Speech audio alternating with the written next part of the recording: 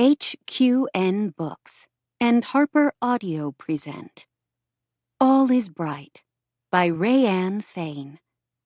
Performed by Carly Robbins. For all my readers who have been asking me to write Sage McKnight's story since I introduced her more than a decade ago, thank you to Jill Shalvis, Michelle Major, and Molly O'Keefe for your invaluable help. Love you all. Also, special thanks to reader Allie Hurd for suggesting a name for the Fire and Ice Festival. 1. Sage. Sage McKnight inhaled a breath that smelled of pine, snow, and home as she walked up the new curving sidewalk of sculpted concrete that led toward the front door of a massive log and glass structure in Silver Strike Canyon. She had been away far too long. Her home base in the Bay Area, a small loft near the California offices of her father's architectural firm of Lang and Associates, was an easy flight to her hometown of Hope's Crossing, Colorado. Under normal circumstances, she should have been able to come back often, but she had spent most of the past year overseeing a pair of major commercial projects overseas, while keeping tabs on the progress at Wolf Ridge through the occasional visit and reports from her father. This season was a gift, one she fully intended to savor. Somehow, almost miraculously, both commercial buildings had finished ahead of schedule, and the rest of her commitments had eased enough to allow her to spend the entire month of December staying with her family. On the flight in, she had been shocked to realize this would be the longest span of time she had spent in Hope's Crossing since her sophomore year of college, when she had temporarily put her schooling on hold to deal with more urgent matters. She drew in another deep breath, as if the mountain air could scrub both her mind and her lungs clean from the residual particulates of urban living. This wasn't wholly a vacation. She would be working on several other designs virtually, as well as being available nearby while crews put the finishing touches to this gorgeous house in front of her, on a forested hillside a mile from the Silver Strike ski resort. Sage considered Wolf Ridge her crowning achievement, the project she had poured her heart and soul into over the past 9 months. No vehicles, except her rental, were out front, but she had spoken with Sam Delgado, the contractor handling the construction end of what had turned into a complete overhaul. He told her he wouldn't be on site, but had given her the access code so she could walk through and check the progress. Anticipation swirled through her like the light snowflakes that brushed her cheeks. She had kept up with the progress of the job virtually, and with pictures from Sam and her father, but that wasn't the same as actually having her boots on the ground. Sage punched in the code and pushed open the door, nerves jumping inside her. She always loved this sense of discovery when she walked onto a job site she hadn't visited in a few months. That thrill that still washed over her at seeing an abstract vision she designed months ago taking shape, becoming reality. She had just pushed open the door when her father's SUV pulled up behind her rental car. A moment later, her dad climbed out and walked toward her, smiling broadly. With anyone else, she might have felt a little resentment that she wouldn't have the chance to see the progress of her passion project on her own. But her father was Jackson freaking Lang, one of the world's preeminent architects. She still sometimes couldn't quite believe it, even after 10 years of having him in her life. She had spent her first 19 years without a father of her own, though she had gained a loving stepfather when she was 3, and she still deeply loved Chris Parker, even after he divorced her mother. Still, not knowing so much as the name of her birth father had left a small void in her heart, an empty spot she hadn't known how to fill when she was younger. Since they found each other a decade earlier, Jack had become a steady source of support, professionally and emotionally. "Welcome back," he said now, his deep voice so dearly familiar. He opened his arms and hugged her with a warmth that touched and comforted her. "How did you know where to find me?" she had to ask. He gave a little laugh. "Where else would you be? I knew what time your flight was coming in and guessed this would be your first stop. In your shoes, I would have done the same thing." They were so alike, both of them passionate about the art and aesthetics of architecture. Of course, she could never begin to compare to all her father had achieved, but she was working to make her mark in her own way. "I'm going to assume you didn't stop at the bookstore to see your mother first before rushing out here." After Jack and Sage had found each other, during the most difficult season of her life, he and her mother had reconnected. They had been wildly happy together since then. In a way, she felt as if she had played a part in bringing them back together. Sage shook her head now, feeling a little guilty. "I'll see her soon enough. Remember, I've got Taryn's birthday party in an hour. I wanted to squeeze in a stop here first." "Naturally," he smiled. "Do you mind me tagging along? Don't feel obligated. If you would rather check things out first by yourself, I can wait in my car until you've had time to bask in the glow." She had to laugh that he could read her with such accuracy. "No, you've been in on Wolf Ridge from the beginning. It will be fun to see it together." The two of them walked into the grand foyer, with its soaring ceiling and commanding staircase. She had seen this part before, but was thrilled all over again at how bright and welcoming the space was now, compared to how it had been before the massive renovation, with afternoon light pouring in from several new windows to play across the wood plank floor. "Oh, wow," she exclaimed. Everything looked even better than she had dreamed. Built 30 years earlier, when the Silver Strike Resort was new, the massive estate had good bones and a gorgeous view of the surrounding mountains and the Silver Strike Reservoir glittering in the distance. But for all its size, the interior spaces had been dark, cramped, with small rooms, narrow hallways, and no cohesive design.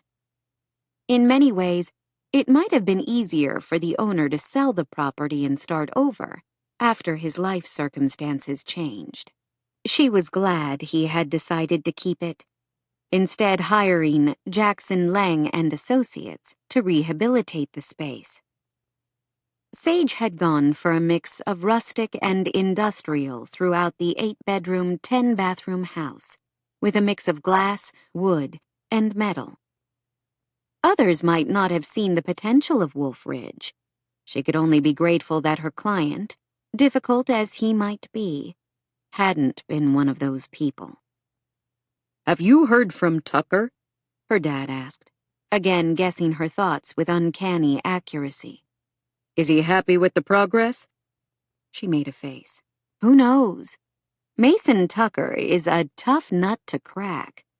We have had more change orders on this job than any other residential property in my experience." Jackson nodded. "The man has been through hell, and I imagine his circumstances are still fairly fluid. I'm sure he only wants to make sure everything will still work for him exactly as he needs it." She did understand that. She also knew the internal conflict a man like Mason Tucker must be experiencing, to know his life would never be the same as it once was. With that in mind, She had tried to approach all aspects of this renovation with compassion and consideration. Mason had turned out to be a tough man to please, but she could only hope he would be reasonably happy with the finished project. They walked through the house, each room a new discovery for Sage. Since she had been here, most of the finish carpentry had been done, the multi-level kitchen cabinets installed, and new flooring laid throughout. Part of her enjoyment at seeing the changes came from her father's admiration. "Everything works together perfectly," Jackson said. "I love the industrial look, with all the support beams showing and the turnbuckles and rivets. It's perfect for a house here in Hope's Crossing, especially in this canyon where mining was such an integral piece of the history." Many of these elements were already here, just hidden behind drywall, she said. It made sense to highlight them. "It's beautiful," her father said, the pride in his voice warming her all over again. "I think it's some of my best work," she admitted, something she hadn't said aloud to anyone else, even her father. "I suppose it helped that Tucker was willing to throw piles of money to the renovation." "Definitely." Her father's phone pinged suddenly, while they were still walking through the rooms on the main floor. He glanced at his smartwatch. "Oh, shoot. I'm going to have to run. That's Nick. He's done early with basketball practice. Since your mom is busy at the bookstore getting ready for the party, I'm on pickup duty." Her breath seemed to catch a little, as it always did at the thought of her 9-year-old brother. "Yes, go. You don't want to leave him waiting out in the cold at the community center. Thanks for stopping by to take a look, Dad. It was fun to share at least this much with you." He gave her another hug. "Are you kidding? I know how important this one is for you. It's fantastic, Sage. I'm so proud of you." She tucked his words of praise into her mind, to take out in those moments of doubt. Jackson Lang thought her work was fantastic. Yeah, he was her father, but he wouldn't say the words if he didn't mean them. "Thanks, Dad." "I'll see you at Taryn's party." With another hug, he hurried out of the house, leaving her standing near the empty gas fireplace of the great room. On impulse, she pulled out her phone to document her steps as she finished the tour, wishing she had thought to bring her gimbal, or at least a selfie stick. "We're now walking into the home theater," she spoke to her outstretched camera, one of the more challenging rooms of the renovation. Prior to this update, the room had a series of steps leading to the different levels of recliners. Obviously, that would no longer work for the homeowner, so we chose to remove the steps completely, instead building a gradual slope with room to maneuver around each level of seating. Beyond featuring state-of-the-art electronics that will be easily upgradable, everything in here, from the blackout window shades to the sound system to the recliners themselves, can be controlled through a single smart home phone app. She turned the camera to face her. "Doesn't this look like a wonderfully cozy place to watch a movie or catch your favorite sporting event?" She smiled into the phone camera, then moved back into the wide hallway leading to the library/office, her own favorite spot in the house. "You can see here we have sliding pocket doors that open and close with the push of a button. We chose to replace the traditional doors in many of the spaces with these pocket doors, which gives more room for the homeowner to navigate. And we also..." Her words trailed off as she heard a sound behind her and turned to see a large, dark-haired man using a wheelchair framed in the doorway. He frowned, an expression she had become all too used to seeing there during their few in-person interactions and their more frequent video conferences. "What are you doing?" he demanded. "You're not filming this, are you?" Sage dropped her phone with an inward wince and stopped recording. Technically, this was still her job site, which meant she had full permission to check on the progress of the work until they handed the finished home over to the owner, who happened to be this man, former professional baseball player Mason Tucker. With effort, she forced herself not to show any of her dismay. Out of all the clients she had worked with during her career thus far, Mason Tucker was the only one who made her palms sweat and her stomach feel knotted with stress.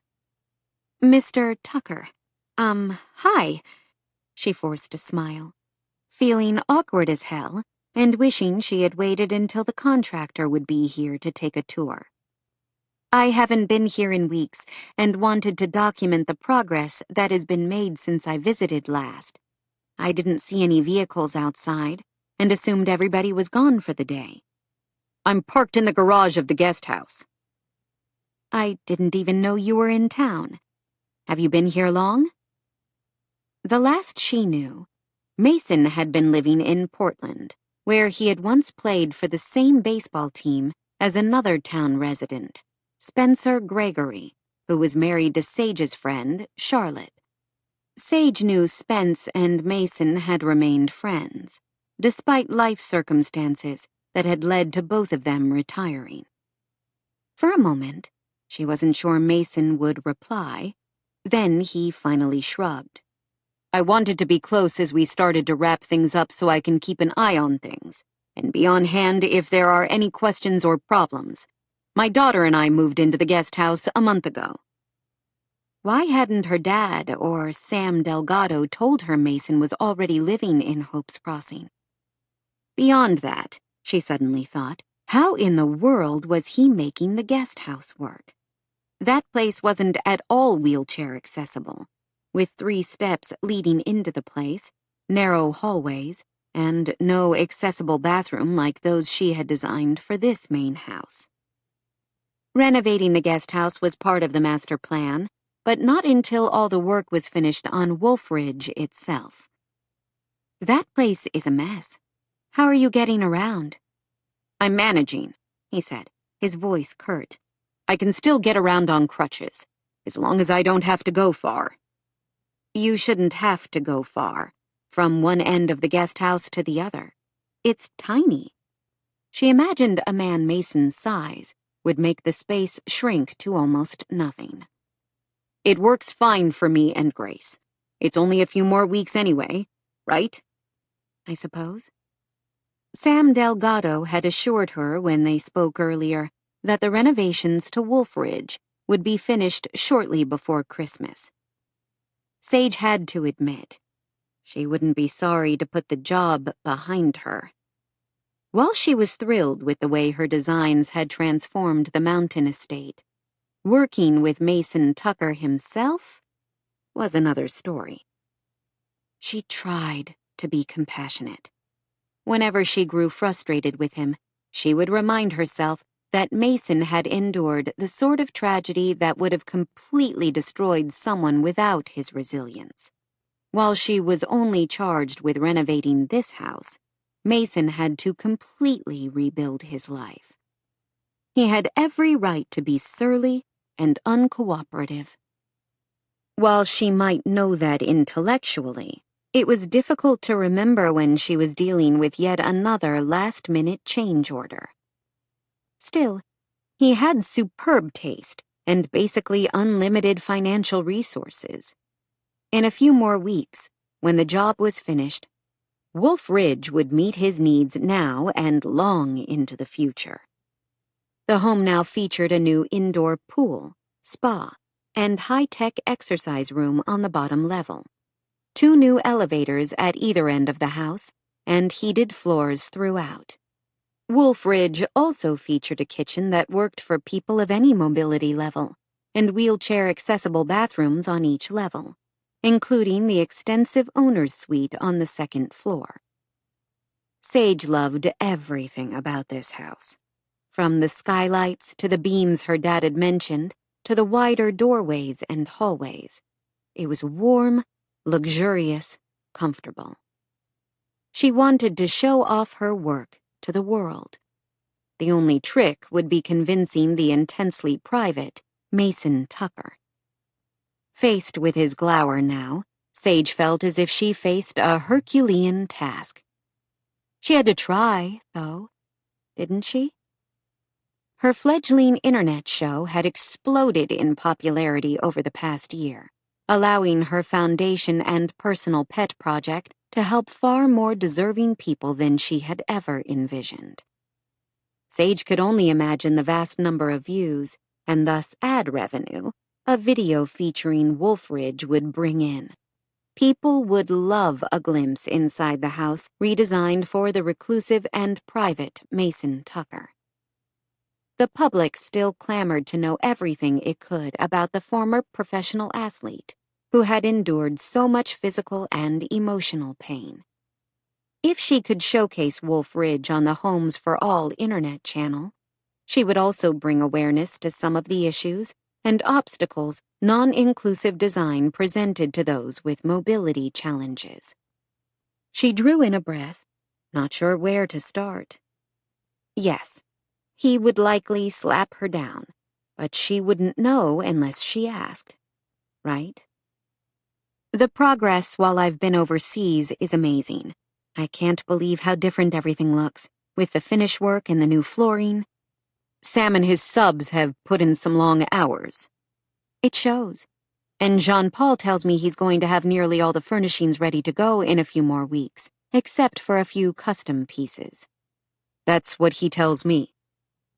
I can't see any reason you and Grace can't move in before Christmas. How exciting! A shrug was his only response, which she supposed was about as eloquent as Mason Tucker could be. She stuck her hands into the pockets of her wool coat. He was going to say no, she knew it, and braced herself for it. There's no easy way for me to ask you this, so I'm going to come straight out with it. She drew in a breath.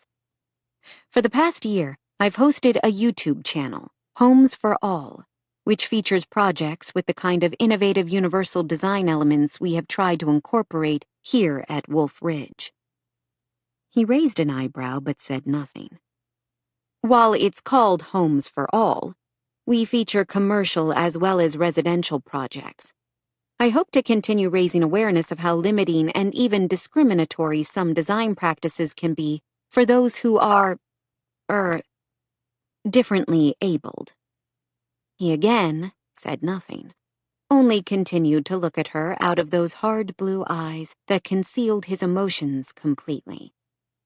I have poured so much energy into Wolf Ridge, and I'm absolutely thrilled with the way the house has turned out. It's everything I dreamed and more. I feel like more people should see it. Don't you? I would absolutely love to feature your home on my channel. She held her breath, hands curled inside her pockets. As she might have predicted, he didn't leave her waiting long for his answer. Hell no, he said with blunt finality, then turned away and started to roll back down the hall so abruptly she could only stare at him. After a moment, she pursued him. This was too important to give up at the first obstacle. Just like that? You don't even want to hear the details? He paused and maneuvered to face her. Why waste both our time? I don't need to hear the details. Whatever you have to say doesn't matter. My answer will remain a hard no. The man was impossible. Her grandfather Harry might have called him pig-headed, but Sage preferred the more diplomatic, obstinate. And yes, how could she blame him for that? Mason was trying to rebuild a life for himself and his daughter in Hope's Crossing, away from the prying eyes of the tabloid press. She already knew he was an intensely private man. He had made her sign a non-disclosure agreement before even talking to her about what he wanted done at the house. She might have been more surprised if he had agreed to let her feature his house on her channel. Still, she had never been good at taking no for an answer. She could be every bit as pig-headed as Mason Tucker. She figured she had inherited that from Harry Lang himself. What I love most about your home is how seamlessly we have managed to integrate the new design into the existing structure without altering the basic style and grace of the home, she said. I'm sure you can agree that the changes will benefit everyone who lives here, not only you. Sure, he said after a moment. You definitely know what you're doing. The house is exactly what I wanted. That still doesn't mean I want the whole world peering in at the transfer bars in the shower, or the damn lift I need to use so I can get in and out of my spa. Sage was so caught up in the first part of what he said, the unexpected praise coming from her difficult client, that she almost missed the second part. That's exactly what I try to showcase on my channel. When done right, universal design can blend with the overall style of a home or commercial property. Small and sometimes barely noticeable changes, but enough to make a huge difference to those who need them. No, he said again. Judging by how seldom you're here. You must have other projects. You can focus on those. I have. You can watch the videos online. We have about 30 of them up now. But Wolf Ridge is the most ambitious residential renovation I've ever undertaken. Most people would never have poured the kind of resources you have into making such extensive changes to an existing structure. They would have sold the house as is and built a custom home somewhere else. Because of the location and the basic sound structure of the house, you chose to renovate instead. The results are beautiful, and I want the whole world to see it. And I don't, he said bluntly. I don't need to give the whole damn world any more reasons to pity me. A muscle clenched along his jaw, and Sage felt immediately ashamed of herself for her selfishness at wanting to showcase her best work here. Her motives weren't completely selfish, she amended. Yes, she was proud of her work on Wolf Ridge. This project, more than any other she had been part of, might help her begin to emerge from her father's huge and well-earned shadow. It wasn't easy being Jackson Lang's daughter and trying to find her own way in the same field as one of the world's most brilliant architectural minds. That was the very reason she hadn't taken Jack's surname, even after they reconnected. She still went by Sage McKnight, the name she'd always had. She didn't want to be known first as Jackson Lang's daughter, with the weight of all those expectations on her. She wanted to succeed on her own. Beyond that, she was doing good work with Homes for All.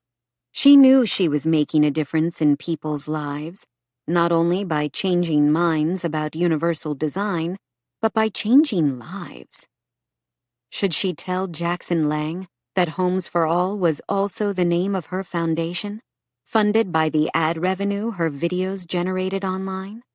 The purpose was to help people who couldn't otherwise afford to make necessary changes to their living spaces when age or health issues impacted mobility. No, she didn't want to guilt him into letting her invade his privacy by showcasing Wolf Ridge. Will you at least think about it? She finally said. You don't have to decide anything right this moment. He shrugged. I can think about it from now until Christmas. I won't change my mind. My house, my decision. You can take all the pictures and video you want for your own personal use, but if you post them online, I'll sue your ass for breaking our non-disclosure agreement. He wheeled away without another word, leaving Sage to gaze after him with helpless frustration. She hadn't really expected any other answer, but she had hoped. Her watch alarm dinged, and she glanced down at the reminder she had set. She was supposed to be at her mother's bookstore and coffee house, Books and Brew, in 10 minutes. She quickly shot a few more images, then walked back out into the December twilight. The house had an incredible view, Sage had to admit.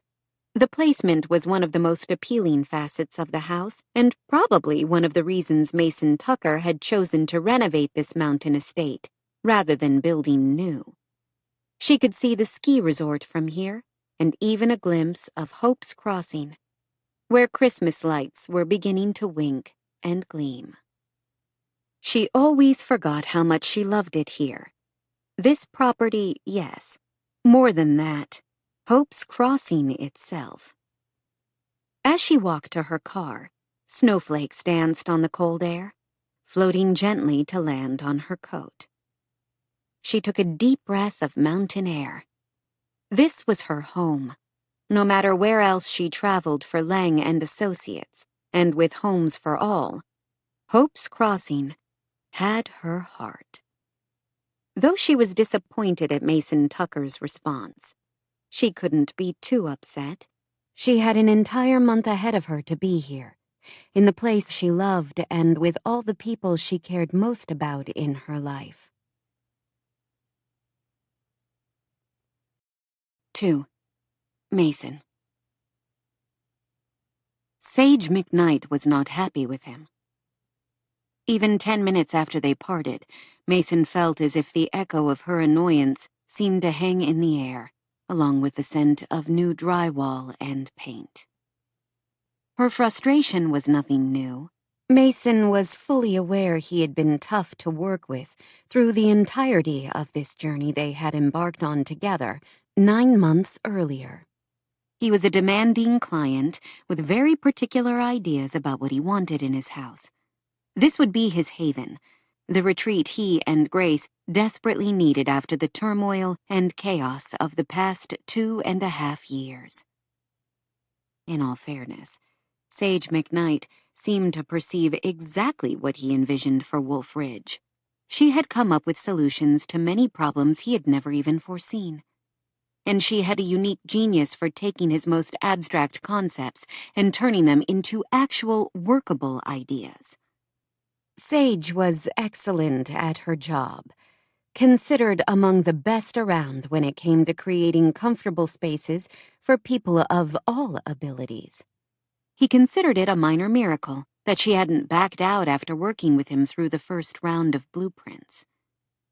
Mason knew some of her frustration stemmed from his insistence in being part of every decision, large or small. He hoped she understood why creating the perfect house out of the style disaster that had been Wolf Ridge was so important to him. He could control very few elements of his world right now. Hell, he could only control his legs about half the time. He couldn't bring back Shayla or their baby. He couldn't recapture his days as an all-star catcher and cleanup batter on a major league team. Despite nearly 30 months of constant, intensive physical therapy, he could only take a few wobbly, uncertain steps at a time without using a walker or crutches. Doctors had told him that at this point, his prognosis was unlikely to change significantly until major medical advances caught up with those suffering spinal cord injuries, or in his case, an incomplete SCI. Mason knew his doctors considered it a miracle that he had survived at all. The fact that he had regained most of the sensation in his legs had astonished everyone. He knew that, just as he was doing his best to come to terms with the fact that he would never be the man he was the morning before the helicopter crash.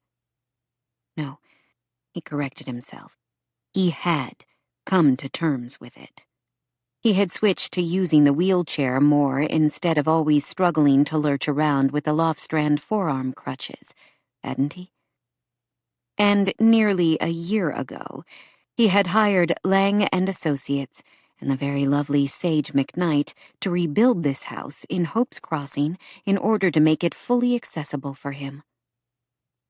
While his life might feel in tatters, at least his house didn't have to reflect that. He loved what they had created together here, he and Sage McKnight and Sam Delgado, his contractor. That didn't mean he was ready to show the world every detail.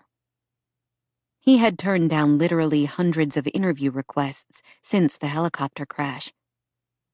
He didn't feel any need to talk about it ad nauseum. and the world certainly didn't need to see the wreckage left behind. As Mason made his painstaking way down the elevator, out of the house, and across the circular driveway to the guest house, he had to admit Sage McKnight had been right about something she said earlier. The guest house was the least accessible structure on the property, with steps into the house, narrow hallways, and small spaces. He rose from his chair, gripping the railing hard with one hand while lifting the wheelchair along behind him with the other as he made his way up the stairs. At least he had plenty of upper body strength. He always had, mostly from growing up on a farm where hauling hay tended to build muscle early.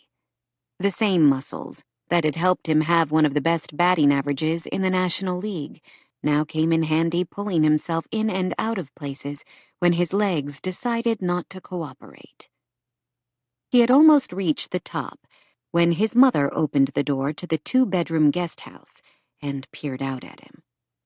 "I thought I heard something out here," Rebecca said. "Let me get the chair inside for you." "I've got it," he said, exertion turning his voice more curt than he intended. He saw Rebecca veil the soft concern in the blue eyes that matched his own. "No problem," she said calmly. "Looks like you have it under control." Ha! He didn't have anything under control, and they both knew it. She stepped aside so he could make his ungainly way inside, using the wheelchair as a sort of support. He rarely used the wheelchair inside this small house, simply because it barely fit through the regular-sized doorways and around the large Western-style pine furniture that had been here before he and Shayla bought the house years ago, shortly after Grace was born. "Do you want the canes or the walker?" "Neither," he muttered. He never seemed to know what to say to Rebecca. The awkward dance he and his mother seemed to perform together hadn't become any easier since the crash, when she had inserted herself into his life against his wishes, during a time he had been too numb with physical and emotional pain to push her back out. Rebecca desperately wanted a relationship with him now, in marked contrast to his first 18 years, when she had been happy enough to pretend she didn't have a son. He would have liked to shove her completely out now, but both of them knew he needed her help with Grace, as much as he hated to admit it. "Crutches," he finally said. They were just out of reach of where he stood, leaning against the wall for support. She handed them to him, and Mason made his lurching, unsteady way into the comfortable great room of the guest cottage, the large area that served as living room, dining room, and kitchen. Grace was curled up on the sofa next to the gas wood stove with a book on her lap, and their 6-year-old mini golden doodle, Elsa, next to her. They both looked up when he moved into the room, and the sheer joy on Grace's face at the sight of her broken-down father humbled the hell out of him. "Hi, Dad." "Hey, kid. How was school?" She shrugged. "Good, I guess. I was the first one done with my math worksheet again. And at recess, I played football with my friend Nick and some other kids. I call it soccer, but he says it technically should be called football." "Did he?" "Yeah, I played forward and kicked 2 goals, but it was no big deal." 2 goals. That's a very big deal. He eased onto the other end of the sofa, and Elsa, the third female in his life, who apparently thought he needed looking after, abandoned Grace to snuggle next to his hip. The house smelled delicious, he had to admit, of roasting tomatoes and onions and peppers. His mother, who had picked up and closed her apartment to come with them to Hope's Crossing entirely on her own accord, often threw something in the oven for them to eat. He wanted to tell her to knock it off, that he wouldn't be manipulated so easily, but he had to admit, her taco casserole was scrumptious. "It's not really that amazing," Grace said. The goalie for the other team was Jaden Nuttall, and he was too busy playing on his phone to pay much attention to the game. A first grader could have scored against him. That was a damning indictment coming from a fourth grader like Grace. Anyway, Nick said he's on a soccer team that plays indoors at the rec center. Don't you think that's weird? Not really. He said I should sign up for it. Is that something you want to do? If you think it's okay, she said, far too tentatively for his liking. She had played junior soccer back in Portland before the crash and had seemed to love it. For the past 30 months, their lives had been so chaotic with surgery after surgery that he was ashamed to realize he hadn't even thought about it. I'll talk to Nick's mom and dad about the indoor league, he said. Okay, she said happily. The calf muscles in his right leg, the one he could feel most, suddenly started to spasm. He hitched in a breath, trying to hide it. He must not have succeeded. Elsa whined a little, nudging his leg with her nose, and Grace gave him a concerned look. Your legs hurt, don't they? Always. He swallowed the word. I'm good, he lied. Smells like Rebecca has fixed something delicious for dinner. It's taco pie, Grace said. I helped make it, and I made the salad. And you did a great job, Rebecca said, stepping forward a little, tall and elegant at just over 50. It should be ready whenever you are. You only have to take it out of the oven. His mother gave them both a smile as she picked up her coat and purse from the back of one of the kitchen chairs. Grandma, you should stay and eat with us, Grace announced. Shouldn't she, Dad? Mason wanted to say no, but it seemed graceless and ungrateful when she had gone to all the trouble to fix dinner for them. Rebecca looked at him with so much wary hope in her eyes, he couldn't refuse. He forced a thin smile. His mother's presence in their lives, like it or not, seemed to be one more area he couldn't control. Sure. Why not? You always make plenty. Thank you, she said, her voice soft. She took off her coat again and moved to the oven to take out the pan of bubbly goodness. It should probably sit for a few moments. I'll grab the salad and we can start there. As she bustled around the small but efficient kitchen of the guest house, Mason wanted to shake his head at the surreal moment. If someone had told him when he was an angry teenager that someday his completely AWOL mother would be fixing him and his daughter dinner, he would have thought they were having delusions. Shortly after he signed his first major league contract at 19, Rebecca had emailed him in a tentative effort to reconnect. Mason had treated her attempt at reconciliation with disdain, telling her bluntly never to reach out to him again. His mother hadn't wanted anything to do with him since handing him over to her own parents when he was 3 days old. He sure as hell wasn't about to open the door to let her back in, now that he had signed a multi-million-dollar contract and was gaining recognition on the ball diamond and off. He shouldn't have been surprised when she hadn't heeded his wishes. Instead, Rebecca had tried to reach out and establish a relationship a few other times over the years, when the tabloids announced he and Shayla had married, and again when Grace was born. Each time, Mason had been quick to shut her down. After the accident, when he had been in the ICU, fighting for his life, and out of his head with the blur of pain and grief, Rebecca had shown up out of the blue and moved into his house to help with a lost and frightened Grace, who had been staying with Shayla's devastated parents. By the time he started to emerge from the haze of medication, Rebecca was firmly established in Grace's life, and the two of them had formed a relationship. Rebecca had been there for Grace at a time when his daughter had desperately needed her. He couldn't deny that. He might not like it, but how could he deprive his daughter of the relationship with her grandmother when she had already lost so much?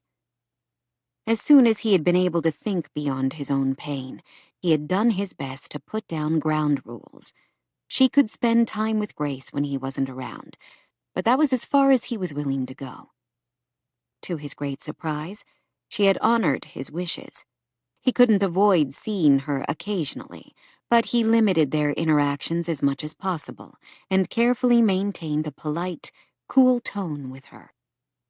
To his further surprise, when he announced 6 weeks ago that he and Grace were moving into the guest house of Wolf Ridge to oversee the last stages of the massive renovation project, she had quietly nodded and proceeded to find an apartment of her own to rent, not far from Wolf Ridge. He was still suspicious of her motives, but no longer thought she was trying to cash in on his fortune. She had money of her own, apparently. Besides her own career as a showgirl and part-time model, she had been married twice, divorcing her philandering first husband, a real estate developer, and being left a wealthy widow by the death of her much older second husband 5 years earlier. Dinner was an awkward affair, at least for Mason. His mother and Grace seemed comfortable chattering about all kinds of things, from school to a movie they had watched a few days earlier, to all the Hopes Crossing holiday events slated for the month. Grace seemed especially excited about the upcoming Hopes Crossing Fire and Ice Festival, a one-night fundraiser when apparently everyone in town gathered to celebrate the opening of the town's skating rink in a downtown park. It's cool because nobody knows when it will be until the day it happens. Like a pop-up town festival? I guess, she said. We can go, can't we? My friend Nick says it's the most fun ever. Mason could hardly stand up. How was he supposed to ice skate? I'll take you, if your dad can't, Rebecca said quickly. I love to ice skate, though I haven't been for years. I used to skate on a pond near the farm where I grew up. Was that something Leland and Soraya Tucker would have allowed? Mason doubted it. That sounded entirely too much like fun. She probably went out on the sly when she was supposed to be doing some of the endless chores required on a Nebraska farm. He was mostly quiet, listening to them chat as he ate what was admittedly a delicious meal. Still, he was relieved when Rebecca finished, cleared away the dishes, and excused herself. She wanted him to forgive and forget. How could he? She had escaped her parents' cold, cheerless house as quickly as she could, running away with a boyfriend when she was 16. And then a year later, boyfriend out of the picture now, apparently, she had dropped off her innocent newborn son with those same parents she despised, so she could return to her hard partying life and her search for fame and fortune. He wasn't sure he could ever get over that. Mason was breaking the cycle, though. He and Shayla had tried hard to create a warm, loving home for Grace, as they would have done the same for the unborn son who had died with Shayla. He pushed down the familiar ache and focused on Grace's bedtime routine. After she showered and changed into her pajamas, they sat together in the living room, taking turns reading aloud from a book series she loved. So, you know my friend Nick? She asked when they finished the chapter. You mean the one you mention about 50 times a day? He nodded. Sure. You guys seem to have a lot in common. Not everything. He's super funny and everybody likes him. He's really good at spelling and always wins the class spelling bees. But he's not as good in math as I am. Everybody has strengths. I wasn't good at spelling or math. Only sports. Baseball, basketball, football. He had been obsessed with all of it, to the dismay of his grandparents. You know how Natalia in the story was adopted? That's like Nick. He was adopted too. Was he? Mason said. He had wondered. Nick's parents were Jackson and Maura Lang. Sage McKnight was their oldest daughter, separated by nearly 2 decades from her 2 younger siblings, Nick and Anna. Yeah, except Natalia doesn't know her parents and Nick does. Well, his mom anyway. He told me his mom and dad are really his grandma and grandpa, but they adopted him when he was born. Mason stared at her, his mind trying to process the unexpected information. Is that right? She nodded. And guess what? He told me his sister Sage, the nice lady helping us with our new house, is really his mom. Isn't that funny? Mason could think of other words besides funny. But Nick said she's not really his mom. His mom is his mom. Sage is his big sister, just like Anna and their other sister, Layla, who died. He didn't want to know this, information that linked Sage's experience to Rebecca's. The parallels were unavoidable.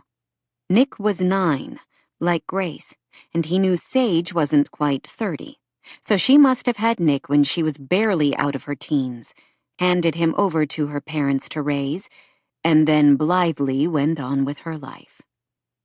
He was suddenly glad he had never crossed the line and acted on the unwanted attraction simmering inside him for his architect.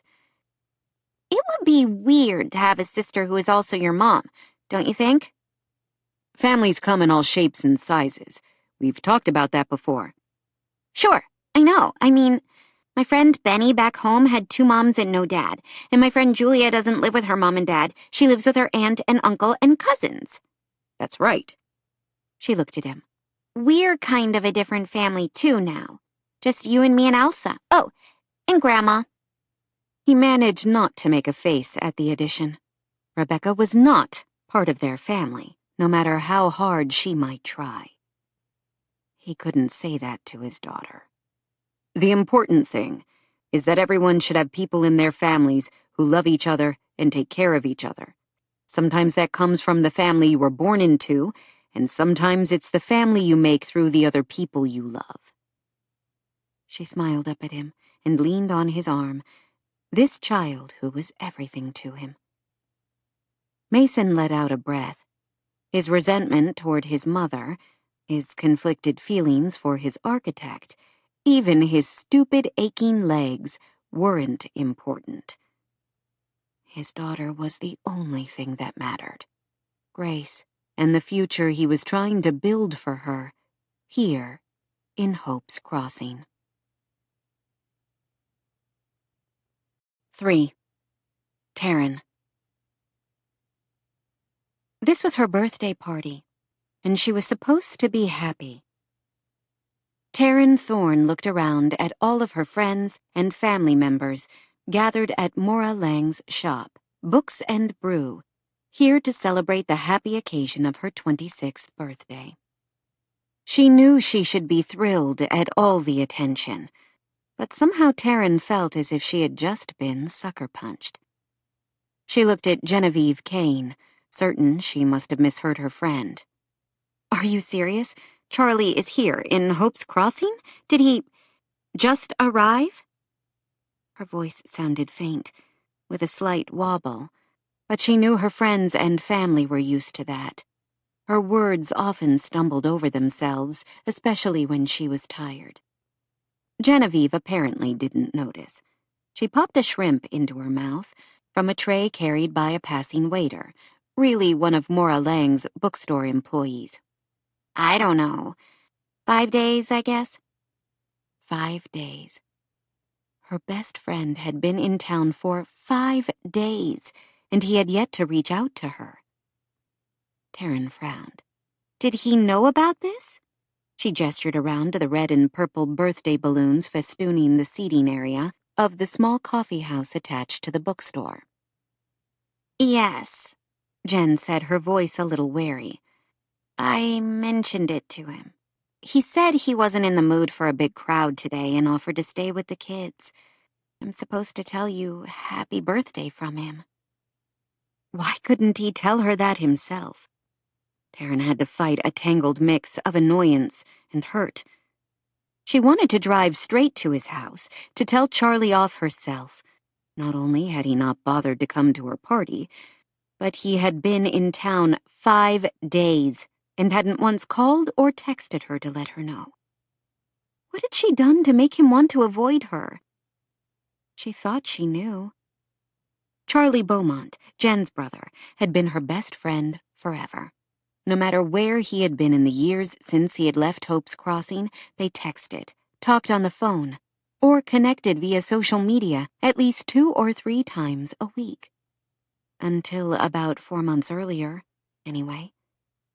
Things had been strained between them since the last time they had spent much time together, when he had come back to Colorado for a good friend's wedding in Denver and had asked her to be his last-minute +1. Taryn's hand tightened on the stem of her champagne glass. Every time she thought about that weekend they had spent together, she wanted to cry. She had been stupid and impulsive and had ruined everything. She might have been able to fix things between them, but then Charlie and Jen's father, William Beaumont, had unexpectedly passed away from a heart attack a month later. While Charlie's relationship with his parents had been strained at best, Taryn knew William's death had hit Charlie hard, especially as his mother had died of liver disease 5 years earlier. How could Taryn be so put out about him not coming to a silly birthday party when he was dealing with the loss of his only remaining parent? How is he doing after everything? Genevieve shrugged, sadness clouding her lovely features. You know Charlie. He keeps so much inside. He always has. Yes, I remember. After his mother's death, which had occurred as Charlie was finishing his undergraduate work with the intention to soon start med school, his plans for his life seemed to shift. After her funeral, he had announced he was taking a job with the Sheridan Trust, an organization that built medical clinics and schoolhouses in poor villages throughout the world. For the past 5 years, he split his time working for the foundation and running his own successful carpentry business in the deserts of southern Utah, where he could hike and bike and river run to his heart's content. This fits me better than being a doctor would have, he had told her once when he had stopped in town for a short visit between assignments. I'm still helping people, but I don't have to deal with all the paperwork or the insurance companies. How long will he be in town? Taryn asked Genevieve now. She shrugged. Until he can sort through Dad's affairs and get the house cleared out and ready to sell. Dad kind of left everything in a mess. I'm afraid it's going to take Charlie weeks to sort through it all. Weeks? Charlie planned to be in town for weeks. She was going to have to face him at some point, but she wasn't sure how, after the awkwardness of the previous summer. She had seen him at his father's funeral, of course, but Charlie had been distracted and distant with everyone, not only her. While Taryn had reached out with words of sympathy, she also knew that wasn't the best time to try making things right again between them. Not everything was about her, Taryn reminded herself. Okay, this particular gathering of friends was intended to celebrate her birthday, making tonight and this party basically about her. But beyond tonight, the people in her world had their own lives, their own issues. Charlie might be one of her closest friends, but he was also dealing with plenty of his own stress, coming to terms with losing his one remaining parent and their conflicted relationship. She wished she could help him. That was the reason for her hurt, she admitted to herself. Charlie had been her rock since she was 15. Through all the dark, difficult days of her recovery, she had leaned on him, confided in him, counted on him. Now, when she could finally try to repay a little of that vast debt by providing comfort in turn to him, he seemed to have completely turned away from her. She wanted to leave the party right that moment to confront him, but of course she couldn't. All these people were here to celebrate her birthday. She couldn't simply walk away. Soon, though, she would figure out a way to fix this. She had to. For now, she needed to focus on all those who had made the effort to celebrate her birthday and kick off the holiday season together. "And how are you doing?" she asked Genevieve. Her friend had also lost her father, though she wasn't alone like Charlie. Jen had her husband, Dylan, and their 2 children, with a third on the way. "I'm okay. A little sad sometimes, but some of that might be pregnancy emotions. Anyway, the kids don't let me brood for long. Thank you for asking." Genevieve gave her a hug, something that would have seemed completely shocking a decade ago when the other woman had been the mean girl of Hope's Crossing. Taryn always felt so bad for Genevieve and Charlie about their dysfunctional childhood, especially when she compared the Beaumont house with her own. She looked over at her father and stepmother, deep in conversation with Claire and Riley McKnight. Brody and Evie Thorne were deeply in love and had created a beautiful life together. They had 3 other children, 2 with special needs they had adopted as older children, and 1 they had created together. Taryn found their example of wedded and familial bliss both inspirational and more than a little intimidating. She wasn't sure she would ever be able to have what they did, a relationship filled with laughter, joy, meaning. Sure, she dated, but no one ever quite seemed to be the right fit. Taryn knew the reason for that. No one else interested her beyond a second date, because she was in love with Charlie Beaumont and had been since she was 15 years old. She sighed, returning to the conversation with his sister. They chatted for a few more moments, then, with other friends who joined their group, they were all discussing their plans for the upcoming holidays when Taryn spotted someone she hadn't expected. Her lingering blues about Charlie and the distance between them seemed to lift, if only briefly. With a quick word to the rest of their group, she hurried to the newcomer. "Sage!" she exclaimed. "I had no idea you would be here." Sage McKnight gave her a tight hug. "I wouldn't miss it. How's the birthday girl?" Hurt? Frustrated? Lonely? She said none of those things. Instead, she reminded herself of the mantra that had helped her endure all the long months of rehabilitation. Focus on what you have, not what you've lost. All these people had come out to celebrate her party. Okay, mostly because her friends and family were always ready for any excuse to celebrate, but she would be ungrateful to mope about the one person who had decided not to come, instead of having fun with those who had.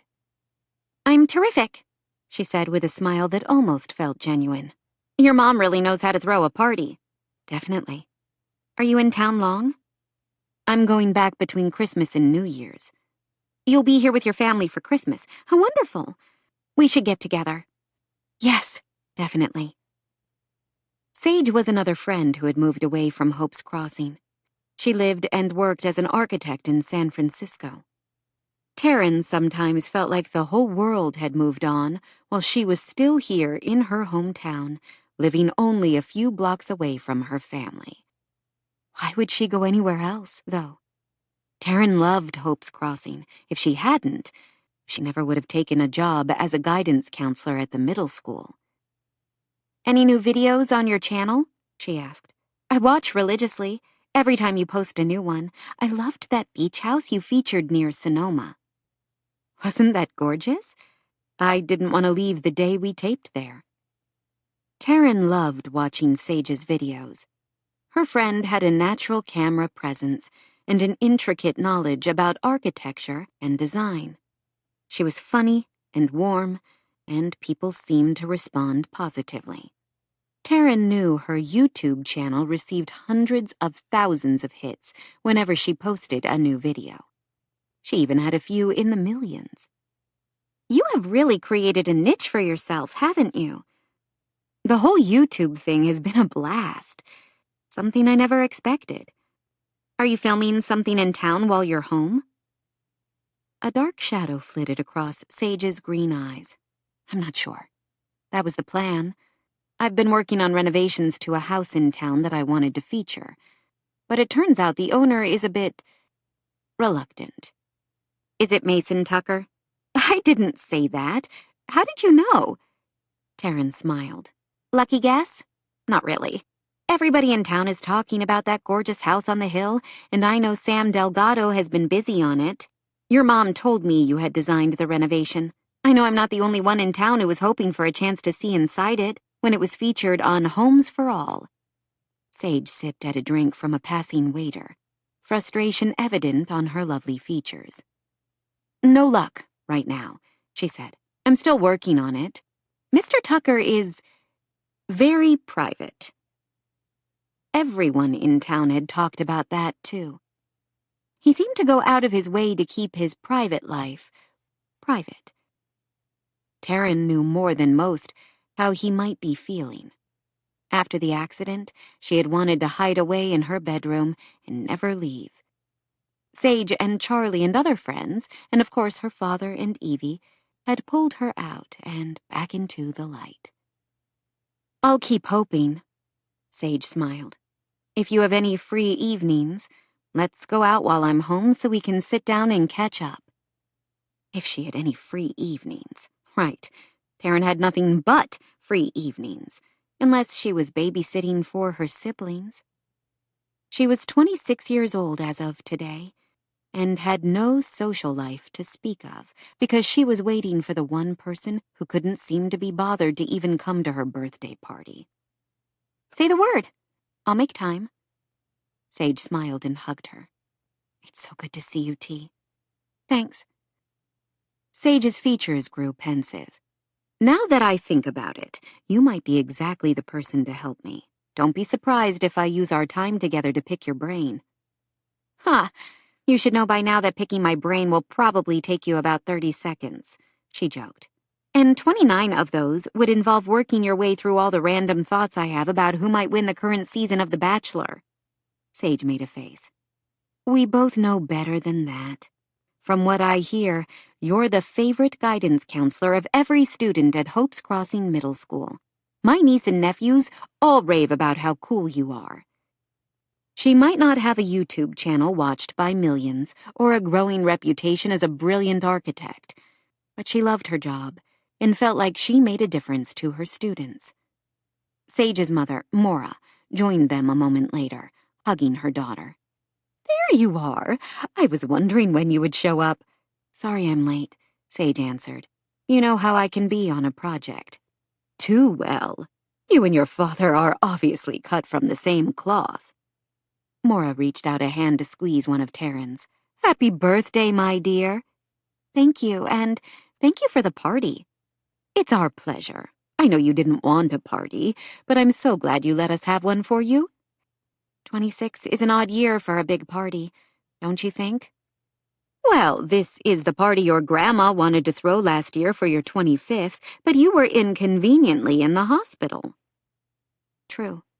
Taryn had needed another surgery on her knee that still caused her problems, never healing right after the crash. Maura looked around. I haven't seen Charlie yet. Jen says he's back in town for a few months. I thought for sure he would be here. You two are usually inseparable. Maura went out of her way to be kind to Charlie, which Taryn knew meant the world to him. Charlie still blamed himself for being behind the wheel the night Maura's daughter, Sage's sister, and Taryn's best friend, Layla, had died. Taryn could feel a muscle spasm in her jaw and realized she was clenching her teeth. She forced herself to relax. Apparently not. Jen said he didn't feel up to a big crowd tonight. Maura looked concerned. Poor Charlie. Carries more than his fair share of baggage, doesn't he? Taryn nodded, though she felt a pang, hoping she hadn't added to it by her actions over the summer. 4. Sage. Sage loved being back among friends and family in Hope's Crossing, some of whom she hadn't talked to in a few years. Nearly everyone embraced her warmly and seemed happy to see her. She had worried a decade earlier that her choices would haunt her the rest of her life here in town. How foolish of her to be concerned about that. Oh, she knew there were some who whispered about her behind her back, but they were inconsequential in her life. Most people didn't care that she had been pregnant, unmarried, and barely out of her teens. The circumstances were different 30 years earlier, when her mother had been pregnant with her. Then it had been a juicy scandal, with much speculation about who her father might be. She finished the last bite of a piece of delicious birthday cake made by Charlotte Kane Gregory, who owned a sweet shop in town. She rose from her spot to throw away her napkin and paper plate when Genevieve Beaumont Kane, Charlotte's sister-in-law, moved into view. Sage held her breath. She never quite knew what to say to the other woman. Of all the people who had been most hurt by Sage's actions a decade ago, Genevieve topped the list. She had apologized a long time ago for sleeping with Jen's then-fiancé and becoming pregnant with his child. Jen seemed to have accepted her apology and had certainly moved on with her life after dumping Sawyer Danforth. But Sage still couldn't help feeling anxious whenever their paths crossed in public. They had both been different people all those years ago. Sage had been 18, grieving and lost after her younger sister died in the same tragic accident that had seriously injured Taryn Thorne. Genevieve was very different these days from the woman she had been a decade ago. She had once been spoiled, self-centered, concerned most with appearances. If she hadn't known for certain her identity, Sage would never have associated that Jen with the glowing, smiling woman in front of her. Sage, hi! Your mom was telling me you're back in town through the holidays. How wonderful that you get to be here to enjoy all the seasonal fun in Hope's Crossing. The timing was perfect. Since I had a gap in my schedule and a fairly flexible boss, I decided to come back and be on hand while the reno project on Mason Tucker's house wraps up. Oh, I love that house. I'm so happy someone will be living there full-time. It's too beautiful for only a vacation home. It's quite close to your place in Snowflake Canyon, isn't it? Yes, we can see it through the trees from our place. It's been fun to watch the progress. For a while there, Dylan was thinking you must have gutted the whole thing, from all the truckloads of scrap we saw driving up and down the mountain. Close enough. She was again so grateful Mason had chosen to renovate Wolf Ridge instead of starting over with a new build. I would love to see what you've done with the place. Are you going to feature it on your YouTube channel? Dylan and I watch every new video religiously. She wasn't sure how she felt about Genevieve watching her channel, especially considering past Jen had once called Sage a dumpy little troll. Different people, she reminded herself. I don't have permission from the owner to feature it yet, but I'm still keeping my fingers crossed, she said. Oh, I hope so. Charlotte and Spence are close friends with Mason. They might be able to put in a good word for you. I might have to try that, if nothing else works. I would love the world to see what we've done there. Wolf Ridge is my favorite kind of project, when I know I'm making a difference in someone's ability to fully enjoy their home. Genevieve, who seemed to be extremely pregnant with what would be her and Dylan's third child, sipped at a glass that looked like it held sparkling water. I've been meaning to ask you a question, she said. Sage braced herself, wary suddenly. Go ahead.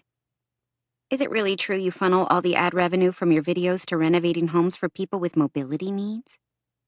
Sage shifted, fighting an old urge to bite her fingernails. Who told you that?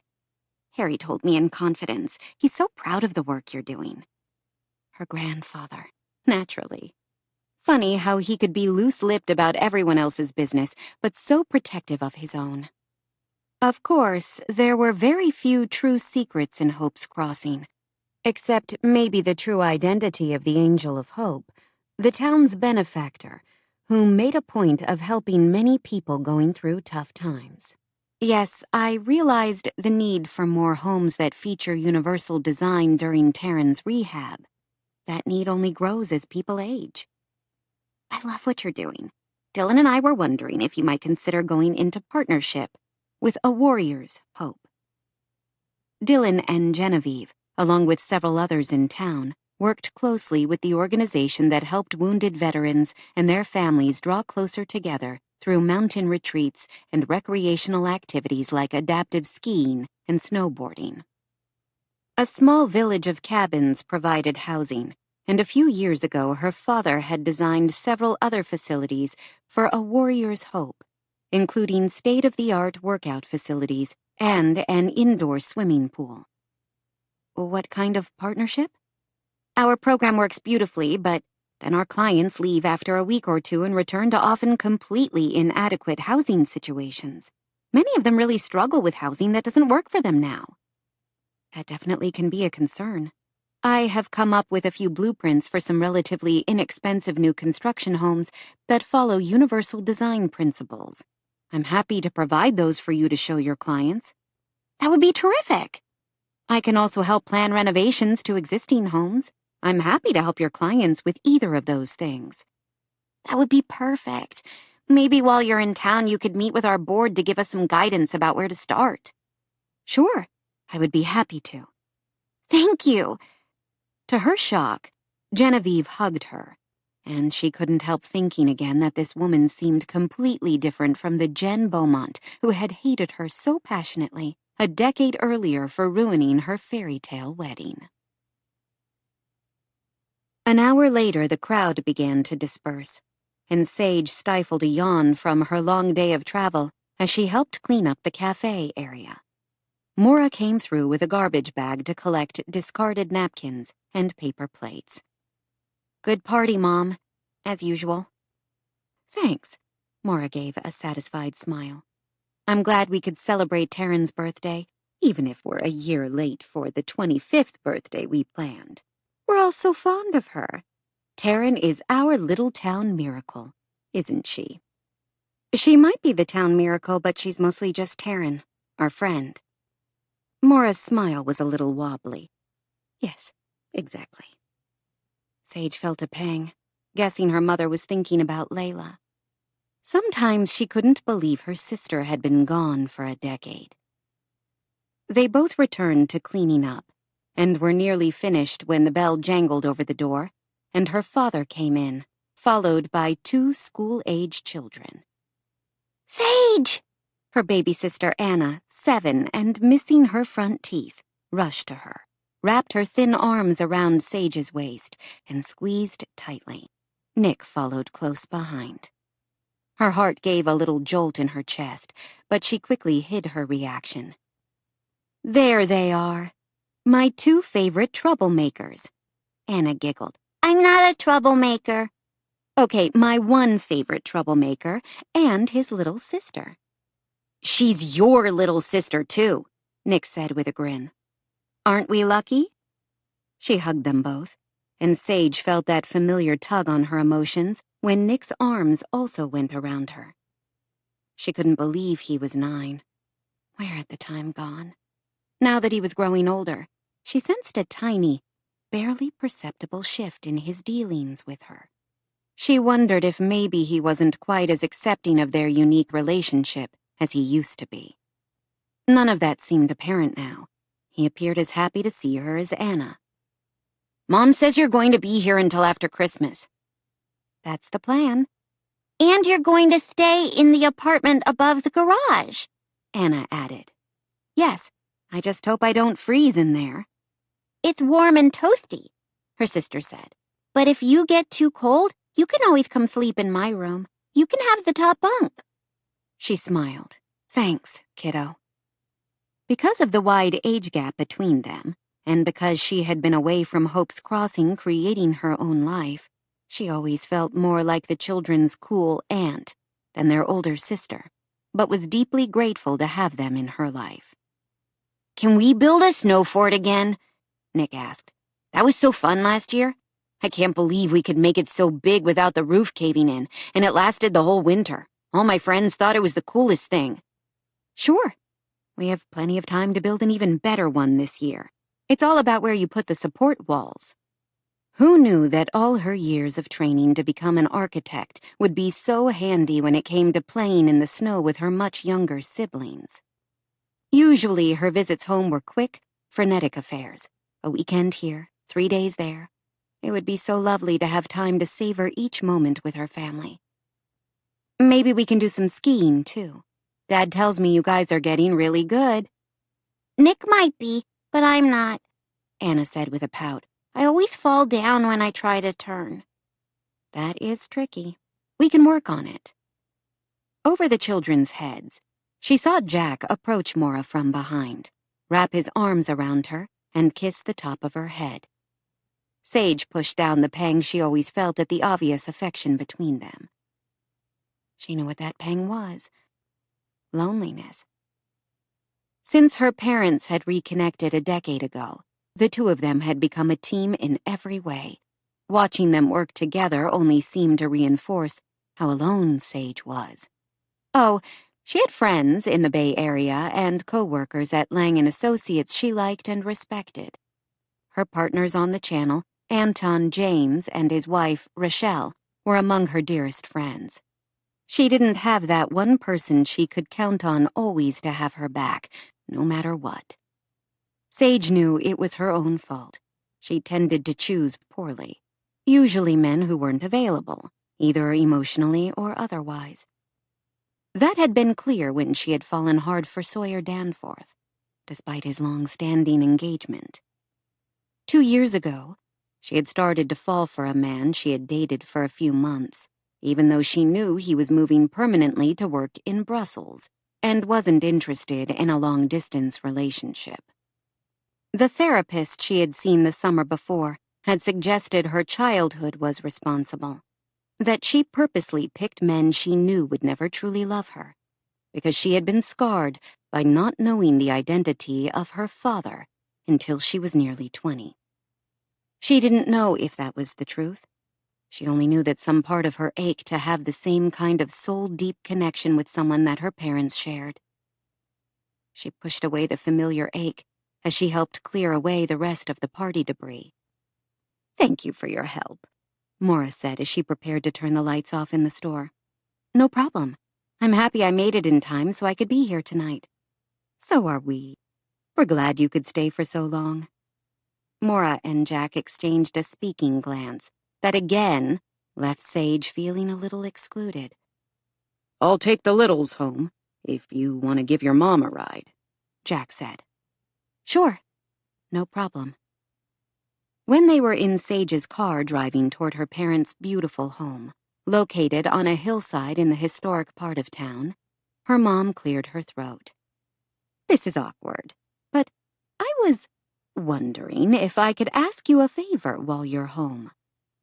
Sage blinked as her wipers beat away a light snowfall. Her mom rarely asked anything of her. Sometimes she wished Maura would lean on her a little more. "Sure, anything." "You might want to hear what I have to say first," Maura said with a short laugh. "Unless you want me to rob a bank or help you hide a body, I'm glad to help with whatever, and I could probably be convinced on the other things." Maura was silent for a moment. "It's not quite that. But as you know, the dedication of the new museum in Rouen is in a week and a half. Your dad has been working so hard on the project, and it's a huge honor for an American to have been chosen to design it." "Yes, it's absolutely gorgeous, too, from the pictures and videos I've seen of the progress." "I haven't been able to go to many openings for his projects, and I know this one is dear to his heart. After you told us a few weeks ago that your schedule had shifted and you would be here throughout the month, I had a crazy idea. I was wondering if I could ask you to stay with Anna and Nick so I could go with your father to France for the museum opening." "Oh, Mom, that's a great idea." Maura looked flustered.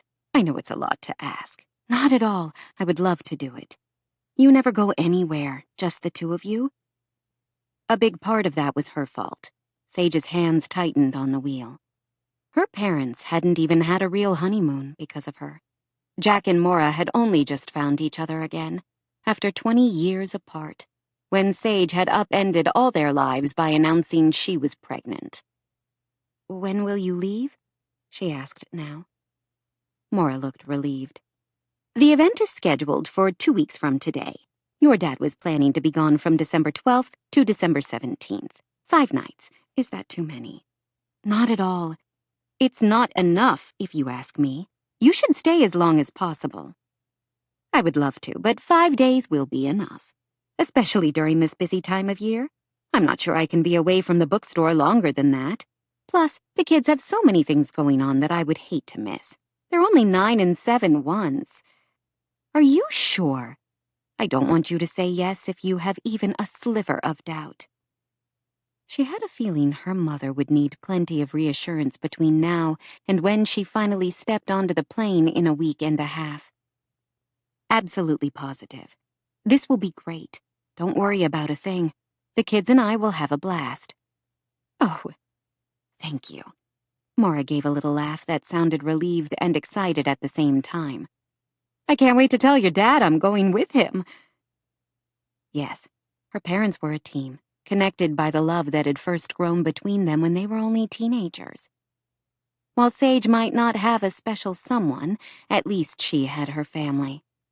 This Christmas, she had the rare and lovely privilege of spending more time with them than she'd had in years, and she intended to seize every moment. 5. Sage. By the next morning, her assurances to her mother of the night before had begun to fade, sliding into self-doubt. Had she really agreed to take charge of her siblings for nearly a week during the holidays? The prospect suddenly seemed daunting. What did she know about caring for small children? Nothing.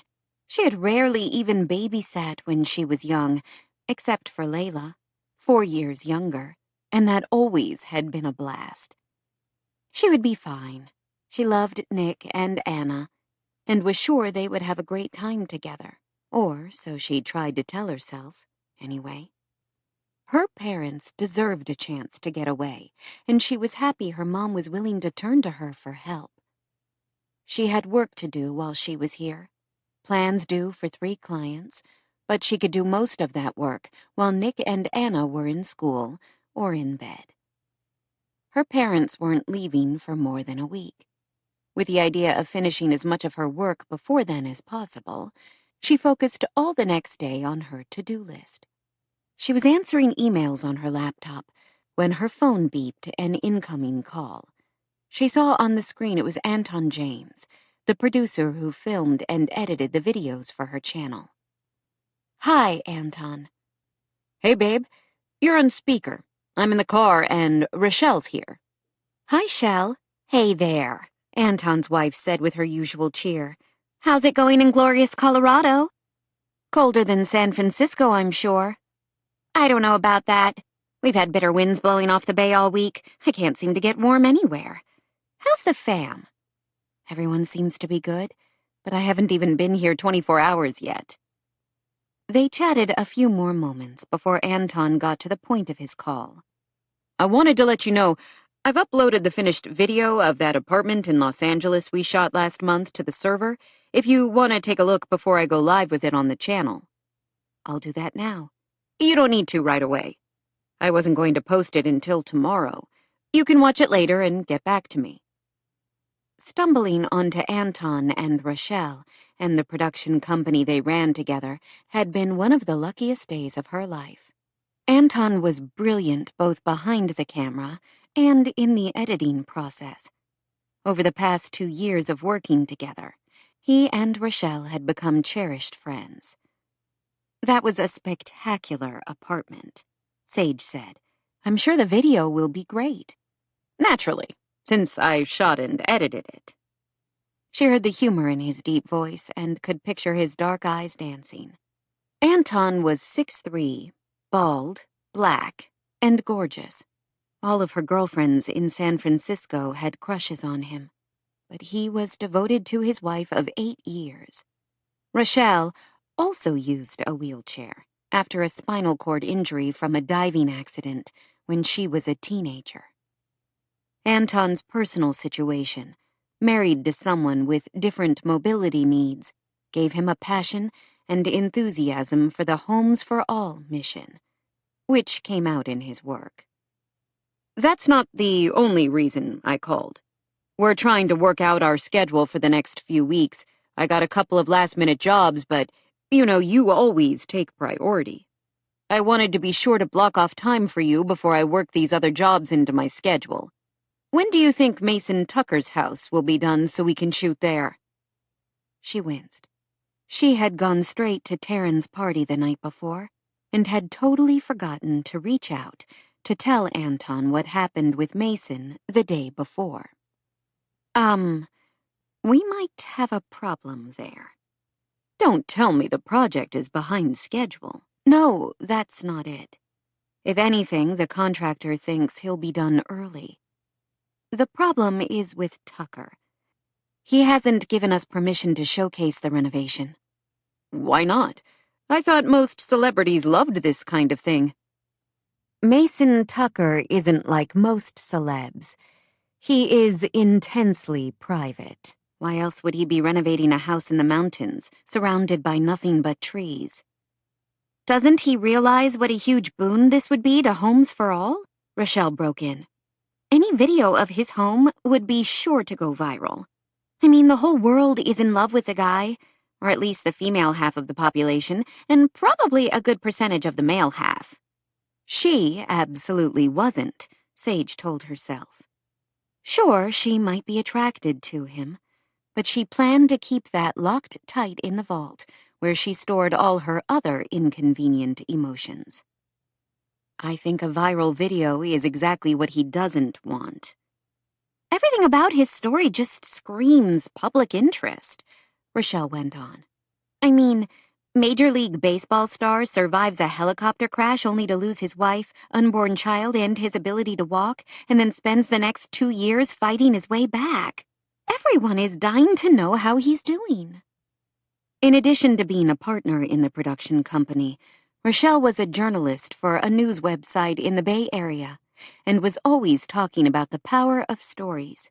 She helped write the loose scripts for Homes for All and was brilliant at highlighting the human interest angles of all the homes they featured.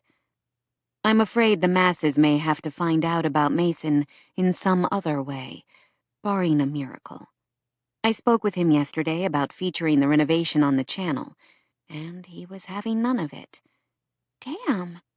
I was looking forward to a trip to Colorado before Christmas, Rochelle said. You sure you can't change his mind?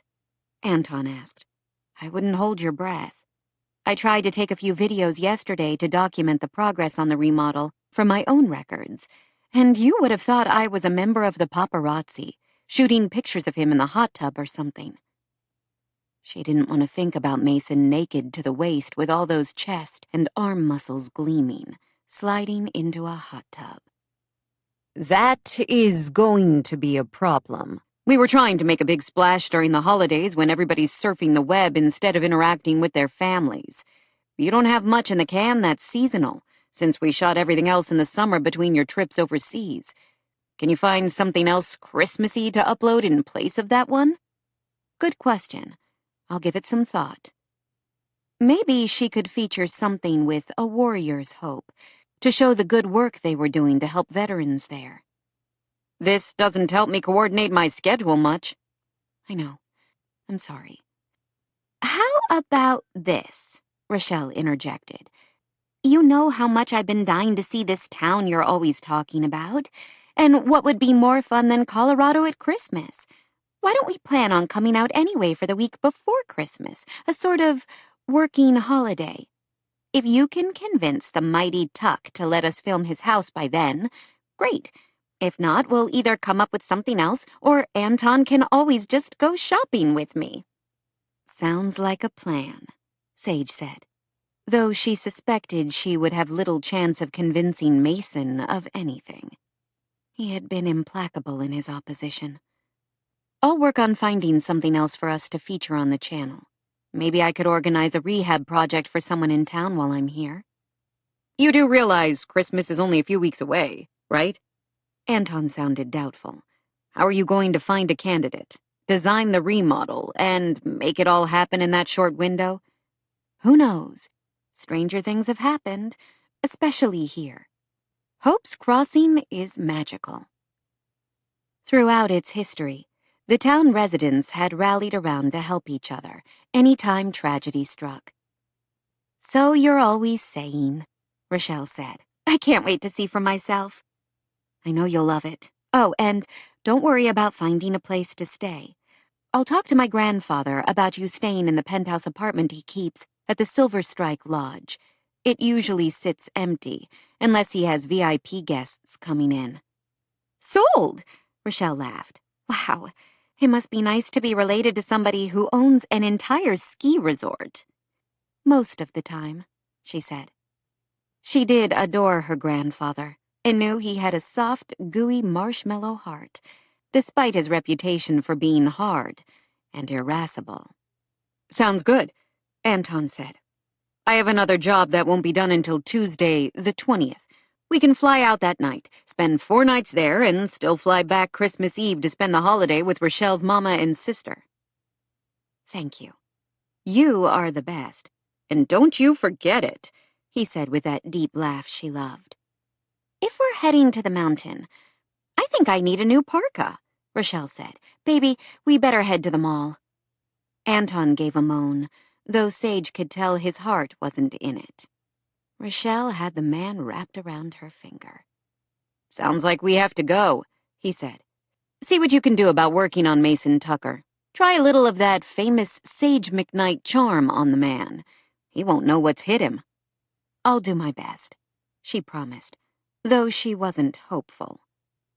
As far as Mason Tucker was concerned, Sage had less charm than one of the support beams at Wolf Ridge. 6. Mason. His architect was invading his space, and Mason couldn't figure out how to avoid her. Bad enough he had dreamed about her every night for the past 3 days, since their last interaction. Now here she was in his bedroom. He stopped his wheelchair in the doorway, wishing he could slip away undetected and roll on back down the hall. He had lost the ability to sneak around when his stupid legs stopped working right. It was hard to tiptoe out of a room using a wheelchair. Still, it was worth a shot. He did his best, but his wheels squeaked a little on the hardwood flooring of the hallway, and she and Sam Delgado both turned at the sound. "Hey, Mason," Sam said in his usual friendly tone. He froze, and, feeling foolish, switched directions and rolled through the wide doorway, with its pocket door that opened and closed with the push of a button. He loved everything about this room, from the wide windows overlooking the Silver Strike ski resort to the huge closet with automatic height-adjustable racks to the private, secluded deck. That had been another of Sage's ideas, adding the deck and the hot tub accessed by a lift, so he didn't have to climb in and out with only his upper body strength and one leg that only cooperated half the time. There was a larger spa on the lowest level of the house, as well as a sauna, and a pool that was half indoor and half outside, all easily accessible for him. He loved that area of the house, as well as the fully equipped home gym, but he had a feeling this deck would become his retreat. Would he think of Sage when he used the hot tub? With the dreams he had been having about her, he wouldn't be surprised. He didn't want to think about her at all. He wanted Sage out of his head completely. The sooner the better. "Hi," Sage said. Her posture seemed to straighten almost imperceptibly, as if she were nervous about seeing him.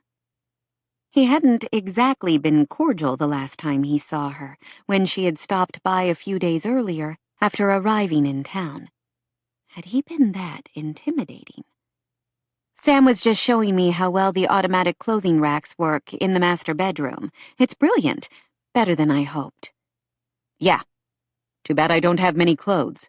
I'm going to use about a quarter of that space, mostly with sweats that don't really have to be hung on hangers." "Maybe someday you'll have a partner who is a clothes horse," Sage said. No chance in hell. He wasn't going to open himself up to that kind of raw pain again. He had no desire to explain any of that to Sage McKnight, so he only shrugged. Sam was also telling me you made the teak table outside by the spa.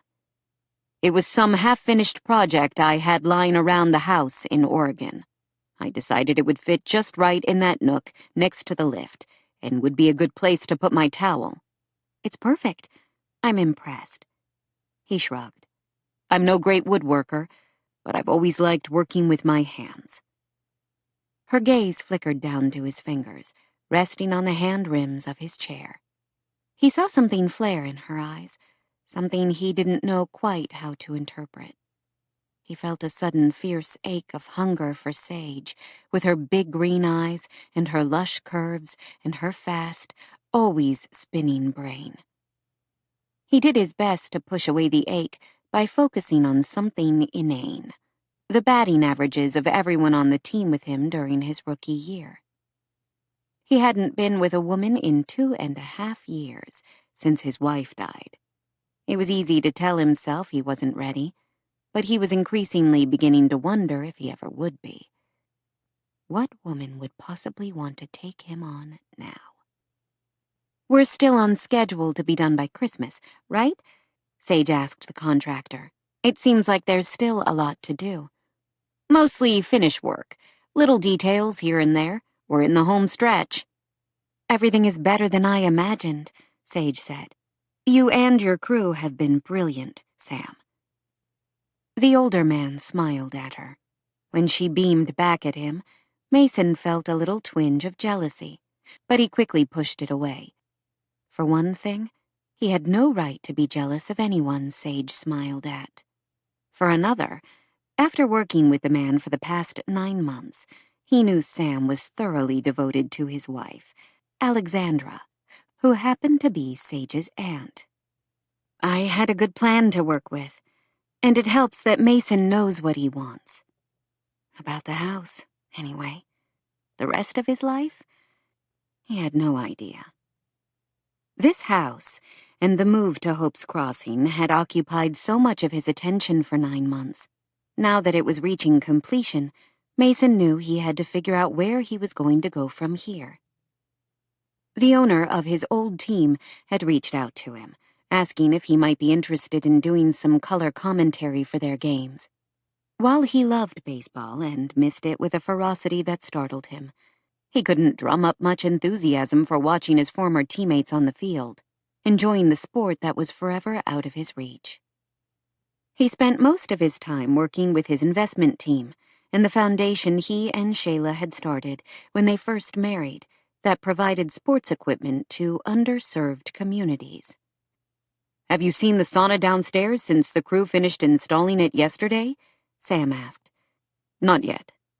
I'm heading there now if you want to check it out with me, Sage said, her cheeks a little rosy. He didn't. But he had no good excuse to avoid it, and he also didn't want to give either her or Sam the impression he was afraid to spend time with her. Sure, let's go see it. You can take the stairs and meet me there. I want to try the elevator if it's okay with you. Sam was telling me how smooth it is. I'd love to see for myself. The residential elevator was convenient, but it was also small. He could reach out both arms from his chair and touch the sides. Both of them in the elevator car would be a snug fit. He wanted to tell her it wasn't at all okay, that he didn't want to be that close to her, but of course he couldn't. He pushed the button, which was at the perfect height for him in the chair. When the doors slid open, he gestured for Sage to go in first. As he expected, it was a tight fit.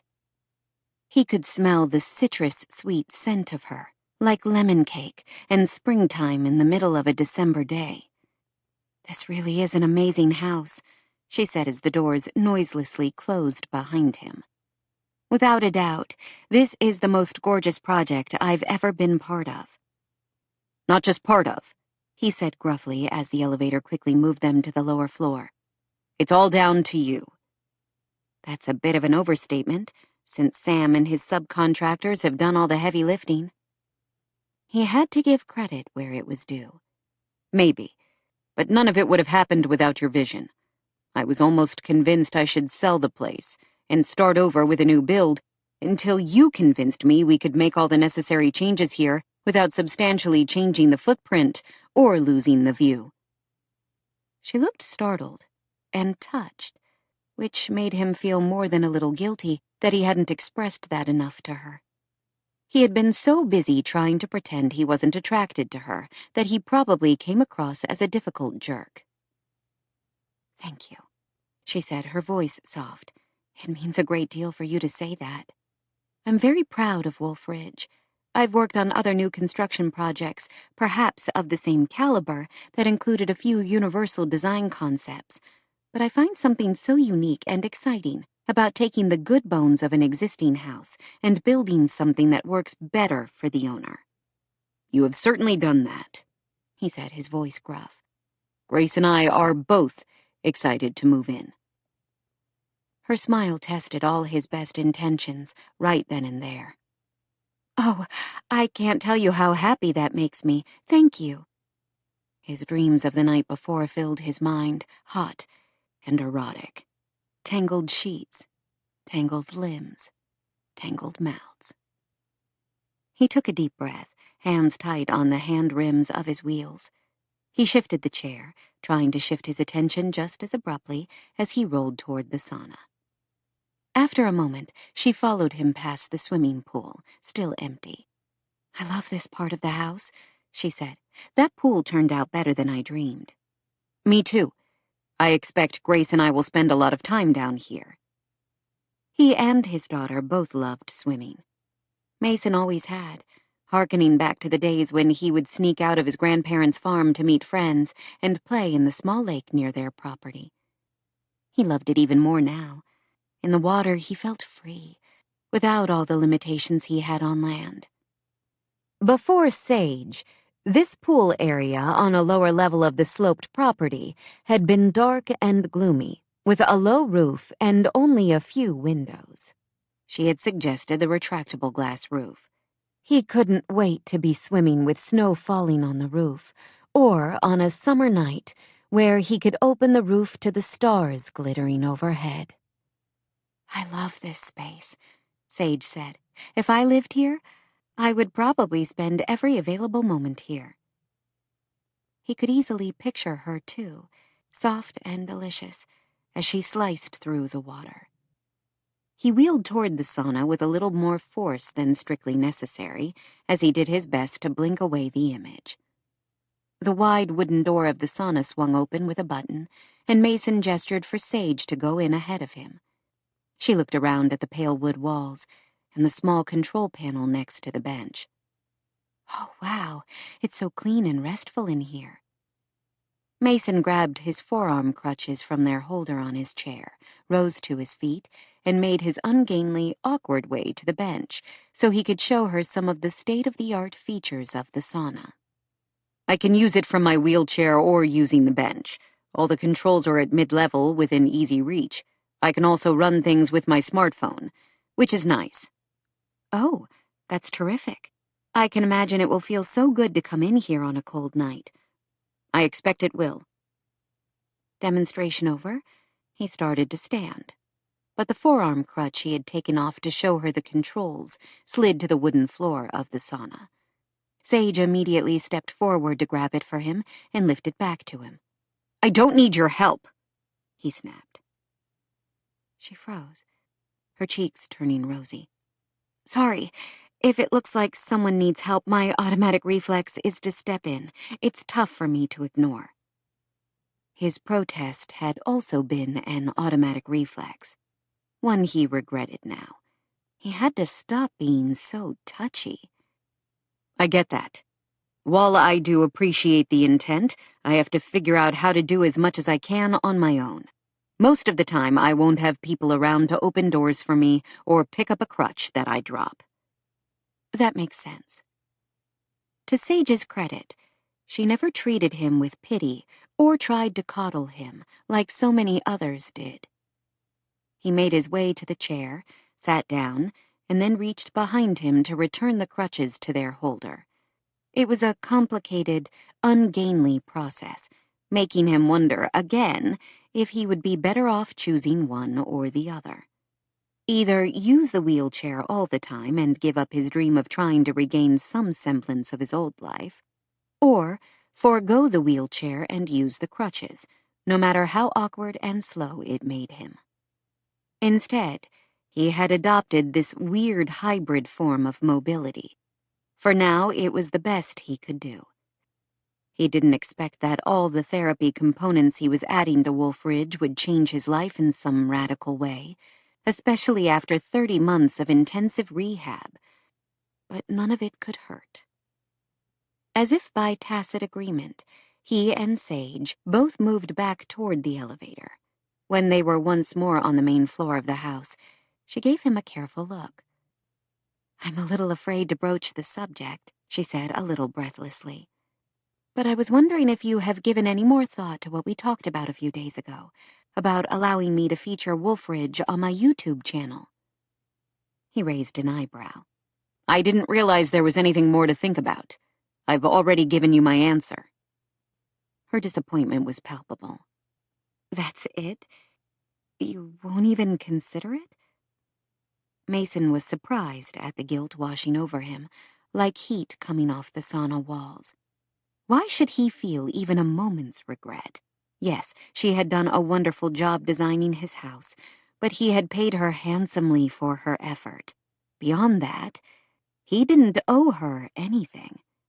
"I did consider it, for about 5 seconds. That's all it took for me to know I would rather have every one of my fingernails yanked out than have my privacy invaded by some camera crew."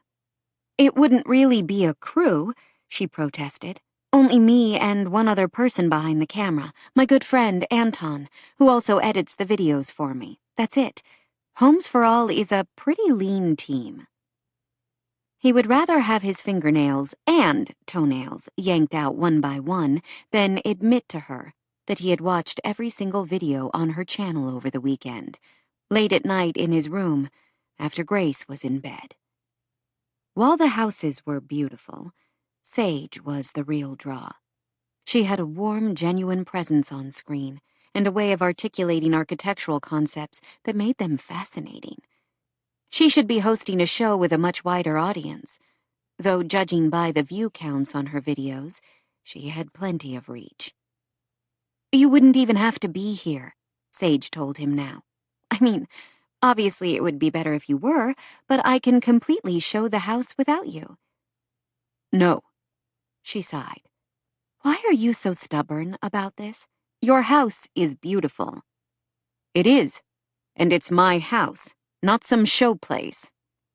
I would think you would want to show that off to the world." "You would be wrong, then." Most people have no concept of all the things in an ordinary home that can make the day-to-day activities of someone using a wheelchair difficult, if not impossible. Of course, Wolf Ridge is far from an ordinary home.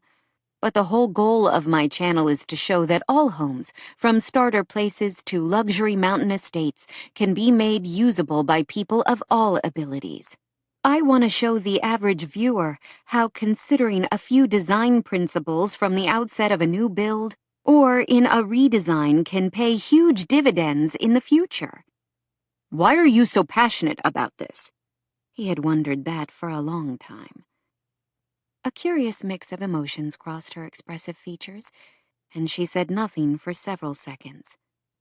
When she finally spoke, her voice was low, as if she didn't trust herself to be able to speak in normal tones. "When I was 18 years old, in my freshman year of college, my younger sister was killed in a car accident." The grief in her voice was a painful echo of his own. The constant companion that had lived in his chest since waking up after the helicopter crash and finding out he was the lone survivor. That Shayla, their unborn son, and his pilot and good friend Cal Hernandez all hadn't made it. He didn't have the monopoly on pain. Others had deep wounds on their hearts, empty holes they had learned to either skirt around or jump over in order to go on. "I'm sorry," he said, his voice gruff. "That must have been tough." It was. It still is. I miss her every day. For a long time, my family was only the three of us, my mom, Layla, and me. She was my best friend. At the slight tremor in her voice, he wanted to pull her into his lap and wrap his arms around her and kiss the pain away. He didn't. Of course he didn't. Still, he might have offered some kind of gesture of comfort, but she seemed to shake off her sadness. In the same accident, my sister's friend was also seriously injured. Taryn Thorne suffered head and spinal injuries and was in a coma for weeks. When she came out of it, she required extensive rehabilitation. She used a wheelchair for months after the accident, and for the first time, I became aware of how most houses simply aren't set up for those with different mobility needs. Not only wheelchair users, either. I'm talking about older people, or those who might be recovering from an accident or surgery. So you decided to become an architect to solve all the world's problems. While he spoke in a light tone, he found her commitment and passion sweet, touching even. Not quite, she corrected him. I had already decided to become an architect. Following in your father's footsteps. Sage gave a little laugh. You'd think so, wouldn't you? But I didn't know my father was an architect at the time. At his baffled frown, she shrugged. It's a long story. I didn't even know his name, let alone his occupation, until I had already started school with plans to become an architect. I guess maybe a love for building things was in my blood, or something. He was more than a little uncomfortable to realize they shared that unique background. He also hadn't known his father's identity until later in life, when he was finally able to pry a name from Rebecca. Joe Abbott, she had told him with reluctance. The internet had filled in the gaps, providing enough information about the man that Mason wasn't a bit sorry he had never met him. Abbott had been arrested multiple times for an assortment of violent crimes and had ended up dying in a prison yard fight in Kentucky about 15 years earlier. Sage had received a love of architecture from her father, even before she had known his identity. Mason could only be glad he hadn't inherited anything from his father, except maybe his dark hair.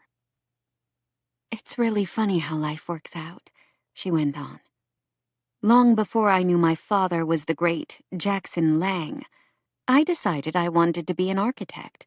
From the time I was about 8, I used to design and build elaborate dollhouses out of cardboard boxes for me and my sister. What had she been like as a child? He could guess she had been smart, inquisitive, creative, probably a handful. After Taryn was injured, I became fascinated with the idea of making homes usable by all the inhabitants, no matter age or physical abilities. One of my professors called it inclusive design. I like that much better, actually, but most people know what I'm talking about when I say universal design. My website is all about spreading that message to as many people as possible. I admire your passion, he murmured. You obviously care about your work. I do, she said, her voice barely above a whisper. They gazed at each other, and something seemed to sizzle between them, something fragile and new and delicious. For a moment the air felt as thick and as sweet as pulled taffy. He wanted to kiss her. The urge was so strong he had to grip the hand rims of his chair tightly to keep from reaching from her. Where the hell had that come from? Probably those completely inappropriate dreams of the night before. Did it matter? He wouldn't kiss her, no matter how much he might want to. A noise at the front door jolted him back to his senses, and an instant later, he heard Grace calling him. Dad?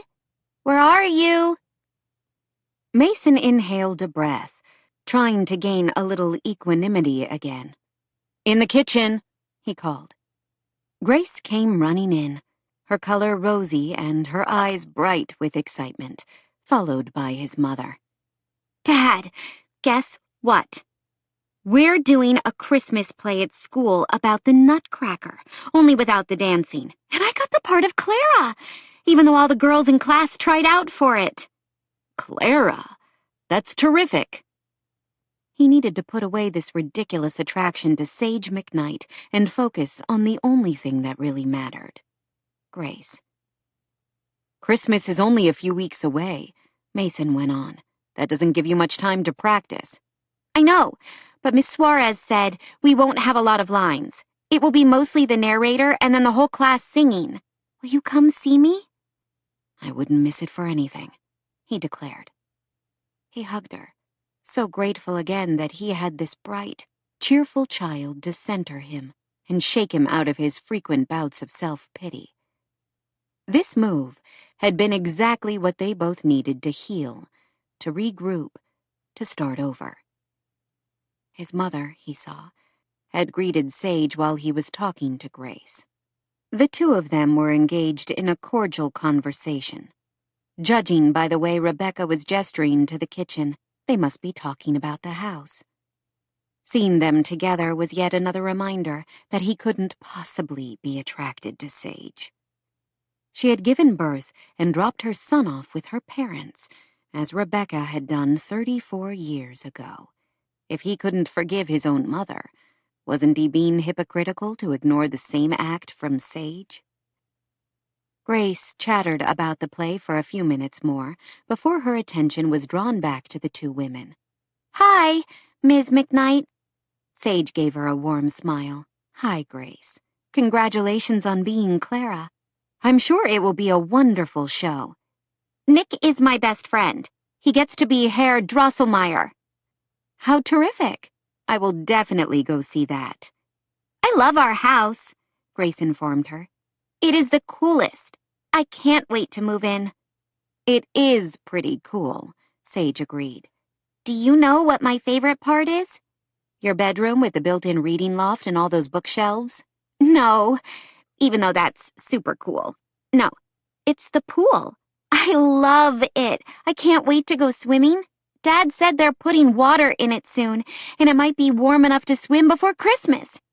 Maybe Nick and Anna can come over and go swimming with us. I'm sure they would love that. For all her warmth, Sage seemed distracted, her gaze meeting Mason's, then shifting quickly away.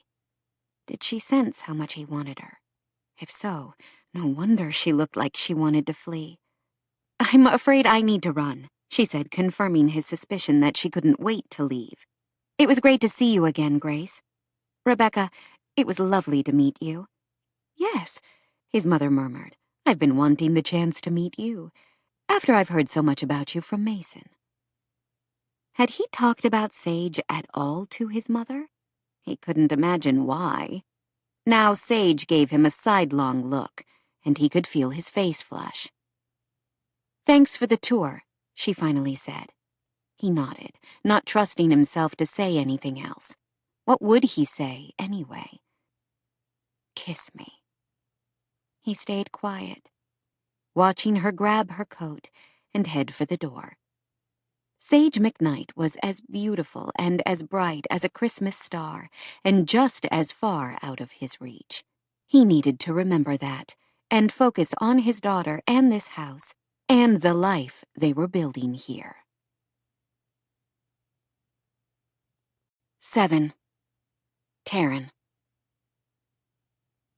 Hope's Crossing was about to have a killer snowstorm. Monday afternoon, 3 days after her party, Taryn slid into her small SUV after school as the first gentle flakes began to float from the sky. Oh, they were pretty now, all wispy and soft as they settled onto her windshield. The dark clouds overhead and that unique smell in the air, fresh and woodsy, told her this would not be a light storm. No doubt she would have to shovel off several inches from her driveway by morning. Her back gave a sympathetic twinge, almost a premonition, and Taryn sighed. She loved her little cottage in an older neighborhood of Hope's Crossing, a 2-bedroom starter her dad had bought years ago as an investment, before house prices started going through the roof. When she had taken the job in town, Brody had asked her if she would like it. He'd wanted to give her the house as a gift for her college graduation, but Taryn had refused. She had mortgage paperwork drawn up and paid him diligently on the first of every month. She had a feeling her dad was merely keeping those payments in an account he would one day sign back over to her. He was pretty stubborn that way. Still, she needed to pay her own way, to stand on her own 2 feet.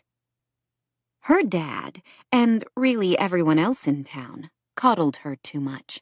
She was a grown woman, not poor Taryn Thorne, who had to relearn how to walk and talk and feed herself. As much as she adored her snug house, during the wintry months, she couldn't help sometimes wishing she lived in one of the condo developments in town where someone else would be responsible for clearing snow. Shoveling was good exercise, she reminded herself, as she pulled out of the school parking lot after waving to a couple of students waiting at the town bus stop. Over the years, her dad often stopped by to shovel for her, and had even sent a worker from his various businesses a time or two. Taryn was always quick to set him straight. While she knew he was only acting out of love and concern for her, Taryn fiercely prized her independence, probably because it had been so hard-won. After the accident, everyone in town seemed to want to wrap her in cotton batting and protect her from anything else bad happening in her life. Her father had wanted her to stay close to go to college, but Taryn had insisted on going away to school. She had picked somewhere warm and sunny and many hours away, the University of California, Santa Cruz. Coming back to Hope's Crossing after graduation had been a difficult choice. On the one hand, she loved it here and couldn't really imagine building her future anywhere else. On the other, she still sometimes felt smothered by the concern of those very friends and family members she had missed so much while she was away at school. Taking a job at Hope's Crossing Middle School still felt like the right choice for her life, even if that meant shoveling Colorado snow at 6 a.m. so she could get her vehicle out of the driveway and make it to school. She headed toward her house, but when she reached her street, she slowed slightly at her driveway. On impulse, she drove on, through snowflakes that were now coming faster against her windshield. She was meeting Sage later at the Center of Hope Cafe in town for dinner, but that gave her barely enough time to take care of something else. Her palms felt sweaty on the steering wheel as she headed up the hill toward the exclusive neighborhood where the Beaumonts had lived. She had given Charlie long enough. It was time to figure out why he was avoiding her. This neighborhood always seemed quiet, filled with huge ski properties owned by celebrities and East Coast financiers who were seldom in residence. At the top of the hill on a large parcel of property was a house that conversely seemed both out of place and as old and settled as if it had been there forever. She had always liked Beaumont House, as Charlie's mother had so pretentiously called it. Constructed of light gray stone quarried in Texas, the house was built to resemble a huge French country estate, with a hipped roof and arched windows flanked by heavy shutters. For her faults, Laura Beaumont had good taste. The house really was beautiful, even if it looked like it belonged in the Loire Valley instead of the mountains of Colorado. That still didn't excuse Laura for what she had done to her children. Taryn wasn't sure she could ever forgive the woman for the completely unreasonable expectations she had placed on both of her children. Genevieve, at least, had managed to shed the wounds of her childhood to build a happy, fulfilling life with Dylan. But the verdict was still out about whether Charlie could ever completely heal.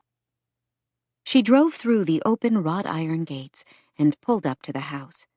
As soon as she stepped out of her SUV, she heard the sounds of squeals and children's laughter, not at all what she might have expected in this empty mansion. Curious, she followed the noises around the side of the house.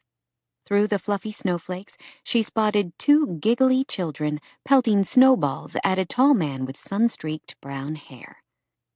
Charlie was grinning back at the children, who happened to be his 8-year-old nephew Finn and 5-year-old niece Addie. She had a feeling he was letting the children win, since he was covered in snow and they weren't. You can't hit me, Uncle Charlie, Addie sang out, dancing around in the snow like she was a prize fighter. Charlie threw a snowball that whizzed past her head, confirming her suspicion that the fight was rigged. Charlie used to have unerring aim as a pitcher on the high school baseball team. He wouldn't have missed unless it was on purpose. "You're too fast for me," he replied. Addie giggled and ran behind the artful landscape rock where her brother was scooping more snow for snowballs. Oh, her heart. If she wasn't already head over heels for Charlie, she would have fallen for him in that moment as she watched his sweetness with his niece and nephew. Before she could make her presence known, the sliding door opened and Genevieve Kane stepped onto the patio. "Kids, you need to come in and get out of your snowsuits. We have to leave for piano lessons in a few minutes." The children both moaned in protest, but before they could answer, Jen spotted her. "Taryn, hi! I didn't know you were here." Charlie whipped his head around. If she hadn't been looking, she might have missed the way his eyes lit up when he saw her, an expression he quickly veiled. "I drove up and heard the warfare going on back here. How are you feeling?" Genevieve made a face and patted her protruding abdomen. "This kid is going to be a champion soccer player. Either that or an Irish step dancer. My ribs feel bruised from all the kicking going on in there." Taryn felt a sharp ache under her own breastbone. Would she ever know that feeling? She loved her students, but she was beginning to think about having children of her own. She was only 26, she reminded herself. She had plenty of time. "I would love to chat, but we really do have to run. Time got away from me this afternoon." "No problem," Taryn said, as Genevieve ushered her still protesting children inside. Soon she was alone with Charlie, snow dusting his hair and clinging to his long lashes. "So," she said abruptly, "the rumors are true then. You are back." He wiped snow off his jeans. "Apparently. Hey, Tare." She frowned. "Don't you hey Tare me. I'm not happy with you." Uh-oh. What did I do now? "From what I hear, you've been back in town for a week, and you haven't bothered to reach out to me yet." Guilt flashed briefly in his eyes as he brushed the last of the snow off his parka, then headed for the house. "I've been busy." "Too busy to reach out to your best friend?" Or was she still his best friend? After that wedding this summer, she wasn't sure. Had she ruined everything? "I've been meeting with attorneys and realtors nonstop since I hit town.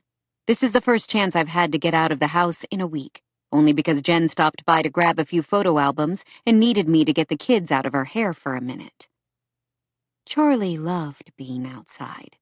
She knew he would much rather be skiing, hiking, or snowshoeing through the back country than trapped in meetings with attorneys as he worked through his father's estate. He hadn't always found comfort being outside, but something had shifted during the 9 months he had been serving his sentence in a juvenile detention facility.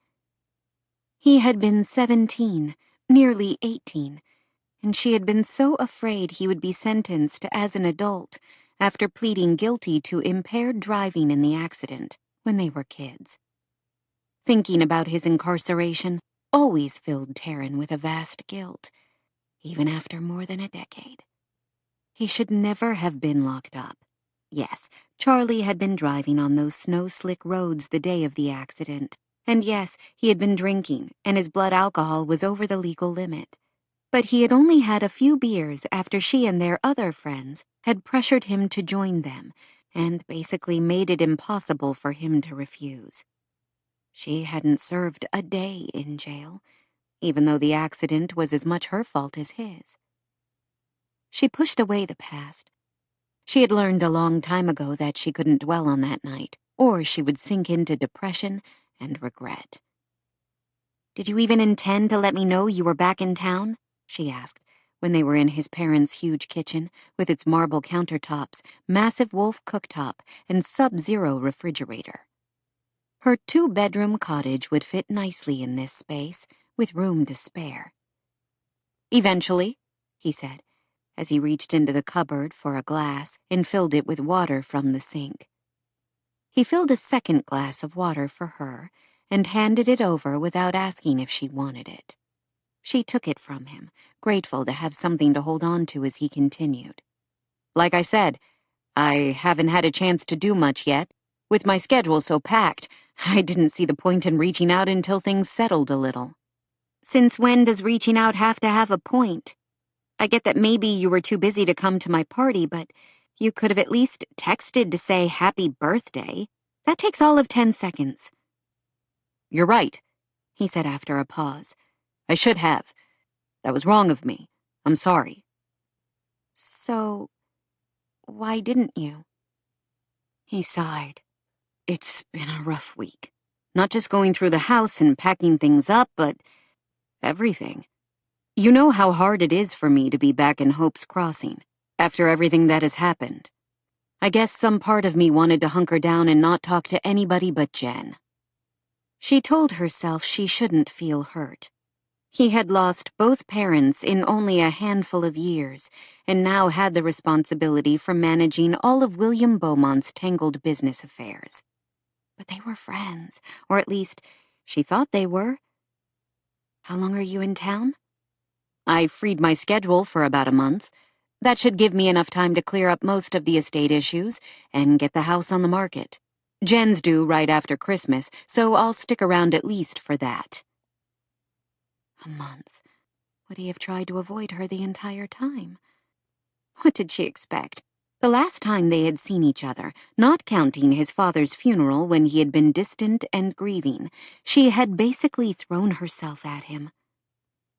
"I'm sorry I didn't text you the day I rolled into town. I should have." "It doesn't matter. I forgive you." "Thanks." His dry tone almost made her smile, even as she worried their friendship was dying. "How's what's-her-face?" she asked. Last she knew, he had been dating a real estate agent from Texas who had relocated to his Utah desert town. Lindsay something or other. Taryn had met her briefly over a Zoom conversation in the spring, and the woman had been gorgeous, tall, slim, perfectly put together, and nice, too, with a warm drawl and friendly blue eyes. Taryn had hated her on sight.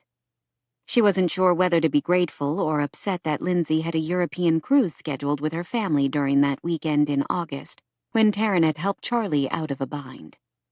As if he were remembering as well, Charlie didn't meet her gaze, suddenly inordinately interested in his glass of water. "I wouldn't know. We broke up months ago." When, exactly? Months ago? Did it have anything to do with that night? "Too bad," she lied. "I'm sorry. She seemed nice." She was. Taryn and Charlie had a great time together during the wedding ceremony for his friend. She remembered having to actually bite her lip to keep from laughing too much in the chapel. The whole wedding festivities had been fun, from blowing bubbles at the bride and groom as they hurried out of church to making jokes about the pretentious meal during the wedding dinner. That weekend had been the longest period they had spent together in a long time, and Taryn had loved every moment. During the reception, though, everything seemed to change. They had been having a great time on the dance floor with the bride and groom and Charlie's other friends. During the few slow dances, she had danced with several of his buddies, until finally she had ended up with Charlie. He had held her as the music shifted, and Taryn, a little tipsy and a lot in love, had rested her cheek against his chest, letting the thrill of the moment carry her away. When the music ended, she had lifted her gaze to his.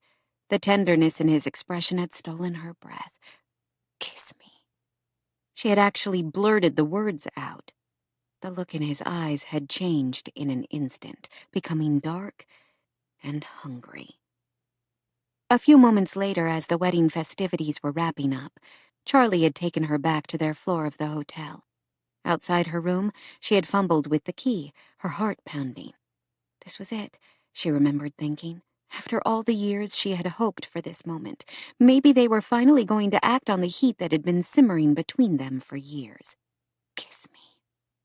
This time, instead of only saying the words, she had wrapped her arms around him and lifted her mouth to his, needing him more than she had ever needed anything in her life. He had kissed her with all the heat and hunger she dreamed about, for about 3 minutes. And then, when he set her away from him, his expression had been shuttered, any hint of desire completely wiped away. "It's late," he had said. "We're both not thinking clearly. Let's forget this ever happened." After a hurried good night, he left for his own room without another word. Taryn had cried herself to sleep that night, aching for Charlie and wishing she could make him see her as something more than poor, sweet Taryn. "It was inevitable," he said now with a casual shrug. "Lindsay wanted a house, kids, the picket fence, all the things that aren't in my plans." "I hate when you say things like that." "When I state the truth?"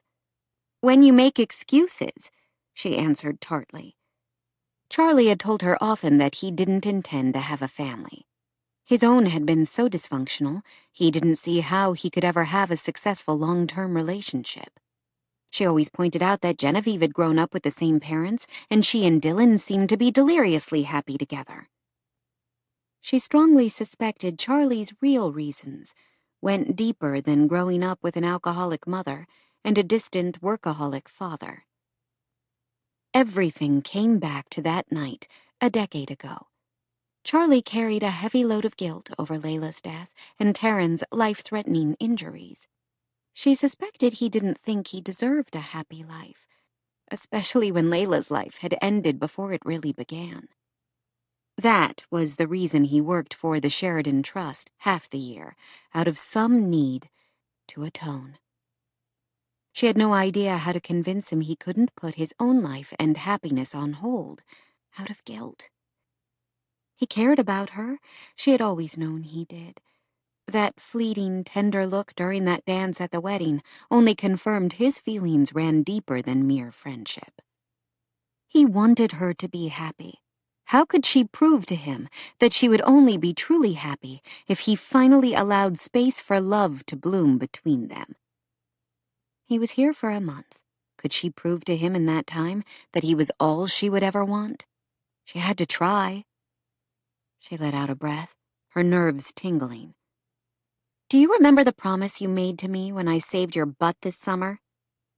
She thought she saw something hot spark in his gaze, but he looked away before she could be certain.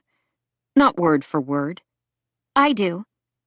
You promised me that if I spent a very boring weekend making conversation with people I didn't know, you would be forever in my debt and would do anything I asked to pay me back." The wedding hadn't been boring, far from it, but a promise was a promise. "I don't believe I would make such an open-ended promise." "Yet you did. Don't try to get out of it now. Time to pay the piper, Chuck."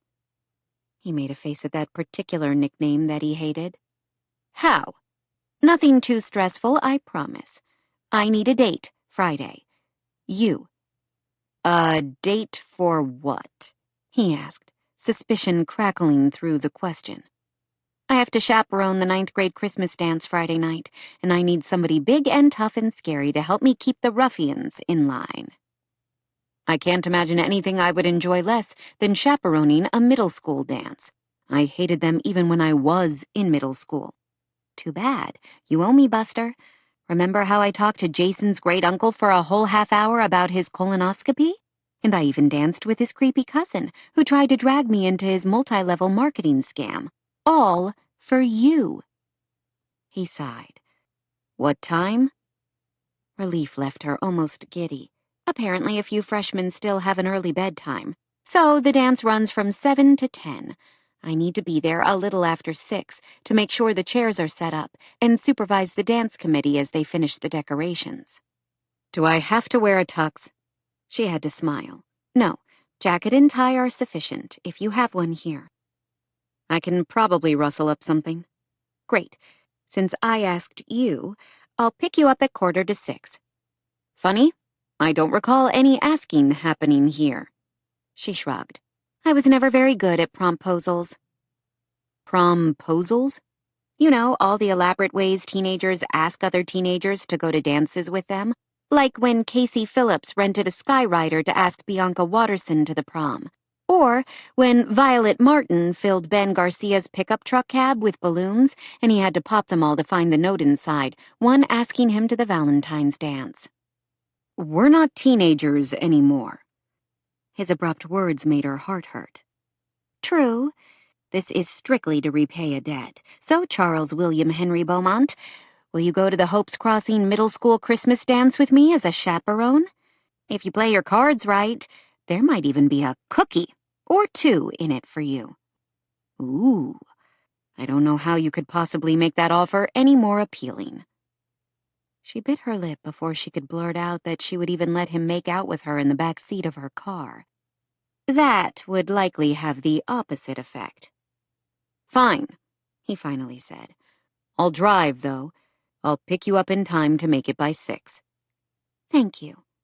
On impulse, she reached out to hug him, as they used to do all the time.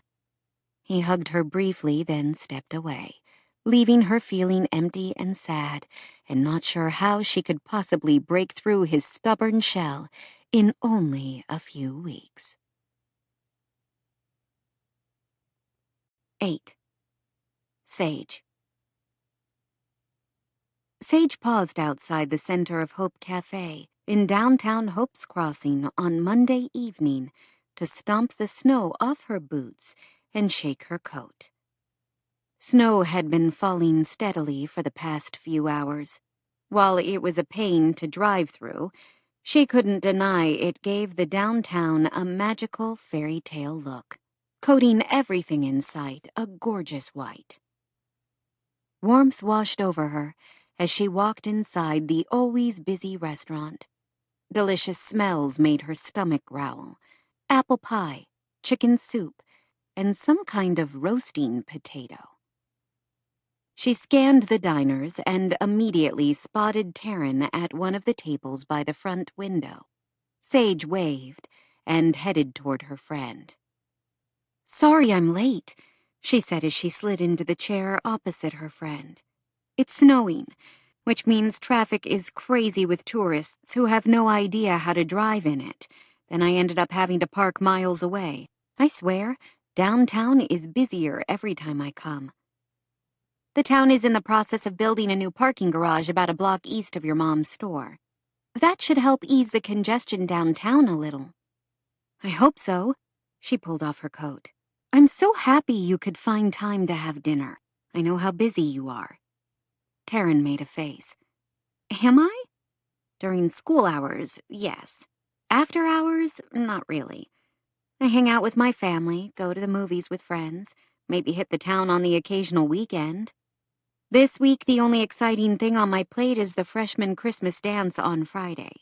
That should tell you all you need to know about how exciting my social life is at the moment. Sage gave her friend a steady look. Why is that? You could date anyone in town you wanted. Taryn shrugged. Maybe I don't want to date anyone in town. Who did she want to date? Sage suspected she knew the answer to that. For a long time, Sage had thought Taryn might be interested in Charlie Beaumont as more than just a close friend. Charlie appeared to have grown into a good person who spent his life helping others. She had to respect his journey, especially given how entitled and spoiled he had been as a teenager. Sage and her mom had forgiven Charlie a long time ago for being impaired behind the wheel when he was 17, with such deadly consequences. She wasn't, however, convinced he had ever forgiven himself, or that he ever could. Have you ordered yet? No, I've only been here about 5 minutes. Soup of the day is chicken enchilada. Oh, that sounds good. Their server, a young woman Sage didn't know, approached the table to take their order only a moment or two later. Sage and Taryn both ordered the soup and salad combo. "So," Sage said after the server had left, "how are your students?" In Hope's Crossing, the middle school made up grades 7 through 9, with grades 10 through 12 going to the new high school. To Sage, middle school seemed like stressful years, but Taryn was completely in her element. Her friend smiled. "Pretty wonderful, actually. I love them all, even the troublemakers. Maybe all school guidance counselors should have once been troubled teens themselves. It certainly helps me understand some of the things they're facing, maybe a little better than some of the other teachers on the faculty, who act as if they never made a bad decision in their lives. Everyone has made bad decisions. If someone tells you they haven't, they're either lying or they haven't admitted it to themselves yet." "True enough. How's the architecture world these days? Your mom tells me you've been living in Singapore for a few months. What was that like?" "Amazing." She was telling Taryn about the project she had been working on there and a few of the people she had met when she spotted through the front windows a woman using an electric scooter, trying to make her way through the snow. She was followed by a girl with long dark hair who looked to be about 14, carrying a large flat box. A moment later they came into the cafe. Sage swiveled to watch them. The woman had deep circles under her eyes, and her coat hung on her frame, as if she had lost weight recently. As if sensing her gaze and her interest, the girl looked toward their table. When she spotted Taryn, she gave a small smile and lifted her fingers in a wave. "Who is that?" Sage asked. Taryn's features softened with affection. "One of my students and her mom, Chloe and Lynette Green. Lynette is starting up a home-based business making gluten-free cookies and brownies. Chloe told me she's been helping make deliveries in the evenings to some of the local restaurants. Dermot must be offering them here at the cafe." Sage had to smile. That sounded exactly like something Dermot Kane, married to Taryn's grandmother, would do. He was always looking for another lost soul to rescue. Sage knew that he still came into his cafe nearly every day, though he had to be pushing 80 by now. She could only hope she would be half as energetic when she was his age. Always interested to see how people with mobility challenges navigated the sometimes difficult spaces of the world, she watched as the woman talked to one of the servers and the girl handed over the box of goodies. The girl said something to her mom, who followed the direction of her gaze and then smiled and waved at Taryn as well. A moment later, the girl came over to their table while her mother was still busy talking to the staff of the restaurant. "Hi, Ms. Thorne," Chloe said, her voice quiet and her eyes shy. "Hi, Chloe. It's great to see you. Do I dare hope you've delivered some of your delicious chocolate chip cookies?" "Yes, fresh out of the oven about 20 minutes ago. They might still be warm," she said eagerly. "We'll definitely have those," Sage said, smiling as well. Where the mother's coat was too large, Sage couldn't help noticing the girl's looked a size too small, and the raggedy tennis shoes she wore were soaked through, completely unsuitable for trudging along snowy sidewalks. "This is my friend, Sage McKnight," Taryn said. "She has come back to town to visit her family for the holidays." "Hello. It's nice to meet you." "My pleasure," Sage said honestly, ideas already beginning to spin through her head. She had no idea what the family's situation might be, but they might be ideal for a project sponsored by Homes for All. They chatted with the girl for a few more moments, with Sage growing increasingly excited, until Lynette waved to her daughter in a let's go sort of gesture. Chloe gave them an apologetic look. "Looks like my mom's done. I better go. See you tomorrow, Miss Thorne." "Bye, Chloe. Have a good evening. Make sure you work on that history homework." "Do I have to?" "Only if you want to pass." Chloe made a face but rushed away to help her mother with the front door. After the server brought their salads, Sage decided to pick Taryn's brain. "She seems like a nice girl." "Very nice, and smart, too. when she has time in the evenings to do her homework. She's got a tough load. I don't think I know the family. Have they been in town long? Sage shook her head. Only a few years. Lynette's aunt lived in town, Susanna Beaton. Oh, I remember her. She lived close to our old place, near Sweet Laurel Falls, on Balsam Lane, wasn't it? That's right. Suze left her house to her niece when she died, so Lynette and her husband brought their 3 children here. Chloe and 2 cute younger brothers, Liam and Sean. Their dad took a job managing one of the hotels. Then, about 6 months ago, he was driving home late one night when he was T-boned by a drunk tourist who sped through a stoplight. He died instantly. Her heart seemed to squeeze with sympathy. Oh, poor things. Taryn nodded. It just doesn't seem fair. Chloe is such a sweetheart, and so is her mom. Lynette has multiple sclerosis that was in remission when they moved here, but now isn't. She has really struggled since her husband died. They might be perfect candidates for Homes for All. Sage knew she couldn't take away the pain of losing a husband and father, or the fear of dealing with a serious condition, but maybe she could do one small thing to make life seem a little brighter for this family. I suddenly have a crazy idea, she said to Taryn. I can't pull it off myself, but if you think it might work, I can probably come up with a team of people to help me. This was Hope's Crossing, a town that had its very own Angel of Hope. Taryn looked intrigued. This seems to be my day for crazy ideas, she said after a moment. Go on, tell me more. While they ate salad and the deliciously thick, creamy soup perfect for a December night, Sage told Taryn about the organization she had started through her YouTube videos, about the Foundation's mission, and some of the other projects they had completed. What do you think? Would the Green family be good candidates? They would be perfect, Taryn said, her voice soft and her eyes moist.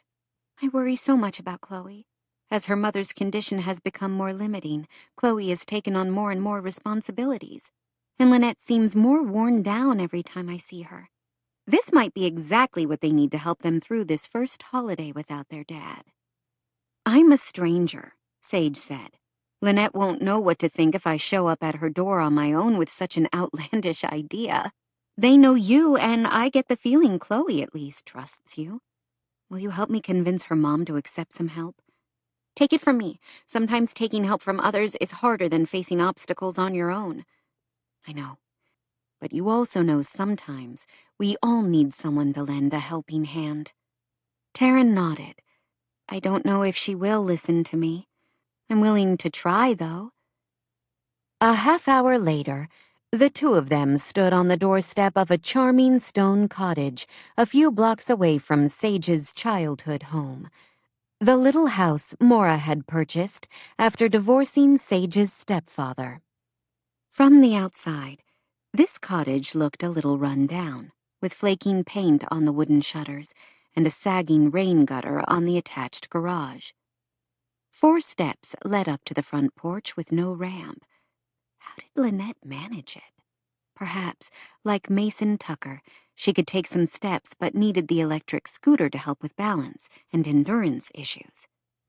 As she and Taryn walked up the steps, Sage's mind whirred with possibilities.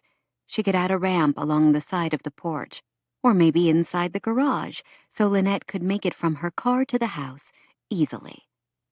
She did not know what the inside of the house would show. Maybe all of this was for nothing, and Susanna had already remodeled the house to make it more accessible in her older years. If so, she would thank the Green family for their time and look elsewhere for another project. As Taryn rang the doorbell, Sage felt a flutter of nerves. The woman very well might tell them they were crazy. Sage couldn't blame her. How would she react if some stranger came bursting into her life, ready to turn things upside down right before Christmas?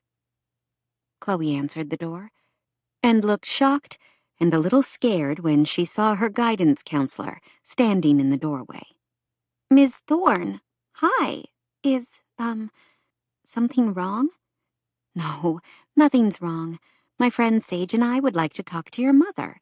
Is she available?" "She's in the kitchen. I think she's taking out a batch of cookies. Come in." She led them inside to a narrow hallway. Through a doorway into a small living room to their right, Sage could see a rather scraggly, fresh-cut Christmas tree, decorated with an assortment of handmade ornaments and a popcorn garland. The house did have lovely bones. The woodwork was beautiful, and she could imagine that in the daytime, sunlight would stream through the south-facing windows. The kitchen was large but rather old-fashioned, with dark cabinets and avocado-colored appliances. It smelled seductively good, though, of chocolate and flour and butter. Lynette Green was using a walker for support as she transferred cookies from their baking pan to a wire cooling rack. She blinked in shock when she saw them. "Taryn, is everything okay?" "Yes, fine. I didn't have the chance to introduce you two earlier when you were at the cafe. This is my friend, Sage McKnight, and, well, she has a proposal for you." Lynette frowned in confusion. "Hello. Nice to meet you, Sage. Which branch of the McKnights do you belong to?" "Mora is my mom. She owns the bookstore in town." "Oh, of course, I know Mora. And Jackson Lang is my father." "Yes. Would you like to sit down? Chloe, will you grab plates for our guests and a few of these cookies?" "This is your business. We didn't come to eat the inventory," Taryn exclaimed, even as she eyed the cookies with undisguised longing. They had been in such a hurry to leave the cafe, they hadn't ordered dessert. "You can have some of the discards. They're still good, even if they're broken." By now, 2 younger boys, one about 11 and the other maybe 7, had joined them in the kitchen.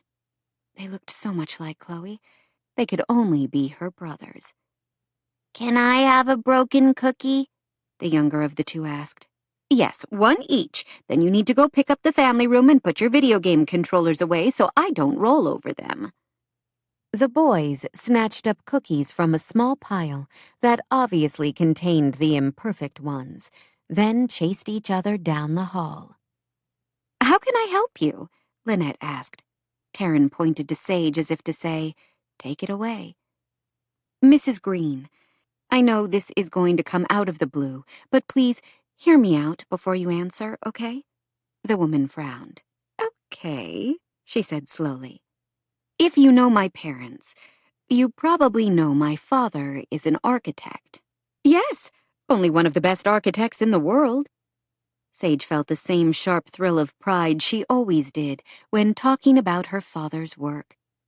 She could still remember how astounded she had been to find out the brilliant Jackson Lang was her father.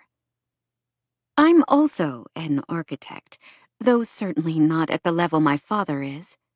Yet," she added silently. "My specialty is universal design, of new builds and renovations. Inclusive design is another term for it. I especially love taking homes that are not accessible to everyone and making them work much more efficiently for those who live in them." The woman's mouth tightened briefly, as if with a spasm of pain. Then she mustered a smile. "That must be rewarding for you." "Very much so," Sage said, though that was a vast understatement. "While most of my work is focused on designing homes and businesses, I also have a YouTube channel called Homes for All, where I explore innovations in universal design." "Oh, wow! That might be why you seem familiar. I think I've looked at a video here or there." "I love raising awareness of some of the obstacles people face in using their own homes." "That sounds like a very worthy project. But what does it have to do with me?" Sage chose her words delicately. "I would love your help, actually. I have been working on a project here in town I hope to feature on my channel, but I'm afraid the homeowner is not very enthusiastic. That leaves me needing to come up with something else within a very short window of time." "Okay," she said slowly. "I'm sorry. I'm still not sure what that has to do with me." "This is a terrific house. in one of my favorite areas. My mom and I lived only a few blocks away for a lot of my youth. As I look around your home, I can see a few areas where accessibility might be a problem for you. The entrance out front, for instance, and the higher kitchen island and countertops, out of reach for someone using a wheelchair or a scooter. Lynette looked away. Things haven't been too bad yet. I can still take a few steps and stand for short periods of time, as long as I have my walker close by. That's great, really great. I hope that state of affairs continues. Oh, this was so awkward. She suddenly wished she had never started this. Over the past few years, Sage had developed an application process for the dozen or so projects that had been funded and designed through Homes for All. This was the first time she had ever offered to make changes to someone's home without that person coming to the foundation first. Struggling for words, she finally decided to be blunt. This home works for you now, but what happens when it doesn't? Lynette's mouth tightened. I'll probably have to sell the house and relocate. I don't want to have to move the children again now that they're settled in school here, but the real estate market is impossible in Hope's Crossing. That truly was one of the problems with towns that became tourist draws. Housing prices climbed so much that the average family couldn't afford to buy locally, and the rental market could be even worse, especially for those who had mobility challenges. This is a great house, Sage said. It could still work perfectly for you, with a few modifications. Would you consider letting me design and implement a few changes that I know would make life easier for you? You would have full approval and input on anything my foundation would ultimately do. Shock widened the other woman's eyes. Sage thought she saw a little glimmer of hope flicker there before resignation pushed it out. I'm sorry, she said in a quiet but dignified tone. This is not a great time for me, financially, to jump into a renovation project. You don't understand, Sage said quickly to assure her. You wouldn't have to pay for a thing. The cost of the renovation would be completely covered by the show. In the unlikely event that the Homes for All budget couldn't cover the entire cost of a project, she knew she could probably persuade the Angel of Hope to come out of retirement to help. Are you serious? That hope began to flicker a little more brightly. 100% covered. I promise.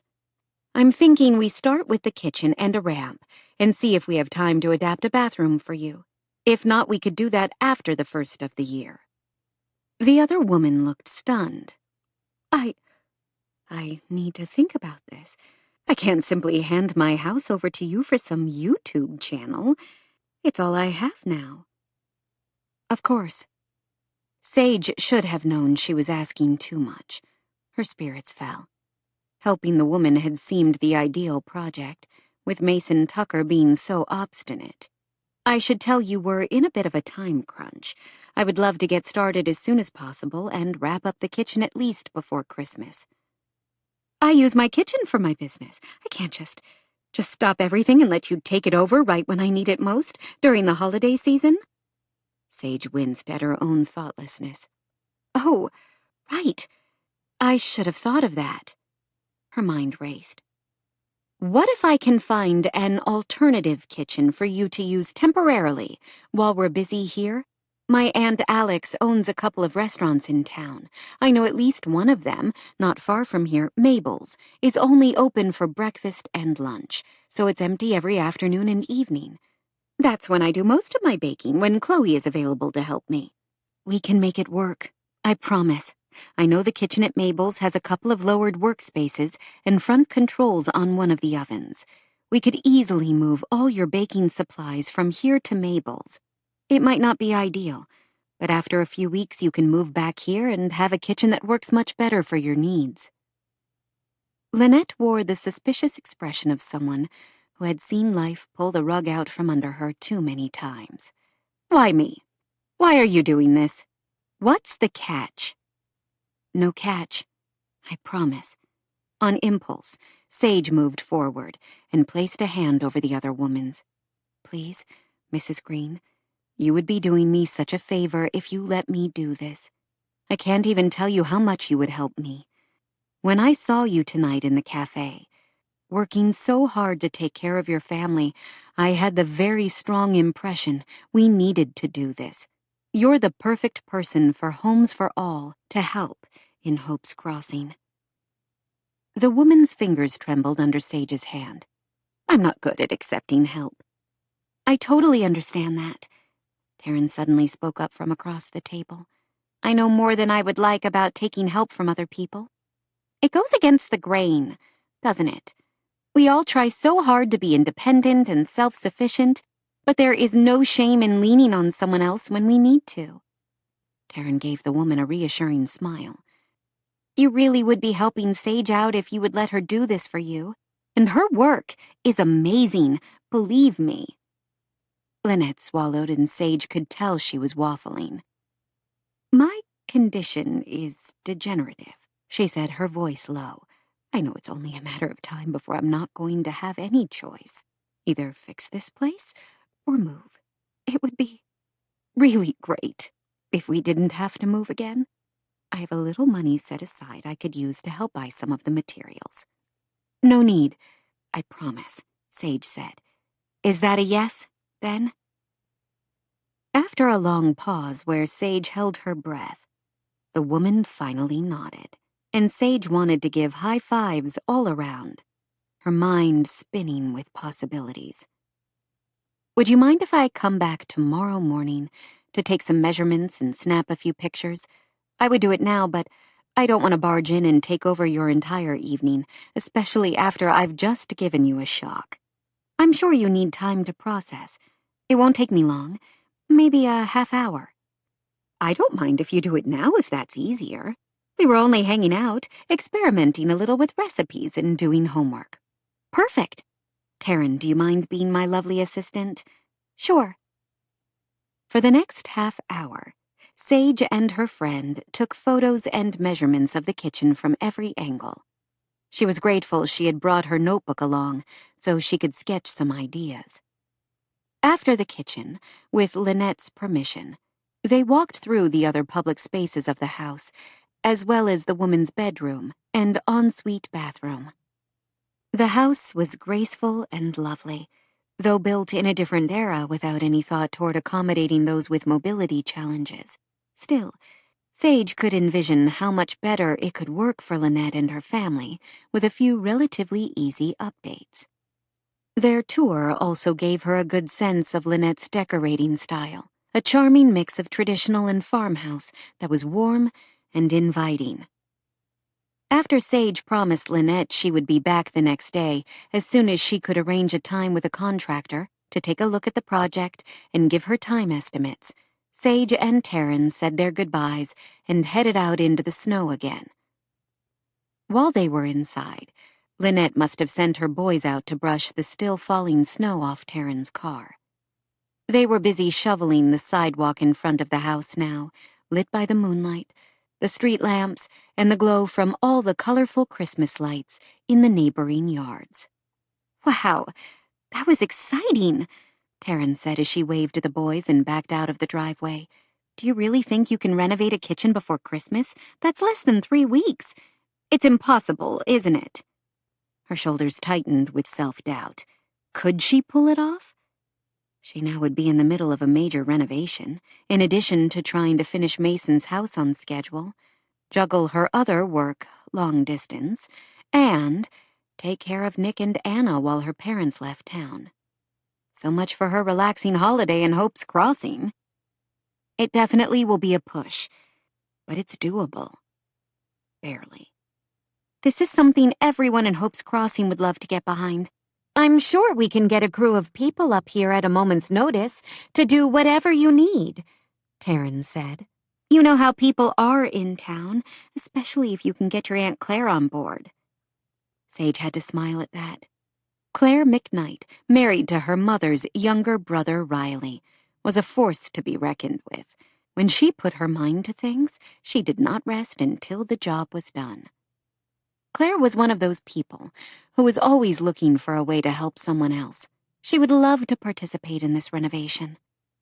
This would work, she thought with growing excitement. Sure, Sage would have loved to show her internet audience the massive renovation at Wolf Ridge, with all the technical innovations and luxurious features, but the Green Project would have heart, emotion, and holiday cheer. She would simply keep her fingers crossed that she could pull it off.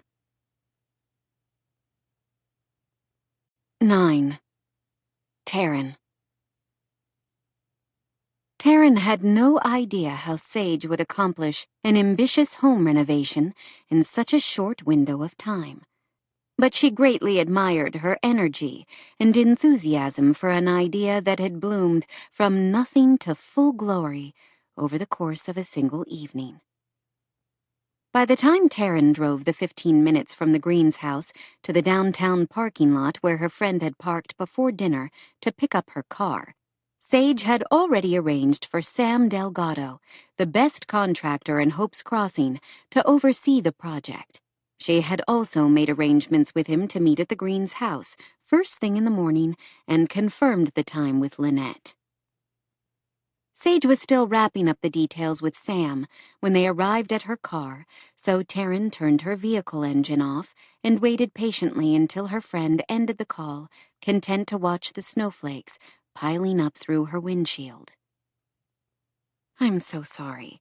This isn't the way you planned to spend the evening," Sage said after she hung up. "It was perfect," Taryn said. "I'm excited to be part of it. Thank you again for introducing me to Lynette. I'm so happy we saw her tonight in the cafe." "You're doing a good thing for a family in crisis. I hope you know I'm here to help in any way I can. I'm not great at construction, but I can make phone calls or organize volunteer teams or whatever you need." "Thank you," Sage said. "I will definitely take you up on that." "You might want to reach out to Charlie Beaumont," Taryn suggested, trying to keep her voice even. "This kind of thing is right up his alley. He's used to building things quickly and efficiently through his work for the Sheridan Trust, and he's a whiz at carpentry." "That is a great idea," Sage exclaimed. "I'll let Sam know." "But isn't Charlie busy dealing with his father's estate?" "Yes, probably. Still, it doesn't hurt to ask him. I can reach out if you don't have time." "I'll talk to him. I'm seeing him Friday, but since we're on a short clock, I'll try to reach out earlier than that." "Thanks, Taryn. You're the best." After she made sure Sage's vehicle would start, never a sure thing when cold weather could drain batteries, Taryn finally took off for home, anxious to see her fur babies. Except for a few moments between talking to Charlie and leaving to meet with Sage, she had only been home briefly all day. She yawned as she neared her house. It was nearly 9. The middle school started at 8, so she tried to be in her office no later than 7:15, in case any students needed to reach out to her. She was debating with herself about whether to shovel now or in the morning as she pulled onto her street. The decision was taken away from her. As she drove up to her little house, she saw that half the driveway was already cleared, and someone was busy shoveling the rest. Her heart gave a sharp kick when she recognized the man wielding the shovel. What was he doing here? She hit the remote on her garage. As the bay door opened, Charlie turned to face the road, his features clear in her headlights. She pulled into the garage, climbed out of her car, and picked up her own snow shovel, propped against the door. "You didn't have to do that," she said as she stepped out of the garage, shovel in hand. "I was driving past on my way back from the grocery store and saw that nobody had been by yet to clear off the snow. I wanted to be done before you got home." "Thank you," she said, not trusting her voice to say more than that. She loved his concern on her behalf. She only wished it wasn't born out of guilt and pity. He gestured to the shovel in her hand. "Put that away. I've got this. It should only take a few more minutes." "You saved me an hour of work. I'll do the steps in the walkway. It's the least I can do." "Taryn, I've got this," he repeated. "You shouldn't be out in this snow." She planted the shovel in the deeper snow on the grass. Nobody would dare treat Sage like she couldn't lift a shovel. Her friend plowed forward to take what she wanted, while Taryn sometimes felt like a passive observer in her own life. This might surprise you to know, but I am not completely helpless. In fact, I actually live a fully independent life. These days, I can dress myself, feed myself, go to the store without supervision. I have a job, I drive a car, I am also fully capable of shoveling my own damn driveway when the need arises. He blinked at her vehemence. I never said you weren't capable. You didn't need to say it. I was only trying to help. I appreciate that, I do. But I hate when you and everyone else act like I'm made of glass and will shatter into pieces if you look at me wrong. I appreciate your help on the driveway. I will take the steps and walkway, she said again. After a pause, he shrugged and returned to shoveling. That should hold you for a bit, he said when he finished. You'll have to give it another go in the morning. Thank you. I appreciate your help, she said, trying to sound gracious instead of combative. Being out in the snowy night for even the short time it took her to clear her porch and the walkway had cooled her down, and now she felt silly for her outburst. Charlie leaned on his shovel, protected from the snow in the small covered walkway between her garage and her house. What are you doing out so late? Hot date? She made a face. Oh, yes, that's me. Hot dates every single night. Not enough days in the week to fit them all in. He didn't seem amused by her light tone. Anybody I know? She sighed. Yes, Sage McKnight. We went to the Center of Hope to catch up. Afterward, we went to the house of a friend of mine. She's having some health problems, and Sage wants to remodel her house to make it more wheelchair accessible. Before Christmas. He shoved his baseball cap back an inch or two. Before Christmas? That's impossible. She seems to think it's not. I'm supposed to ask if you might be available to help, considering that's basically what you've been doing for the past few years for the Sheridan Trust. He gave a short laugh. Not really. I build medical clinics and schoolhouses in developing countries. That's not quite the same as remodeling a house. The concept is the same. Hurry in, do the job, and get out again. Right in your wheelhouse. The bitterness in her voice seemed to come out of nowhere, to her dismay. She should be used to Charlie moving in and out of her life. He had been doing it since he was released from youth corrections. I know you're busy, but if you have any spare time, I know Sage would appreciate it. Sam Delgado will be the contractor on the job. I'm sure he would love your help. Charlie had worked with Sam during the summers after he was released from youth corrections, and then later, when he would come home from college. She had always figured he worked construction mostly to annoy his parents, who would have preferred their golden boy to spend his summers lounging by the pool, or hobnobbing on the golf course with William Beaumont's business associates. I'm up to my neck in estate details and trying to get the house ready to sell, he said. I know. I wouldn't ask unless the need was urgent. Maybe you can squeeze out a few hours here or there to help out. Anything will be appreciated. I can probably help out a little, he said after a moment. It might be good to have something else to focus on. I'll give Sam a call, see what he needs. Oh, thank you. To make up for her annoyance of earlier and as a gesture of appreciation for his work clearing her driveway, she gave him a hug, like she had done 1,000 times since they were kids, as she had done earlier that day. Their hugs were different now. He felt different, stiff and unwieldy. It was like hugging a traffic pylon.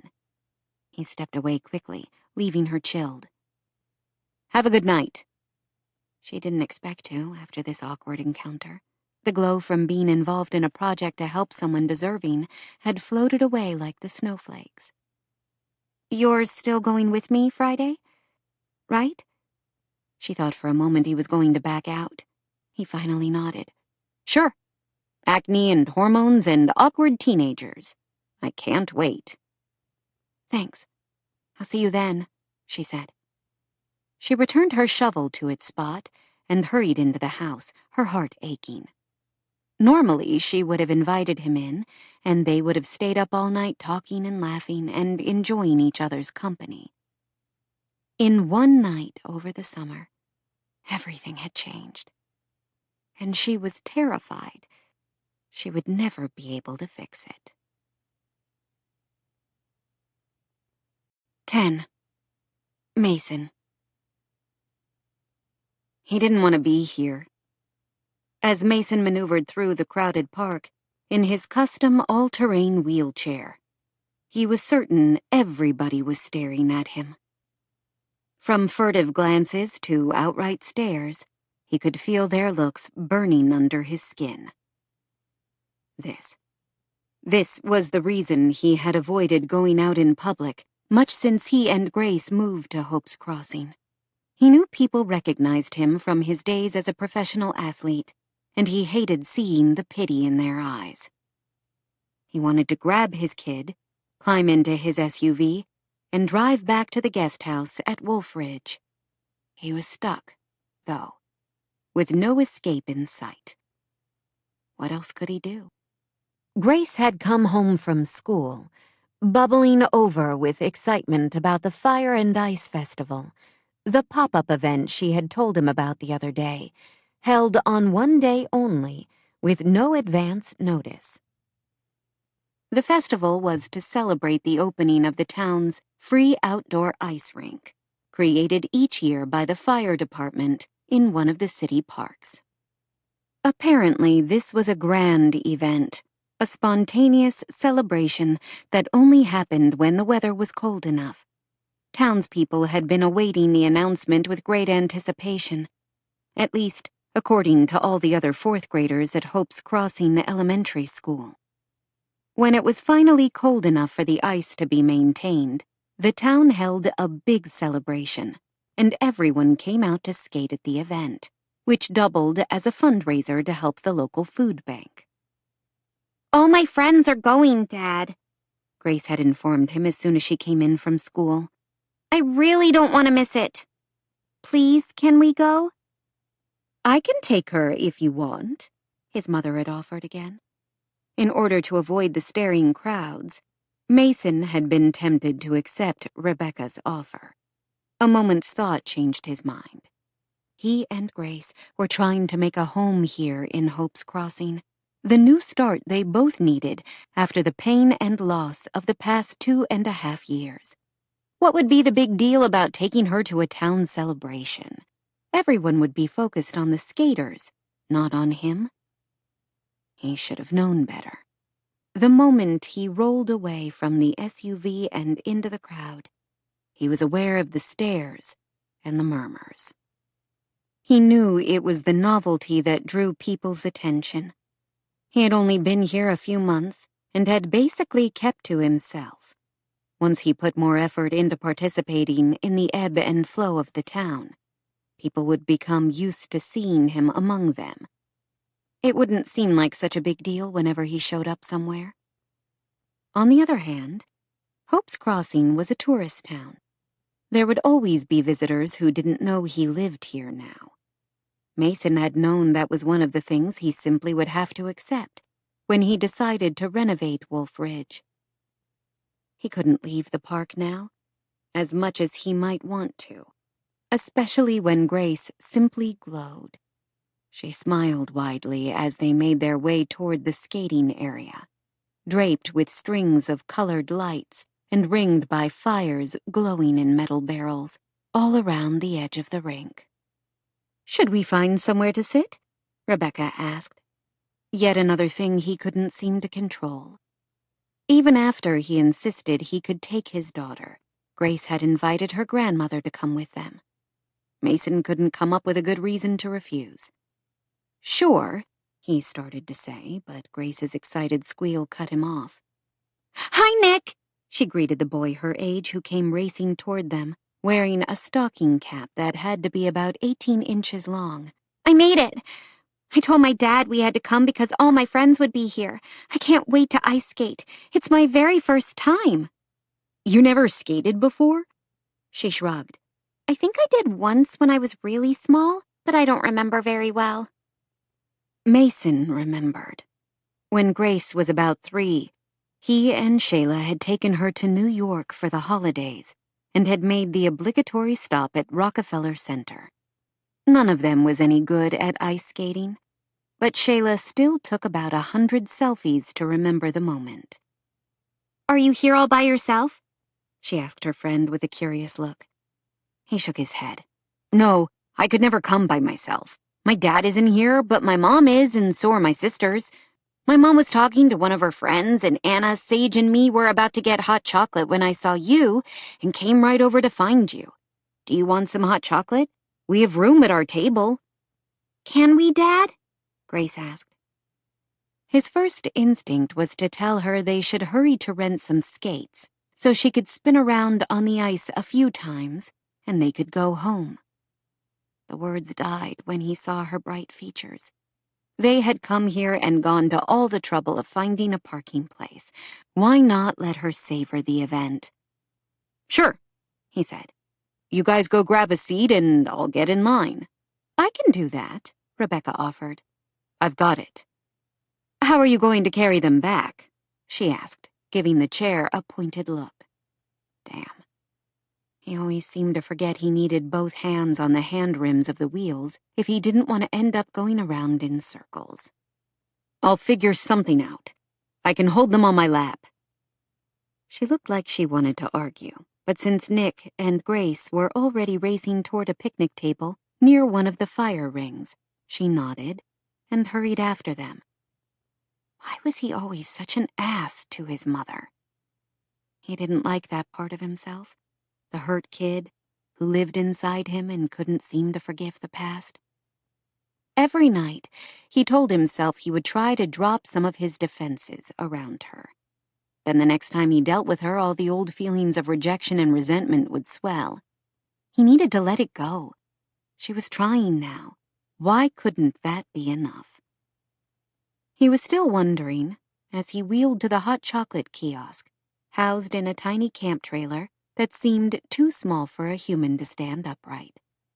A woman wearing elf ears and a striped elf costume was taking orders. Mason rolled to the back of the line of about 6 or 7 people. The guy in front turned around and did a double take. "You're Mason Tucker," he said, as if telling Mason something he didn't already know. "Yeah," he answered, wishing he had worn a balaclava instead of a beanie so he could have hidden his identity. "Man, the mighty Tuck.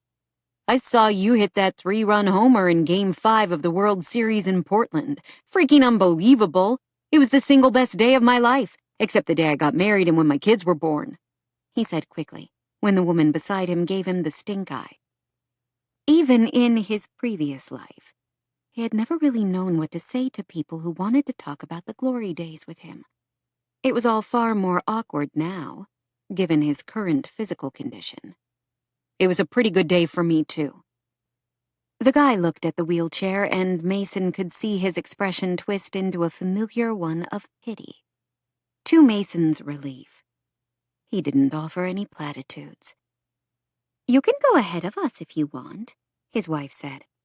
"I'm good. I don't mind waiting," Mason said, as the line moved forward a little. "Are you visiting the area?" he asked politely. "No, we're locals. Not a lot of tourists come to the Fire and Ice Festival unless they stumble onto it. The town doesn't advertise it except by email to the residents," the man said. "I'm Bob Coleman. By the way, this is my wife, Jan. We're kind of your neighbors. Our house is at the base of the mountain." "Nice to meet you both," he said.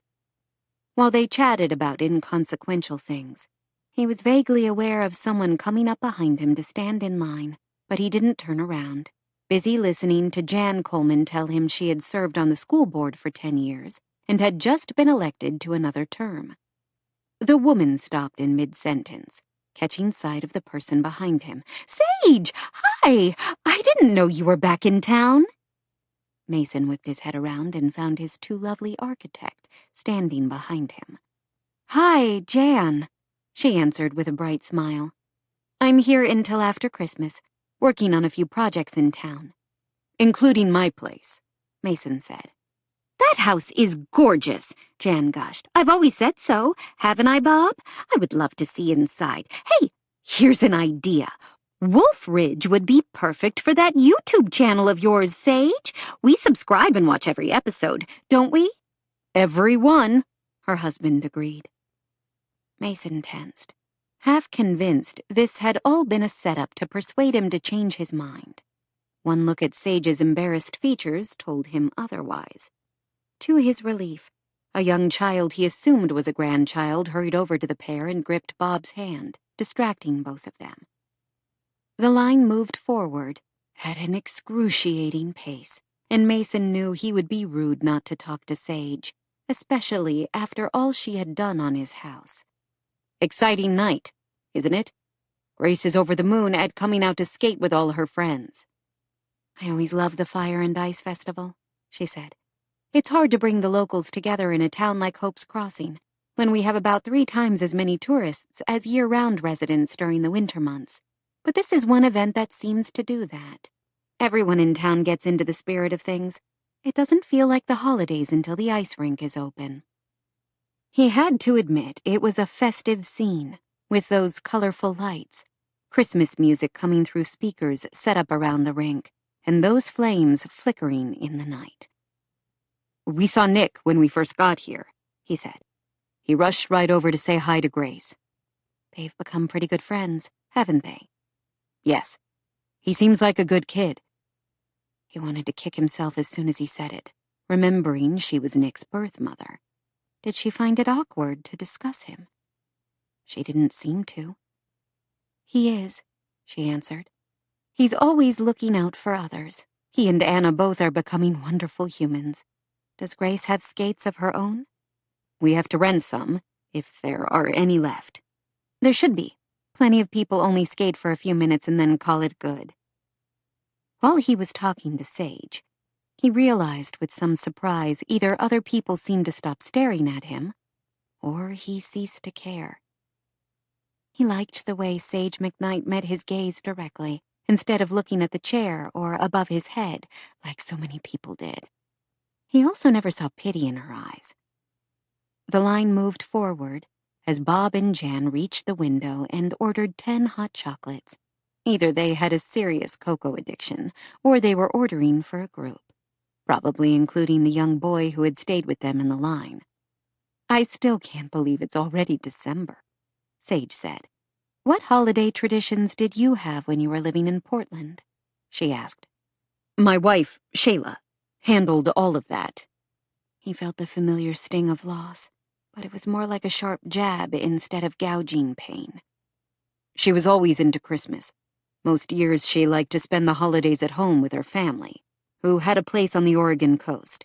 And then we would take off between Christmas and New Year's to spend a few days somewhere with just us and Grace.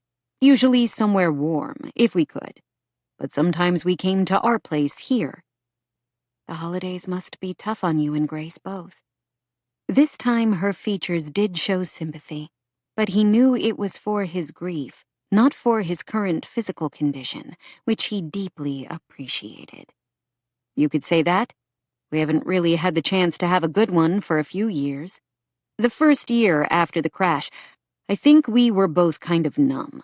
Last year, I ended up needing emergency surgery right before Christmas. Grace had to spend Christmas with her aunt and uncle, my late wife's sister and her husband.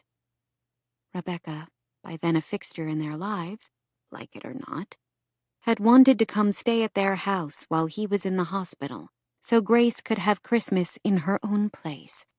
Instead, Mason had insisted his daughter once more go with Shayla's family to Cannon Beach. It had seemed important at the time, but now he knew it was a decision he had made as much to punish Rebecca as for the sake of tradition. Lord, he could be an ass. I promised her this year would be different. My natural instinct is to become a hermit and hunker down on the mountain, but I can't do that to Grace. You're a good father, she looked at him, eyes sparkling, and Mason suddenly felt breathless. He told himself it was the cold December night, even as some part of him knew it was because no woman had looked at him like that in a long time. He looked away to see Bob walk off with 2 drink holders, each with 4 hot beverages, while Jan followed him holding 2 cups. Steam curled off the cups, rich and chocolatey, with the snow lightly falling and the laughter of the skaters. The night seemed suddenly magical. Mason gripped his hand rims and wheeled forward. It was his turn next, but the elf in the cocoa trailer automatically directed her smile to Sage, standing behind him. "May I help you?" Sage pointed to Mason. "He's next." "Oh, sorry," the woman flushed. Mason wanted to tell her she wasn't the only one who did that. In his limited experience over the past 30 months, he had noticed people either genuinely didn't see him or subconsciously assumed everyone using a wheelchair should be treated like a helpless toddler. "Sorry, how can I help you?" I'll take 3 hot cocos, 1 with marshmallows and extra whipped cream. "Right away, sir." After he paid for them, she bustled around preparing the drinks, inserting the cups into a cardboard drink holder, which she slid out the window toward him. Mason lifted them down onto his lap, hoping like hell he didn't burn anything down there. "Those are going to spill all over the place while you roll over the bumpy grass," Sage said. "If you give me a second to grab my order, I can help you carry them to your family." He wanted to argue, as he had with Rebecca. He didn't need help with every little thing. On the other hand, she was right. He had to wheel the chair over bumpy snow and icy sidewalks. It wouldn't be a smooth ride under the best of circumstances. "Fine. Thank you." He added the last as an afterthought, then wheeled away from the counter, the scent of chocolate wafting from the cups in a delicious cloud. Sage joined him shortly. "Okay, I can take yours now." "Thank you," he muttered again. "You're welcome." She stood next to him so she could reach for the drink holder, and Mason had a sudden wild urge to toss the hot cocoa into the snow and pull her into his arms instead. She made her way through the crowd, and he gripped his rims and wheeled along next to her. Not an easy task, as it was always more cumbersome for him to slip around people. "You're pretty good on the snow and ice," she remarked. "I'm impressed." This one is my outside chair. The tires on it are more all-terrain than some wheelchairs, plus it has a power assist motor if I need help over grass or gravel. "Which I'm going to guess you rarely turn on." He felt his mouth split into a smile. Am I that transparent? "After 9 months of working with you on Wolf Ridge, I think I know a little about how your mind works." He doubted that, or she wouldn't be walking so calmly next to him, with no idea of how much he wanted to touch the soft skin of her cheek, or taste that little pulse in her neck. "I forget how difficult the average park can be to navigate for someone using a wheelchair, with all the different surfaces. Grass, gravel, sidewalk, dirt."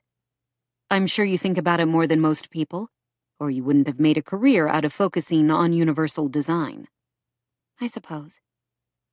He remembered what she had told him about her reasons for starting on this career. About losing her sister, and her friend who had been seriously injured. He hadn't asked how the story ended, he realized. "How is your friend now?" he asked. She looked puzzled. "Which friend?" "The one who started you on your journey to promote universal design. The one who was injured in the accident with your sister." She hesitated, and then pointed toward the skating rink, where a pretty blonde woman was smiling as she skated with an older man and a boy a few years older than Grace. She seemed wobbly, but no more than anyone else on the ice. "That's Taryn, with her father Brody and brother. Anthony has low vision. Brody and Taryn's stepmother, Evie, have adopted 2 children with special needs. And then they have one together, a little girl who is 5. That's a houseful. "Yes. They're quite amazing, and Taryn is doing great. She's a counselor at the middle school and lives here in Hope's Crossing. She still has some lingering issues with balance, and occasionally when she's tired, her speech can falter a little. But unless you know her well, most people wouldn't notice. She's really made a remarkable recovery." That's great. She sent him a swift look. and he was hoping he didn't reveal any of his dark feelings. He knew everyone had their own path through recovery from traumatic injuries, spinal cord or otherwise.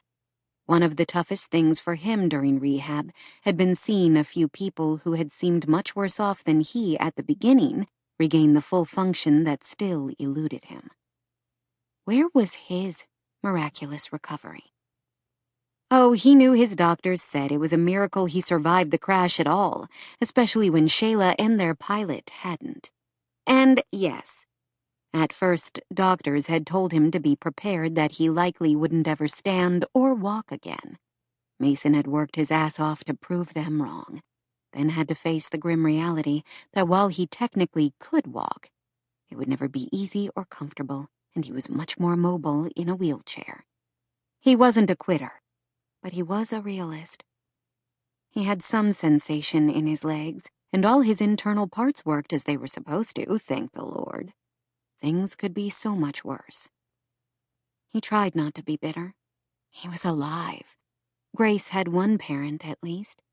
He would continue trying to be the best father he could, even if that meant he had to accept help to carry a cup of hot cocoa to his daughter.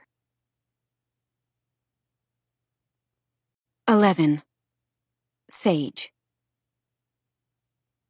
Sage felt like she had been handed a precious gift.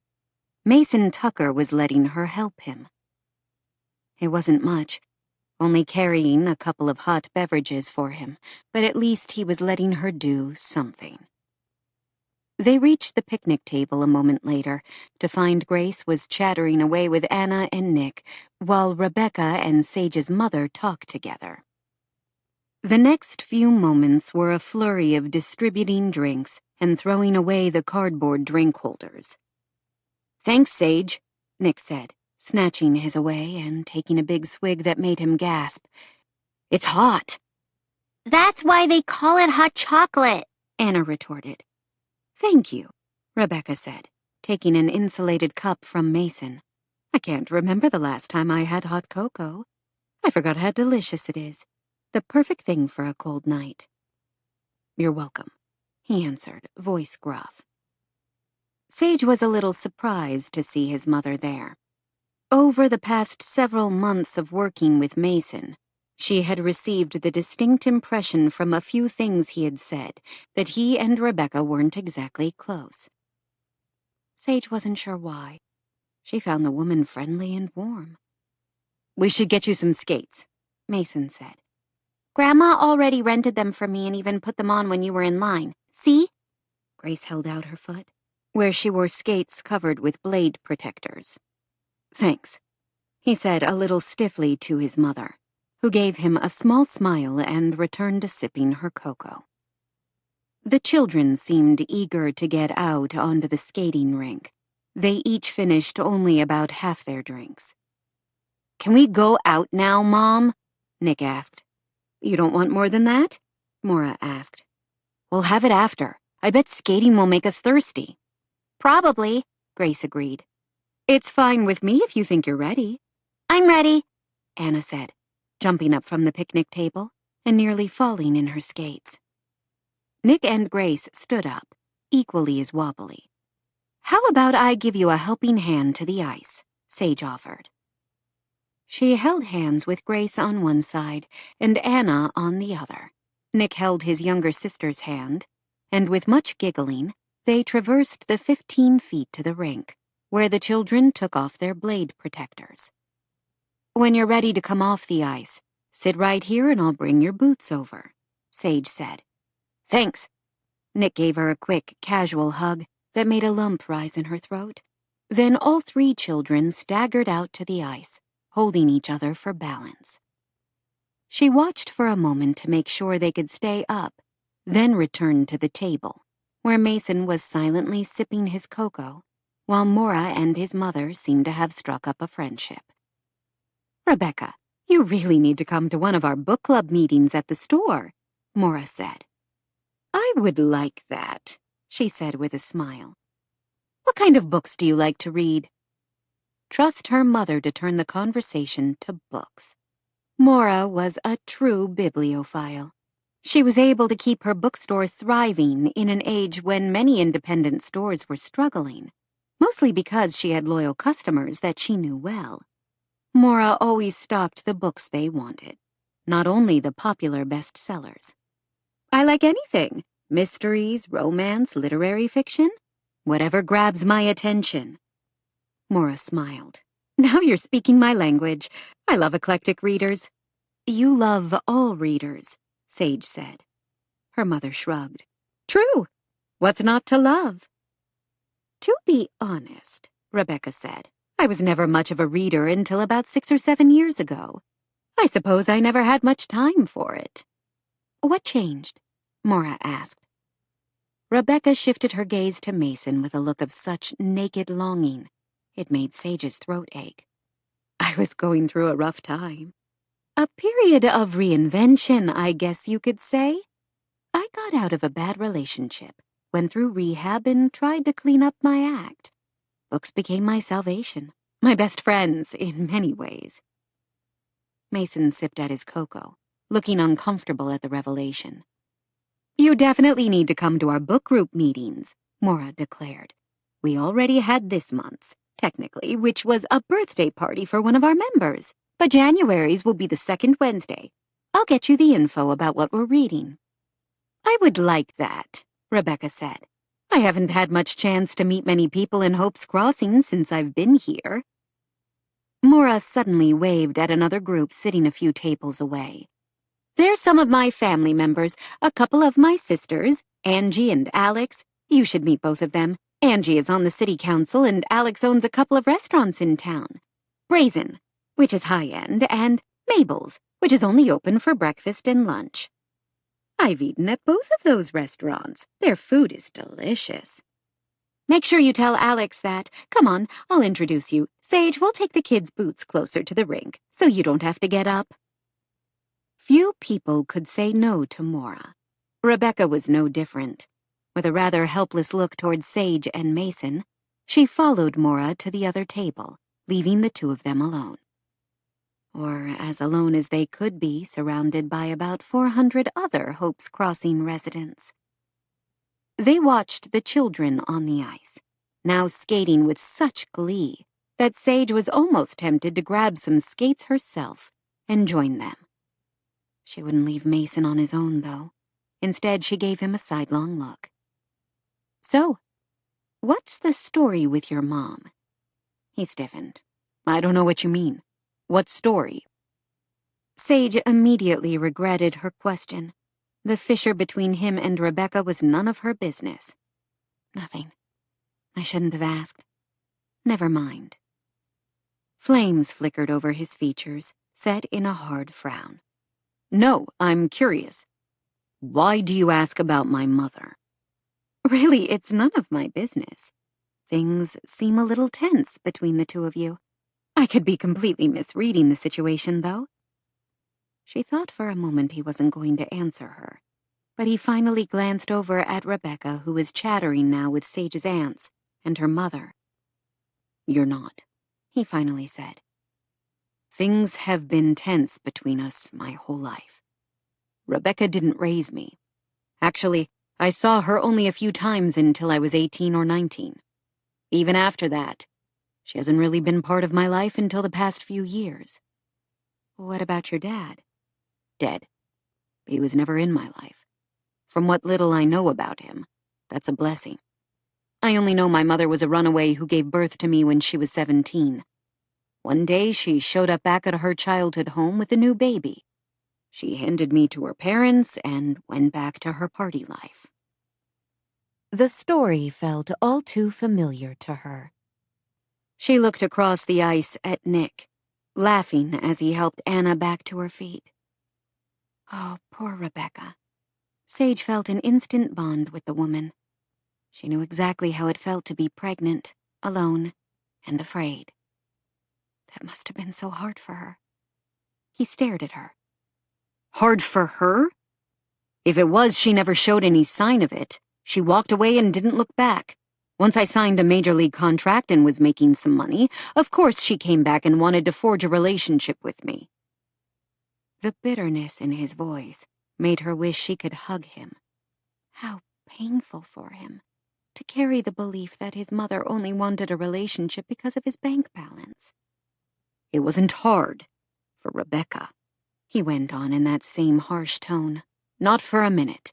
She didn't give me a second thought after dropping me off at the very home she herself couldn't wait to leave, a home focused on Bible thumping and sanctimony instead of affection and kindness. Some of the sympathy she felt for him must have shown on her face. He broke off with an oath. Sorry. I shouldn't have told you all that, but you did ask. I did. She was glad he'd told her, actually touched that he trusted her enough to let her inside that far. She had a feeling he didn't reveal this to many people. I'm surprised you have Rebecca back in your life at all, if you're so angry with her. He made a face. Not by choice. When I was in the hospital after the accident, she rushed in to help with Grace, relocating from California to be closer to us. I was in no state to argue at the time. By the time I could think straight again, it was too late. Rebecca and Grace were already close. What was I supposed to do? Grace had already lost her mom. I didn't have the heart to take her grandmother away, as much as I might have wanted to. So, here we are. Oh. Sage's throat closed, and she had to blink back tears, her emotions a tangled mess. She felt deeply for all of them. Grief for poor Grace, losing her mother. Sadness for Rebecca and the choices she had made, and a deep respect for Mason, who had emerged from what sounded like a tough childhood to become a decent person who cared deeply for his child. What a good man he was, to allow Grace to forge a relationship with Rebecca, even if he couldn't quite manage one on his own. She followed you here. He nodded. She's renting a place in those apartments on Skyline Drive. Not living with him, as huge as Wolf Ridge was? She could understand, she supposed, why Mason needed distance from his mother. The only thing I can say in her favor is that she seems to be a much better grandmother than she ever was a mother. She saw Rebecca, now on the outer edge of the skating rink, cheering on Grace, Nick, and Anna. So much pain in the world. I'm sorry I poked at old wounds. It's not a wound. Not anymore. I might have been angry and hurt when I was a kid, but now I'm indifferent. If she were Rebecca, she would find his indifference so much worse. The hard set to his features contradicted his words, though. He wasn't indifferent toward his mother, or he wouldn't have spoken with such bitterness. From the outside, she ventured, it seems as if Rebecca might be trying to atone a little for the choices she made when she was a frightened 17-year-old in an impossible situation. He gave her a steady look. Like you were with Nick? Oh, the air seemed to leave her lungs. How did he know about that? Nick, probably, through Grace. Did Nick tell everyone about their relationship? She could feel her face heat, which infuriated her. She wasn't ashamed of any of her choices. Yes, she said quietly. I was a little older than your mom. I was 19 and a sophomore in college when I found out I was pregnant. It was the year my sister was killed, when grief and pain were leading me into all kinds of questionable life decisions. She vividly remembered that time so many Christmases ago, when she had been terrified to even tell Maura she was pregnant, especially after Jack re-entered their lives. I have no regrets, not one. During the pregnancy, I was pursuing adoption, agonizing over giving up my child, and trying to find the perfect couple for him when my grandfather, Harry, suggested my parents should adopt Nick.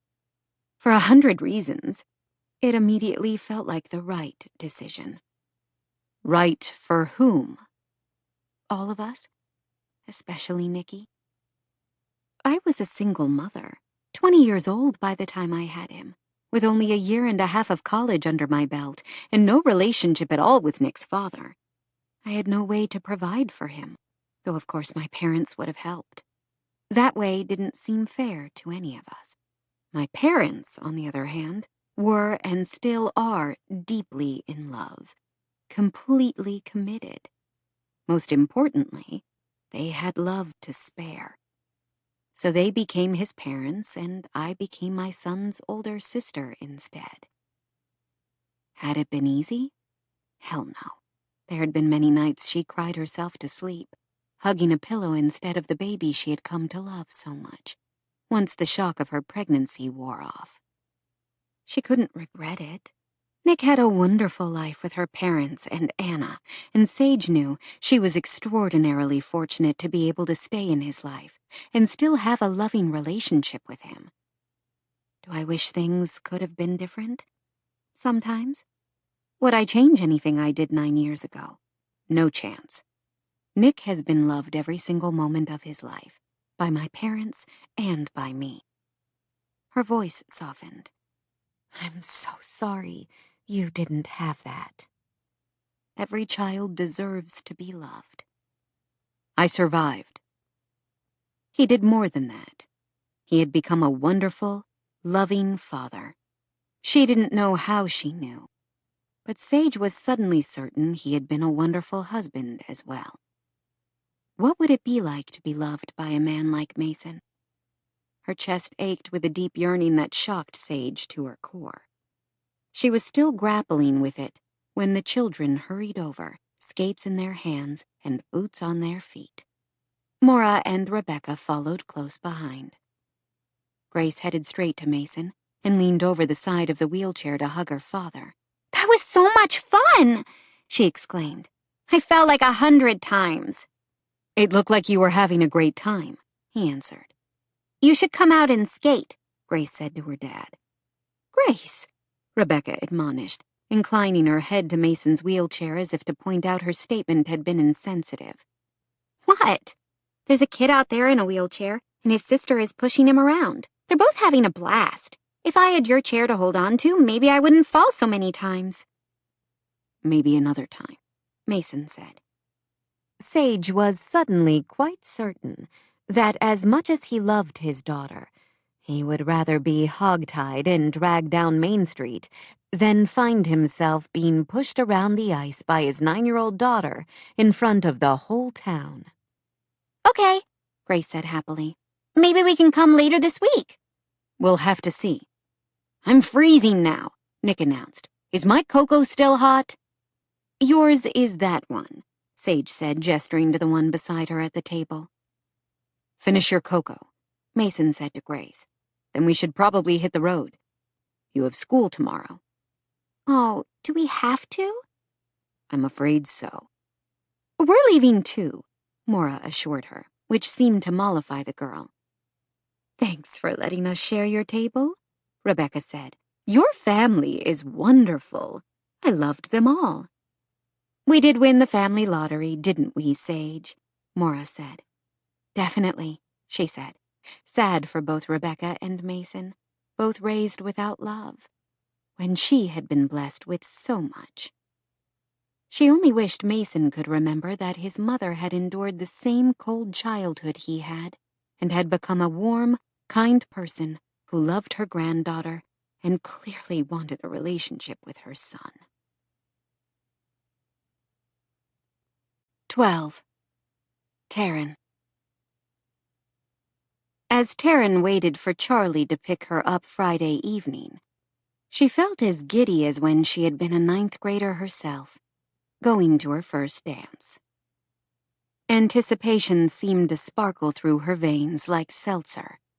Yes, she was perfectly aware she was being ridiculous.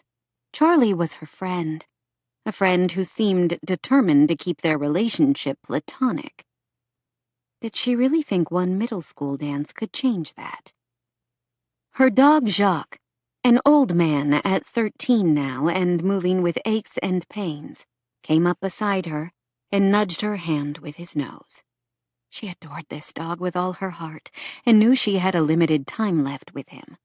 He officially had been certified as an emotional support dog after her accident, but he hadn't needed certification for her to give him most of the credit for pushing her back to health.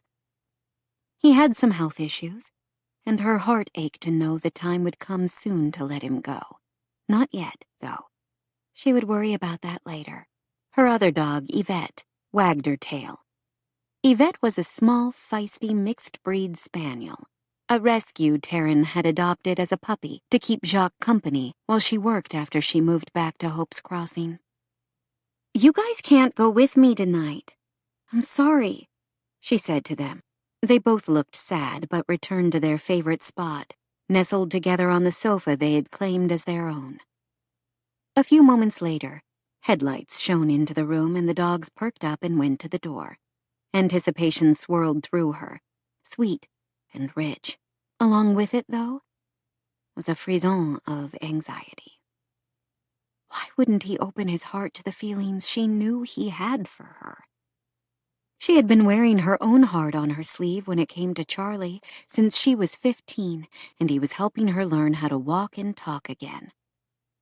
If he wasn't going to let their relationship ever shift from friends to something more, Thayne knew at some point she was going to have to move on. She could not spend the rest of her life waiting for him. Her accident had taught her that life was a precious gift, meant to be opened and savored, not tucked away on a shelf, waiting for something that might not ever come. She wanted a family, children of her own, a relationship like her father and Evie had, filled with joy and support and love. She was only 26, but many of her friends and fellow teachers her age were already married and had children. She had told herself she would give Charlie this holiday season, and that was it. If he continued to insist that their relationship remain platonic, she would have to carefully tuck away her love for him so she could make room in her heart for someone else. She didn't want to, but she also didn't want to live in this limbo. Maybe everything would change tonight, or maybe not. The doorbell rang. With fingers that trembled a little, she shrugged into the white faux fur cape she had bought to go along with her tea-length silvery blue dress, and opened the door. The dogs' tails wagged like crazy when they saw him, and Jacques was trembling with excitement. They loved him as much as she did. "Hey there, guys," he said, reaching out with one hand to try giving them both some love. The other hand, she realized, was holding a corsage. He looked up to smile at her, and Thayne had to catch her breath. He had always been gorgeous to her, but something about him right now, wearing a bespoke gray suit and a tie that perfectly matched his blue eyes, made her toes curl in her strappy shoes. He had also shaved off his beard. She hadn't seen him clean-shaven in forever. "Wow," he said. "You look like an angel who just fluttered down from the top of the tree." She wasn't sure whether to be moved by his words or annoyed. Part of their problem was that he had always put her too high on a pedestal. "Thank you, but you of all people know I'm no angel, Charlie." He looked as if he wanted to disagree, but to her relief he only held out the corsage. "This is for you." "Thank you. I didn't think to get flowers for you." "Well, I figured you missed a few dances in high school. Let's call this a makeup." It was always there between them, the reminder of the accident, and how she missed nearly a year of school during her recovery, and had to have tutors and homeschool to catch up so she could graduate with her class. He held out the corsage, which was fixed to a band to wear on her wrist. "Why don't we take it with us? I'm afraid my cape will smash it." "Okay." "You look great, too," she said to cover the sudden awkwardness. "Is that the suit you wore to Jason's wedding last summer?" She chose her words deliberately, to remind him of how much fun they'd had together, and of that stirring moment they had shared on the dance floor, and the kiss that came after. "It's the only one I have. Not much call to wear suits when I'm pounding nails in the jungle somewhere or hanging cabinets in the desert." He had created a good life away from Hope's Crossing, spending a good part of it traveling around the world helping others, She respected and admired him for it, even as she wished he could find the self-fulfillment he sought here, with her. Are you ready to go? Yes, I only need to settle the poochies. He watched, features impassive, as she petted Jacques and Yvette and told them to be good. I can't believe Jacques is still going, Charlie said as they walked out into the night, and she closed the door behind her. He must be at least 150 in human years. He's 13. That makes him about 85. He's old, but still gets around. If she lost both Charlie and Jacques in the new year, how would she make it through? She didn't want to think about it. I'm going to the middle school, right? He asked as he drove away from her house. No, sorry. I forgot to tell you. Our PTA president is the events coordinator at the Silver Strike Resort, and she was able to reserve their small ballroom for us. He nodded, though he didn't look thrilled as he turned in that direction. How many kids are you expecting? The 9th grade has about 200 students. We expect about 150 to come to the dance. We'll see, though. You'll probably see Dan Salazar. He was a few years ahead of us in school. I remember Dan. He was a good guy. Still is. He's one of the PE teachers and the freshman football coach. He's also the other faculty chaperone tonight. Some parent volunteers will be there, too. They talked about others they went to school with, while Charlie drove up the canyon toward the ski resort. When he passed the spot of the accident, Charlie grew silent, eyes focused on the road. Taryn said a prayer for her friend, as she always did when she passed the tree, with a small silver plaque erected years ago. The moment cast a pall over them both, but Taryn told herself she wasn't going to let that ruin the night. Only a few moments later, they approached the beautiful Silver Strike ski resort, luxurious and tasteful against the steep mountains at the end of the box canyon.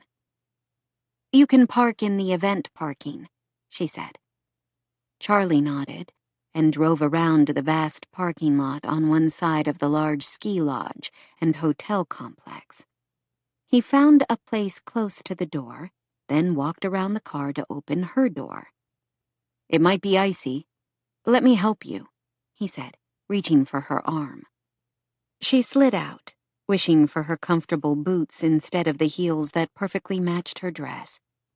On the other hand, Charlie might not have gripped her arm so tightly if she weren't wearing silly little heels. She was not about to complain. This was everything she hoped would happen. She wanted to force Charlie to see her in a different light, to make him finally acknowledge the feelings that had been simmering between them forever. Beautiful night, isn't it? She lifted her face to the sky. Hope's Crossing was a dark sky community, which meant all outdoor lighting needed to point downward instead of spilling light pollution into the sky. As a result, the stars here were always so spectacular. Even with dark clouds gathering overhead, stars poked through the gaps like bright gems on velvet. A few stray snowflakes fluttered down, landing on her cheeks and her furry cape. Charlie wiped one away from her forehead, and Taryn fought the urge to nestle against him and stay right here in the parking lot forever. I'm guessing we're supposed to be heading toward the door with the balloons around it, he said. She followed his gaze and saw the middle school decorating committee had festooned one door with an archway of red, green, and gold balloons. She could see more balloons inside. Good guess, she said with a smile. Let's do this. As the two of them walked toward the building, her arm still caught in his supportive grip, Taryn savored his touch as she soaked up the heat of his hard muscles against her. Do you chaperone a lot of these dances? He asked, as they headed toward the balloon arch. We don't have many dances, only about one a trimester. It's not like the high school, where sometimes it feels like the PTA wants to throw a dance party every other weekend. Anything to keep the kids out of trouble. He said the words lightly, but she didn't miss the grim undertone. They had been the troublemakers. She, Layla, Charlie, and their other friends. They had too much time on their hands, too much disposable income to buy alcohol and marijuana, too much resentment toward their parents for trying to mold them all into people they didn't want to be. That night had followed several days of mayhem, a rampage of vandalism, trespassing, and outright theft. They had all made mistakes during that time. Each of them had paid a steep price. Layla had suffered most, of course, losing her life and her future. Taryn had faced a daunting rehabilitation. Charlie hadn't been seriously injured in the accident, but he had lost his freedom for nearly a year. Beyond that, he had lost less tangible things, his reputation, but most of all his self-respect. She squeezed his arm, wishing she could convey again that he needed to forgive himself if he wanted to go on to have a good life. Maybe inviting him tonight had been a terrible mistake, and would only serve to remind him of that night neither of them could forget.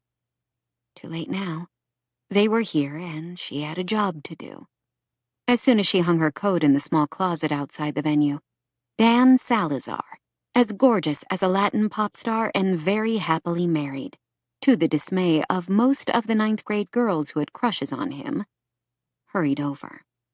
"Hey, man, good to see you," he said, greeting Charlie with a handshake before turning to greet Taryn with a harried sort of look. "We've got a problem," he announced unceremoniously. She raised an eyebrow. "Already? There aren't even any students here yet except the planning committee." "And therein lies the problem. Ashley P., our venerable dance committee co-chair, broke up with her boyfriend yesterday. Well, he broke up with her, anyway." I hadn't heard that bit of gossip, but I can't say I'm completely surprised. Colton Samuels is the biggest flirt in the school. "Right. And he apparently flirted his way into a new girlfriend, the other co-chair of the dance, and Ashley P.'s previous best friend, Ashley L. Oh, dear. Awkward. More than awkward. It's getting ugly. The Ashleys just had a screaming fight while they were supposed to be helping set up the tables and chairs. I was afraid they were going to start throwing punches and pulling hair any minute, so I separated them. Ashley P. burst into tears and ran into the ladies' room a few minutes ago. You should, go talk to her." Why did she always get assigned the hard jobs?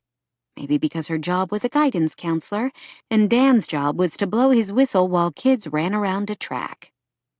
She gave Charlie an apologetic look. "Sorry." He made a little shooing gesture. "Go. I'll be fine. I can finish setting up chairs and tables with Ashley L." "Thanks. I'll find you when I'm done." By the time she calmed the other Ashley down, no easy task, and convinced her not to let Ashley L. and Colton ruin the event she had worked so hard to organize, Taryn was already exhausted. The two of them returned to the ballroom to find the perimeter lined with chairs and small cafe tables, and a few other students had started to trickle into the dance. Most were standing in small groups or clustered around the refreshments table. She found Charlie talking to Dan and his pregnant wife, Lucia. "Ready to get the party started?" Dan asked, when Taryn approached them. "As I'll ever be." "I'll let the DJ know." A few moments later, the thump of bass rang through the ballroom, and the first brave students from the drama and debate clubs headed out onto the dance floor. The demands of chaperoning kept her busy at the start of the dance, first intercepting and heading off a fight before it could begin between a couple of feuding basketball players, and then sitting at the entrance to make sure only ninth graders and their guests came in. After the flow of arriving students trickled off, she traded places with one of the parent volunteers on the dance committee so she could monitor the situation at the refreshments table. Charlie seemed to find plenty to do. He helped when one of the streamers fell down, and he even danced once with Nadia Ali, another member of the faculty who taught French and geography at the school. Nadia was a year older than Taryn, Charlie's age, and had also gone to school with them. Nadia and Charlie had been friends for a long time, and Taryn had always considered her a friend too. But as she watched them dancing and laughing together, Taryn was suddenly aware of a possessive streak she never realized she had. At least he seemed to be enjoying himself. She didn't see any of the tension she usually sensed in him at various hopes-crossing social events. Her path finally intersected with Charlie's when she headed over to grab a drink of water from the refreshment table. At the same moment, he carried in another tray of star-shaped sugar cookies supplied by one of the local bakeries to replenish the supply. "There you are," Charlie said with a wry smile that made her heart pound. "This is the single strangest date I've ever been on, especially considering I've only exchanged a few words all evening with the woman who brought me." "Sorry about that. I should have expected all the drama. It's middle school. Kind of goes with the territory. Thank you for your help. Our PTA president was telling me you've been invaluable at keeping the tables stocked with refreshments." "That isn't an easy task when you're talking about ninth graders. I swear one kid ate a dozen cookies by himself." He gestured with his head toward Tommy Rocco, slumped into a chair in the corner and looking a little green. "You two should get out there and dance together while you have the chance. I can handle the refreshments table for a few minutes," Nadia suggested, and Taryn decided not to hate her after all. "Shall we?" Charlie asked, holding out his hand to her. Her pulse seemed to accelerate as he led her out to the floor. They only fast danced for a minute or two before the DJ shifted the music to a mellow love song. Around them, the students were pairing off, most with that uncertain hesitancy she found endearing. She glanced over toward the DJ and saw Nadia walking away with a satisfied smile. Oh yes, she definitely didn't hate her friend now. Charlie wrapped an arm around her waist and pulled her closer, and she slid an arm around his neck, wishing she could sink against his muscular chest and stay there all evening. At least she could hold his hand for a few moments, and she could feel his other hand around her waist. He was an excellent dancer. She had known that about him from the few times they danced in high school, and had been reminded over the summer at his friend's wedding. She would guess that was a byproduct of all those dance lessons his mother required him to take. She didn't want to think about Laura Beaumont right now, for multiple reasons. Mostly because it always made her sad for Charlie, wishing he could have had a childhood that hadn't been defined by his mother's alcoholism, as well as her pretensions and social climbing. "Are you having any fun at all?" she finally asked. "More than I expected," he admitted. "I quite enjoyed confiscating a vape pen from a couple of guys." "My hero," she said. She spoke the words in a light tone, but they made his jaw tighten as they moved around the dance floor. Why couldn't he see himself the way she did? As a good, honorable man who worked hard for those in need and always tried to help others. No matter how much evidence to the contrary, Charlie seemed to think the choices he made as a 17-year-old kid had to define him. She spotted a familiar girl standing with a few friends in one corner.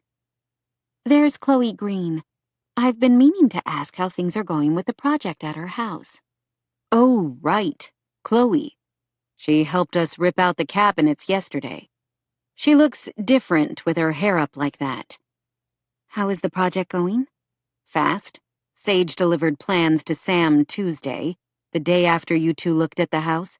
Demo's been done to the kitchen and we're doing the bathrooms tomorrow. We should be ready to start installing cabinets Monday." "Do you really think it's possible to finish before Christmas? I feel so bad about turning Lynette's world upside down during the holidays." "Sage and Sam are both determined. I'm only the hired help." "Except nobody's paying you." "That's true." They lapsed into silence, and for a few moments she simply savored the moment, wondering if she would ever have the chance to be in his arms again. All too soon the dance number ended, and a fast dance started up again. She reluctantly slid away from him. "Thank you. I should probably get back to the chaperone thing." This wasn't at all like that magical wedding over the summer, she realized. She had responsibilities here that went beyond dancing with the man she loved. How foolish she had been to expect things might be different. If anything, their relationship seemed more strained, especially with this new tension between them. As he returned her to the refreshments table, Taryn had to fight down a sudden ache in her throat. She was going to lose him. She could feel their friendship slipping away, and she had no idea how to grab onto it. She tried to turn her attention to her duties, and was busy pouring some of the spicy wassail into insulated cups when Chloe came over, shifting and looking nervous. "Hey, Miss Thorne." She smiled at the girl. "Hi. Would you like some wassail?" "I guess." She took a cup but didn't seem in any hurry to leave. Taryn had enough experience to know when a student wanted to talk to her but didn't know where to start. "Are you having fun?" she asked gently. Sure," she said, which Taryn was 100% certain was a lie. "Is something wrong?" Taryn prompted. After a moment, Chloe looked around to make sure no one was within earshot before she lowered her voice, so low Taryn could hardly hear her. "I really hate to be a narc, but I thought you should know. A couple of kids just headed out to the parking lot, and I heard one of them say he brought a flask of his dad's Jack Daniels from home." "Did he?" She wasn't at all surprised, though the students in the 9th grade were only 14 to 15 years old. Taryn knew some already had substance abuse issues. She had been 14 when she smoked her first joint at a party. "Please don't tell anyone I told you. It's just, my dad was killed by a drunk driver, and alcohol abuse is kind of a thing with me. I know they won't be driving, but still, if they have no problem breaking the rules and drinking at a 9th grade dance, it's only a matter of time before they get behind the wheel. I just thought you should know." Taryn hugged the girl. "You did the right thing, Chloe. Thank you for telling me. I'll take care of it." "You won't tell anyone I told you, will you?" she asked nervously. "Told me what?" Taryn said with a reassuring smile. Then she turned and headed for the door. This was one of the toughest parts of her job. She loved helping students think about future careers, directing them to mental health resources if they needed it, working through scheduling problems with classes. She didn't enjoy having to be the hammer and enforce the rules. She looked around for Coach Salazar, who was very good at handling rule-breaking students, but she couldn't immediately find him. She was tempted to take Charlie with her, for muscle, if she needed it, but quickly abandoned the urge. Despite what she had told him, she really hadn't brought him along to perform bouncer duties. With resignation, she grabbed her fluffy, soft cape from the closet and headed out to the parking lot. At first, she couldn't see anyone, but then she spotted 2 boys loitering between rows of cars. Her heart sank. Jake Marshall was constantly in trouble.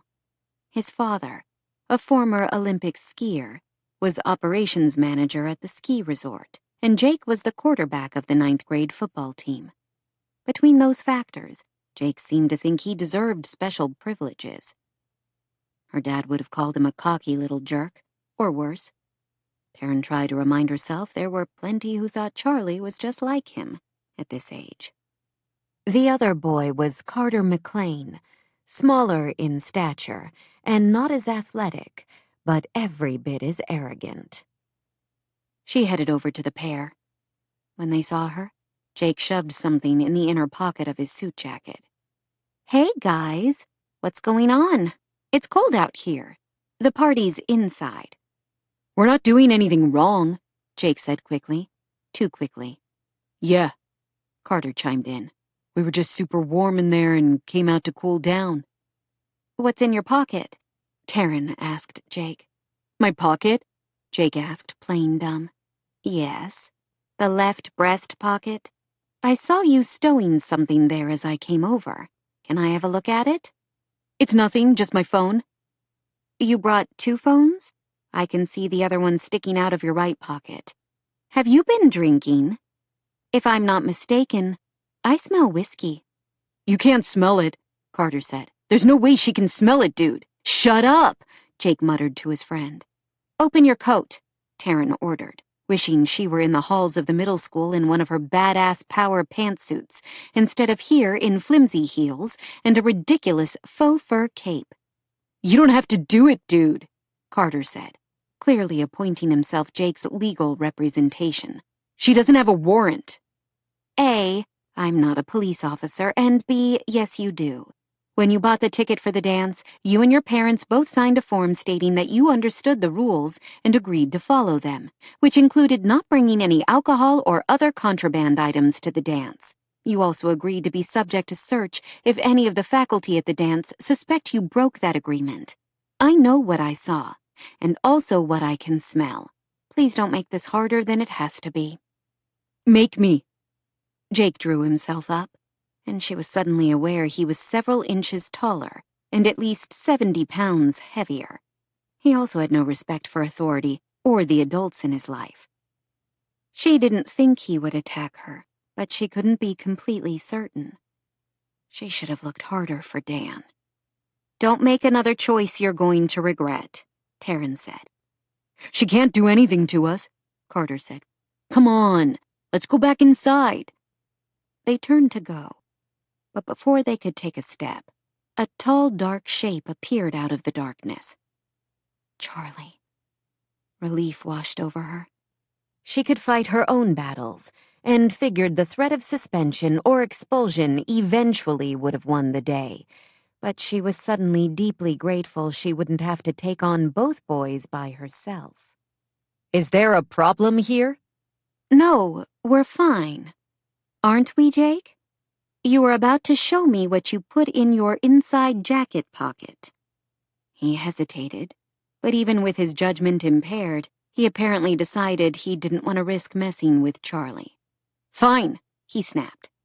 He opened his suit, and she could clearly see the top of his silver flask there. I found it out here on the ground, he claimed, adopting an innocent expression that didn't fool her for a second. Carter and I were discussing whether we should turn it in to the hotel front desk or to Coach Salazar. Did they genuinely think she would buy that? Why don't you give it to me and I'll take care of it? You don't trust me? Jake asked. She held out a hand, and after a moment he all but shoved it at her. What a coincidence that the flask he found on the ground happened to have his initials, which were his father's as well, etched in the silver in a stylized monogram, J.M., for James Marshall and Jake Marshall.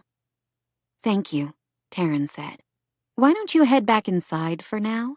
I'll talk to Coach Salazar. I'm sure he'll be interested to see it. He and Carter both looked at each other, and she could tell it was beginning to sink through their bravado that they were in big trouble. The young men gave her a look of loathing, and then went back inside, leaving her with Charlie. What was that all about? Taryn sighed. That was Jake Marshall. His older brother Tony went to school with us. Ah. Tony Marshall had been an entitled brat, and his brother was following in his footsteps, unfortunately. You don't seriously believe they found that on the ground, do you? His scornful expression perfectly matched how she felt about the situation. Not for a second. Nice try. We have a mandatory suspension policy for any student who brings a banned substance to a school event. Jake knows that as well as I do. What will you do? I have to tell the administration, and he'll likely be suspended. It won't win me any popularity contests with Jake or his family, but it's my job. I have to do my best to keep my students on track. Can you really do that? Who knows? Carter and Jake are both headed off the rails. Maybe this will be a wake-up call. But you doubt it. Apparently he knew her well. Some students don't want to listen, she said, though Carter and Jake and their issues seemed far from her mind. How could she think straight with Charlie standing so close to her, his body heat drawing her like an open fire? Kids are going to do what they want, no matter how hard the well-meaning adults around them try to keep them on track. You make it sound like my entire career is a big waste of time. It's not. I admire what you're doing, he said, his voice low. You're dedicated and passionate, probably exactly what most of these kids need. There will always be outliers, like Jake and Carter. Like we were. That gives me hope. I guess it's my destiny to serve the students at Hope's Crossing Middle School while you're out there helping the world. Thanks for the pep talk. On impulse, she reached up on her toes and kissed him on the cheek. He made a small strangled sound. His gaze burned into hers, and she wanted to sink into the emotions there, tenderness and affection, and what she was almost certain was hunger. Charlie, kiss me. She didn't say the words this time, but surely he could see how much she wanted him to. She was certain he would. His mouth moved toward hers, and she held her breath, her heart pounding. At the last instant, just before he would have finally crossed that invisible barrier, as he had the night of the wedding, he seemed to yank himself back to safer ground. He stepped away. We, should probably go inside. It's cold out here. She told herself she was glad he had stopped. She didn't really want to kiss him in the parking lot of the Silver Strike, where anyone could see them. She had responsibilities to her students. Would they ever find the perfect moment, with Charlie so determined to push her away whenever she tried to move things to a different level? Yes, you're right. Since there are no more errant teenagers out here in the parking lot, I guess my work here is done, she said, trying for a light tone. Inside, she had to shove down tears. She was suddenly certain she was pounding her head against a wall, or at least against one very stubborn man. Maybe he only needed time. She sighed inwardly as she followed him back to the ballroom. She had been telling herself for about 5 years now that when he was ready, Charlie would open his heart to her. She was beginning to fear that day would never come. 13. Sage. Her mother was having a hard time leaving, as Sage fully expected she would. You'll remember that Anna has to sleep with a nightlight, and Nick doesn't like onions on anything, right?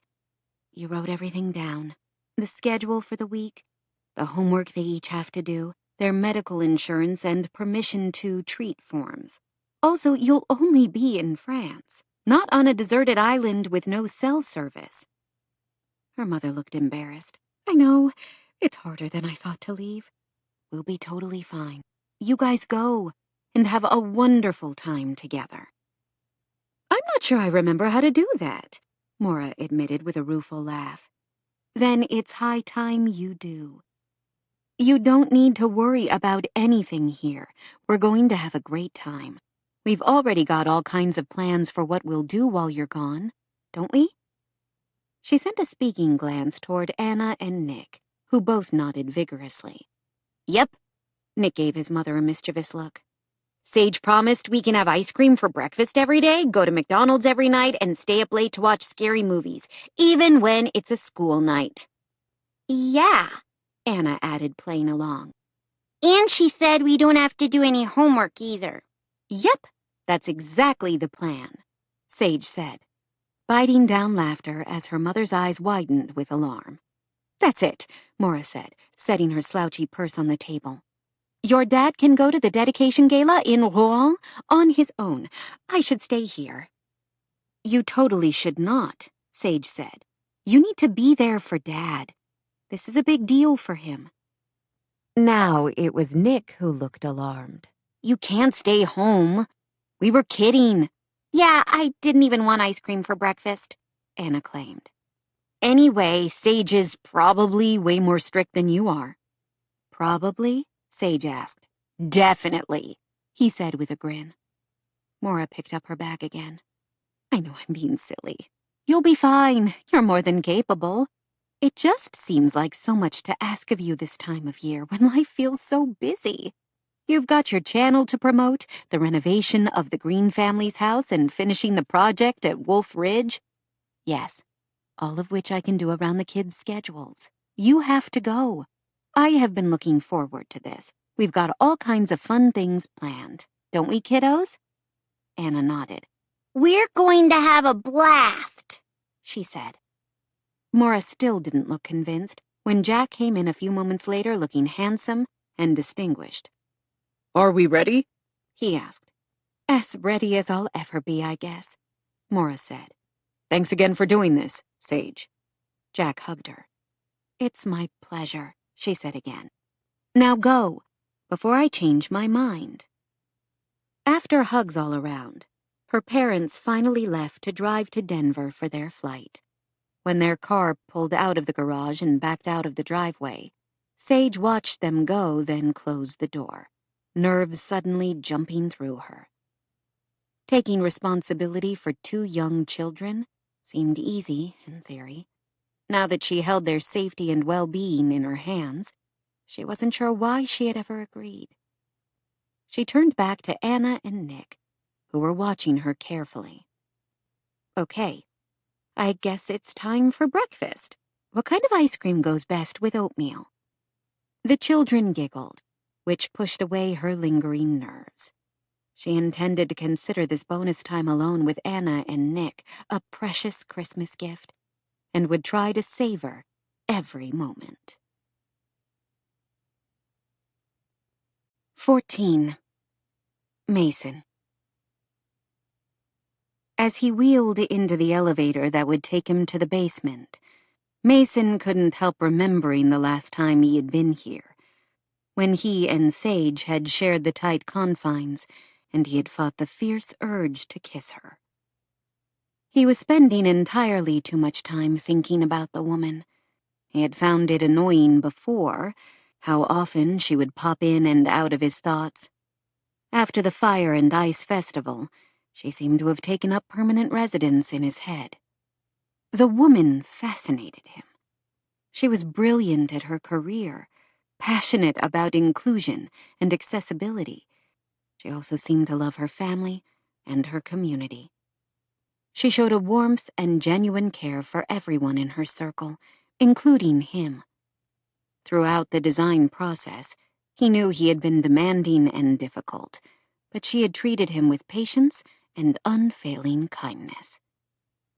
He didn't want to think of Sage a dozen times a day.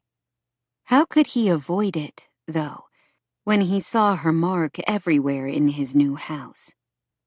He saw her in the bright, open feel, the creative use of industrial design elements that somehow merged perfectly with nature to bring the outside in 100 clever small touches that would make life easier for him, both when using his wheelchair and when he was moving around with the forearm crutches. Under her direction, Wolfridge was becoming the perfect house for him and for Grace. The elevator reached the lower level, and Mason wheeled toward the exercise room off the pool area. The room featured state-of-the-art exercise equipment, plenty of storage, and a cushioned floor that would be easy on joints, while still allowing him to maneuver easily through the room when using the chair. It also featured a separate HVAC system with extra ventilation, so he could control the heat independently from the rest of the house and keep it warmer or colder, depending on his needs. Sage had really thought of everything. When he entered, he found Sam Delgado installing various hooks to a huge beam that bisected the room and also ran down the sides. The hooks would hold exercise straps. "Hey, Mason," the contractor greeted him with a smile. Mason gestured to the ladder and the drill. "I thought you were the boss. Don't you have guys who could do that?" Sam smiled. "Sure, but everybody else was a little busy today on another project, so I figured I would try to wrap up a few odds and ends over here." "Thanks. I appreciate it." Recommended by Sage, Sam had been fantastic throughout the whole renovation process, and had become someone Mason respected and considered a friend. This won't take me long. We're almost there in this part of the house. This is going to be a great space. Maybe I'll have to come use it on the days I can't get to the gym. You're always welcome, Mason said gruffly. It's the least I can do. I know I've been a pain to work with. Compared to most of my clients, you've been a breeze, believe me. Everything has turned out so much better than I hoped. Sam smiled. It's a great house. I've loved bringing it back to full glory. I'll be sorry to move on. We have a few more details to finish, but we should be wrapping everything up by the weekend. Perfect. That's what I came over to talk to you about. I just got off the phone with the designer. Jean-Paul wants to have all the furnishings delivered Friday and staged over the weekend. I told him I would get back to him after I make sure that still fits with your schedule. Should be great. You'll be happy with Jean-Paul. He knows what he's doing. Jean-Paul Boucher apparently worked regularly with Lang & Associates and had been another provider recommended highly by Sage. His ideas for the furnishings and accessories seemed to jibe exactly with what Mason envisioned. He didn't really have a strong opinion about that part, and with Jean-Paul, the process had been simple and straightforward, which he appreciated. You've been terrific, Mason said. I'm really grateful with how quickly you've been able to complete the project. I'm glad you're happy with it so far. We're not done working together. We still have the guest house. Right. Any idea of a time frame for that? The space where he and Grace lived now would also receive the same treatment as the main house, a rethinking and reconfiguring of the entire space. When it was done, the guest house would boast 2 bedrooms, 2 bathrooms, a gourmet kitchen, and a private balcony that opened to a view of the valley below them. I would like to say we can start immediately, but Sage has kind of commandeered our time for this week and next. We might not be able to start demoing until after the holidays. Sage again. Every time he tried to push her out of his head, she somehow wriggled her way back. What kind of project? Sam looked over his shoulder. You can ask her yourself. Speak of the devil.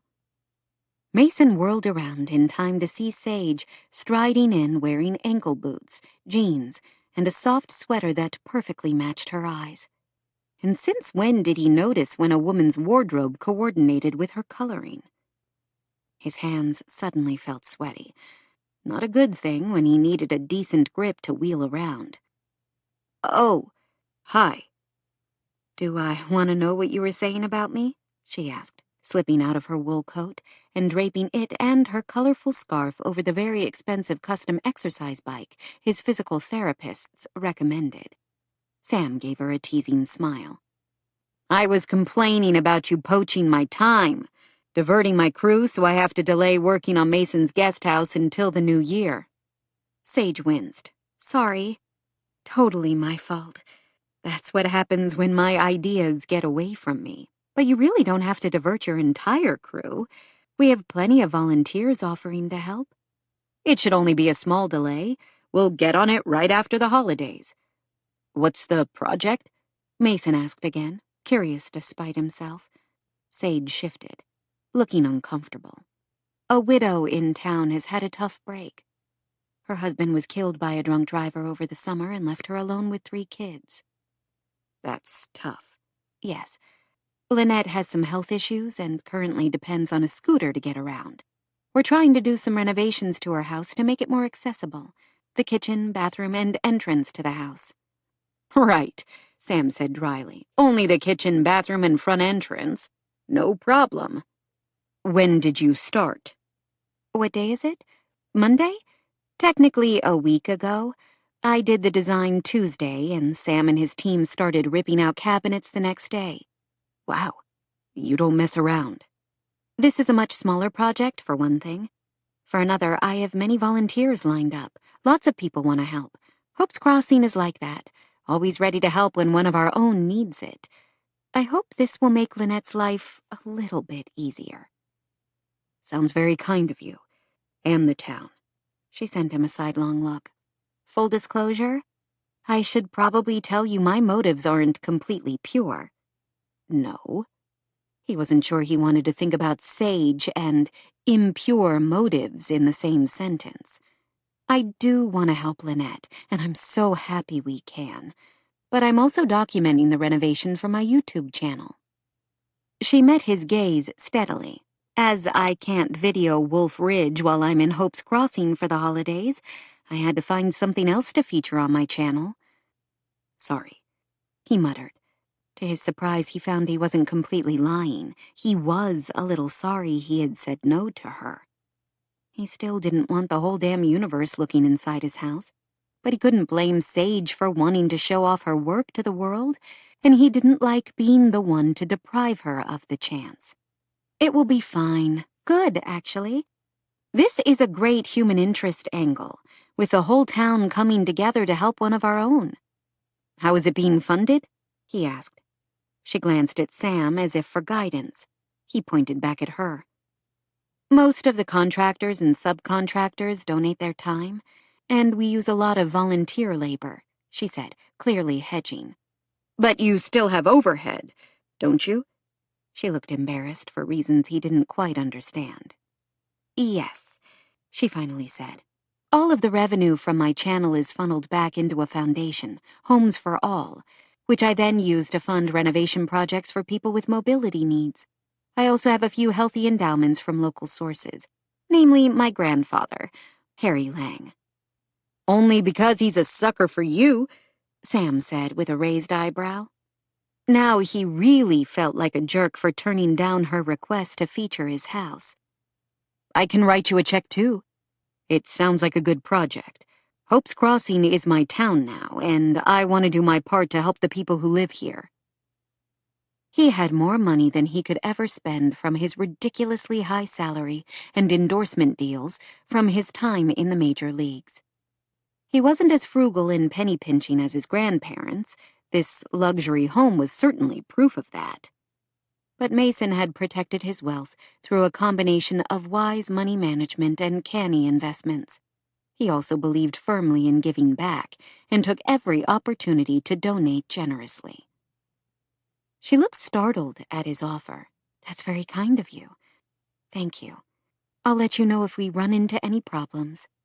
He could still donate to her foundation, even if she didn't need backing for the Hope's Crossing project. Mason was about to ask for more information about where to donate when Sam's cell phone rang. The contractor excused himself and left the workout room to answer the phone. Did you need to talk to Sam about something?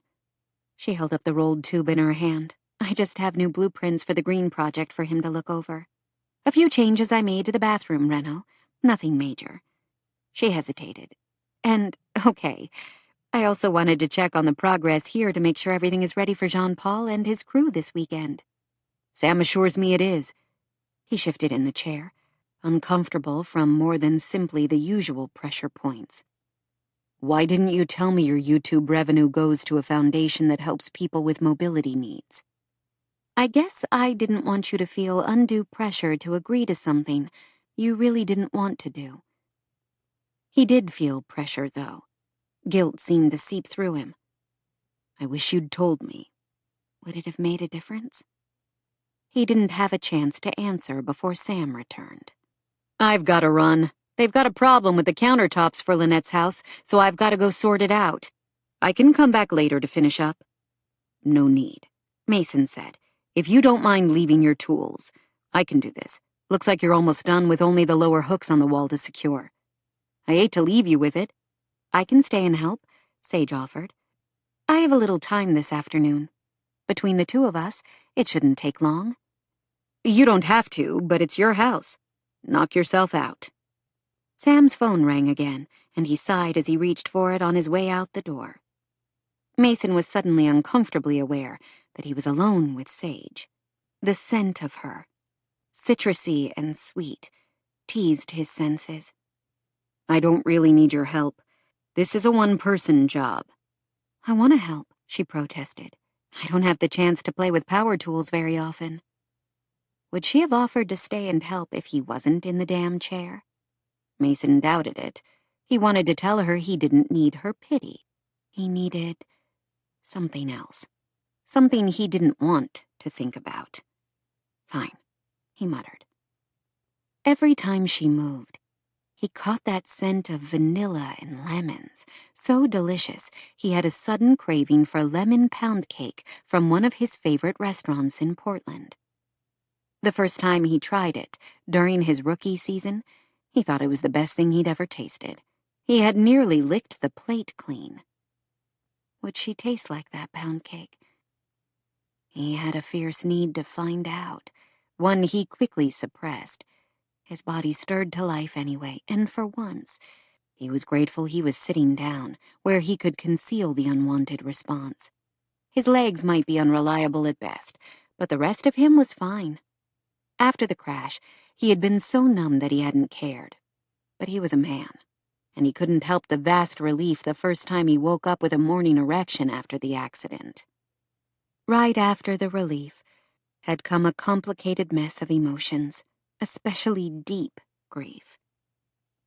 Shayla was gone. Thinking about being with another woman had left him racked with guilt, even as he felt more than a little sadness that that part of his life was over now. What woman would want to take on the physical wreck he was now? "Tell me about your wife," Sage said. He stared, forgetting what he was doing in his shock. Through the process of designing the renovation to his house, he had sometimes felt as if Sage could see into his soul to know what he wanted even before he did. Did she know he was thinking about her and sex and guilt all at the same time? He looked away. What about her? What was she like? What first attracted you to her? He didn't want to talk about his late wife while his body was responding to another woman entirely. She had asked, though, and he didn't want to brush aside the question. Over the past week or so, Mason had realized he was coming to see Sage as a friend. Yes, he was attracted to her, but he liked her too. Friends shared with each other. She was sweet and generous, he finally said. She was also patient. I suppose she had no choice about that one. I didn't make life especially easy for her. In what way? Professional athletes often don't make the greatest partners. We're inherently self-absorbed and tend to have egos commensurate with our talent. You were very good, weren't you? She said softly. The mighty Tuck.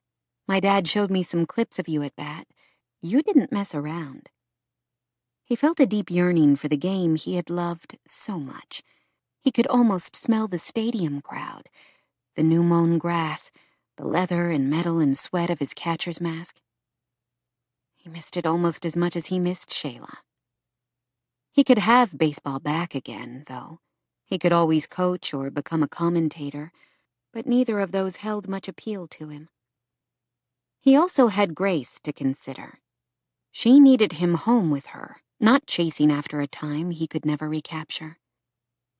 I loved the game, he said, except when I had to leave my family for long stretches of time. The baseball season basically lasts from February spring training until October, which meant I was only half there for much of the year. How did you meet her? Despite the pang of grief, he had to smile at the memory. Blind date. She almost walked out when she found out who I was and what I did. Her dad was a high school football coach in Oregon, still is. She had sworn she would never date an athlete.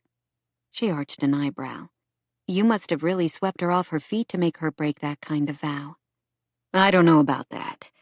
I was 20 years old, raised in a very strict household where I had barely even gone on a date. I didn't exactly have a lot of game back then. Unlike now, when you go all out to charm a woman with your wide variety of scowls and monosyllabic conversation. Her tart tones surprised a laugh out of him. Her eyes widened slightly, as if she was surprised at the sound. Did she think he didn't have a sense of humor? Probably. He hadn't exactly been a bucket of cheer for a while. Yes, I've always found general surliness makes for a winning strategy. She shrugged. One might think that would be a turnoff for most women. Somehow on you, it works. He was uncomfortably aware of a sharp ache inside, a need buried so deeply he didn't even want to acknowledge it. He yearned, and he didn't want to. He covered it with another of his patented frowns. You don't have to patronize me. Patronize you? Her eyes widened further. Is that what you think I was doing? What else? You're not the sort who would find it amusing to make fun of me. She gave a short laugh. I hate to break it to you, Tucker, but you still don't have game, especially if you can't tell when a woman is attracted to you. The moments seemed to stretch between them as hot blood rushed to parts of him that had been cold for a long time. Damn her for making him feel when he didn't want to. I know exactly what I have to offer a woman right now, he muttered. She made an exasperated sound, hands on her hips. I don't think you do. What is that supposed to mean?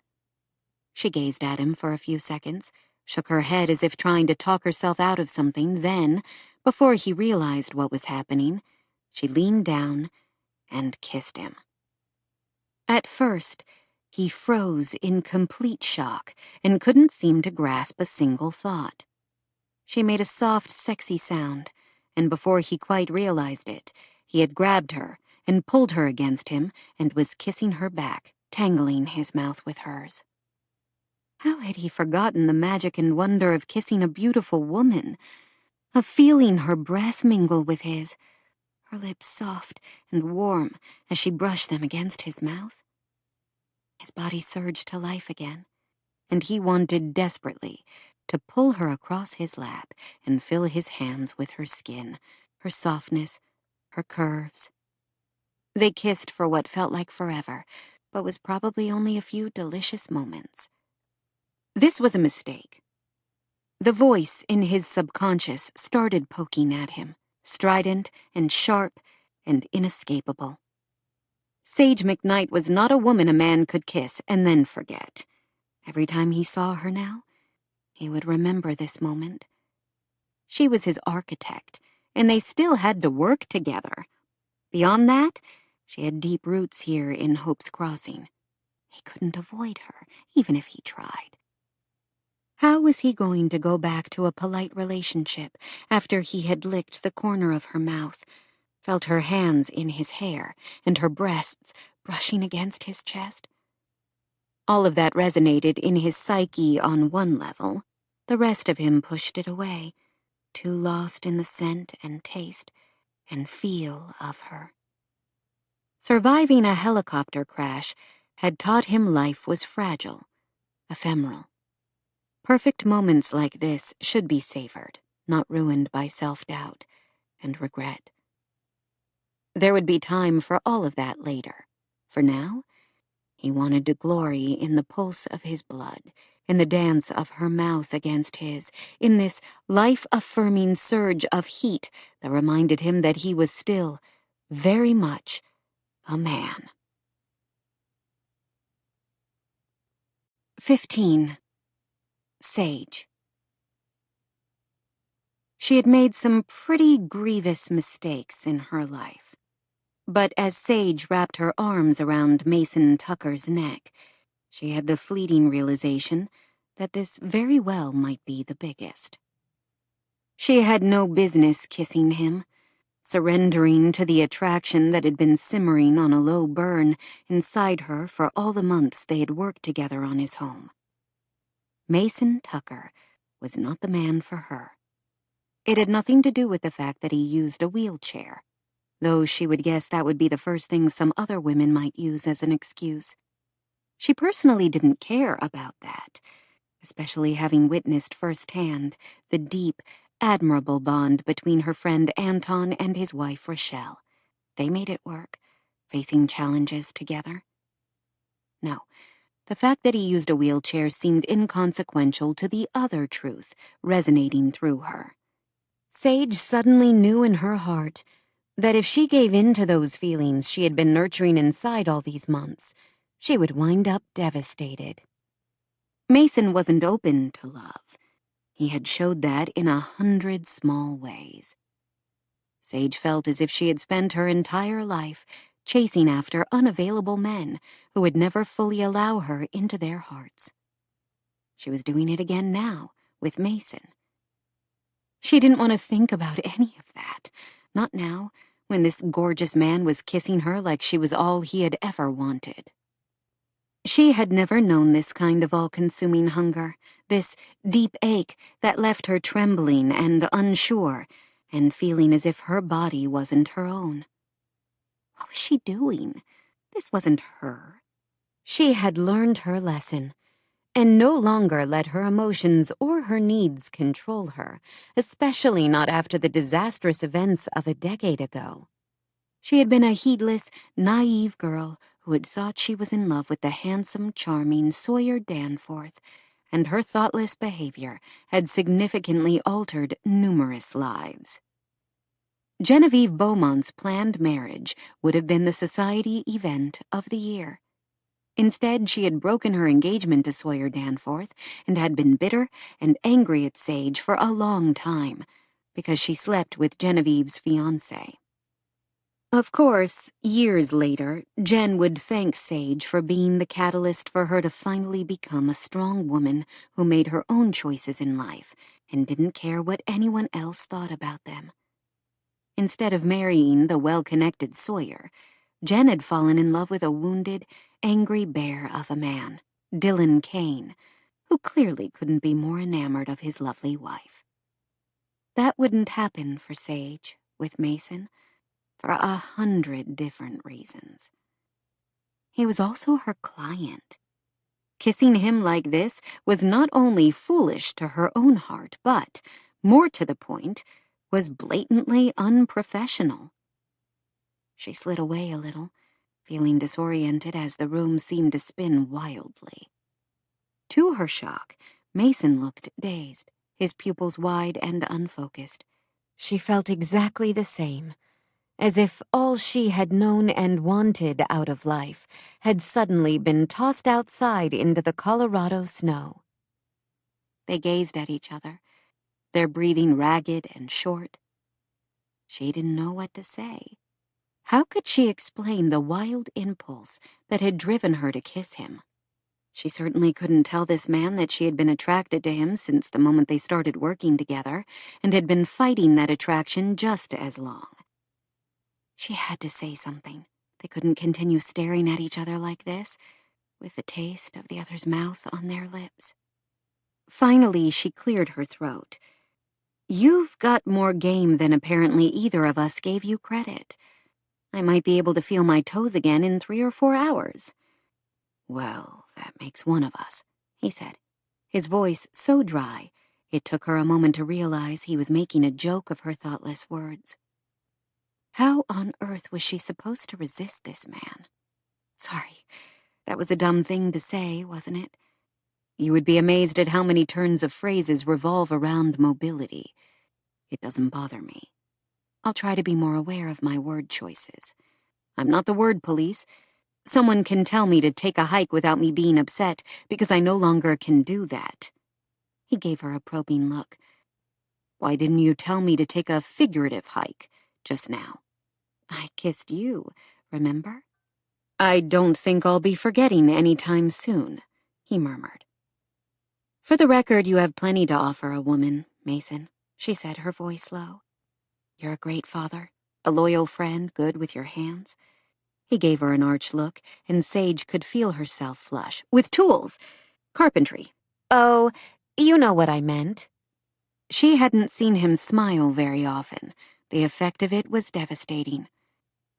I also think any woman would admire how you have allowed your mother to have a relationship with your daughter, despite your lingering childhood pain, because you know it's in Grace's best interest. He looked as if he wanted to argue that point, but held his tongue.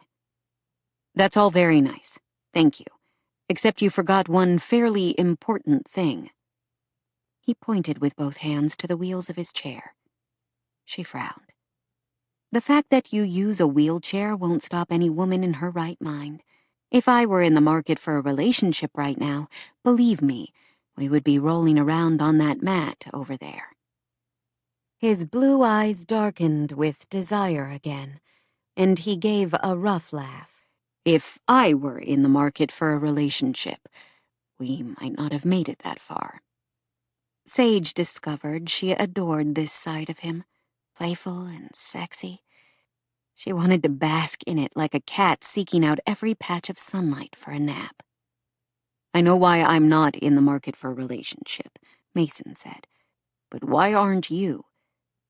She thought about making some stupid, flippant excuse, but he seemed genuinely interested. She figured she owed him at least the truth. "Many reasons," she answered. "For one, I travel too much. Who has time for a relationship when I'm rarely in the same place for a month at a time?" "Are you sure you're not running away?" Which, by the way, is another phrase you probably shouldn't say to someone in a wheelchair, if you're keeping track. "Thanks for the tip," she said, startled to find herself enjoying the conversation almost as much as she had the kiss.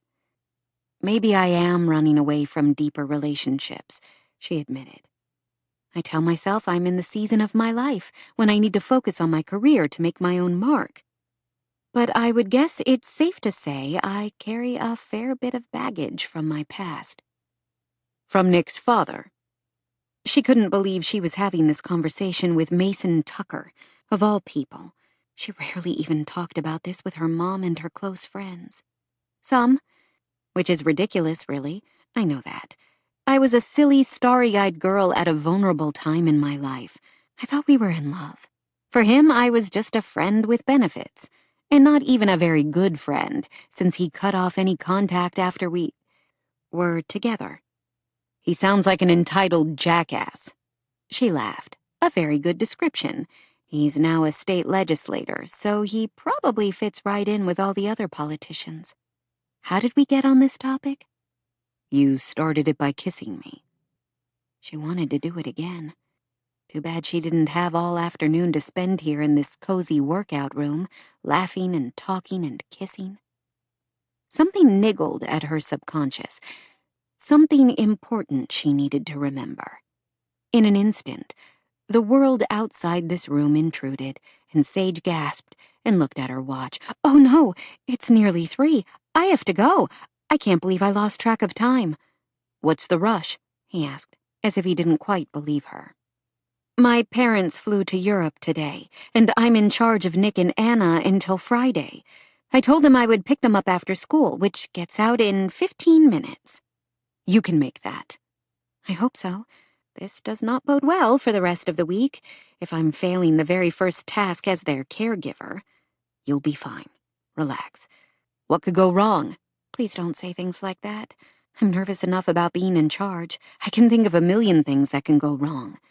"Good luck, then." She hesitated, knowing she had to leave, but unsure quite how to say goodbye.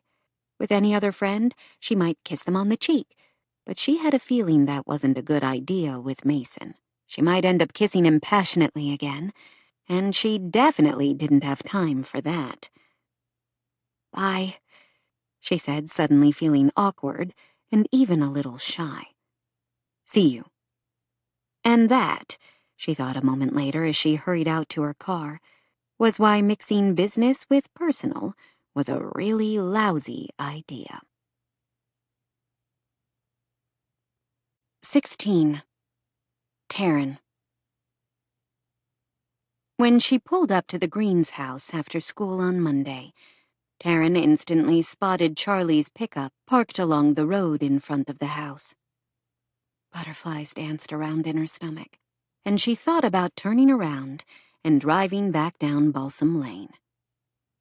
She hadn't seen him since Friday night, when he dropped her off at home after the dance, and she wasn't at all sure she was ready for another encounter. In a grim repeat of what had happened at the wedding the previous summer, Charlie had walked her to the door of her house and waited until she unlocked it. With a veiled sort of look, he said a quick goodbye and then turned around to hurry back to his truck without even one of their customary hugs. It was as if that moment in the parking lot didn't exist, as if he hadn't nearly kissed her.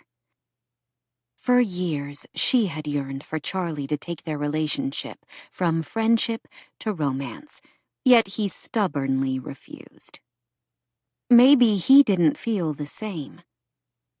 Perhaps it was past time she faced cold, hard truth. Charlie didn't love her, not like she loved him. He cared about her as a friend, emotions tangled up with guilt and obligation because of their past.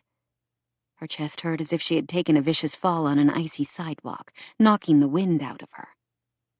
As much as she wanted to keep driving, Taryn forced herself to park behind his truck and climb out of her SUV, summoning all her strength. She had to face him again, if only to figure out how she was going to navigate this heartache. Anyway, Charlie wasn't the reason she was here. The Greens weren't at the house, she knew. They were currently ensconced in a luxury condo at the resort. Taryn had visited the day before to make sure they were comfortable and had found a glowing, relaxed family. Chloe had told her all about how she and her brothers had gone swimming every day since they took up residence, and how Harry Lang had given them all day passes to the tubing hill at the resort. "Do we have to go home?" Chloe's younger brother had asked. Taryn smiled at the memory as she walked toward the porch, where a sign invited volunteers to come in. When she walked into the kitchen, she found 4 men working on the new island in the center of the kitchen: Sam, Taryn's father, a guy she didn't know, and Charlie. He wore a long-sleeved Henley work shirt, jeans, and a low-slung tool belt. She had to swallow hard and look away, so that everyone here couldn't see how bad she had it for Charlie Beaumont. "Hey, Taryn," her dad greeted her. "If you came to help us, you might want to change out of that pretty sweater." She shook her head. "I just came to check on things and bring you all a snack. I made brownies for a school potluck tomorrow and have extras." She was pretty proud of her caramel pecan brownies. Whenever she took them to a school function or party with friends, they received rave reviews and were always the first thing to disappear.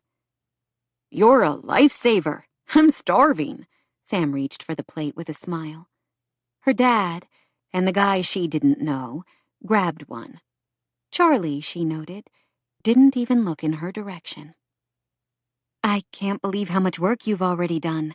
"Thanks to Charlie here," Sam said. "He's working like a dog. I keep telling him to slow down or he's going to make the rest of us look bad." At that, Charlie finally looked toward them with an expression she couldn't interpret. Taryn looked around at all the work remaining, and that was only the kitchen, not the bathroom where Sage had designed a roll-in shower by taking out a linen closet and moving the toilet. "How are we possibly going to finish the house before Christmas?" Her dad made a dry sound, low in his throat. "Maybe you and Sage should have thought of that before you came up with the brilliant idea of doing this right now." "Don't listen to him," Sam said. "You've arranged enough volunteers to help that we can basically keep going 24/7. The only thing stopping us will be complaints from the neighbors about the noise ordinance violations if we end up working through the night." "That's another reason I'm here," Taryn explained. "I made extra brownies for everyone on the street to apologize for all the chaos and explain what's going on in case they didn't know already. I figured I would go drop them off now." "By yourself?" Her father frowned. "I don't know how I feel about that. Half the houses on this street are vacation rentals, and we don't know anything about the people staying there." Somehow she managed to refrain from rolling her eyes. Her father had barely survived having her live 3 states away in California, too far for him to check up on her constantly. "I'll be fine," she assured him. "I have pepper spray, if that makes you feel better." "It would make me feel better if you took someone with you before you start knocking door to door." Her father couldn't seem to stop worrying about her. She understood his fear. If she had almost lost a child, she would probably be overprotective too. Brody looked at the other workers in the kitchen, and his gaze landed on one in particular. "Hey, Charlie, you've been breathing sawdust all day. Why don't you take a break and go suck some fresh air into your lungs for a few moments while Tare does a little public relations for our project here?" Charlie looked up with such reluctance in his expression, she was certain he would refuse. If anyone else had suggested it, he probably would have come up with an excuse. But Charlie liked and respected her father. More than that, he seemed to feel like he owed it to Brody to do everything necessary to protect her, especially when he still blamed himself for the accident that had nearly killed her. Sure, Charlie said after a pause. He laid down the tool he had been using and moved toward her. Thayne swallowed at the sight of him, gorgeously male. He grabbed a worn denim jacket off a chair in the living room and headed outside. Laura Beaumont probably wouldn't have recognized her son right now. Sawdust in his hair, wearing work clothes, rugged boots, and a jacket that had definitely seen better days. She liked this version of Charlie better than the polished, obnoxious prep school boy Laura had tried to mold him into. "You don't have to help me," she finally said after they walked out to Lynette's front porch, where a new ramp had already been installed. "My dad worries too much. Nothing will happen to me. This is Hope's Crossing." It's his job to worry, and he's right. I've seen a few rough customers driving around the neighborhood during the few days I've been working here. I wouldn't want you to run into any of them on your own. After several sleepless nights and a day of wrangling students, Thayne was too tired to argue with him. How dumb would that be anyway, when she wanted to spend all the time with him she could before they parted ways? Where are the brownies? She pointed her key fob to her small SUV and opened the hatch electronically. "I already have them packaged in gift boxes." Naturally. He headed to her vehicle and pulled out a basket filled with small square bakery boxes wrapped in festive ribbons. "This is a nice idea, but you might not find too many people home this time of day. The guests in the vacation rentals are probably still skiing, and the locals might not be home from work yet." "I thought of that. I've written little notes we can leave with the boxes explaining about the project." "Let's start on this side of the street and then work our way down the other one," Charlie suggested. They walked to the house next door and knocked. Thayne knew the occupants of this one, an elderly couple who were friends with her grandmother, Catherine. They assured her they didn't mind at all about the noise and traffic. "I'm half deaf and Mary is half blind," Boyd Taylor told her. "We're not bothered by it at all." "I'm so glad you're doing that to help them. That family are all dears," Mary said, "even after they had been through such a tragedy. Losing their father that way, those children came and helped me weed my vegetables several times this summer, and their mother is always calling to ask if we need anything at the store." "Yes," Boyd said. "Let us know how we can help, won't you?" After she assured him she would, they took the brownies gratefully, and she wished them a good afternoon. "Good thing you're along to protect me from the terrifying Taylors," she said in a dry tone to Charlie after they left the house. "Who knows? They might hug me to death." He shrugged. "Your dad asked. I obeyed." She wished it were that easy for her, that he would do whatever she asked. She would simply tell Charlie she loved him and wanted happily ever after with him, and he would have to obey and do everything in his power to give her what she wanted. To Thayne's relief, the occupants of nearly all the houses answered their respective doors. Everyone seemed interested in the project, and a couple of snowboarders visiting from Texas in one of the vacation rentals even offered to skip the slopes the next day so they could lend a hand. By the time they had dropped off goodies to nearly every house on Balsam Lane, the sun had set, and Christmas lights had switched on up and down the neighborhood. 3 left, Charlie said, looking at the basket. "Do you want to go back and check on the places where no one was home?" "I still don't see any lights on.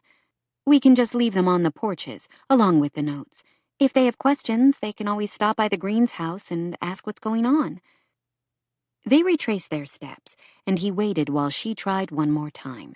Each house remained dark, so she set the treats somewhere protected, but visible, hoping neighborhood cats didn't get them first. "Thank you for helping out, Charlie," she said as they left the final house and headed back. The light snowfall of earlier had slowed to a few stray flakes. I don't just mean this afternoon. All of it. Working so hard with Sam to get it done before Christmas. It will mean so much to Lynette and her children. He gave her an inscrutable look. I was glad for the distraction. It's given me something to do besides rattle around in that big house by myself, while I wait for the attorneys to wrap up 1,000 details of my father's estate. Any progress? Some. The real estate agent spent all day there yesterday, taking pictures. She hopes to list it by the end of the week. And then you'll be off again. Though she tried to speak in a matter-of-fact tone, she feared some of her anguish must have come through in her voice. Charlie stopped and looked down at her. I don't belong here, Taryn. He spoke almost gently. We both know that. His calm manner had the completely opposite effect on her.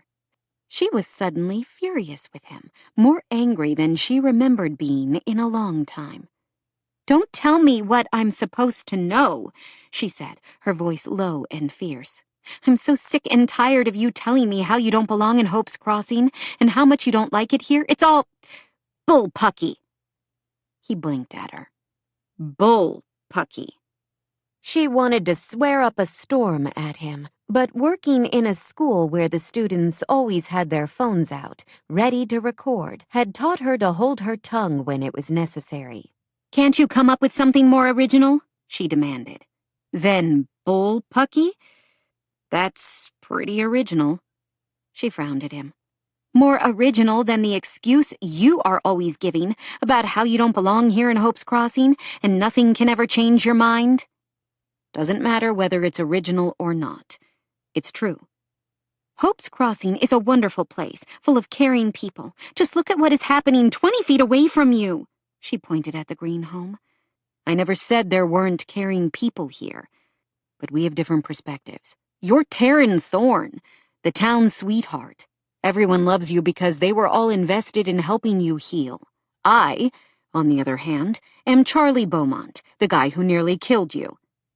She reached for his hand, desperation giving her a courage she wouldn't otherwise find. Sure, there might be a few people with long memories who can't seem to let go of the past. Are you seriously going to let them dictate the rest of your life? That's an oversimplification of the situation. Is it? Most people treat you like Sam Delgado and my father do, as a friend they like and respect. He slid his hand away from hers. On the surface, maybe, but I know what they're thinking. That's funny. You never told me you picked up mind reading on your travels. I don't need to read minds. I can hear the whispers and see the accusing looks. Why would I want to spend the rest of my life on the receiving end of that?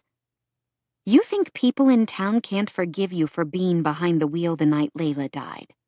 As I said, there might be a few. They're the same small-minded people who still gossip about Sage McKnight having a baby out of wedlock, and about Claire McKnight's first husband, who left her for his receptionist. Needing the contact he was trying to avoid, she reached out and grabbed his hand again, cool from the December evening. The truth is, Charlie, there is only one person in Hope's Crossing who can't forgive you. At least only one who matters. You! You've been running away from that night for years. Aren't you tired yet? He made a raw sort of sound, gazing down at her with an intensity that took her breath away. It was an accident, she said softly.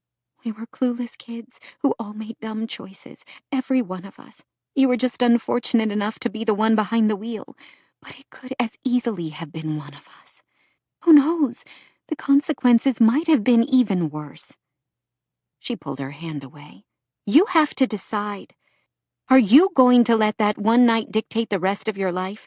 Or are you willing to put it behind you and embrace all that life has to offer you? All that I have to offer you.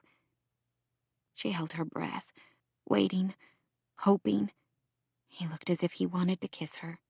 She thought he even leaned forward to do it, but then he checked the movement and grew rigid, armoring himself with control and discipline. When he spoke, his voice was as tight as his shoulders. If we're done here, I need to get back." The finality in his voice was unavoidable, sharp as a chop saw through her heart. Pain sliced through her, raw and relentless, and she almost doubled over right there on the sidewalk. He couldn't have made it more clear. Charlie would never welcome her love. On the night of the accident, he had erected an impenetrable wall between them.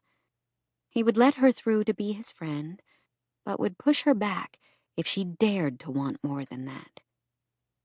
She felt as if all the dreams and hopes that had carried her for years were spiraling away into the starry sky. "We're done," she said, her voice low. She clicked open the hatch of her car with the key fob, set the basket inside, and then closed it with muscles that seemed to be working in slow motion. He stood beside the car, his expression closed, and said nothing as she climbed in. Only when she put the vehicle in gear did he turn to go back into the house. With tears dripping down her face onto the steering wheel, she drove toward her snug little house a few streets away, where she would have to start trying to figure out the rest of her life. 17. Mason. Nerves crawled through him like hungry spiders as Mason drove through a lightly falling snow toward the Lang house. He hadn't been able to stop thinking about Sage since the day before, when she had shocked the hell out of him by kissing him out of the blue. His hands tightened on the steering wheel as those moments flashed in his memory again. Her skin warm and soft, her mouth tasting like plump strawberries. How could he face her again and pretend those moments hadn't happened? He had no idea. If he could have avoided this trip, he would have. What was he supposed to do, though, when Grace had come home after school, asking if she could go to Nick's to work on a project for school?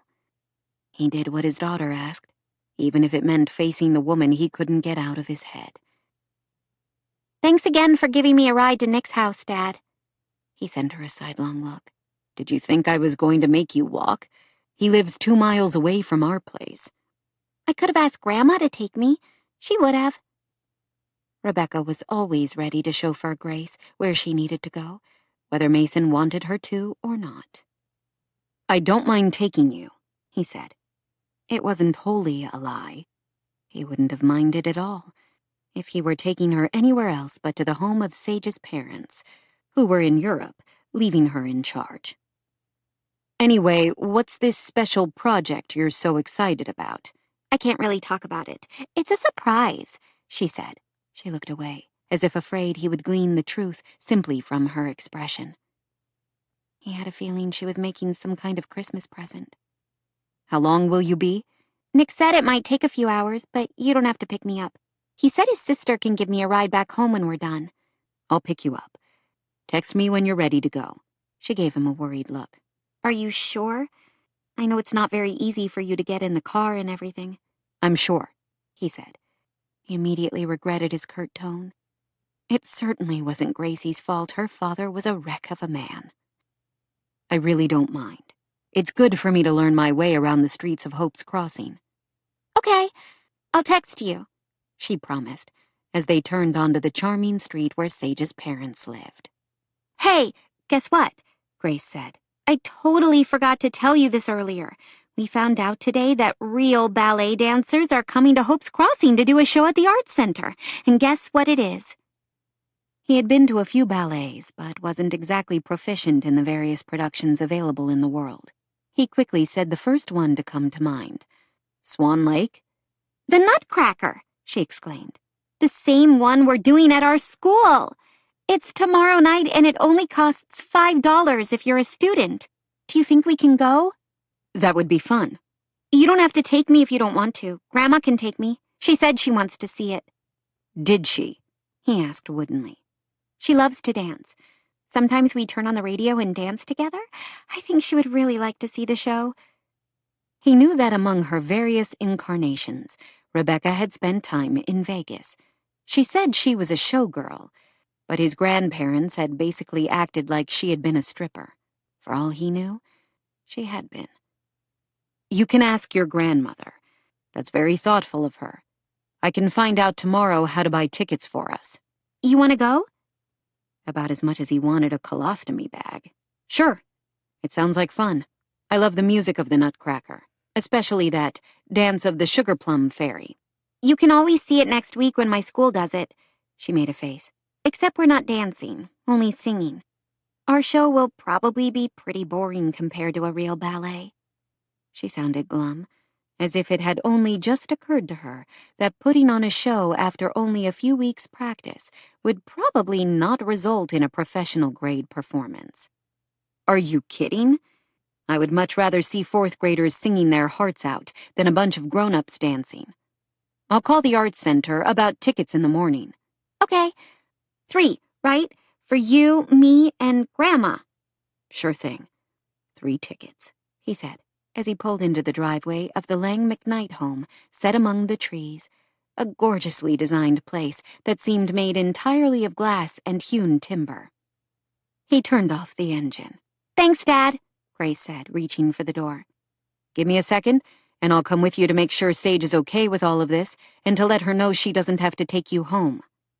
Grace watched him pick up the forearm crutches. Are you sure? Can't you just text her?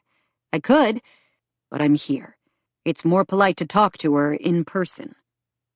He swung out of the van, holding on to the specially installed grab bars for support until he had the crutches in place. Then he walked with Grace toward the front door. He had to face Sage sooner or later. He might as well get it over with, while they had the children as a buffer between them. At least he wouldn't pull her into his arms again, with 3 children looking on.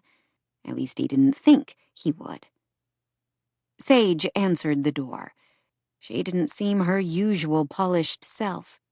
Her curly hair was up in a haphazard messy bun instead of tamed into its usual professional twist. She was wearing a ruffled Christmas-patterned apron and had a slight smudge of flour on one cheek. He wanted to lick it off and keep going until he had tasted every inch of her. Her face turned pink when she spotted him. Mason! And Grace! Hi! He could look at her all day. She seemed wholly unaware of how very lovely she was, soft and luscious. Hi, he said. He should say something more, but all the words in his head seemed to have scattered. Come in. Feeling awkward and uncomfortable, both physically and emotionally, Mason made his way inside. He hated feeling so ungainly on the crutches. Which was worse, hobbling his lopsided way inside using the forearm crutches, or relying wholly on the wheelchair, which limited his access to places. After 2 years, he still wasn't sure. Hi, Grace! Nick bounded down the floating wood staircase, his younger sister right behind him. Hi, Grace, she said with her cute lisp. Hi, Anna. Hi, Nick. I didn't want to just drop Grace off without making arrangements for the time I should pick her back up, he explained, lest Sage think he had followed Grace to the door simply as an excuse to see her again. Which, okay, might have been part of the reason. I was planning to take her back, Sage said. You don't have to make the trip again. It's fine. I'm planning on it. I have errands to run and can swing by when I'm done. Would 6 give you guys enough time? That's 2 hours. That should be good, Nick said. Grace inhaled a deep breath. Your house smells yummy. For the first time, Mason noticed the scent of something cooking, something rich and comforting. Of roasted tomatoes and onions and vegetables. What are you cooking? Grace asked. Soup? Minestrone, to be exact. I love soup, Grace announced. It's my favorite thing. Mason winced as his daughter dropped a not-so-subtle hint. Sage smiled. So do I. There's nothing better on a cold day. Can Grace stay for dinner? Anna asked. Yeah, can she? Nick chimed in. Fine by me, as long as it's okay with her father, Sage said. Oh, please, Dad? All 4 of them looked at Mason with the same looks of entreaty on their faces. He shifted on the crutches. You weren't planning on an extra guest for dinner. I wouldn't want Grace to impose. She wouldn't. I always end up making far more than necessary. She's more than welcome. She hesitated for only a moment before she went on. In fact, if you would like to join us too, there's plenty of soup. I also just mixed up some dough for fresh breadsticks. Mason figured it would be rude to admit he wasn't sure he should spend any more time with her, especially now that he was so painfully aware of her. Please? Grace asked again. She looked so excited at the possibility of having dinner with her new best friends, and Mason didn't want to disappoint her. It seemed churlish to refuse a direct invitation, but then rudeness seemed to be completely on brand for him right now. Sure, that's very kind of you, he managed to say, which earned exclamations of glee from the children. Sage, he noticed, smiled again, but he was almost positive he saw nerves flash in her expression. Why don't I take care of dessert? Mason suggested. I'll run in and grab a pie from the Center of Hope Cafe in town. I can never say no to one of Dermot Kane's pies, she said with a laugh that seemed to sing through his veins. Great. Why don't we say dinner at 6:30? The breadsticks need a few hours to rise, and that will give you plenty of time to go downtown and run your other errands. I'll see you in a few hours, then. Be good, Grace. I will. Thanks, Dad. She wrapped her arms around his waist in a tight hug, and he balanced on the crutches so he could hug her back. Sage grabbed the door for him, which meant he had to brush past her on his way out the door. The smell of her, citrusy, sweet, tantalized him long after he reached his vehicle and climbed back inside. By the time 6:30 rolled around, Mason was asking himself what the hell he was doing. After that stunning kiss the day before, he should have taken a solemn vow to stay away from Sage, not make up some flimsy excuse to see her again, and then agree to have dinner with her.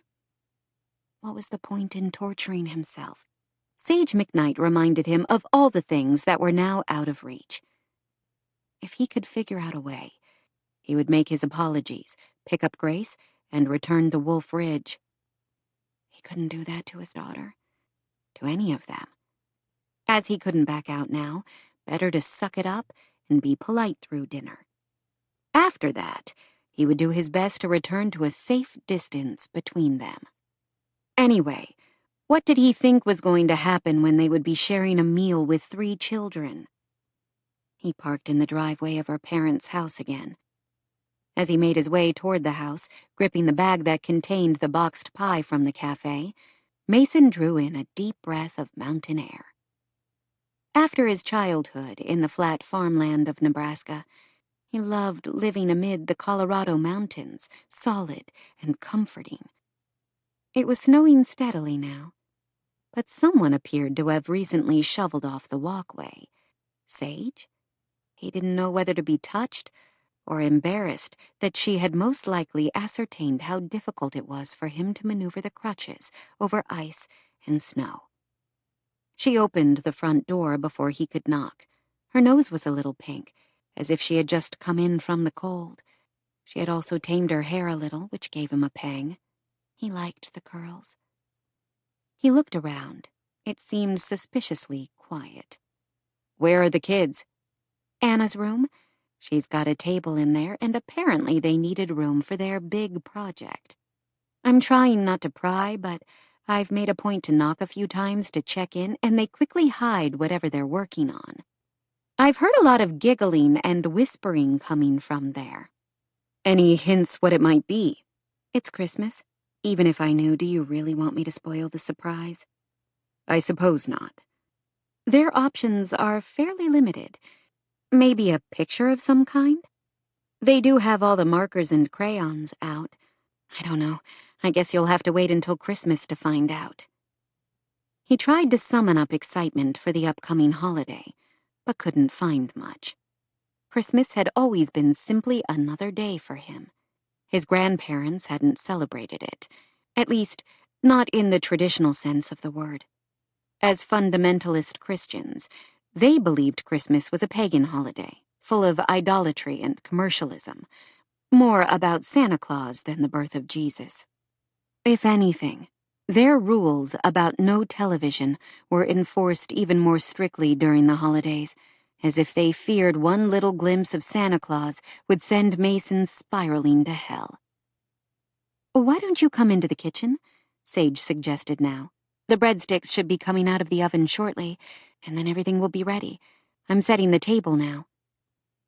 She looked at the bag from the cafe dangling from his hand, and he could tell she wanted to offer to take it for him. She said nothing, though, which he appreciated. "Wow, it really does smell good in here." That mouth he had kissed the day before tilted into a pleased smile. "Thank you for saying so. But I do feel I should add another disclaimer about my cooking. My breadsticks are misshapen, and I probably added too much Parmesan to them." "I'm sure they'll be delicious. You have to be better than I am. I cook grilled cheese sandwiches and food in the microwave. That's about it." She glanced at him. "How do you manage?" "From a wheelchair, you mean? I usually try to stand when I'm cooking, but it's not always easy." "I wasn't thinking about that at all, if you want the truth. Though I will say that with the adjustable height countertops, your new kitchen is exquisitely designed for people of all abilities who want to cook there." "It is amazing," he agreed. "But I'm afraid most of the features will go to waste on me." "That's what I meant. You're a single father with a daughter who needs to eat healthy food. You can only feed children so much fast food and processed frozen meals, apparently, as my mother was quick to remind me before she left town." He was completely charmed by her. He didn't want to be, but then he didn't want to have legs that didn't work either. Apparently both were his reality now. "I cheat," he confided. "Oh?" "Rebecca likes to cook, and she ends up making something for us a few times a week, which I have to admit I very much appreciate. The rest of the time, I work with a personal chef who stocks my freezer with healthy, ready-to-make food, all with clear instructions. I only have to pop one in the microwave or slow cooker. All the delicious taste with none of the work, or at least, not much of it." "That's brilliant." When she smiled at him like that, he felt brilliant.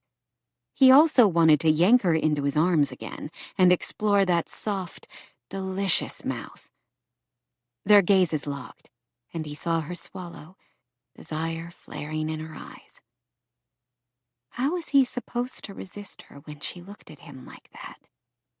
All of his lectures to himself about how their earlier embrace was an anomaly they couldn't repeat seemed pointless, especially when the urge to kiss her again surged through him with relentless ferocity, like a flash flood breaking through the banks of his self-control. Grasping for sanity, for any handhold of control, he reminded himself why this was a bad idea. He had a dozen reasons not to kiss her again. None of them seemed to matter right now, when she looked warm and soft and lovely. Sage. That was all he said. Only her name. She gazed at him, swallowing hard again.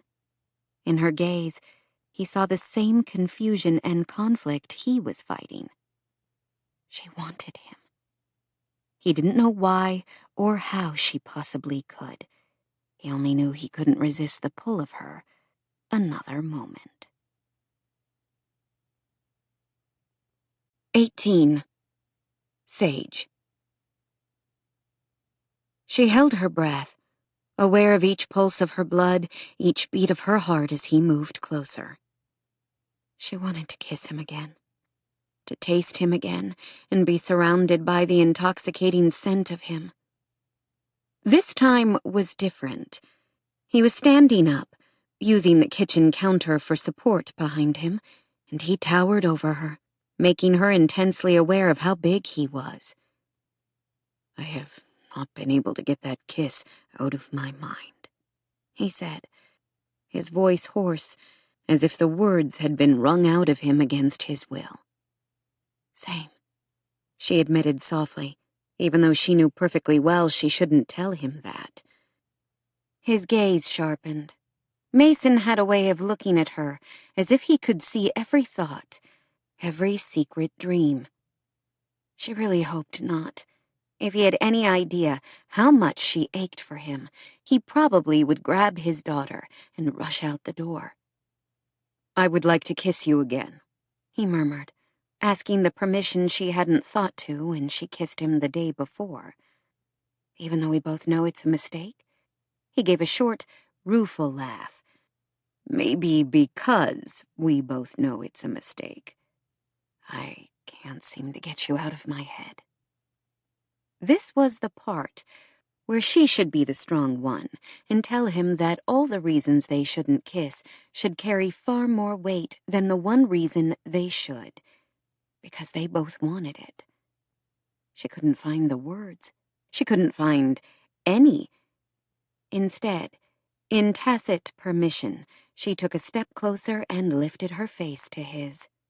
His eyes blazed, and he made a low, hungry sound, then lowered his mouth to hers. Yes, where their first kiss had been a shock to both of them, coming out of nowhere, he kissed her now as if he had been thinking about it, remembering it, as if he had learned her mouth the day before and now wanted to sear the taste of her into his memory. She could feel heat and strength emanating from him, seductive on a cold winter night. She wanted to lean against him and soak it up. He pulled her against him, and the feel of his hard chest and strong arms left her aching for more. His tongue licked along the edge of her mouth, and she opened for him, heat pooling inside her as the kiss intensified. He eased away from her, his blue gaze locked with hers. "You're enough to knock a man clear off his feet, Sage McKnight," he murmured. Sage swallowed, not knowing until that moment how very desperately she needed the words. "Good thing you have me to hold on to, then," she murmured. His gaze flared hotter, his arms tightened, and he kissed her again until both of them were breathing hard. The timer on the oven chimed at the very same moment Sage heard the clatter of feet coming down the stairs. Somehow the sounds together managed to penetrate through the fog of heat and hunger. The children would burst into the kitchen at any moment. The last thing she wanted was for his daughter and Nick and Anna to stumble through the door and find the two of them wrapped in each other's arms. But oh, she hated ending the kiss. Somehow she found strength to ease away from him, barely in the nick of time, before all three children rushed into the kitchen. "Are the breadsticks ready?"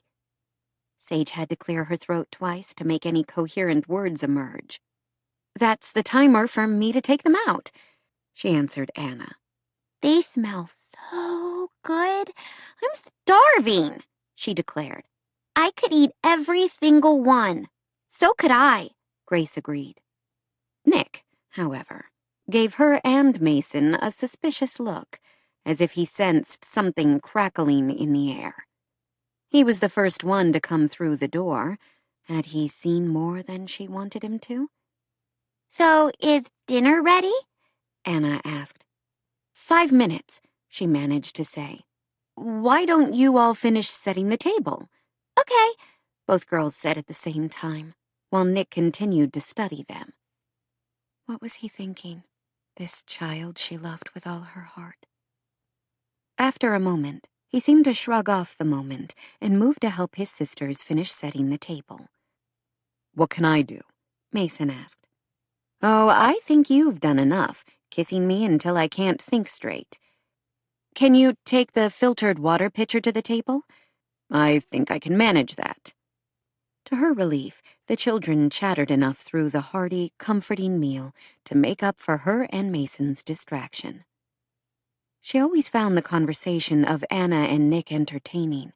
They were smart, curious little humans, with wide and varied interests, from dinosaurs to their favorite video games to books they had checked out of the library. Adding Grace to the mix turned out to be a delight, as the conversation encompassed everything from their Hogwarts house to a fan theory they had seen on YouTube about the latest Disney animated movie. She and Mason didn't have to say much at all, which Sage found a relief. She was still feeling shaky and off balance after that kiss. "That was all really delicious," Mason said after his second bowl of soup. "I think it was the best soup I ever had," Grace informed them. "That is quite a compliment. Thank you," Sage said, smiling at the girl. She found Mason's daughter sweet and unaffected, considering all the girl had been through in her young life, losing her mother as well as dealing with her father's serious injuries and long recovery. Grace was remarkably mature for her age, with an expansive vocabulary and a clear compassion for others. "I'm glad you could have dinner with us," Sage said, which earned her a bright smile from the girl. "I can't believe I almost forgot to tell you guys," Grace said. "We're going to see the Nutcracker tomorrow, the real ballet. My dad said he was able to get 3 tickets, for me, him, and for my grandma." "Hey!" Anna exclaimed. "We're going tomorrow, too. I wonder if we'll see you there." The Hopes Crossing Arts Center is not exactly huge, so I imagine there's a good chance we will run into each other, Sage said. "Yay!" Anna said. "Do you want to know something interesting? The Arts Center is named for our grandmother." "Really?" Grace's eyes went wide. Sage nodded, feeling a little sad to think of her grandmother, Jack's mother, and Harry's first wife. Sage had never known Bethany, as she had died before Sage was born. Sage only knew she struggled with mental illness all through Jack's childhood. Her death and the after effects had contributed to the final rift between Jack and Harry, which had resulted in Jack leaving Hope's Crossing and staying away for the next 20 years. "Yes, it's named for my grandmother, our father's mother, the Bethany Lang Arts Center, and our dad designed the whole building. Do you know what acoustics mean?" "The way sound waves travel," Grace said promptly. "That's a big part of it. Though people in all kinds of areas can research acoustics, from those who study the ocean to engineers to medical researchers. In this case, I was talking about music and sound waves. The acoustics inside our small arts center are supposed to be some of the best in the world. Professional performers come here to practice and record because they love the way it sounds inside there," she said. "Cool!" Grace exclaimed. "Now I can't wait to see the ballet even more." "I love to see the dancers," Anna said. "The Sugar Plum Fairy is my favorite." "I can't wait to see Herr Drosselmeyer," Grace said. "I bet he won't be as good as you, Nick." Nick seemed both pleased and embarrassed at her praise. "Except I can't dance." "I'm sure both performances will be great in their own way," Sage said. "Hey, we should go together," Grace suggested brightly. Sage instinctively wanted to protest. She would need more than 24 hours to process the disturbing truth that she had zero self-control when it came to Mason Tucker. "Not a bad idea," he said, before she could come up with an excuse. "We're both going to the same place, and carpooling is good for the planet. What do you think?" She was already spending more time with him than was wise. Their lives were becoming far too entwined. She was going to leave Hope's Crossing at the end of the holidays with a broken heart. She could sense it lurking just over the horizon. She should say no. It wouldn't be that hard. She could make some excuse about scheduling and seating. How could she refuse, though, when the children were all gazing at her and Mason with so much expectation in their eyes? "Sure. Sounds like a great idea. We likely won't be seated together, though, since we bought our tickets separately." "That's okay," Grace assured her. "At least we can see each other on the way there." "We plan to grab dinner somewhere in town close to the Arts Center before the show. Since I owe you a meal after this delicious soup, and of course the lopsided breadsticks, would you all like to join us? It won't be anything fancy. I was thinking Tex-Mex, maybe Estrella or La Gente." "Both good choices." Her Aunt Alex was good friends with the chefs of both. My grandma is going too, Grace informed them again, clearly excited at the prospect. That's nice, Sage said, touched all over again at his efforts to include his mother in Grace's life. Can we go, Sage? Nick asked. Her instincts warned her against spending more time than necessary with Mason to protect her heart as much as possible. At this point, it probably wouldn't do any good, she had to admit. Maybe Sage could help negotiate some measure of peace between him and Rebecca. He tolerated his mother now, but wouldn't it be better if he could actually forgive her and move forward to build his own relationship with her? Dinner would be lovely, she said quickly, before she could change her mind. Any time I don't have to cook is a win, as far as I'm concerned. Great. The show starts at 7:30. Why don't we have dinner at 6? It's early, but before is probably better than after on a school night. Definitely. Hungry children probably wouldn't enjoy the nutcracker nearly as much. Nick, Anna, and Grace all looked thrilled at this development. I can't wait, Grace exclaimed. Me neither, Nick said. May we be excused? We're not quite done with what we were working on. Grace and her dad probably have to leave. 10 more minutes, I promise, that's all. Fine with me, Mason said. Okay, but clear the table and load the dishwasher first. Then you can go, Sage said to the children. She expected the order to be met with groans, but they only nodded and went to work. Sage sat back in her chair.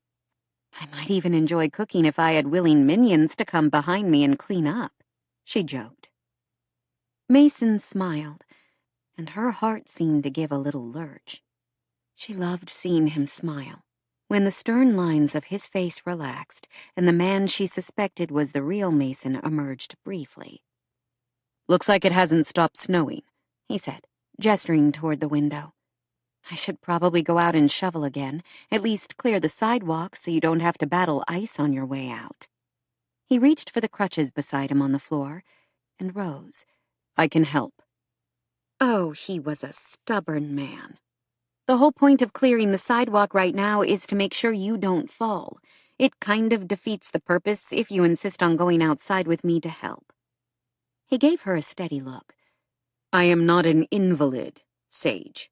I can still do plenty of things. Yes, she was aware, like kissing her until she felt like her bones would dissolve. That wasn't what he meant, she knew, and she felt a pang of guilt. I'm sorry, she said, immediately contrite. That was wrong of me. It must be so frustrating when people want to make decisions for you about what you can and can't do. He looked startled, as if he hadn't expected her apology. I am probably more prickly about it than I should be, as I figure out how to navigate this new world. You have to speak up for yourself. I've had to learn through my work that communication is everything when it comes to negotiating the needs of people of differing abilities. I have a bad habit of assuming one thing when the reality is far different. I'm sorry. I'll try not to do that again. Thank you, he said, looking touched. And I will do my best to remember that people in general usually aren't trying to patronize or marginalize me. Most people are trying to figure out the way forward, right alongside me. If you would like to help me shovel, I would be grateful. The children were finished in the kitchen. It wasn't perfect, with a few splotches on the countertop, and they hadn't started the dishwasher, but they had done an excellent job, for the most part. Hey, kids, she called up the stairs. A moment later, Nick poked his head out of Anna's bedroom. What? We're heading out to clear the driveway and the walks. Do you guys want to come help? Can we build a snowman after we're done? Nick asked. In the dark? We can see enough. It's a full moon. Did you know the December moon was called the cold moon? I did not, Sage answered. Thanks for the info. I don't know about a snowman. It's getting pretty late. Grace and her dad might need to head back. Grace had popped her head out of the room as well by now. Can we, Dad? She begged. It won't take long, especially if we're all working together, Nick pressed. Mason looked torn, but then finally shrugged. Sure. Why not? They all threw on coats, gloves, and boots. She found an extra pair of her dad's gloves for Mason, who didn't have any. When they walked outside, the snow had stopped and everything was still, silent. The inside of the house was charming and festive, with live fir trees growing in baskets in all the bedrooms and greenery on the mantel and the stairways. Her parents didn't have many exterior decorations, though, only a trio of birch trees spangled with snowflake lights. Up and down the street, she could see Christmas lights twinkling against the dark night. It only took a few moments to clear the inch or two of snow from the driveway. When they finished, the children immediately put down their shovels and started building a snowman while Sage and Mason cleared around the mailbox. She could tell it wasn't easy for him to balance on the Loft-Strand forearm crutches while he pushed the shovel, but he didn't slow down or give any indication it was a struggle. At first, she was nervous he would fall, but after a few moments, she forced herself to relax. He had boots with good treads, and he was being careful, she saw. And if he fell, she was absolutely sure Mason could pull himself back up again. As soon as the walkway was moderately cleared, the kids started building a snowman, while she and Mason worked on the sidewalk in front of the house. "There's something magical about Hope's Crossing at Christmas time," Sage said. "When I was a kid, I thought it was the most wonderful place in the world." "You've traveled all over. What do you think now?" "I love the Bay Area, don't get me wrong. But Hope's Crossing and the holidays just go together like hot chocolate and marshmallows." He smiled at her words, and she had to tell herself the flutter in her stomach was only her core muscles complaining about the exertion of shoveling. "What about you?" she asked. "Why did you decide to settle here? You must like it, or you wouldn't have bought a house in Hope's Crossing." He appeared to consider as he held himself upright with one hand while pushing snow off the steps with the shovel held in the other. "I do like it. Years ago, I came out to visit Spence Gregory along with some of my teammates. We were doing a fundraiser for the Warriors Hope Foundation he and Charlotte work with." "Oh, yes, of course. That's a great organization." Sage knew Charlotte and Spence Gregory had created the program as a way to offer recreational therapy opportunities to veterans who had sustained life-changing injuries. The impetus had been when Dylan Kane, Charlotte's brother, had returned from serving in the Middle East without one hand and one eye. In the nearly a decade since, the program had gained world recognition and had served hundreds of wounded warriors and their families. "I was just a dumb jock with more money than sense, but I fell in love with the area. It was summer and everything was beautiful and green. I remember thinking it was the most gorgeous place on earth. I loved all of it, the scenery, the downtown area, the people, especially the people. Wolf Ridge happened to be for sale, so I bought it, both as an investment and because I liked it here so much. I thought it would be a good off-season place. It didn't quite turn out that way." "Why not?" "Shayla didn't hate it here, but she preferred Portland, where her parents live, and the Oregon coast. We bought a vacation house in the Manzanita area and spent a lot of our free time there, so I rented out Wolf Ridge. It went downhill from there, I'm afraid." The place had been in bad shape when Sage had first taken on the renovation. After the crash, I couldn't stop thinking about how at peace I had always felt here, he added quietly. I felt like Grace and I both needed a new start after everything. Renovating Wolf Ridge seemed right. I can't really explain it. Like, this was where we needed to be. She wished she had known all of that before she started working with him on the house, after Charlotte and Spence recommended her to him.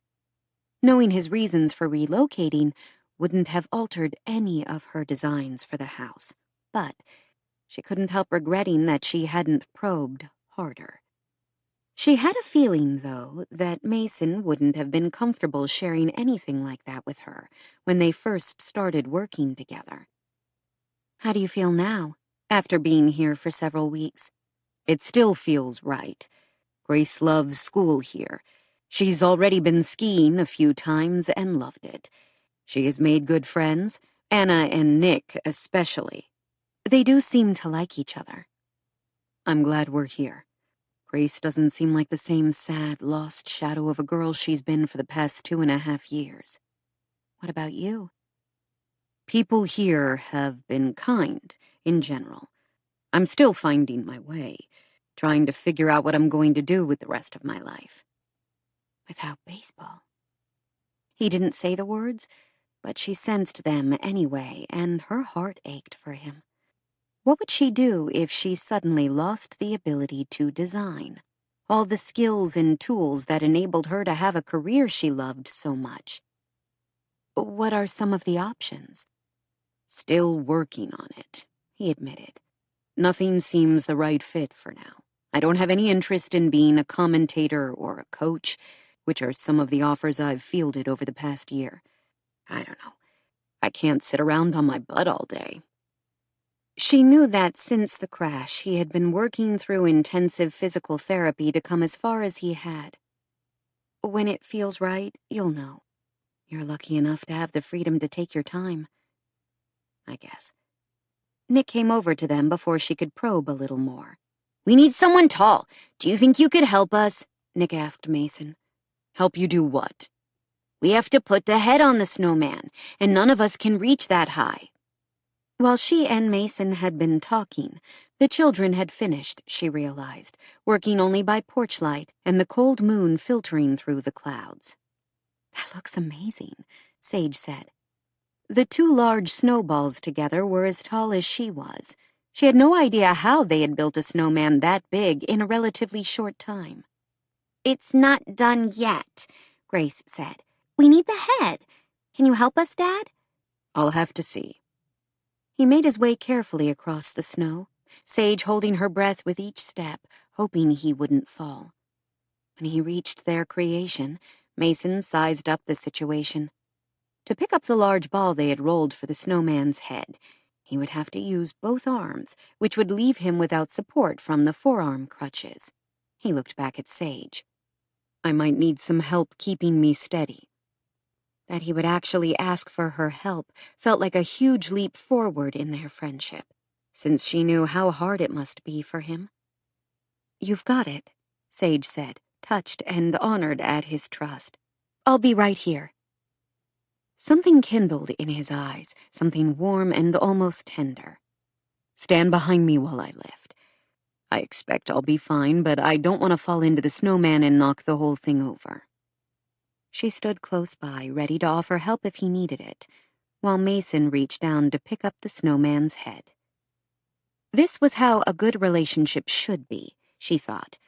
How her parents' was. Everyone had weaknesses, wobbly parts that weren't as strong as they would like. Maybe a good relationship meant finding someone willing to step up and help give support when needed. And maybe more importantly, being willing to ask. She was not in a relationship with Mason Tucker, other than the professional one of architect and client. The assurance she gave herself rang hollow after the heated kisses they had shared, and these tender feelings growing to life inside her. She was falling for him. The truth of it seemed to settle into her bones, into her heart. Her feelings for him had been growing from the moment she took the commission to design the renovation of Wolf Ridge. She had certainly worked harder on the project and was more excited for its completion than anything else she had achieved in her career. There you go, Mason said, grabbing onto his forearm crutches again once the head was firmly set on the trunk. It looks great. It really does, Sage agreed. Mom and Dad will love it. We can even hang a sign that says, "Welcome back," on Saturday. Thanks, Mr. Tucker. He smiled at the children. It's late, Gracie. We need to go. You all have school tomorrow. She made a face, but nodded. I just have to grab my backpack. It's in the hallway. I'll get it for you, Nick offered. A few moments later, they were loaded into Mason's vehicle. She, Nick, and Anna stood on the step watching them back out of the driveway. That was fun, Anna said, her last word almost swallowed up in a giant yawn. It was. But if we don't go inside soon, my boots might freeze to the porch. The children giggled, and they went back inside the warm house. Sage followed more slowly, wondering how she possibly would be able to return to normal life after the magic of this holiday season in Hope's Crossing. 19. Mason. This wasn't a date. Mason reminded himself for about the 100th time as he drove his SUV through the festive streets of Hope's Crossing toward the Lang house. If he needed a reminder, he only had to look at the passenger seat where Rebecca sat next to him, hands folded on her lap, and a look of pure anticipation in her eyes. In the back seat, Grace was practically bouncing out of her seat. Definitely not a date. Simply an outing with his family and Sage's, as he had been telling himself all afternoon. So why were nerves jumping through him like the first time he had gone to the plate in his first major league game? I've never seen the Nutcracker in real life, Rebecca admitted. Never? Grace asked, clearly shocked. Not a live performance, anyway. I've watched it on TV before plenty of times. I imagine seeing an actual ballet will be quite different. We're in for a treat, aren't we? In the rearview mirror, he saw Grace's eyes sparkling. She was more excited than he had seen her in a long time. He thought again that this move had been undeniably good for her, and was suddenly grateful for whatever instinct had told him moving to Hope's Crossing was exactly what they both needed. I'm so glad we get to go with Nick and Anna and Sage, she said. I would have been excited anyway, but going with them will make it even better. Definitely, Rebecca agreed. I've found that wonderful moments are always more fun when you can share them with friends. Do you know if any of your other friends from school will be going tonight? Mason asked as he turned the corner onto the Langs' street. Only most of the kids from my class. Miss Suarez asked us this afternoon who would be going, and almost everybody raised hands.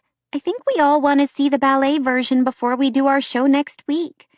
Makes sense, he said, as he turned into the driveway. Oh, look, Grace exclaimed. There's our snowman. He's even bigger than I remembered. Grandma, we made that guy last night, me and Nick and Anna. Isn't he the coolest? Dad and Sage helped put on the head. Did you? She asked, clearly curious. Yes, we had dinner with them last night, Grace said. Sage made soup and breadsticks. It was so good. Dinner 2 nights in a row, his mother murmured, plus ice skating the other night? He frowned, not wanting to get into this with Rebecca right now, with Grace in the back seat. Grace and Nick are good friends. They're working on a project together. When I dropped her off, Sage invited us to dinner. We decided we should repay the favor tonight. No big deal. You don't owe me any explanation, his mother said, though her curious expression certainly invited one. He decided silence was his best option here, and opened his door to get out. This might not be a date, but he still wasn't about to sit in the car and honk for Sage. Oh, stay here, Rebecca said. Grace and I can knock to let them know we're here. Before he could argue, she and Grace both exited the vehicle and hurried toward the house, leaving him feeling awkward and slow. Probably better this way, he told himself, though he still didn't like it. As he waited for them to return, Mason reminded himself of all the reasons why he needed to set aside this attraction to Sage McKnight. The biggest of all was that he was sitting here in the car with these useless legs while his mother and daughter were collecting their guests. He shifted and curled his hands on the steering wheel, mostly to keep from punching something. He hadn't gone to the door to pick her up, but he could at least open the vehicle doors for everyone. He slid out and made his awkward way around the vehicle until all 4 doors were open. Though it was harder for him to climb in and out, he had brought the big Suburban because of the 3rd row of seats. Rather than climb back inside, he leaned against the vehicle, lifting his face to the surrounding mountains. Unlike the night before, when they had cleared the walks and the children had created their mammoth snow friend, tonight held no trace of a storm. The night was clear, with that cold moon and a wild sprawl of stars. That was one of the things he loved about Hope's Crossing, how the night sky was allowed to shine in all its glory. He had always loved looking at the stars. When he was a kid, fighting against the cold formality and endless rules of his grandparents' house, he couldn't wait for the Perseid meteor shower every August. Night after night, he would sneak out his bedroom window with a blanket and lay in the back of his grandfather's old pickup truck, watching meteorites streak across the sky. Those starry nights were one of the few pleasant memories he had of his childhood, until he had started playing baseball in high school and discovered he had natural talent. December featured another meteor shower, the Geminid. It was probably happening around this time, but Mason wasn't about to lay in the Colorado cold to catch a glimpse of shooting stars. Maybe when the house was done, he could float in the pool and look through the skylights. He was suddenly quite certain he would think of Sage when he did it. And then, in a rush, she was there, laughing and bright in a red wool coat and checked black and white scarf. She was holding her sister's hand, both of them clearly dressed up. Anna wore a pretty red dress and had a big bow in her hair. Sage, dressed in green, wore her wavy hair in a neat updo. Her dangly crystal earrings glinted brighter than the stars, and she looked so beautiful. That delicious mouth painted a soft rose. It was all he could do not to yank her against him and do his best to mess up her lipstick. "Hi," she said, her voice sounding slightly breathless. "Evening," he said, his own voice gruff.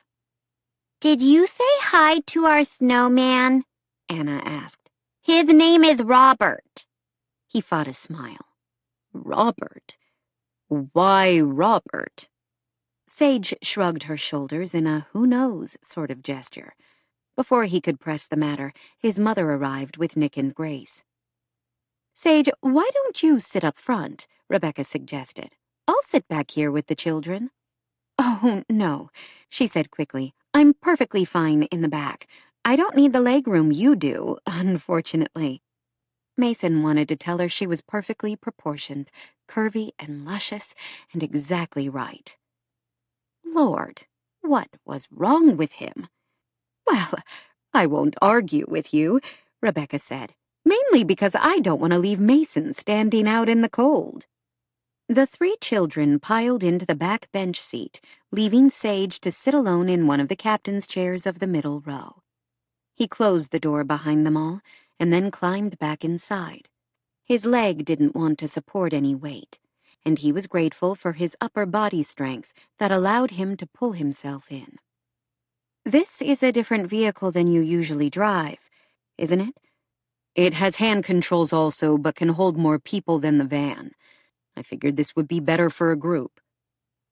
The Suburban did not have a ramp or a lift for the wheelchair, only additional grab bars, so he only drove it when he planned to use the crutches. He had made reservations at Estrella, a delicious Tex-Mex restaurant that catered to families with an extensive children's menu and paper tablecloths where kids could color pictures while waiting for their meals. He and Grace had eaten here several times, and it was quickly becoming one of their favorite places in town. Mason had never brought his mother, he realized with a pinch of guilt. He should have, especially after all the meals she cooked for him and Grace. Could he ever let go of the pain and resentment from those cold, loveless years spent in his grandparents' home? When they walked inside the restaurant, breath coming in puffs, they were greeted with warm smiles by the hostess, who Mason knew by now was also the owner. "Sage!" Luce Garza exclaimed, coming around to greet them. "I didn't know you were back in town. I haven't seen you in forever. How long are you here?" Sage hugged the older woman. "I've been meaning to come in for lunch to say hi, but haven't had time. I'm only here through the holidays." The thought of her leaving left Mason feeling hollow. She was becoming entirely too important to him, and to his mother and daughter. That became evident as they sat down. They all talked easily about everything from Grace's favorite kind of guacamole to Rebecca's temporary stint living a year in Guanajuato, Mexico, with a friend in her early 20s, something Mason hadn't known about his mother. The meal was lively and delicious, and more enjoyable than any Mason had enjoyed in a long time. He loved listening to the kids giggle when Rebecca and Sage shared some of the embarrassing culture and language faux pas they had made when traveling in other countries. He even chimed in, sharing how he had once meant to tell the mother of one of his teammates in Spanish that he was embarrassed about something, and instead told her he was pregnant. He would remember this night for a long time. Mason knew. They had nearly finished eating when another group of diners came into the restaurant. The woman was stylishly elegant, lovely and blonde, and hugely pregnant. The man, on the other hand, looked slightly dangerous, with a scarred face, an eye patch, and a prosthetic hand. He recognized Dylan Kane, a man Mason had met the first time he came to Hope's Crossing, years ago, when he had helped out Spence Gregory's fundraising event for the Warriors Hope facility. At the time, Kane had seemed gruff and angry. He was the very definition of a wounded warrior, having lost a hand and eye while fighting overseas. Now, he appeared far different.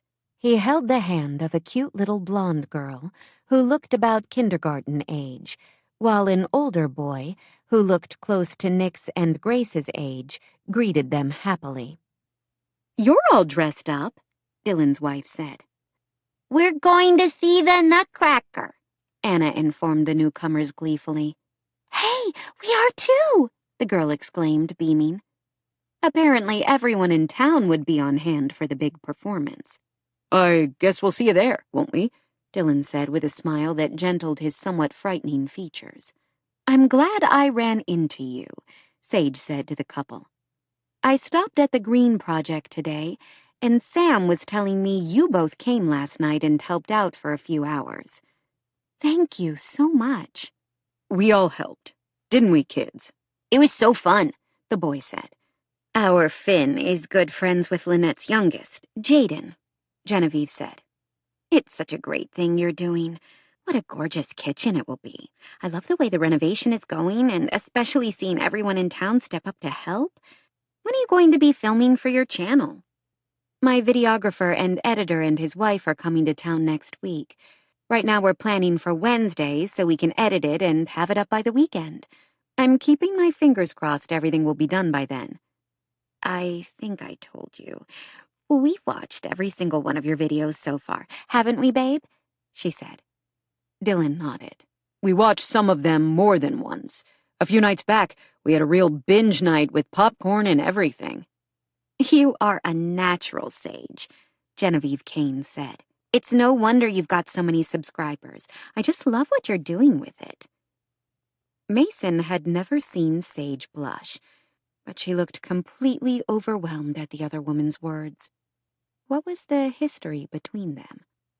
"And thank you for those plans you sent over for our clients at a Warrior's Hope," Dylan said. "It's going to help a lot of guys who could never afford an architect on their own." "Oh, I hope so. If anybody needs alterations to any of the plans because of site factors or zoning regulations, let me know. I am happy to customize any of them, and of course, I would never charge your clients." Guilt had Mason shifting in his seat.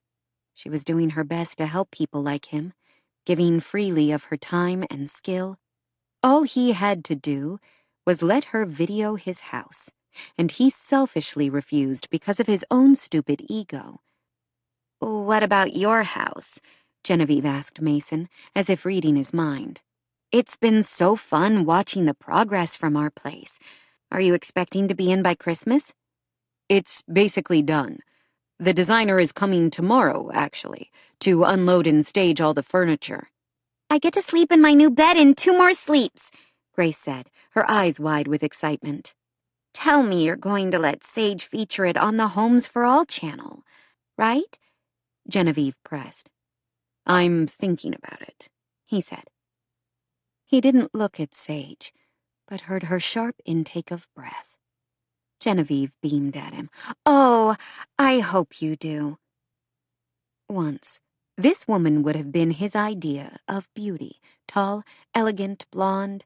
She reminded him a little of Shayla, who had been lovely inside and out. Lately, he was beginning to want something else. A woman with soft curves, green eyes that always seemed to be smiling, and a mouth he wanted to sink into. "You won't go wrong with Sage," Genevieve said. What? He asked, startled. "Her videos," Genevieve explained. "She does such a great job. What did you think I meant?" He did look at Sage now and saw more color dusting her cheekbones. "Mason has his reasons for wanting to protect his privacy," Sage said. "I totally understand and respect that." His reasons all remained valid. He didn't want the world peering into his hard-won sanctuary with pity and avid curiosity. Everything seemed to have changed over the past few weeks. Okay, maybe longer than that. Since the day he started working with Sage on the plans for his house, he realized now. While he wasn't paying attention, too focused on recovery and reinvention, Sage had become important to him. What mattered to her mattered to him. She was using her skills and abilities to help others, while he was still self-involved, too busy feeling sorry for himself. Could he do it?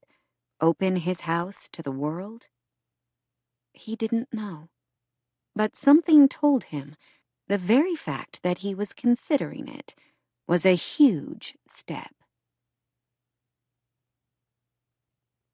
20. Sage. After the Kanes said goodbye and headed out of the restaurant, the children all needed to use the restroom at the same time. "I'll take them," Rebecca offered. Only after his mother and the children all bustled away in a flurry of scraping chairs did Sage realize that left her alone with Mason. Had Rebecca done that on purpose? Sage thought she had seen his mother cast a few significant glances between the two of them. Was she matchmaking? Sage wasn't sure how she felt about that. She instinctively liked the other woman. She had lived a fascinating life and had great stories and insight about people. More than that, they shared a unique bond, both of them destined because of their choices to remain on the outside of their sons' lives. Is there a way for both of us to get what we want? Sage gazed at Mason in confusion. He seemed tense, his jaw set in a hard line and his mouth compressed. "I don't know what you mean," she finally said. You want to feature Wolf Ridge on your channel. I need to protect my privacy, for my sake and Grace's. Could we come up with some kind of a compromise? Sage sat up straighter. Was he actually considering letting her film the house? She was afraid to hope. Ideally, she would love to show everyone the home renovation custom designed around the new mobility needs of baseball all-star, Mason Tucker. His name alone would be a huge draw for viewers, a video guaranteed to go viral. On the other hand, the gorgeous house and the setting could speak for itself, and she truly did understand his need for privacy. "We could keep you out of it. We wouldn't have to say anything about you being the owner of the house. I can just speak as the architect of the redesign about the choices we made. You could make that work. I've done it a few times before, when homeowners didn't want to appear on screen. Now that she thought of it, she was annoyed with herself for not suggesting anonymity before. She supposed she had been so focused on the star power he would bring to her channel, she forgot Wolfridge could speak for itself. Those in Hope's Crossing would know it's your house, since everybody in town knows about the renovation and will recognize the house. But no one else would likely connect it with you. We could be careful. Could I have final review of the video before you go public? That wasn't the way she and Anton normally worked, but at this point she was willing to agree to anything. If you want, she said, her heartbeat kicking up. Does that mean you're reconsidering? That muscle in his jaw flexed. Yes, as long as you can promise to keep me out of it. She smiled broadly. If they weren't in a crowded restaurant, she would have jumped up and hugged him. As it was, she couldn't resist reaching across the table and squeezing his arm. Thank you. Oh, thank you. Anton is a fabulous videographer. He'll make Wolfridge look like the most gorgeous house in the country. She smiled again, which it is, of course. I wouldn't go that far, he said, though she thought she saw a little smile playing around his delectable mouth. His partner in life and the production company is a wonderful woman who uses a wheelchair as well, one of my dearest friends, so I know they will be sensitive to your concerns. We'll do a good job, Mason, I promise. What made you change your mind? You have a way of working on a guy, he said gruffly. What did he mean by that? She didn't have time to figure it out before he went on. I guess I reconsidered after really seeing how much you care about your work. Not because you want to show off how smart you are, or because you're trying to become an internet influencer or something, but because you seem to genuinely want to help people. I respect that. Oh. Her heart melted like the delicious fried ice cream they served at Estrella. Thank you so much, she said softly. I can't believe you changed your mind. This is going to be fabulous. What is? Rebecca asked, as she and the children returned to the table. Sage looked toward Mason, wondering if he wanted to keep his decision a secret. To her relief, he spoke. I've agreed to let Sage film the house for her YouTube channel. His mother's expression registered her surprise. You did? That's wonderful. We'll see, he muttered. She would show him, Sage thought. He wouldn't be sorry. This would be the best video they had ever done on the Homes for All site. Sage couldn't wait to call Anton to share the news. She was still trying to process the unexpected turn of events when they arrived at the Bethany Lang Art Center for the performance. It always gave her a lump in her throat to pull up to this facility. She would have loved to know her grandmother. Bethany sounded as if she had been wonderful, creative, kind, sensitive. She was also somewhat of a tragic figure, treated poorly for her mental illness, both by medical professionals and by some in town, especially uppity sorts, like Laura Beaumont, Jen's mother. Building this facility had been a labor of love for Jackson, as well as for Sage, who had consulted on the plans during the development phase with her father. Bethany had loved music and flowers, and the design of the building tried to incorporate both of those things. It filled Sage with deep pride to know the center was constantly in use by the people of Hope's Crossing, and that each of them came face to face with Bethany, and perhaps their own consciences over the way they had treated her, through the gorgeous picture of her hanging in the lobby, painted by the brilliant local artist, Sarah Colville. Right now, the exterior of the building looked like a winter wonderland, with the bare trees strung with thousands of sparkling white lights, giant blue baubles hanging in the branches. Mason didn't park in the designated handicapped parking. She wondered why not, considering there were a few empty spaces, but didn't ask. As soon as they got out, the children rushed toward the door, followed closely by Rebecca. Sage stayed with Mason and matched her pace to his slower one as he made his way with his Loftstrand crutches. "So this place was named for your grandmother?" he asked. Yes, my dad's mom and my grandfather Harry's first wife. She died before I was born. I wish I could have known her. She was beautiful. Well, you'll see when we go inside. There's a portrait in the lobby. In every picture I've seen of her, she has this smile, as if she knows all the secrets of the universe. He sent her a sidelong look. "So you must take after her." She narrowed her gaze. Was he making fun of her? She wasn't beautiful. Women like Genevieve Beaumont were beautiful. Sage was ordinary. "You said you didn't know her," he went on before she could respond. No, I didn't even know she was my grandmother until I was 19, when I found out the identity of my father. "You mentioned that before. What happened?"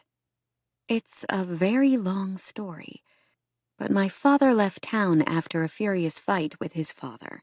My mother was pregnant with me when he left. Jack was her first love. When she found out she was pregnant, she tried to tell him, but he wanted a clean break from his father, which trickled down to everyone in town, and wouldn't take her calls after he left, figuring it was better for both of them that way. He never even knew about me. My mom raised me as a single mother until I was 4, when she married Chris Parker after a whirlwind romance when he came through town on tour with his band. He frowned. "On tour? Chris Parker, the Chris Parker? From Pendragon?" That's the one. "Wow. I love their music." Everybody does, she said with a smile. Praise for the stepfather she adored always made her proud. They didn't have a chance to continue the conversation as they entered the lobby of the Arts Center, dominated by a Christmas tree that had to be 20 feet tall. "Look!" Grace exclaimed with delight. "All the decorations on the tree are nutcrackers." The children all hurried to look, joining other children who were pointing out their favorites. She was about to urge them all inside to find their seats, even though they still had about 20 minutes to curtain, when she spotted 2 familiar figures making their way through the crowd toward them. "Grandma! Grandpop! Hi!" Her maternal grandmother, Mary Ella McKnight, had shocked everyone in town when she had started seeing Harry Lang, the town's wealthiest resident, and Jackson's estranged father, who had a well-deserved reputation as an ogre. Mariella had seen what Sage also had, that Harry's gruff exterior concealed the proverbial gooey marshmallow heart. That softer side of Harry was evident now as he bent down and scooped both Nick and Anna into his arms. He adored all his and Mariella's grandchildren and treated them equally, whether they were related to him by blood or not. He was far different from the man he had been a decade ago, when everyone considered him a cantankerous, abrasive old man. Sage introduced Harry to Mason and his mother, remembering that Mariella had met them the night of the Fire and Ice Festival. "Where are you sitting?" Mariella asked. "We didn't buy tickets until this week," Sage said, "so our seats aren't that great." "You can sit with us," Harry insisted. "All of you. There's plenty of room in our box." As the principal donor of the Arts Center, Harry had also purchased exclusive rights to one of the prime viewing areas in the theater, naturally. "That would be wonderful. Thank you," Rebecca said, before Mason could voice any of the objections Sage could see forming. The children were thrilled at this turn of events, delighted they would be able to watch the show together. They all sat in the front row of the balcony box, their faces bright with excitement. Sage wasn't sure how she felt about this new development. She had already spent entirely too much time with Mason. As the lights went down and the curtain rose, she was intensely aware of him beside her, big and muscular in his jacket and tie. She tried to focus on the children and their excitement instead of the prickling awareness. They all were entranced from the first moment until the curtain closed for intermission. "That was so cool!" Nick exclaimed. "I love their outfits," Anna said. They chattered about their favorite parts until Mary Ella stood up. "I'm in the mood for some hot chocolate," she declared. "Rebecca, what about you?" "That would be lovely," Mason's mother said. "Though I think I've had more hot chocolate in the past few weeks than the past 10 years. "Can I have some hot chocolate, Grandma?" Nick asked. "Of course, my dear. All of you can. Harry, what about you?" "Only if I can add some Baileys to it," he muttered. Mary Ella gave him an indulgent smile. "Isn't that funny? There's a chance I might have some in my purse, which I may or may not have brought along just for you." "Ah, aren't I the luckiest man in town?" he said, beaming as he pulled her into his arms for a dramatic kiss, which made the children giggle. "What about you two?" Mariella asked her and Mason. Sage thought she had sensed his growing discomfort in the darkness as they watched the show. Now she saw she was right. He was in pain. She didn't know how she knew, but she did. She had a feeling he was in no shape to make his way through the crowds toward the lobby and back again. "I'm good," she said quickly, even though she wouldn't have minded stretching her legs and maybe grabbing a glass of wine. "I think I'll stay here." She caught the look of relief on his expression before he quickly concealed it. "In that case, I'll stay as well," he said. "Can we bring you something back?" Rebecca asked. "A water bottle would be fine," Sage answered. That was the only thing allowed in the theater itself. "Same here," Mason said. "Of course," Mariella answered with a smile.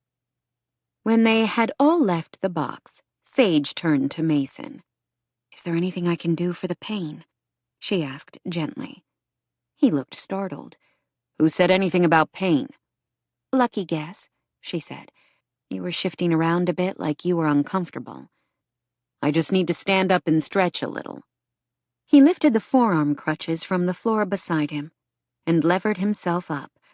A small groan emerged, and she wanted to pull him into her arms, her heart aching for all he had endured. "Sorry," he muttered. "I did a little too much today." She couldn't imagine the kind of pain he lived with. It made her heart hurt. Some of her compassion must have shown on her features, because he made another small sound. "Don't feel sorry for me," he ordered her gruffly. "I hate that worse than anything." "I know. I'm sorry, I just wish you didn't have to be in pain." "It's better than it used to be," he said. "And I'm alive, aren't I? I'll gladly take the pain if it means I can be here to watch the joy in my daughter's eyes as she watches the Sugar Plum Fairy dance across the stage." How could any woman not be crazy about a man like this? She was falling in love with Mason. Every moment she spent with him only confirmed it. Her impending heartbreak seemed to lurk at the corner of her vision, fleeting and ephemeral. She felt a sharp ache in her chest when she thought about returning to her life in San Francisco in a few short weeks. Her world would feel dull and colorless without him and Grace. She couldn't think like that. Her life was busy and rich and fulfilling. She would simply have to channel all that pain and loss by focusing more on the work she loved and on providing help to people through Homes for All. "I'm so thrilled you've agreed to let us feature Wolf Ridge on my channel. I can't wait to call Anton. Maybe we can release both videos on Christmas." "We won't be very festive at our place, though, since we won't have any Christmas decorations this year." She stared at him, shocked. "Not even a Christmas tree?" "We have one down at the guest house, but not at the main house. We're ahead of schedule, remember? Jean-Paul has holiday decorations, but he had to rearrange his calendar when he found out the house would be done early. He doesn't have enough time to stage the rest of the house and put up the holiday decorations. I told him having the house ready to live in earlier was more important to me than a Christmas tree and some lights. What about Grace? She needs at least a Christmas tree. He looked surprised at her vehemence. Sage couldn't have explained it either. She only knew her favorite memories of childhood were holidays spent with her mother and Chris and Layla, when they were one big happy family. They always came back to Hope's Crossing for Christmas, even when Chris was in the middle of touring with the band. Their house would be decorated with greenery they collected from the mountains, and homemade decorations she and her sister would make. Children need a Christmas tree, she said firmly. Grace especially needs one this year while she spends her first Christmas in your new home. Something to mark the new life the two of you are creating here in Hope's Crossing. He looked amused at her vehemence. Okay. I'll make sure I put up a Christmas tree and find somewhere to hang her stocking. She reassessed her plans for the video. I supposed we can tape footage at your house and hold the release of it until after the holidays.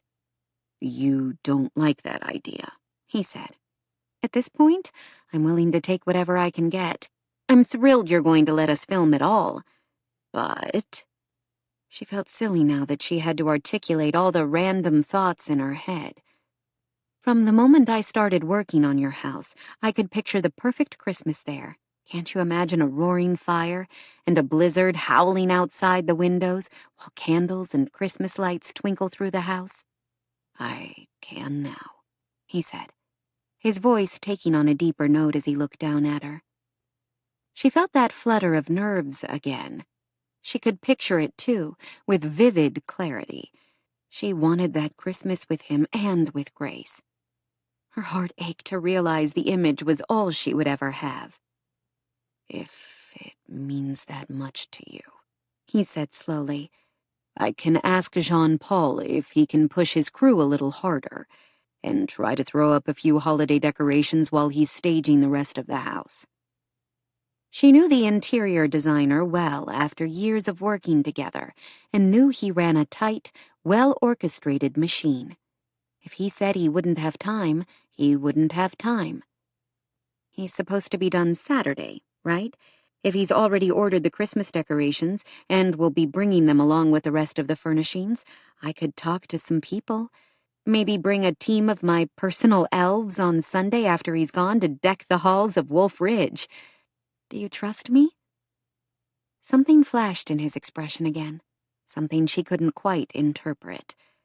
I don't think you really need to ask that, do you? I gave you free rein with my house renovation. She coughed. Is that what you call it?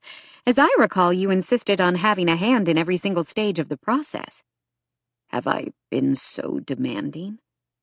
She had wanted to tear her hair out a few times during the process, but now that they were nearly done, she understood why he had cared about every detail. It's been refreshing to work with a client who knows what he wants.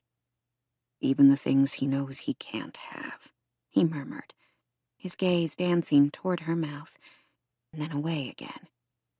He wanted to kiss her again. She caught her breath, aching for him to touch her, even as she knew this wasn't the place or time for it. Mason, she murmured. She wasn't sure what she would have said, because an instant later, the others returned to the box in a noisy rush, and the moment was gone. 21. Mason. Throughout the rest of the performance, Mason tried to focus on the dancers on stage, but his attention was mostly on the woman beside him. He was drawn to her in 1,000 small ways. How kind she was to his daughter, the light in her eyes when she talked about her passion for architecture, her clear love for her family and community. Sage was a difficult woman to resist. He had to try harder. She would leave in only a few weeks, off to return to her life away from Hope's Crossing, while he should be focused on building a new life here with his daughter. Sage was attracted to him. He couldn't dispute that. He could see it in the flare of her eyes, and the slight way her mouth parted, and the way her gaze would sometimes flicker to his mouth, and then she would get this adorable rosy tint to her cheeks. He wasn't sure why she would be interested in a broken-down wreck of a man who had probably progressed as far as he was going to in his recovery. Mason knew he would remember, long into the future, sitting in this darkened theater and watching dancers move across the stage with grace and beauty while his body hummed with yearning for someone he couldn't have. He seemed to be the only one who wasn't sorry to see the evening end after the ballet was over. They made their way through the milling crowd, not his favorite exercise, and eventually loaded into the big SUV again. The children chattered endlessly, dissecting the show and the music and the dancing. He took Sage and her family home first, much to the chagrin of the children, who apparently didn't want to be separated even for a few hours' sleep. Bye, Grace said. I'll see you tomorrow at school. We can work on the thing at recess. I don't have recess with you, though, Anna said with a pout. Maybe you can come to our house over the weekend, and we can finish our project and then go swimming, Grace suggested. It's probably not a good weekend for guests, Mason said. We're going to have people coming in and out while the furniture is moved in. Grace is welcome to hang out here during all the fun, Sage suggested.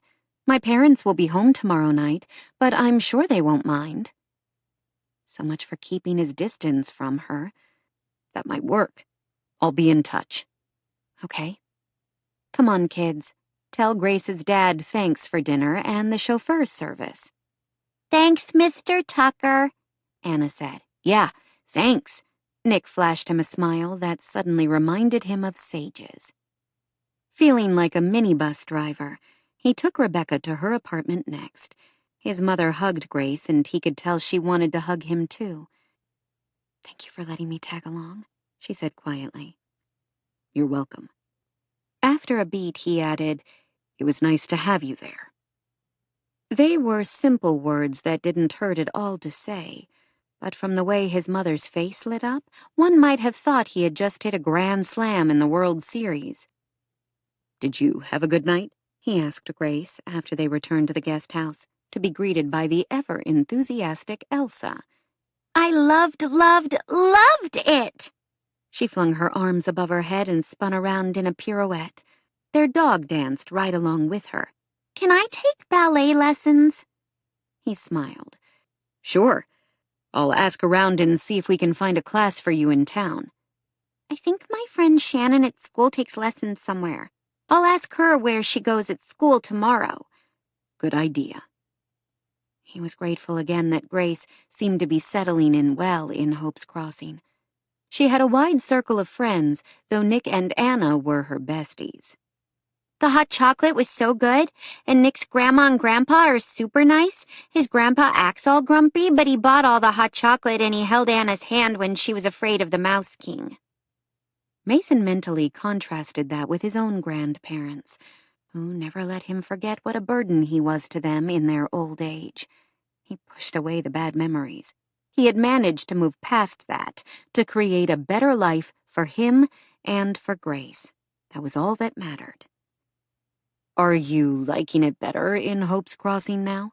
He asked. I know you didn't really want to move away from our house in Oregon. I didn't really care about the house, she assured him. I was just afraid. Her voice trailed off. Afraid of what? He pressed. I guess I was afraid that when we moved out of our other house, we would forget Mom, she said, her voice low. His chest felt tight, achy, and he pulled Grace into a hug.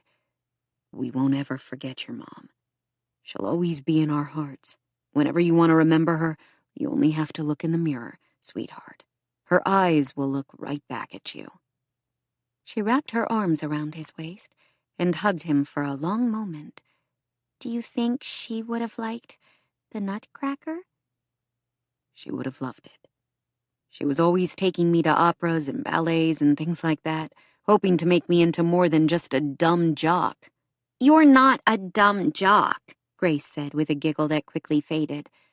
Sometimes I feel guilty when I'm laughing and having fun with my friends, thinking I should be sad and missing her more. His heart ached again. She wouldn't have wanted that for you, honey. She loved hearing you laugh more than anything in the world. She wouldn't want us to be sad forever. At his words, a knot of emotions he hadn't realized was tangled inside him seemed to uncoil itself. Shayla would have wanted him to let go, just as he wouldn't have wanted her to close her heart away if something happened to him. Sage is nice, isn't she? Grace said suddenly. He gave her a startled look and could feel himself flush. He had to hope his 9-year-old daughter didn't notice. Yes, she's very nice. You like her, don't you? Exactly what had he revealed to Grace about his growing feelings? Yes, she's done a fantastic job of helping to make Wolf Ridge a better house for us. And she's pretty, don't you think? Beautiful. Not flashy, but soft. Lovely. Like birds soaring through mist on the water on a summer morning, or the peace of a quiet forest at dusk. She's been a good friend to us, he said, his voice sounding rough to his own ears. We're lucky we have been able to have her help us with the house. I like her a lot, Grace announced, then gave him a sidelong look. If you wanted to date her or something, it would be okay with me. Mason was momentarily speechless, both because he had to wonder where this was coming from, and because the truth seemed to settle over him like that mist. He did want to date her, and more. Much more. What made you think I might want to date her? He asked carefully. She shrugged. Nick said he thinks you two like each other.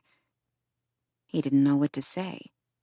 How did he, a guy, navigate a conversation about his love life with his 9-year-old daughter? We do like each other. Sage has become a friend to me, just like Nick is a friend to you. She appeared to digest that. Okay, but if you did want to be more than friends, if you wanted to kiss her and stuff, it's okay with me. I wouldn't mind having a stepmom as long as we don't forget Mom. She wouldn't have wanted you to be sad forever either. Whoa. He was okay with the part about kissing Sage, more than okay, but stepmom was way ahead of the game. I appreciate that, but I'm not sad, honey. I have you and Elsa in the new house. That's more than enough for now. She didn't look convinced. Something told Mason this was an argument he wouldn't win, so he pulled the classic no-fail parent card. Right now, it's time for bed. Way past time, actually. And you have school in the morning. She sighed but gave him one more hug and headed for her room, leaving him to think about all the things he wanted, but couldn't have. 22. Sage. I am so sorry about this. Her mother's features on the FaceTime call were lined with distress. This storm is a nasty one. They're calling it the storm of the century. Your dad has called every airline, and nobody is flying out of France until at least tomorrow. Possibly Monday. It's horrible timing. I know you have a million things going on right now. I honestly thought we would be home tonight. Sage shook her head. Don't worry for a second, Mom. It's no big deal. The kids have been great, and we've been having a lot of fun together. They miss you, but I'm sure they'll understand that this is a weather emergency out of your control. Mora sighed. I know you're right, but it's so hard to be away from them. I have to tell you how wonderful it's been to know you're there with Nick and Anna. I don't know how I would have been able to leave them otherwise. Because they were speaking on a video call, Sage managed not to roll her eyes at that blatant exaggeration. Maura had a large family in Hope's Crossing. Her mother, her 5 siblings and their families, as well as a large network of friends. Any of them would have been happy to take care of Nick and Anna, while Maura and Jack had a well-deserved holiday, together to celebrate a big moment in his career. She also knew her mother was fiercely independent, probably from her days as a single mother, both before and after her marriage to Chris. She still had a tough time relying on anyone. "It's been a joy, Mom. I have never been able to spend this much uninterrupted time with them, and it's been really great to see firsthand what good humans they're turning into." Her mother's smile was soft and filled with love. "They're wonderful children. They truly are. I can't imagine my life without them." If Sage ever questioned her decision to ask her parents if they would consider adopting Nick, she only had to see how much Maura and Jack adored him, and the other daughter they had created together. She would always be deeply grateful that her parents had opened their hearts to Nick, even if some part of her still ached with emptiness. She didn't think about that often. The decision had been made nearly a decade ago, and she wouldn't regret it.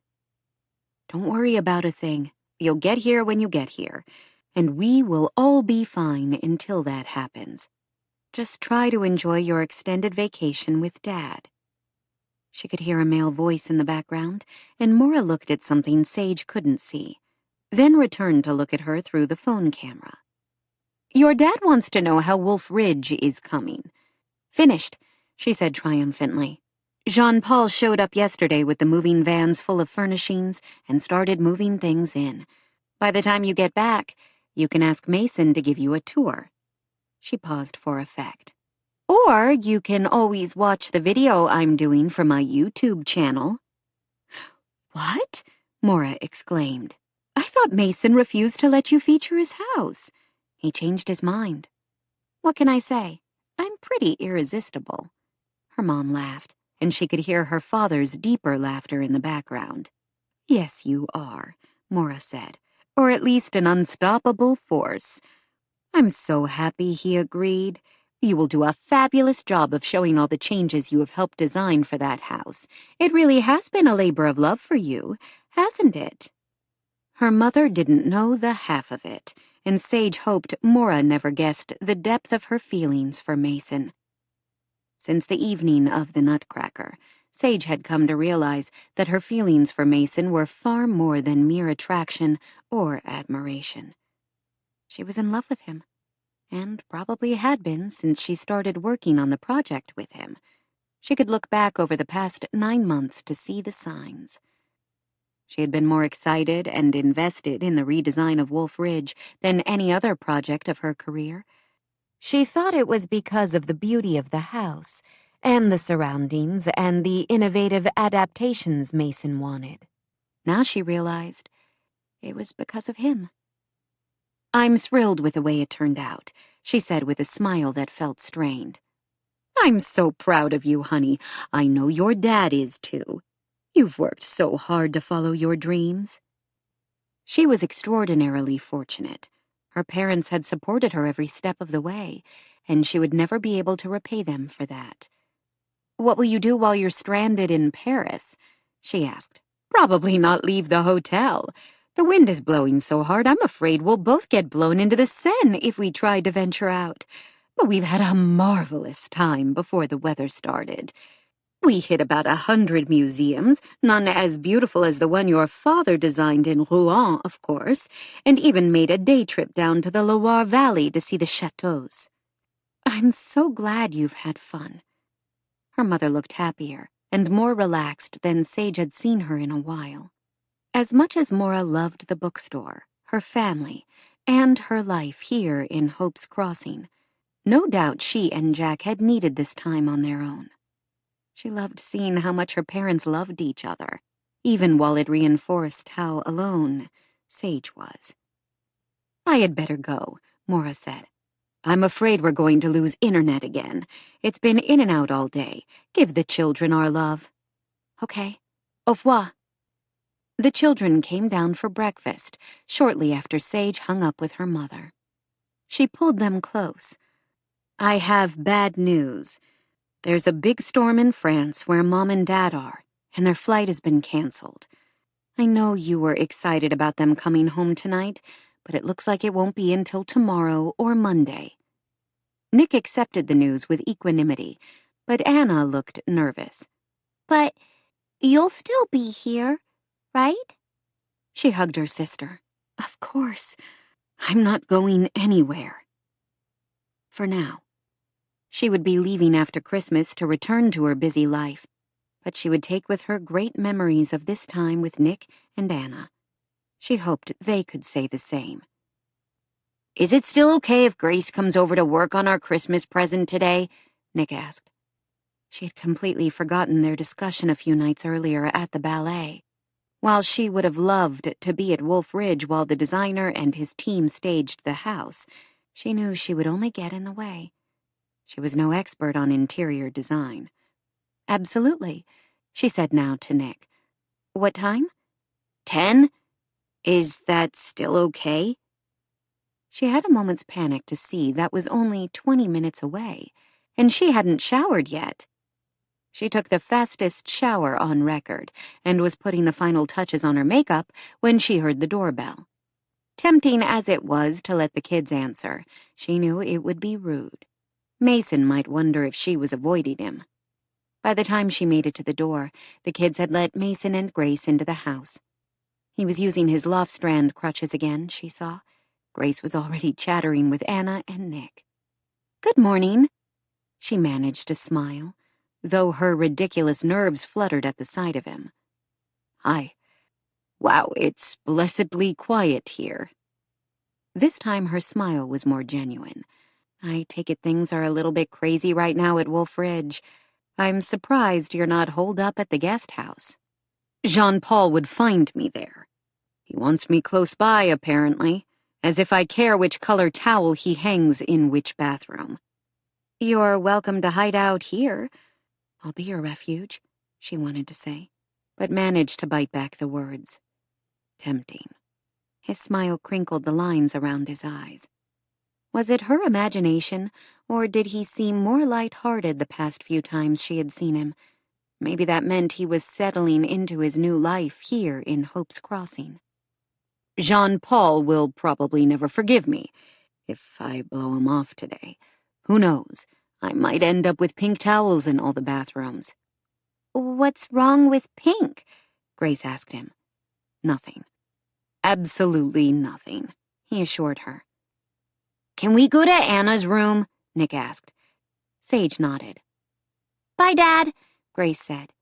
She hugged him, careful not to unbalance him on the crutches. Have fun, sweetheart, he said, his eyes warm as he returned the hug.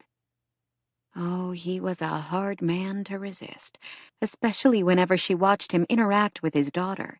It was obvious Grace was his world.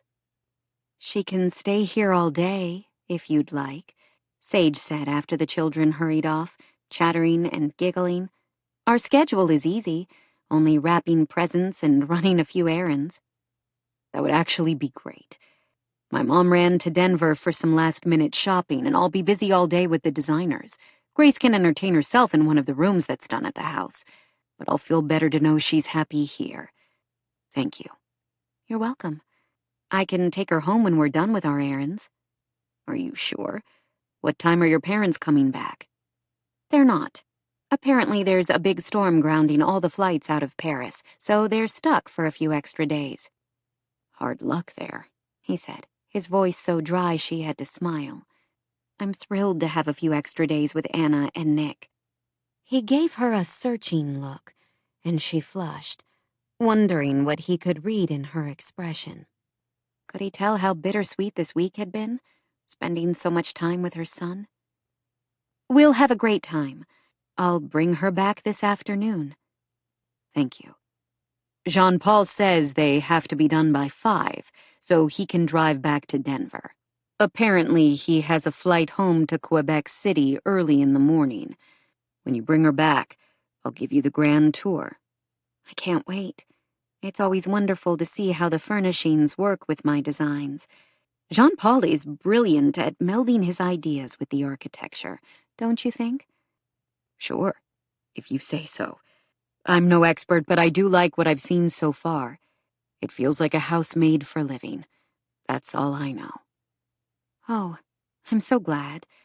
She smiled and he gazed down at her. Something hot and fierce in his expression that stole her breath. He wanted to kiss her again, and she wanted to let him. She wanted to taste his mouth again, feel the silky slide of his lips against hers, the strength of his upper body wrapped around her. She had to check herself from leaning forward in invitation. Bad idea. She couldn't kiss him again. She would already be leaving Hope's Crossing with a shattered heart. She didn't need to make things worse. These teasing, tantalizing kisses were only making her fall harder for him. She shifted her gaze, tucking her yearning away as best she could. "I'll bring her back around 4:30 or 5, she said in clear dismissal. Thanks. I appreciate it, he said after a pause. When she looked back at him, she thought she saw a fleeting hint of hurt in his gaze, but it was gone too quickly for her to be certain. 23. Mason. He did his best to stay with Elsa in his office at Wolf Ridge, one of the first rooms to be finished, while the small army of movers and assistants on the design team did their thing. His office was near the front door, and he could hear them coming in and out all day, and arguments in English and French about where things should go.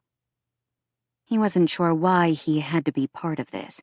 If he had his way, Mason would have jumped into his SUV and taken a drive as far as he could get from Wolf Ridge, but Jean-Paul insisted that he stick close so he could be consulted about the most minor of details.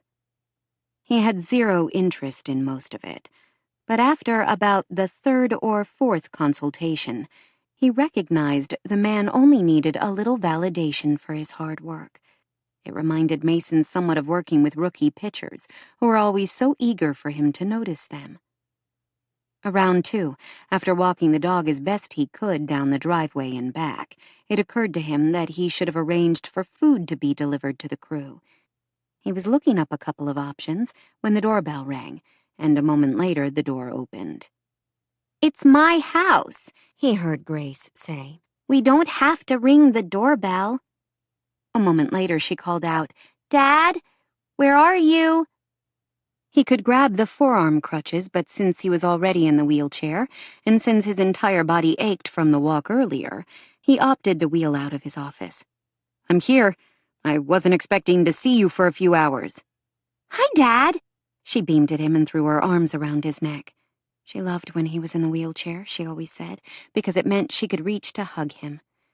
One small bonus, he supposed.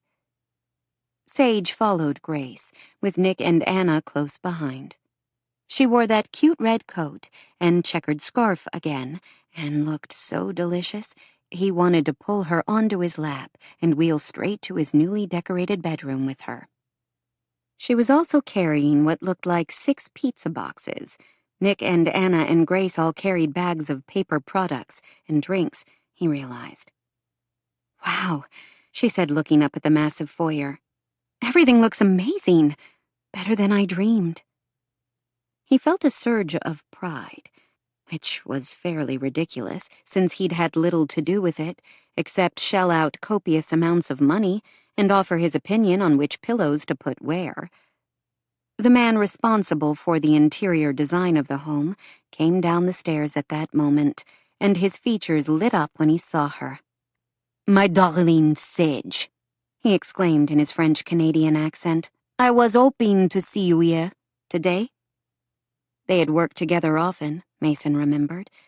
She had recommended the DuPont interior design firm. He understood why now. She had been right.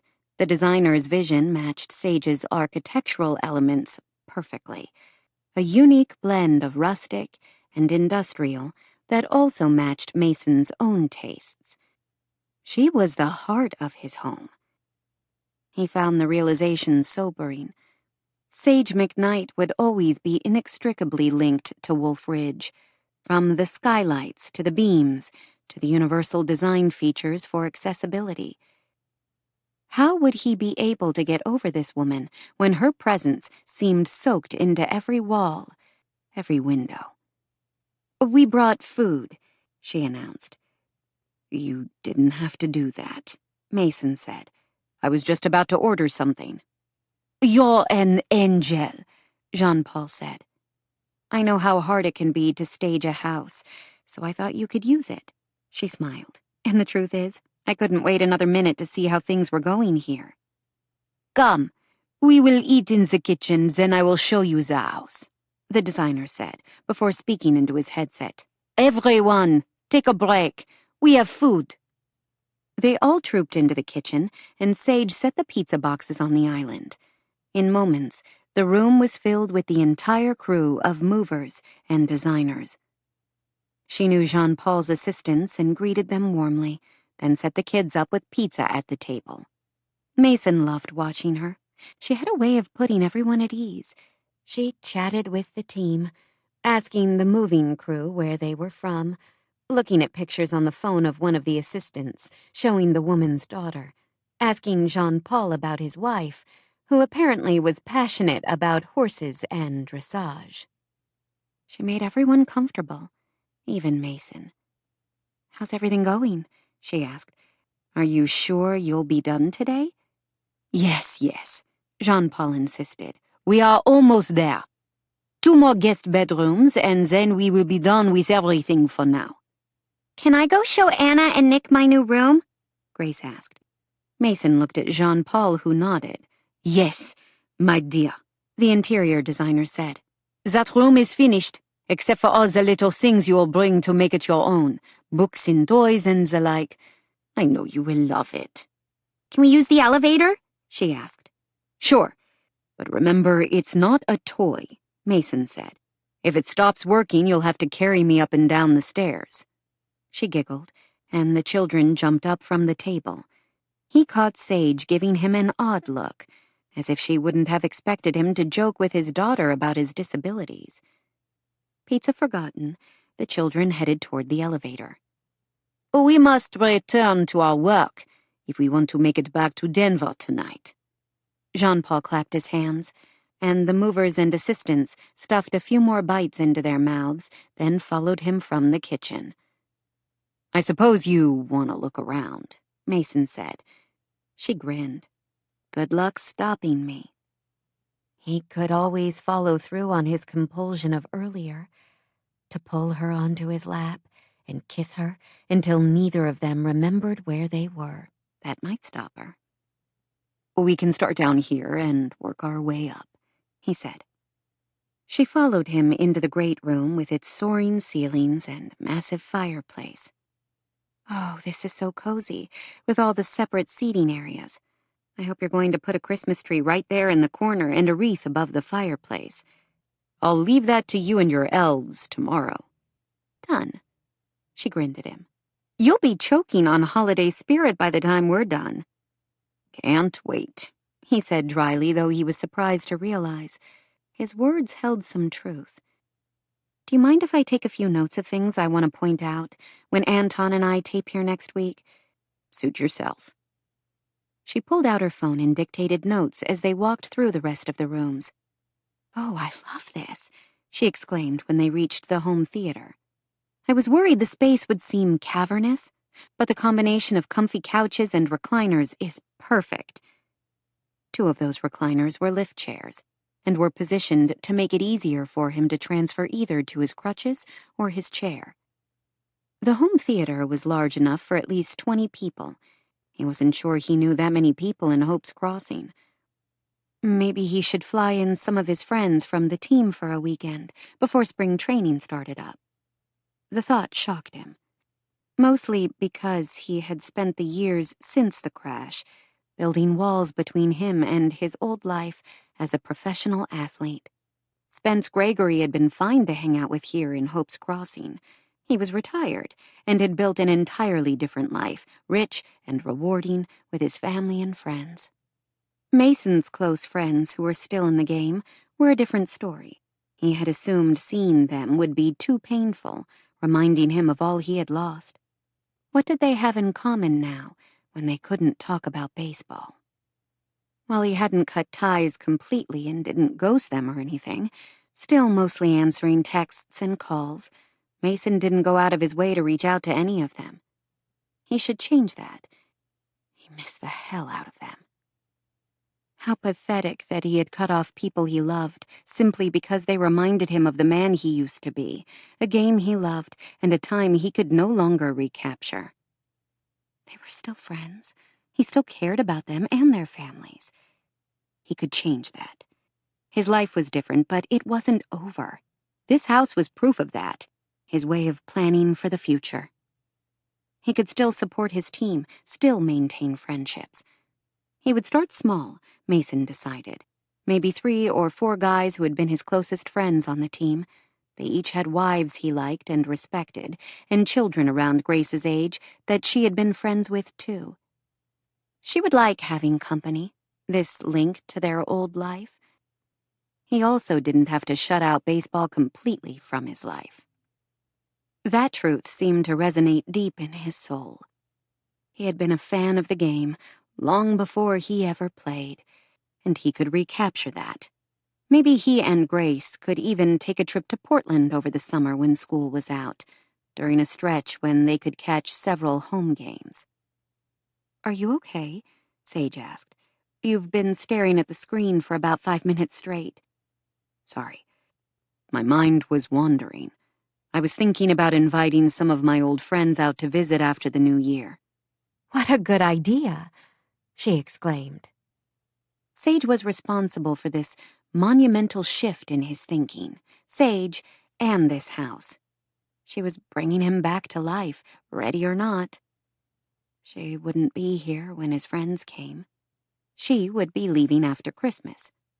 He tightened his hands on the rims of his wheelchair at the reminder, missing her already. He was subdued as they finished the tour. When they reached Grace's room, with its built-in bookshelves and window seat, they found Anna and Grace swinging in the hammock chair, hung from the ceiling, while Nick talked down to them from the loft reading nook. "This is the coolest room," Anna said. "Can you do my room just like this, Sage?" She smiled. "You'll have to talk to Mom and Dad about making any changes to their house. They might have something to say about that. But this is a pretty cool room." "I love it. I can't wait to sleep here tonight. Hey, can we go swimming?" "We have errands," Sage said. "We were only supposed to be here for a moment to drop off the food, but we got distracted looking at your awesome house." After a few more moments, she ushered the children away, and Mason couldn't help thinking the house was emptier without them, as if Sage took some kind of light with her. 24. Taryn. Taryn did her best during the week following her scene with Charlie to throw herself into the holidays. In addition to helping out where she could at the Green Project, she went to 2 concerts at the middle school, found a last-minute ticket to the Nutcracker at the Town Arts Center, finished her shopping, and organized a cookie swap among the faculty. By the weekend, she knew her frenzied efforts weren't working.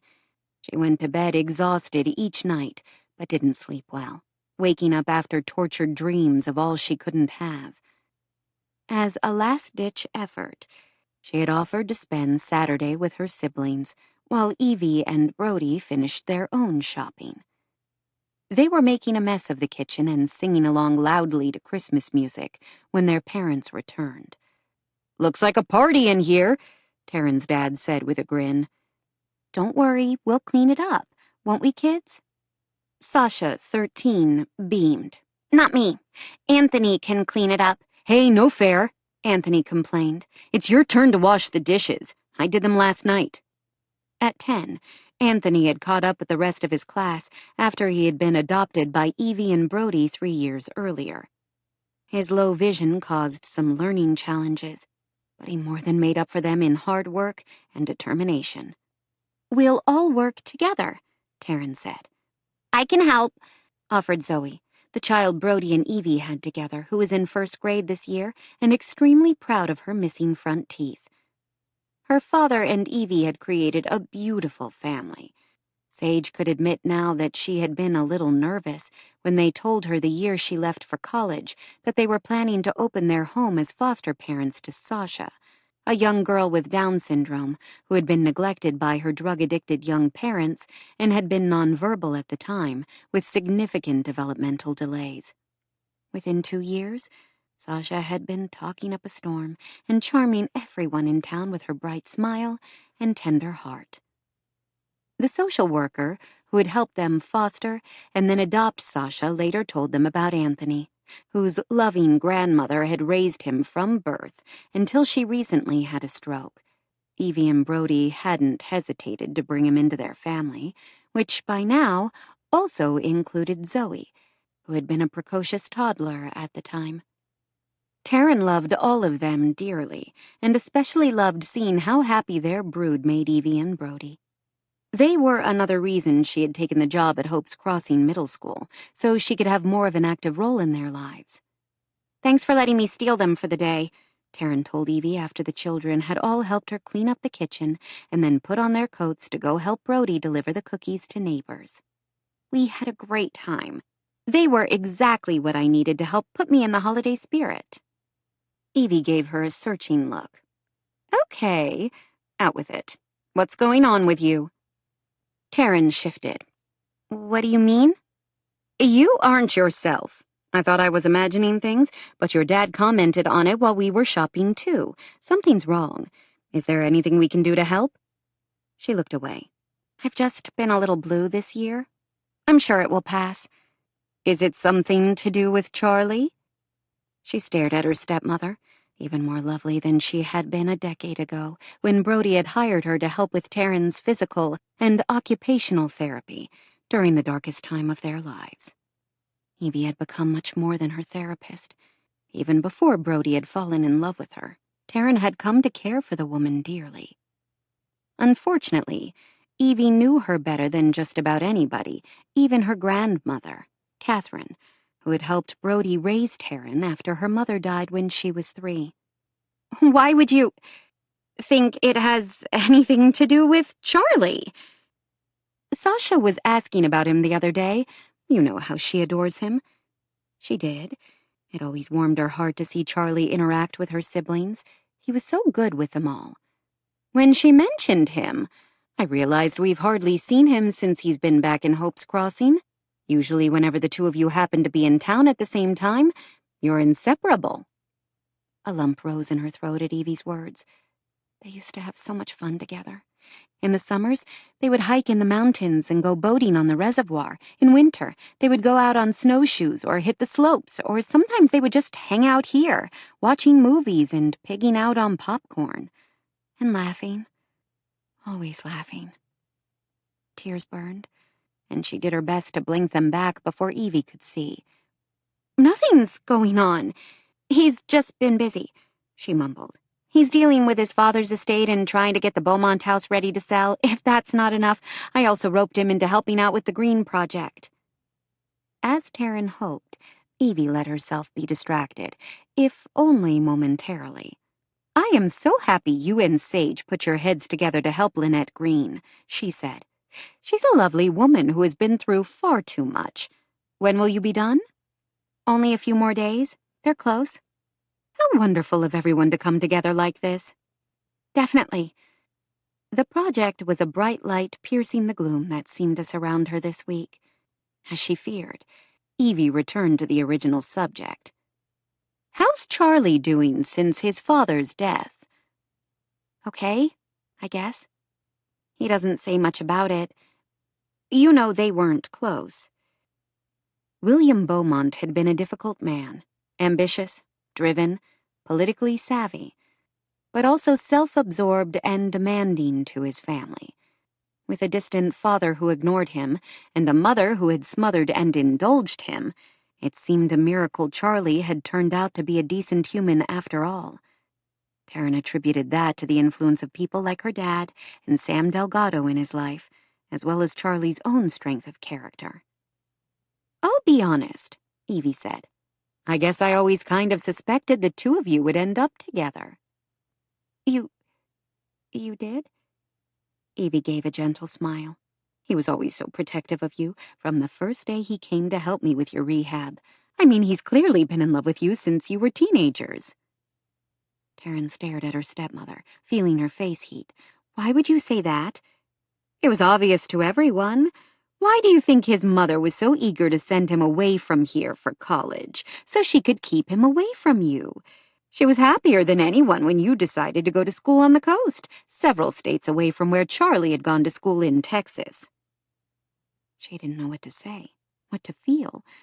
She had always suspected he had feelings for her, but hadn't realized others in town had seen the same things she did. Apparently, they were all wrong. Charlie wouldn't keep pushing her away if he truly loved her. "He's not," she said, her voice sounding strained. "If he cares about me at all, why does he keep shutting me out?" Evie looked closer at her. "You're in love with him, too." "I suspected, but was never quite certain." Taryn closed her eyes, feeling those tears welling precariously close to the surface. "Yes," she whispered. "He knows how I feel about him. I've told him clearly enough. He doesn't care." Her stepmother took her hand and gave it a comforting squeeze. "Charlie carries a heavy load of guilt and pain because of how badly you were injured in the accident. He has seen firsthand how hard everything has been for you and how hard you've had to work to get to where you are today. I suppose he feels like he can't ever make up for what happened to you." Those tears broke free of all her efforts to restrain them and trickled down her cheeks. She had never felt so hopeless. "I only want him to give us a chance. How can I convince him to let me in?" She wiped at her cheeks, feeling as if the future she wanted so desperately was slipping through her fingers, and she had no idea how to grab hold of it. "Oh, honey." Evie wiped at Taryn's tears and hugged her close, reminding her of all the times her stepmother had pushed and prodded her and supported her during her recovery, when she had been a frightened girl trapped in a body that didn't work the way she wanted. She had been afraid she was broken forever back then. Now she feared her heart would never survive losing Charlie. "I'm so sorry," Evie murmured. "I wish I had a good answer for you. Charlie doesn't see what the rest of us do, that he's no longer the same person he was that night. None of us are." She had been a 15-year-old brat, rebellious, angry, feeling trapped by her father's rules and expectations. She had no idea where she might have ended up, if not for the accident. She could never consider it a positive event in her life, but she did know that nearly dying, and then having to claw her way back to health, had given her a strength and resilience she wasn't sure she would have found inside herself otherwise. "You're right. I'm certainly not. Neither is your father. But Charlie is trapped by his guilt. He can't see that he's no longer that spoiled, thoughtless boy, indulged by his mother and constantly seeking his father's approval. He still sees himself as the screw-up whose terrible mistake of driving under the influence killed Layla and seriously injured others, especially you." "He's so much more than that," she said, the tears flowing faster now. "Yes, he has become a good, honorable man who deserves to be happy." "Who deserves to be happy with me," Taryn said. "How can I convince him? Why won't he see himself like everyone else does? Nothing I say makes any difference." "I don't think you can convince him. This isn't about you, it's about him, honey," Evie said, her voice sad. "Charlie has to forgive himself, which is sometimes the hardest thing any of us have to do." Taryn couldn't help the small whimper that escaped her. She rested her head on her stepmother's shoulder and wept until she heard the door open from the garage. She straightened and wiped her eyes with a tissue Evie quickly handed her as her siblings came in, followed by Brody. Her father frowned and gave Evie a questioning look. Her stepmother shook her head, and Taryn knew Evie would fill him in later. "Sasha, ever sensitive, came to stand in front of Taryn, clearly in tune to her distress. "What's wrong?" her sister asked with a frown. "Why are you crying, Tare? Did you hurt yourself?" Taryn hugged this precious girl on the cusp of womanhood, who loved so generously and without judgment. "I did. But I'll be okay. I promise." The last was meant for Evie and her father, who she knew would worry about her even more now. She would be okay, she told herself. She simply had to convince Charlie he would only truly be happy if he gave them a chance. If not, she would have to figure out how to live without him. 25. Sage. "This house is gorgeous, Sage. Absolutely stunning." She smiled at her Aunt Claire, married to her mother's brother, Riley. "It was gorgeous before, but what you all have done has made it stunning," she said to the women gathered in the great room of Wolfridge, most of them related to her in one way or another. Most of the women here were either related to her or such close friends that it felt as if they were family. She loved being part of a large, loving family, always ready to lend a hand, whether to one of their own or someone else in town. "Thank you all so much for taking time during your busy holidays to help me out with this." "Are you kidding?" Sage's grandmother, Mariella, beamed. "This has been so much fun." "Yes," Claire's mother, Ruth, said. She actually had a smile on her usually sour face. "Really fun." "Any excuse I can find to hang out with friends and decorate a gorgeous house is a win, as far as I'm concerned," Catherine Thorne Kane said. "I've been dying to see what changes you've made to the house," Charlotte Kane Gregory said. "I visited here with Spence shortly after Mason bought it. I had no idea how you were going to make it work for him now. I can't believe the difference." Sage had to admit, it was better than she had dreamed. The more she saw of Jean-Paul's furnishings for the house, the more she loved how well his interior design meshed with her vision for Wolfridge. The Christmas decorations he had included for the house were perfect, subtle and warm, intended to bring the outside in. The centerpiece of the holiday decor was the 15-foot tree in the great room with its white lights and rustic ornaments. As she had suggested to Mason, a huge wreath hung from the river rock fireplace, ornamented with ribbon and pine cones. She loved this room with its cozy conversation nooks. Sage could imagine Mason and Grace spending evenings here, with the girl doing homework while her father read nearby. Throughout the rest of the house, candles and greenery complemented the other furnishings to make the house feel cozy and festive without going over the top. "Thank you for your help. You've all been so kind to reach out and help us, especially considering we're virtually strangers to most of you," Rebecca Tucker said to the group. Sage wanted to think Mason's mother had made friends with several of the women during the past few hours as they had worked together. "You might have started out as strangers to some of us, but you'll find after you've been here for a while, people don't stay strangers long in Hope's Crossing," her Aunt Alex said with a smile. "Where is the man of the house?" Mariella asked. "I was hoping we might have the chance to say hello to him and his cute daughter." "Mason wanted to stay out of our hair, so he and Spence took Grace and our kids along with Nick and Anna ice skating in town," Charlotte said. Ruth frowned. "Ice skating? How can Mason go ice skating? He's in a wheelchair." Behind her, Claire rolled her eyes and mouthed an apology for her mother to the group in general. Ruth was not always the most tactful of people, though Sage liked to think her heart was usually in the right place. She had mellowed over the years she had served as Mora's right hand at the bookstore for the past decade. "He was probably going to cheer from the sidelines," Sage said quietly, astonished at how protective she felt for Mason. She wanted him to be able to do anything, no limits. More than that, she wanted people in town to accept him as he was. Whatever he did, and not pity him or treat him as if he had some fatal disease simply because his mobility needs were different from theirs.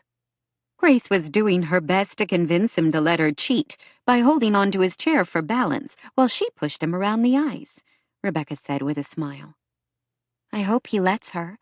It would be fun for both of them, Sage said softly, wishing she could be there to help persuade him. Well, the point is, you've done a wonderful job with the house. I can tell you've really put your heart and soul into this project. Sage smiled at her grandmother, who studied her closely in return. What did Mariella see? Could she tell how Sage's emotions had become wrapped up not only with Wolfridge, but with Mason and Grace? She expected so, especially when her grandmother's expression shifted to one of concern. Is there anything left for us to do? Claire asked. Sage looked around. Anton would have a great time filming all the beautiful details. I can't think of anything. Thank you so much for your help. I can't wait to see your YouTube video, Charlotte said. It's going to be your best one yet. I hope so. They all spent a moment gathering up discarded ribbon ends and broken ornaments, then were pulling on hats and coats to leave when the front door opened. An instant later, Grace raced in, followed by Nick and Anna, then Mason in his wheelchair. Spence must have traveled separately, she guessed. Grace stood in the middle of the great room, her features rosy from being outside, and her eyes glittering with the suppressed excitement and happiness of most children during the season. Oh, it's beautiful! That Christmas tree is huge! I love it so much. I can't believe we really get to live here. Catherine and Mariella both gave Grace the same indulgent smile, clearly charmed by her enthusiasm. Wow, it does look great, Mason said. He smiled at the group of women, though Sage could tell he felt uncomfortable around them all. Thank you for going to so much trouble for us. It was really no trouble, Catherine assured him. We're always looking for any excuse to get together.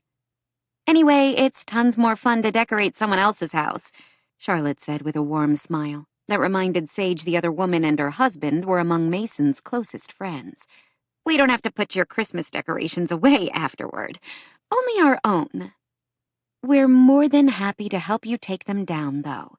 If you need us, Claire assured him. I'm sure we'll be fine, he answered. I've hired a housekeeper who will start after the new year. That will be one of her first jobs. And I can help, Rebecca said. This house is stunning, Mariella said. Even without the Christmas decorations, it would have been perfect for Sage to show on her channel. We all can't wait to see the video. I hope you'll let her interview you, Alex said. My favorite clips are the ones where she talks to the homeowners, and they go in-depth about the things they love most about their house. Mason looked clearly alarmed, and she quickly stepped in. It will still be great without that, she assured him. We'd best be off, Catherine said. I forgot to ask, any word on the travelers? Alex queried. Mom called this morning and said the airport in Paris is still socked in, but they're hoping to get a flight home tomorrow. I hope they've had a wonderful time, Mariella said. It's been so lovely of you to stay with the children. I know how much a trip away together meant to your parents. It's been a blast, hasn't it, kids? Nick and Anna nodded. Super fun, Anna said. Can we go see the rest of the decorations? Grace asked her dad when everyone had left, including Rebecca, who said she was scheduled to FaceTime with a friend in another state. Sure. Not too long, though. We have to go soon, Sage said. The children rushed off. Sage, abruptly left alone with Mason, suddenly felt awkward. Needing something to do, she fiddled with some of the greenery on one of the side tables. Our friends and family can be a little much sometimes. Thanks for putting up with us. Most of them are related to you? About half of those who were here. 2 of my aunts were here, Alex and Claire, as well as Claire's mom, Ruth. You know, my grandmother, Mariella. The rest are related to Charlotte. Catherine is married to Charlotte's dad, Dermot, second marriage for both. One of her sisters-in-law was here, Lucy. She runs a B&B in town. And you remember Genevieve, right? Dylan's wife? We met them at dinner the other day. Jen wanted to be here, but her kids had a piano recital. I'm never going to remember everyone's name. You'll figure it out eventually. They'll all make sure you settle in. She smiled, even as she felt a pang that she wouldn't be here as he came to know the people of Hope's Crossing. You're lucky to have them, he said, his voice gruff. Everybody needs a group of people to count on when life hits them hard. Did Mason count on anyone besides himself? He seemed so self-contained, an independent island in a sea of turmoil. He couldn't even fully accept his own mother's help. She again wished she could help the two of them. Every time she saw Rebecca with Mason, the woman's desperate longing to have a better relationship with her son nearly broke Sage's heart. You mentioned hiring a housekeeper. Will she live on site? No, she's coming from the next town over. She'll be here 2 or 3 days a week. We're still working through a schedule. This was none of her business, but perhaps she could help bridge the gap between him and his mother. Then he wouldn't be so alone. Have you thought about letting your mom move into Wolf Ridge? She finally ventured. He stared at her. Why would I do that? I don't know. Maybe because you have 8 bedrooms in this house and are only using 2? Maybe because she's your mother? Maybe because she loves you and wants to be part of your life? She had her chance, he said abruptly, wheeling away from her and into the kitchen. She followed, heart pounding. No, this wasn't her business. But it wasn't healthy for Mason to hold such anger and resentment toward his mother. She was 17 years old and had to make a difficult choice. I'm sure she did what she thought was best for you. With blunt, jerky movements, he grabbed a glass and filled it from the touchless water dispenser on the refrigerator, then swallowed hard before responding. I needed her when I was a kid, and she wasn't there. I certainly don't need her now that I'm a fully grown man. Oh, he did. He talked about how lucky Sage was to have a network of friends and family in her life, and how everyone needed a support system. Did he think those relationships all came automatically? Fine. You might not, but Grace does. She loves her grandmother. More than that, she needs her. I'm not stopping them from having a relationship. Rebecca lives 2 miles away. She can be here in 5 minutes. 10, in bad weather. I've never once told her she couldn't be part of Grace's life. Maybe not in so many words, but he put roadblocks up. Sage could see them, even if Mason couldn't. What about the guest house? Why couldn't Rebecca move in there once the renovations are complete? That way she would be close by for Grace, but far enough away that you don't have to live in the same house with her. You may have designed my house, but that doesn't give you any right to design my whole damn life, he snapped. She gave him a steady look, unfazed by his anger. I'm not trying to design your life. I was only pointing out how your stubborn determination to prove you don't need anybody is hurting 2 people who care about you. And me.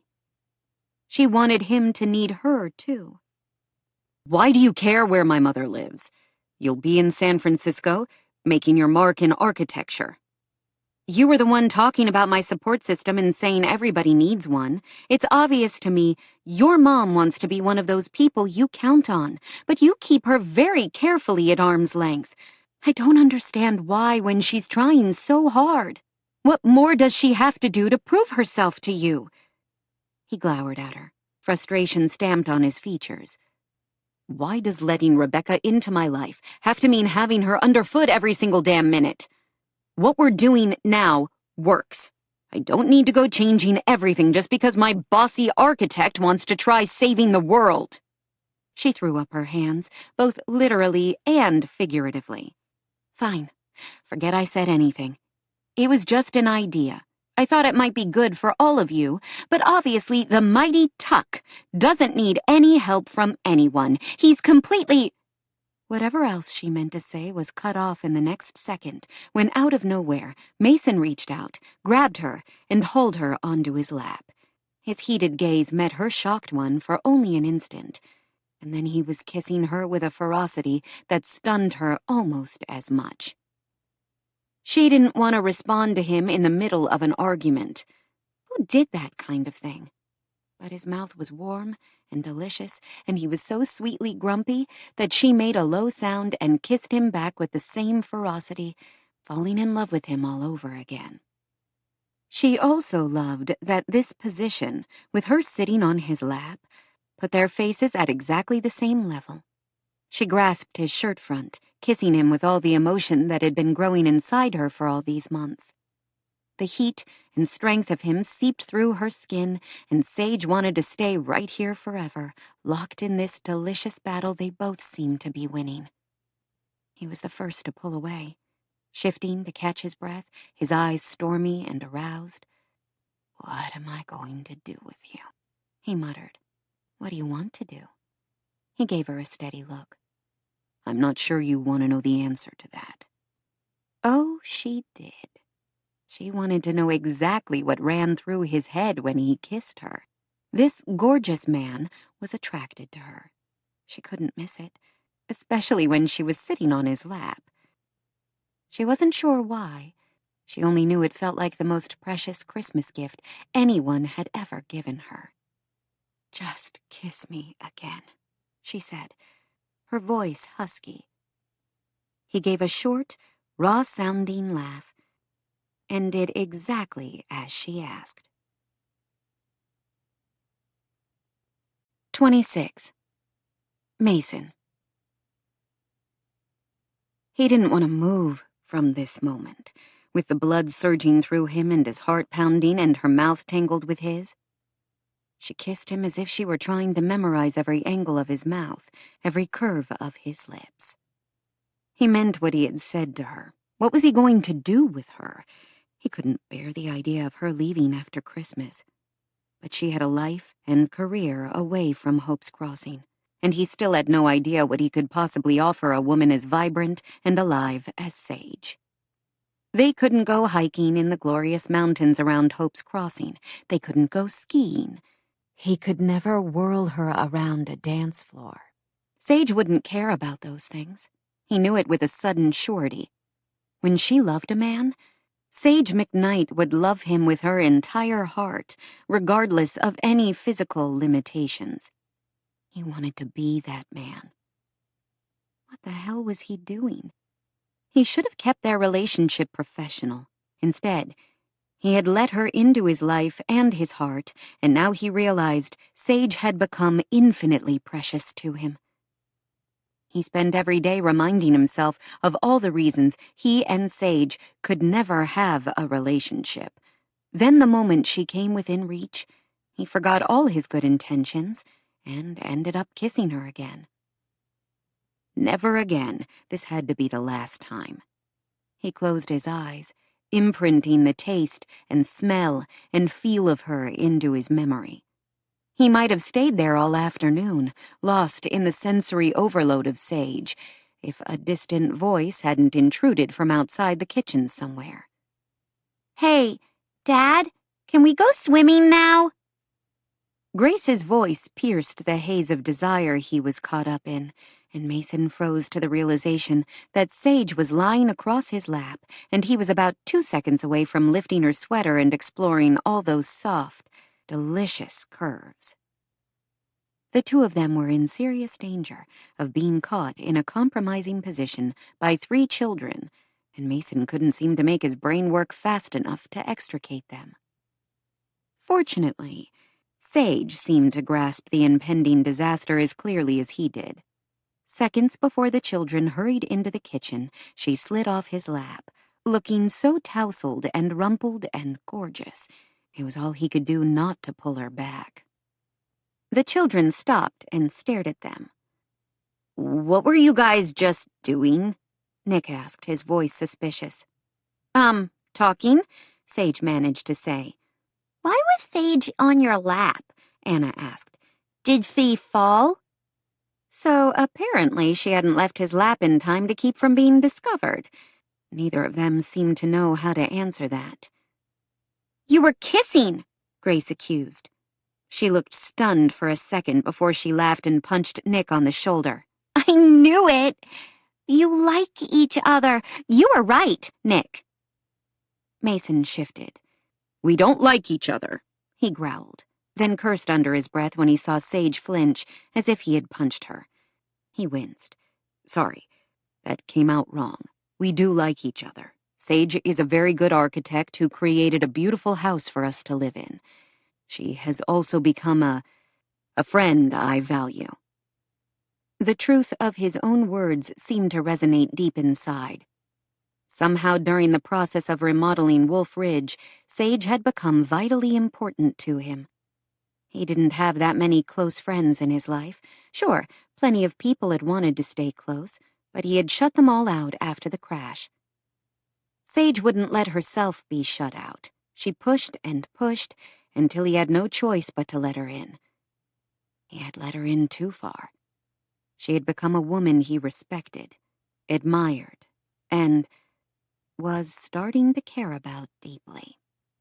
Yes, we are friends, but that's all, Sage said, her voice a little wooden. He narrowed his gaze. Did she want to be more than friends? She cleared her throat. We need to go, kids, or we won't have time to change before the Christmas concert at the church. We promised Aunt Angie we would go hear her solo. So we can't swim? Anna asked in a dejected voice. Maybe another time, she said quickly. You can come back again, Mason said, his voice ragged.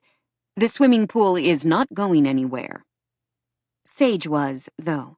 She would be leaving after the holidays to return to her busy, fulfilling life. What would he do without her? She was thawing the parts of him he thought permanently frozen after Shayla's death. He didn't want it. He wanted to stay in his state of suspended animation, focused only on Grace and on trying to regain as much function as he could. He didn't want to feel again. After the crash, doctors had kept him so drugged up that he hadn't felt the pain of more than a dozen broken bones at first. His spine, both legs and ankles, several ribs. It had been so tempting to stay in that warm haze, where all his emotions were muted, the jagged edges of all he had lost smoothed by narcotics. Eventually, he had started weaning himself off the drugs, against the doctor's advice. The pain had been excruciating, but at least it was better than living in that numb state where he couldn't even grieve Shayla properly. He had a feeling that losing Sage would be like that pain, raw, intense, endless. Would he have preferred that he had never let her inside, that she had never kissed him that day a few weeks earlier and opened the floodgates to all these feelings that had been building inside him for longer than he cared to acknowledge? Mason didn't know the answer to that. He only had a feeling this ache in his heart wouldn't heal nearly as easily as a dozen broken bones. 27. Sage. By the Tuesday before Christmas, 2 days after that intense, emotional kiss in Mason's kitchen, Sage knew her heart would not recover from this season in Hope's Crossing. As she dressed in her favorite red sweater and jeans for the elementary school performance of the Nutcracker, Sage looked in the mirror of the room she stayed in whenever she came home. Could everyone else see the shadows of impending heartbreak in her gaze? She was so frustrated with herself for letting this happen. When she came home for the holidays, she had expected a nice break from the hectic pace of her life, a chance to catch up with her family and friends, with the bonus of being on hand when the work wrapped up at Wolf Ridge. She expected she would return to San Francisco, renewed and refreshed, and ready to jump back into the fray when the new year rolled around. Instead, she had once more fallen for a man who was completely unavailable. How had it come to this? Sure, she could understand it when she had been a foolish girl of 19, imagining herself in love with Genevieve Beaumont's fiancé. Her 29-year-old self could look back with sympathy at that young woman who had been lost and vulnerable after Layla died, aching with an overwhelming need to have something, anything, to hold on to, even a man who belonged to someone else. She couldn't delude herself about Mason. She had known he wasn't emotionally available from the moment she started working on his house. She should have been smarter. She should have protected her heart better. Instead, she had let herself fall in love with him, even knowing it would end in heartache. A knock sounded on the door of the guest room. "Are you ready?" her mom called. "We're about to leave." She suddenly didn't want to go. She wanted to stay here, to climb onto that comfortable bed and pull the covers over her head. Mason would be at the school, and she wasn't sure she was ready to see him, or that she would ever be ready. She would have to face him eventually.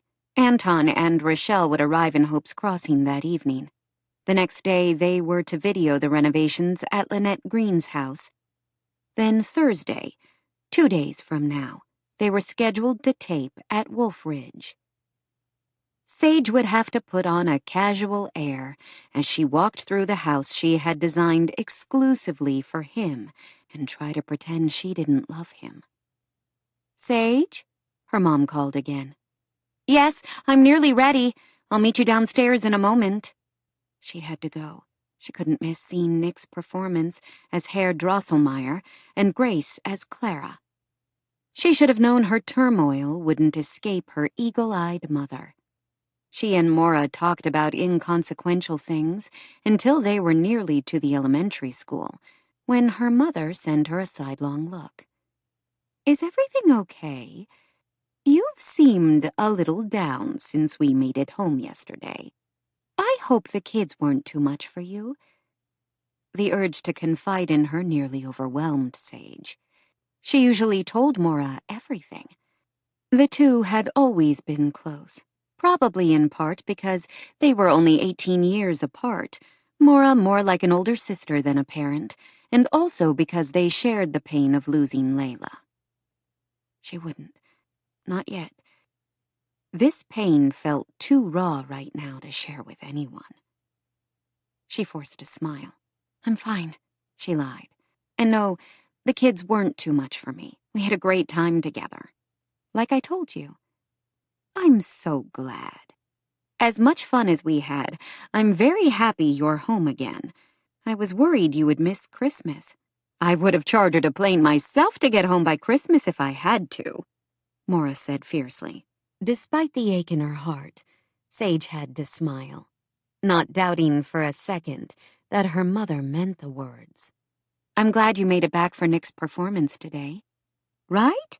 I would have hated to miss it. And I hope the trip was worth it, even the part where you had to endure a blizzard." "It was all so wonderful," her mother replied with a dreamy sort of look as she parked in the elementary school parking lot. "The new museum is stunning. I would love to take all of you to France to see it." "That would be great. You know, even after a decade, I sometimes still have to pinch myself to make sure I'm not dreaming, that I'm actually living the happy ever after I always imagined with your dad when I was a girl." Sage forced another smile, feeling as if her face would crack apart. Jack was already there, saving them a couple of seats in the crowded elementary school gymnasium. Every grade would be performing a few numbers for the holiday event, though the 4th grade production of The Nutcracker would be the highlight. Only after Sage sat down did she see Mason sitting a few rows ahead of them, his crutches on the floor at his feet. Rebecca sat beside him. As Sage watched, Mason said something to his mother, who smiled brightly. Sage could only hope the fact that they were there together and seemed to be talking was a good sign. She did her best to focus on the play instead of the man in front of her. The production was adorable, a shortened version of the classic story they had seen only the week before, with enthusiastic songs instead of graceful dancing. Afterward, while the parents and other guests enjoyed light refreshments, she carefully avoided talking to Mason, focusing instead on chatting with her parents and other friends she knew in town. Still, she was aware of him. He stayed in his seat, but she saw others approach him and chat for a few moments. The year-round residents of Hope's Crossing were generally kind. Still, Sage was aware of a protective streak she knew he wouldn't appreciate. A few of the old-timers, like Claire's mom Ruth, for instance, weren't always the most tactful. He could take care of himself. In a few weeks, she wouldn't be here to watch out for him. Mason and Grace would be fine. Sage did not doubt that people here would welcome them into their midst. They would have a good life in Hope's Crossing, in a beautiful house that perfectly met their needs. She needed to focus on that and not on the ache in her heart, knowing that she couldn't be part of that future. She was sipping a cup of water from the refreshments table when Rebecca approached her. "Wasn't that a wonderful show?" Rebecca asked with a cheerful smile. "In my humble opinion, it was even better than the professional version last week." Grace was fantastic. She made a perfect Clara. And Nick totally owned Herr Drosselmeyer. "They're great kids, aren't they?" Sage said. "Truly great. Nick and Anna have been wonderful friends to Grace. I'm grateful. She doesn't always make friends easily." Rebecca made a face. "Neither do I, actually, which makes me especially grateful to you and your family for being so welcoming to me and introducing me around. Everyone has been so kind." "Oh, I'm glad. And I'm sorry I didn't have more opportunity to speak with you the other day when we were decking the halls of Wolfridge. It always seemed as if we were working in different parts of the house. It was a hectic afternoon, wasn't it? But I love the results. Yes, it's a beautiful home." She paused. "I've been wanting to tell you how shocked I was to hear Mason agreed to let you film his house. He's such a private person. I never thought he would do it in a million years. How on earth did you convince him to agree?" Did Rebecca think she had some kind of magic power over Mason? The idea was laughable. "I'm not sure, to be honest. He's not doing it for me, I know that much. The ad revenue I make from the channel goes to help renovate houses for others with mobility challenges. I think that was what finally decided him." Rebecca raised an eyebrow. "Don't sell yourself short. If that was all he cared about, it would have been easy for him to simply hand you a check. No, he agreed for you." Sage shifted, not knowing how to respond. His mother obviously didn't know him as well as she thought, if Rebecca could believe that. "I don't think so, but whatever the reason, Wolf Ridge deserves to be seen by a wider audience, if only to show that universal design elements can bring style and grace to a house." "You did that, and Jean-Paul," Sage said. "Don't forget him and his team." Rebecca smiled a little. "How could I? He's quite a character. I loved seeing what he did to the spaces. I found the whole process fascinating. Do you know, I once dreamed of being an interior designer. I even took a few classes at a community college once, years ago, when I was living and working in Vegas." She made a face. "But then I got married, and my husband thought it was a waste of time. He didn't want me to work, so I could be free to travel with him. He was a wealthy developer with enough money in the bank that I didn't have to work. So I kind of gave up on that dream." Missed opportunities always made Sage feel a little sad, as well as deeply grateful that her parents had continually pushed her to achieve her own dreams. "It's never too late," Sage said. "If interior design is something you love, you should pursue it. Why not?" "Oh, I wouldn't know where to start," Rebecca said, looking stunned at the idea. "What about by working with one of the interior designers here in town? We have some good ones. I know a few people. I could make some calls, if you want." Rebecca's eyes went wide. "Really? Why would you do that for me?" "Why not?" Sage asked simply. To her surprise, Rebecca gave her a quick hug. Only through fast reflexes did Sage avoid spilling her water cup all over both of them. You know, it was sheer luck that my son ended up buying a house years ago in Hope's Crossing and decided to renovate it and move here after he was injured. Since I've been living here, though, I can't help thinking this is exactly where Mason and Grace need to be. Sage had to agree. And while I don't believe in a God who manipulates every circumstance in our lives like some grand puppeteer, Rebecca went on, I do believe sometimes we are led to the places and the people who will impact our lives in ways we can't even imagine. Rebecca gave her a steady look. You're one of those people, Sage McKnight. You're making a difference to all of us, Mason, Grace, and me. Sage blinked, deeply touched. Oh, that's a lovely thing to say. And true. I have loved seeing Mason start to smile again. She wanted to tell Rebecca she had nothing to do with that, but her mother came over to say hello to Mason's mother, and the moment was gone. 28. Mason. What were Sage and Rebecca talking about so intently that had both of them looking so serious? Mason wasn't sure he wanted to know. Rebecca was becoming entwined with every part of his life, like it or not. He shifted, trying to find a more comfortable position on the hard folding chairs. Now that the performance was over, he wanted to take off, but his mother had asked for a ride, since her car was in the shop for new brakes. He couldn't hobble out and leave her here, nor did he particularly want to go over and interrupt the women's conversation.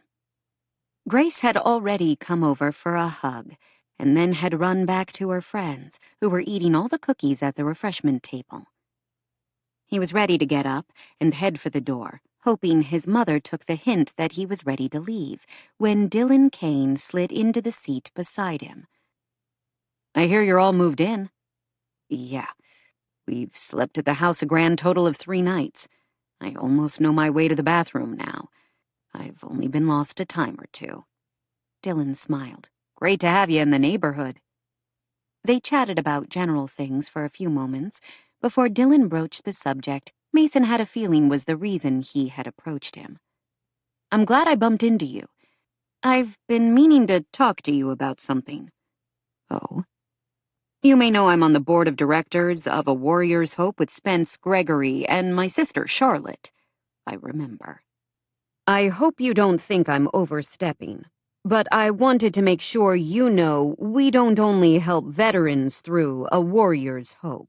That's the main mission and focus of our work, but we are always happy to loan out adaptive outdoor equipment to local people in the community who might need it.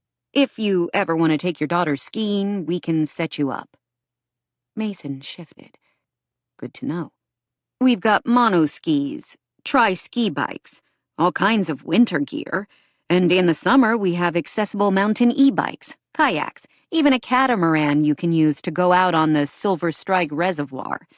You're welcome to borrow anything we have and try it out so you can decide what works best for you.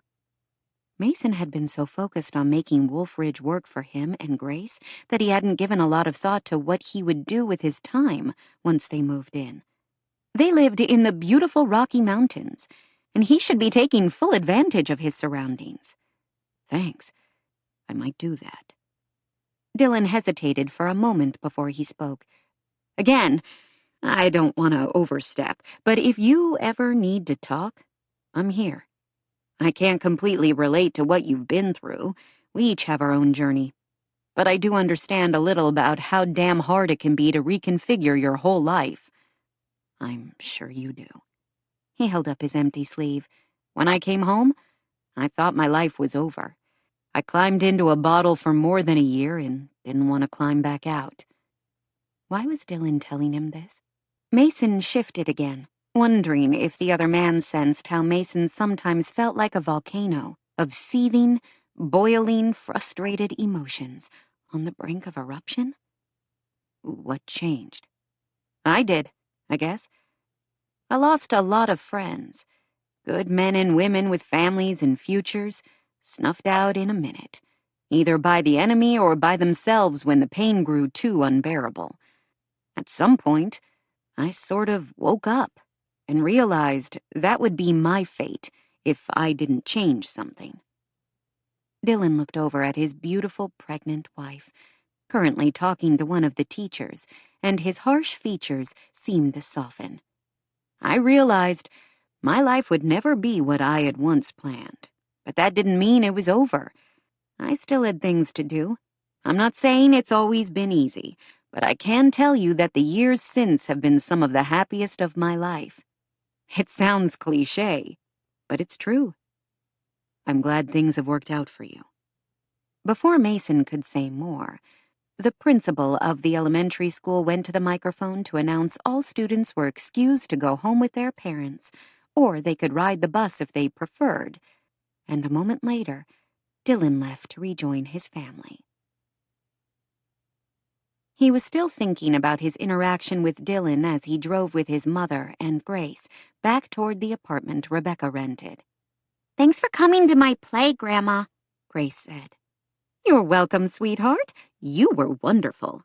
I'm so glad I could see it. I haven't been feeling all that festive, but that program filled me with all kinds of Christmas spirit. I might have to even put up a little tree in my apartment now. I can help you, if you want, Grace offered. Maybe I can come over tomorrow after school. Rebecca gave Mason a sidelong look, as if she were bracing herself for his rejection.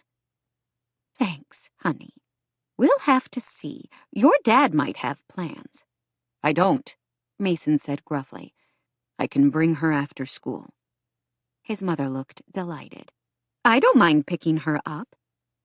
Grandma, why do you need a Christmas tree anyway? Grace asked. We have a giant one. You can share ours. You help decorate it. That's your tree. I was thinking of one from my own place. Grace continued to frown. You should stay with us for Christmas. We have like 100 extra bedrooms, don't we, Dad? That might be a slight exaggeration, but we do have a few. He wasn't about to offer one to Rebecca, though. She apparently had come to the same conclusion. For a moment, hope had sparked in her eyes, but it quickly faded. Oh, no. I'll be fine at my own place. You and your dad have your own traditions on Christmas. Christmas would be way more fun with you there. Wouldn't it, Dad? Mason didn't know how to answer. He wanted to instinctively protest. He had never told Grace the reason his relationship with Rebecca was stilted. She had never asked, though he knew she sensed the wide chasm between him and his mother. He thought of what Sage had said the other day, about his mother already being part of his support network, but he was too stubborn to acknowledge it. For the past 2.5 years, Rebecca had stepped up to be a wonderful grandmother to Grace when they had both needed it. He would have been lost without her help. He suddenly felt ungrateful and childish that he had continued erecting barriers she was constantly trying to hurdle, without much success. Would he have preferred a different childhood than the one he had? Hell yeah! Every child deserved to grow up in a home filled with warmth and love, not strict rules and harsh discipline. Rebecca had been a child herself when she had him, 17. Hadn't he been an idiot himself when he was 17? He certainly wouldn't want to be judged forever by some of the stupid decisions he had made at that age. How hypocritical and unfair of him, then, to continue blaming Rebecca for the choices she had made. He had to let go of the pain at some point, didn't he? Christmas was a time of renewal and hope. He and Grace were making a new start here in Hope's Crossing. It was long past time he tried to make a new start with Rebecca. Sage had been absolutely right. Nobody should be alone on Christmas. We would be happy to have you join us for Christmas Eve and Christmas Day. You're welcome to stay at Wolf Ridge. His words sounded gruff, stilted, but he could see they were enough for Rebecca. Her eyes filled with tears. Oh, I would love that. Truly love that. Thank you. Yay! Grace said. It will be so fun, Grandma. We can go swimming and make cookies and read Christmas stories. I can't wait. You can sleep in the room next to mine if you want. It's really nice, with a big bed, and it even has its own fireplace. That will be great. I can't wait either. Her eyes were bright, and she looked suddenly happier than he had ever seen her. He should stop there. That was enough, wasn't it? He had made an effort. But he couldn't help remembering that conversation with Sage, how she had been such a passionate advocate for Rebecca. Not only Rebecca, he realized now, for Grace and for him. She thought it would benefit all of them to have his mother closer. She was right, as hard as that was to admit. He spoke quickly, without giving himself a chance to change his mind. Now that the main house is finished, Sam Delgado will be working on fixing up the guest house after the new year. You don't have to answer right now, but I was thinking maybe you could move in there. If you wanted to, anyway. No sense paying the crazy rent for your apartment when we have so much room. Her eyes widened with stunned disbelief, as if he had stripped off his clothes and started dancing to the car radio. Are you serious? You would let me move into your guest house? The shock in her voice made him feel about as low as a snake. This conversation should have happened a year ago, if he hadn't been so stubbornly determined to hold on to old pain. He would have brought this up a long time ago. It makes sense. That way you could be closer to Grace. She needs you. His mother had seemed happy before. Now she looked positively radiant. A tear trickled down her cheek, but he somehow knew she was crying tears of joy.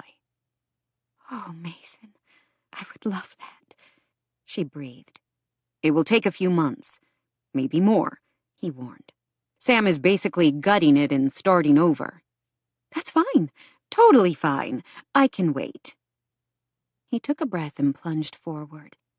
Meanwhile, if you want to move into Wolf Ridge, we can find room. Grace is right.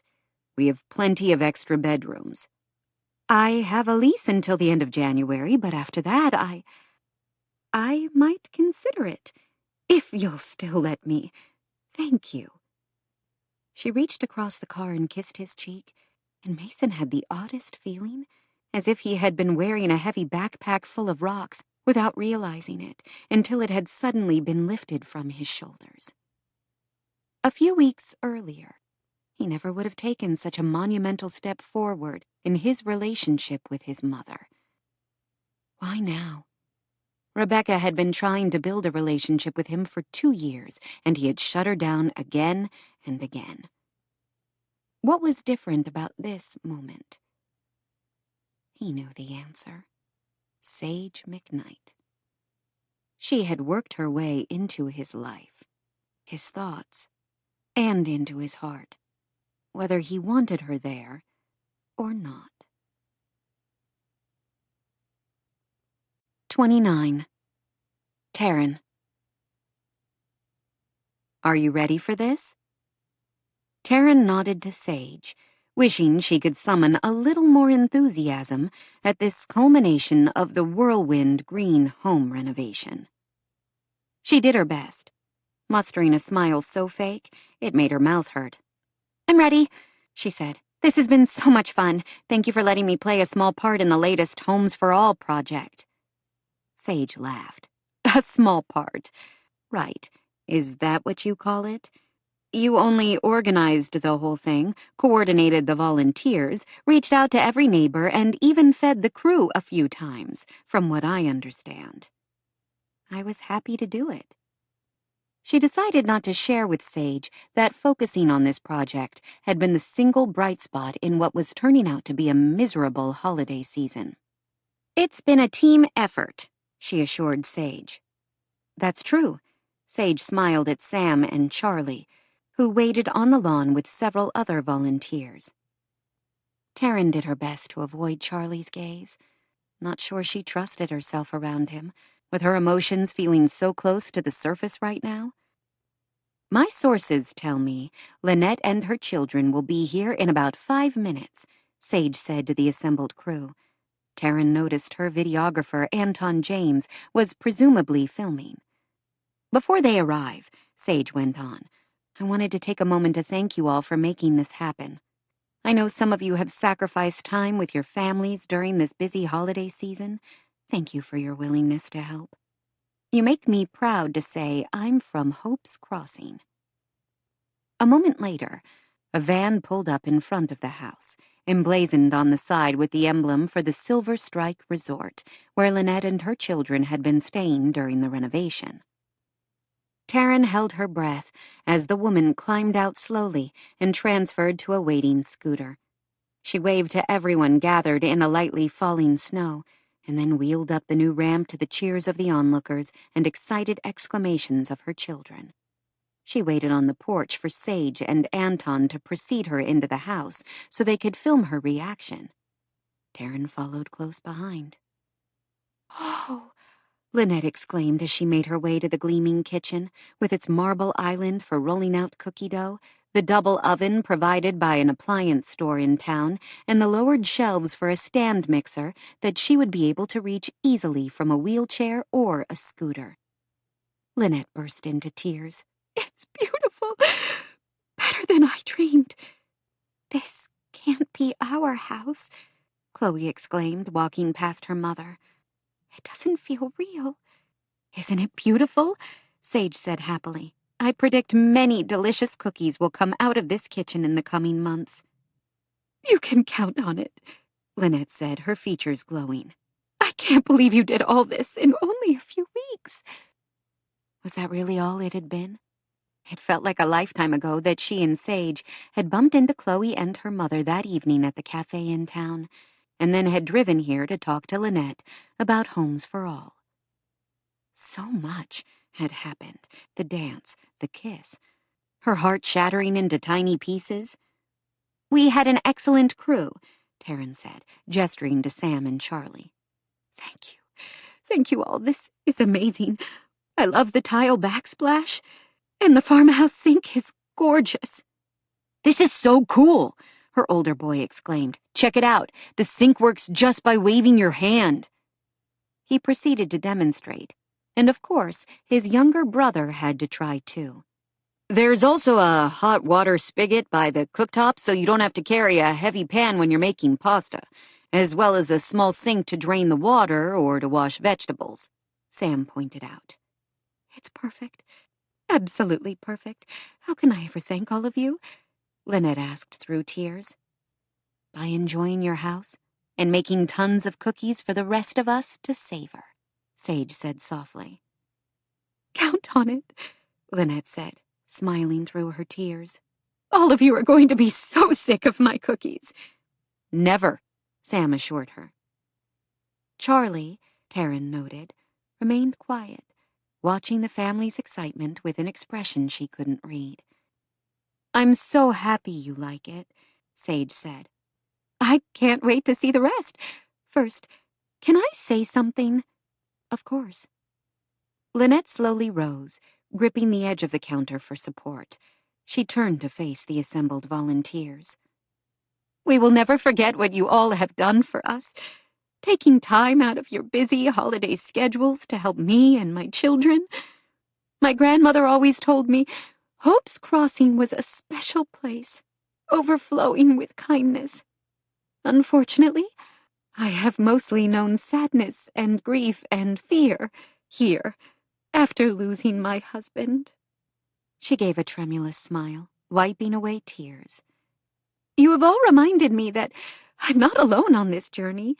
My children and I are part of something more, a community of people who take care of each other, who reach out to those who need help, even when they are afraid to admit it. Thank you all, from the bottom of my heart. You have reminded me that the sun always shines again, even after the hardest storms of life." The crowd applauded her. Several wiped away tears. Even Charlie seemed touched by her words. While Sage showed Lynette some of the other features of the kitchen, filmed by Anton, Chloe approached Taryn. "Thank you, Miss Thorne. It's gorgeous. I can't wait to show my friends." "You're very welcome. I was thrilled to be part of it. This will make things so much easier for my mom." "That's the idea." Chloe's expression grew thoughtful. "You know, it's not as weird as I thought it would be, to let people help us." Taryn had to smile. She gave the girl a hug. Though technically she wasn't supposed to hug her students, sometimes rules were meant to be broken in certain situations. "I know what you mean. When I was 15, the people of Hope's Crossing helped me, too." "Did you get a new kitchen?" "No. My help was a little different. I was injured in a bad accident that also killed my best friend." "Oh, man, that's rough." The sympathy in Chloe's expression made a lump rise in Taryn's throat. Those who struggled most with grief and loss in their own lives often showed the most empathy for others. "You were okay, though?" "Not at first. I was in a coma for a while, and then had to relearn everything. Walking, talking, how to eat, how to hold a book. I was in pretty rough shape." "Wow. I'm sorry." "My friends and family always had faith in me. They pushed me. No matter how I whined and complained, they wouldn't let me give up, even on the days when I didn't want to wake up in the morning because everything hurt so much." "That must have been so hard." It had been. She wanted to think that was the worst thing that had ever happened to her, but she would rather cope with that physical pain than the emotional trauma of losing Charlie forever. Nobody wants to have hard things happen to them. But I wouldn't have become the person I am without going through that time. It made me stronger, more kind, more compassionate. I get that. Do I wish my friend hadn't died? Of course. Every single day. So does her sister. She pointed toward Sage. "Really? Your friend was Ms. McKnight's sister?" "Yes. Layla was bright and funny and kind. Sort of like you." Chloe looked touched at her words. "Thanks. More than anything, I wish my friend could be here celebrating the holidays with us. She would have been the first one to volunteer for a project like this." "I wish my dad were here," Chloe said softly. "The first Christmas without him is hard. I know how much you must miss him. I'm sorry." She hugged the girl again. "He would be really happy about this, though. Anything that made my mom happy made him happy." Taryn felt tears rise up in her throat again, wishing she could be loved like that. Against her will, her gaze lifted to Charlie's. He was watching her from across the room with an expression on his features that was so fierce and full of aching emotion, it took her breath away. The crowd of volunteers inside the house seemed to fade away, leaving only the two of them. "I love you." She almost mouthed the words. Instead, she only thought them, wishing she knew how to convey everything in her heart with only a look.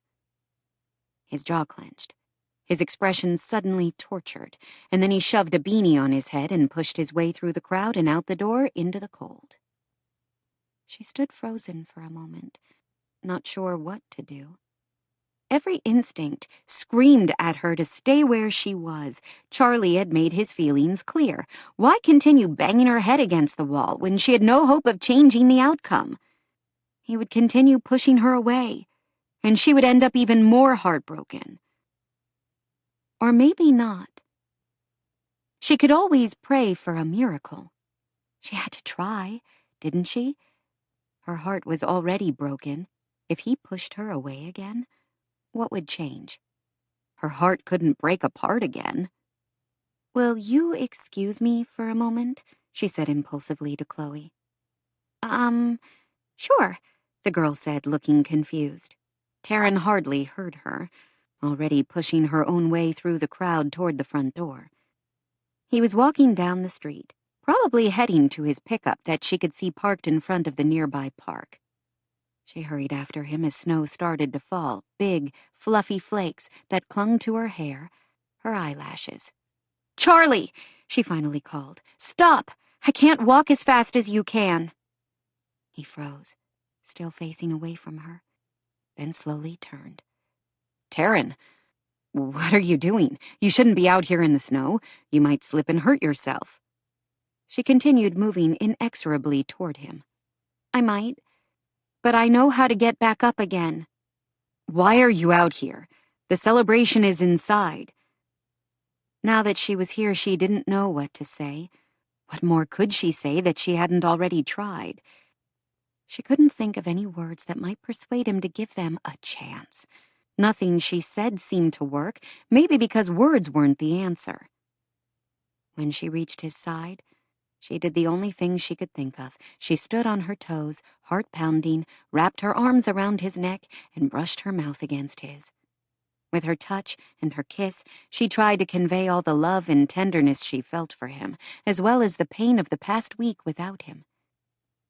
He stood immobile, as if etched from the same granite as the mountains around them.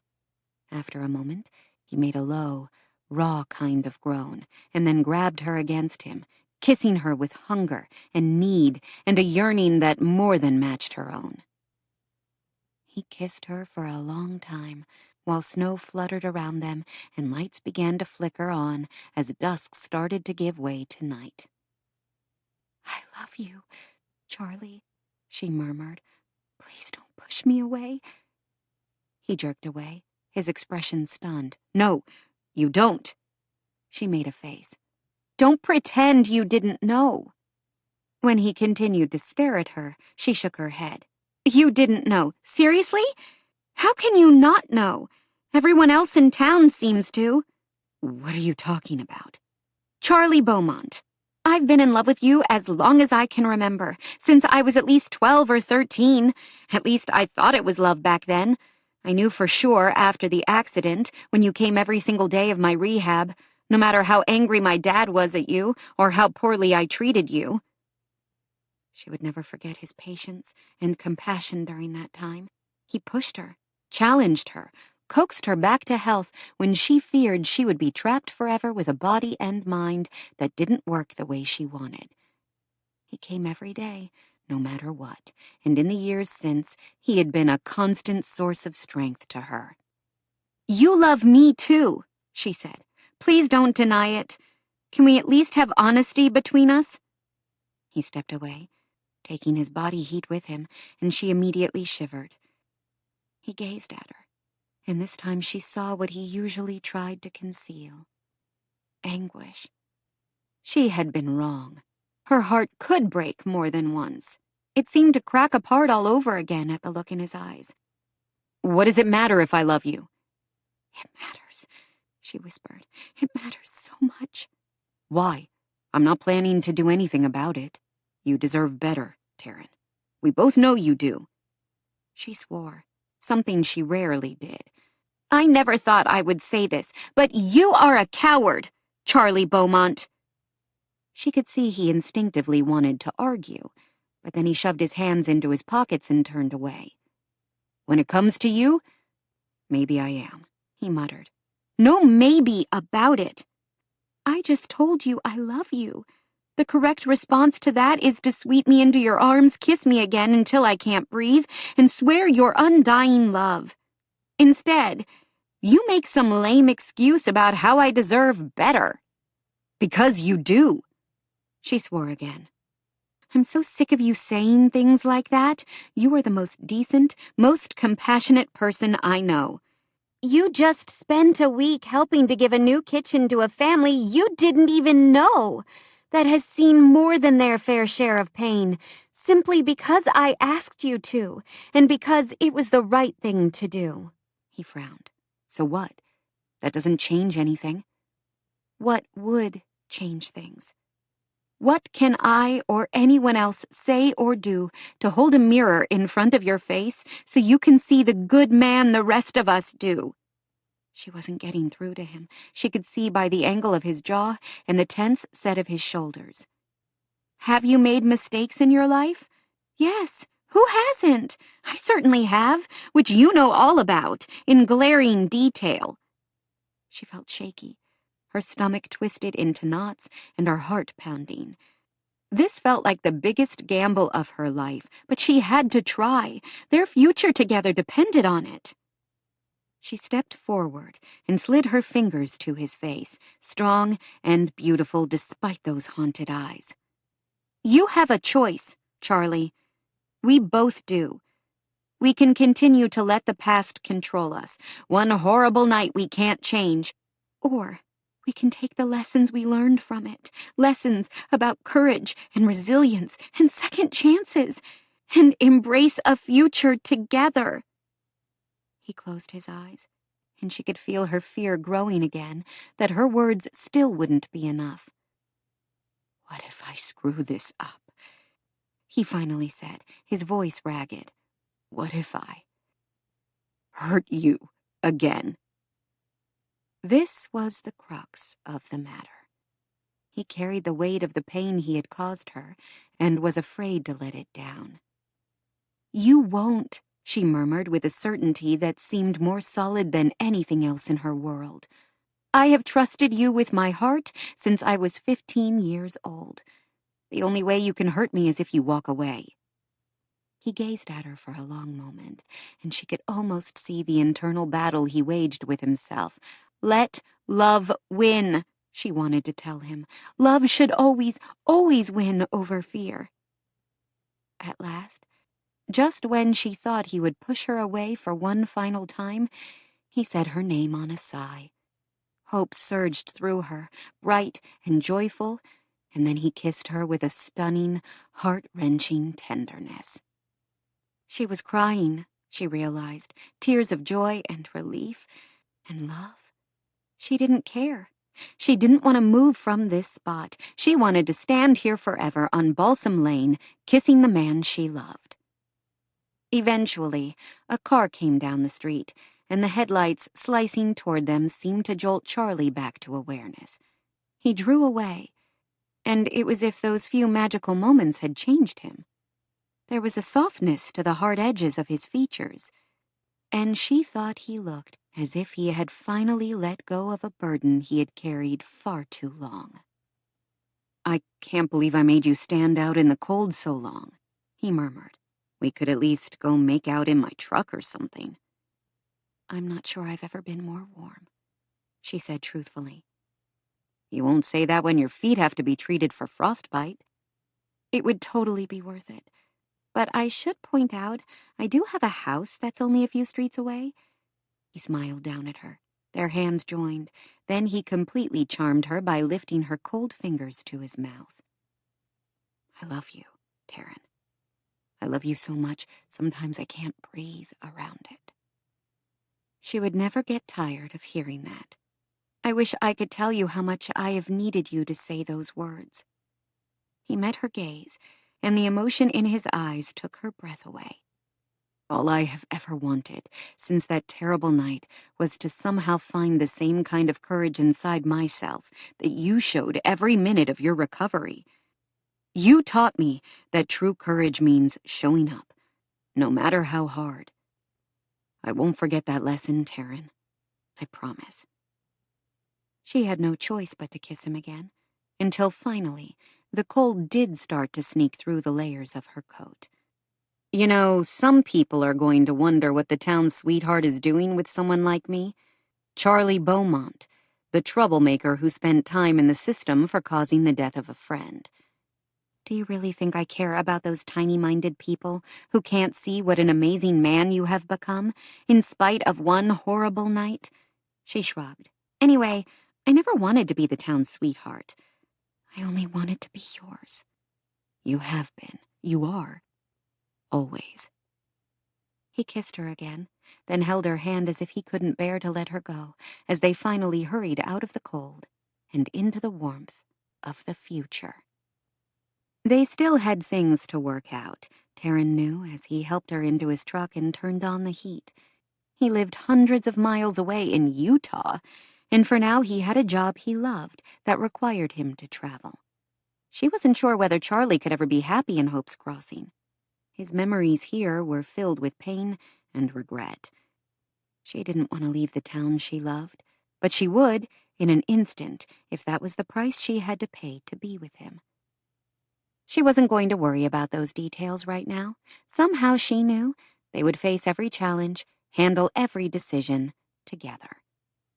For now, as Charlie drove toward her house, past the magical holiday lights of her neighbors and friends, Taryn couldn't seem to stop smiling. Christmas was about miracles, hope, peace, joy. She felt like she had just been handed every single Christmas wish she had ever wanted, and the reality was so much better than she ever could have imagined.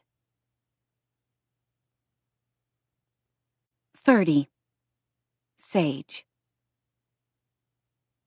2 days before Christmas, Sage stood in her favorite holiday sweater inside the foyer of Wolf Ridge while Anton checked the lighting and sound settings on his equipment.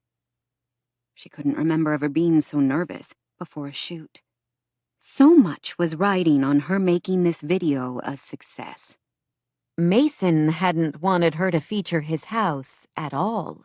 That he had acquiesced felt like a minor miracle, and she owed it to him to give her very best, even when her heart ached at being here again. Even as she prepared to start taping, she was also grimly aware that this very well might be her last time at the house. After she was done here today, she would have no real excuse to come to Wolf Ridge again. Yes, she was still technically contracted to work on the renovations to the guest house, but that was a minor project compared to all they had done here. Sam could handle most of the work without any input from the architect. She tried not to think about it. Whenever she did, Sage had to fight down tears. "Oh, Sage!" Rochelle exclaimed, eyes wide as she returned to the small sitting room off the kitchen they were using as base for all their equipment. "You were exactly right. This house is a dream!" Rochelle had accompanied Anton for the day ostensibly to be his assistant, but Sage knew that was really an excuse for Rochelle to see the house Sage hadn't stopped talking about for months. "Talk about aspirational," her friend said, shaking her head. "How can I get me one of these?" First of all, you should have married a baseball star instead of a lowly videographer, Anton said. "Is it too late? Asking for a friend." He made a face at her teasing, and Sage had to smile. Anton and Rochelle had one of the best relationships she had ever seen. They were both completely committed to each other. "Where is the sexy baseball player in question?" Rochelle asked. That lump in Sage's throat seemed to grow. "I'm not sure. He knew we were coming today and what time we would be here. If I had to guess, I would say he's probably down at the guest house, doing his best to stay as far away as possible from the house today, in case we accidentally on purpose catch a glimpse of him on camera." kind of like Hope's Crossing's version of Bigfoot, Rochelle said brightly. "Something like that." I would never do that, Anton said. Man wants to keep his privacy? I totally respect that. Sage wasn't sure they would even see Mason that day during the taping. While they had texted to confirm the details for today, she hadn't seen him since 2 days earlier at the production of The Nutcracker. She missed him. That was a feeling she needed to get used to. She had 1 week left in Hope's Crossing, then would probably be out of his life forever. "You sure we're not trespassing?" Rochelle asked. "We have permission to be here, right?" "Tell me we do, because I don't really feel like being locked up for Christmas in some podunk Colorado jail." She had to smile. Her Uncle Riley was the police chief in Hope's Crossing, and she knew for a fact that the jail facilities were state-of-the-art. "I'm sure. Mason gave us full access to the entire property." Looks like we're all good on my end, Anton said after adjusting a few more settings on his light system. Where do you want to start? "The foyer would be a good place, I guess." Go for it. She attached her microphone while Anton set the lights up, adjusted his camera on the tripod, then pointed to her. Rolling, he said. the signal he always used to let her know she could start. Sage stood up tall and smiled into the camera. "Hello. My name is Sage McKnight with Homes for All, and today I have an amazing house to show you." For the next 2 hours, she and Anton made their way through the main living spaces of the house. He moved the lighting and the equipment as they walked from room to room, with Sage expounding at length about all the things she loved about Wolf Ridge, the architectural style features, as well as the universal design elements that would make life easier for someone in a wheelchair. Anton suggested that instead of talking about how some of those features worked in theory, they should feature Rochelle in her chair actually using them. It was the perfect touch, but it meant the taping took longer than she had expected. During the process of guiding Anton, and subsequently their future viewers through Wolf Ridge, Sage fell in love all over again with this house. It was open, warm, inviting, exactly what she had hoped when she started working on plans for the remodel all those months ago. Mason and Grace would have a wonderful future here. She was certain of it. If imagining their future here without her made her want to cry all over again, that was her own fault for becoming too emotionally involved with her client. They had finished the ground floor pool and workout area and the main living space and were about to head upstairs to the bedrooms when she heard the front door open. A moment later, Mason rolled in using his chair. He looked startled to see them still there. "Sorry to interrupt. I left a few papers I need in my office." "You're not interrupting at all," Rochelle said, smiling brightly. "We were just about to head upstairs. I'm Rochelle James, Mr. Tucker. This is my husband, Anton." If he was at all surprised to see another wheelchair user in his house, he didn't show it. "Hello. Nice to meet you both." "Rochelle has been demonstrating some of the universal design features of the house," Sage explained. It seemed to make more sense to show how they benefit someone with mobility challenges, rather than simply talking about them. "Good idea." "Your house is absolutely beautiful," Rochelle said. "Lucky for you, I'm madly in love with my husband, or I might think about putting the moves on you just so I could live here." Sage gave him a wary look. Not sure how Mason would handle Rochelle's light-hearted flirtation. "I would say Anton is the lucky one," he said with a smile. "Oh, I never let him forget that. Believe me, honey." To Sage's astonishment, Mason chatted easily with both Rochelle and Anton. She would have expected him to grab his papers as soon as he could and escape. "Has Sage shown you downstairs yet? The workout area and the pool?" "Yes, I wanted to dive right in," Rochelle said. "It's hard for me to say what I love best about Wolf Ridge, but that area is definitely up there. I love how the retractable roof can open and bring the outside in. It feels very therapeutic, physically and emotionally. Healing, even. In the water, I feel more like myself than anywhere else. Sage's unique vision for that space has created a true haven." The rest of them fell silent. Rochelle looked on the brink of tears. Anton was the first one to speak in his deep, calming voice. "That's beautiful, man. Now, how can we convince you to go on camera and say that?" Mason's jaw hardened. "You can't." "You have to," Rochelle pressed. "Everybody is rooting for you. We all grieved with you when your wife died and when you were injured so badly. I know I speak for the whole world when I say that everyone would love to know how you're doing." Mason's temporary congeniality disappeared in a blink, and he once more went back to the grumpy bear Sage was used to. Even though it had been Rochelle and Anton who had spoken, he glared at Sage as if she had orchestrated their effort. "I said no, and I meant it. If you can't respect my wishes, I'll call this whole damn thing off." He wheeled away toward his office, leaving an awkward silence behind him. "Wow, he really values his privacy, doesn't he?" Rochelle said. "I get the feeling he was hounded by paparazzi right after the helicopter crash," she answered. "From what I've read, They even posed as medical staff to break into his hospital room so they could get pictures of him. That has left him jaded about publicity, especially where he never wanted me to feature Wolf Ridge in the first place. Too bad he's so reclusive, Rochelle said. With his celebrity, he could really offer hope and encouragement to others who are dealing with sudden spinal cord injuries, complete or incomplete.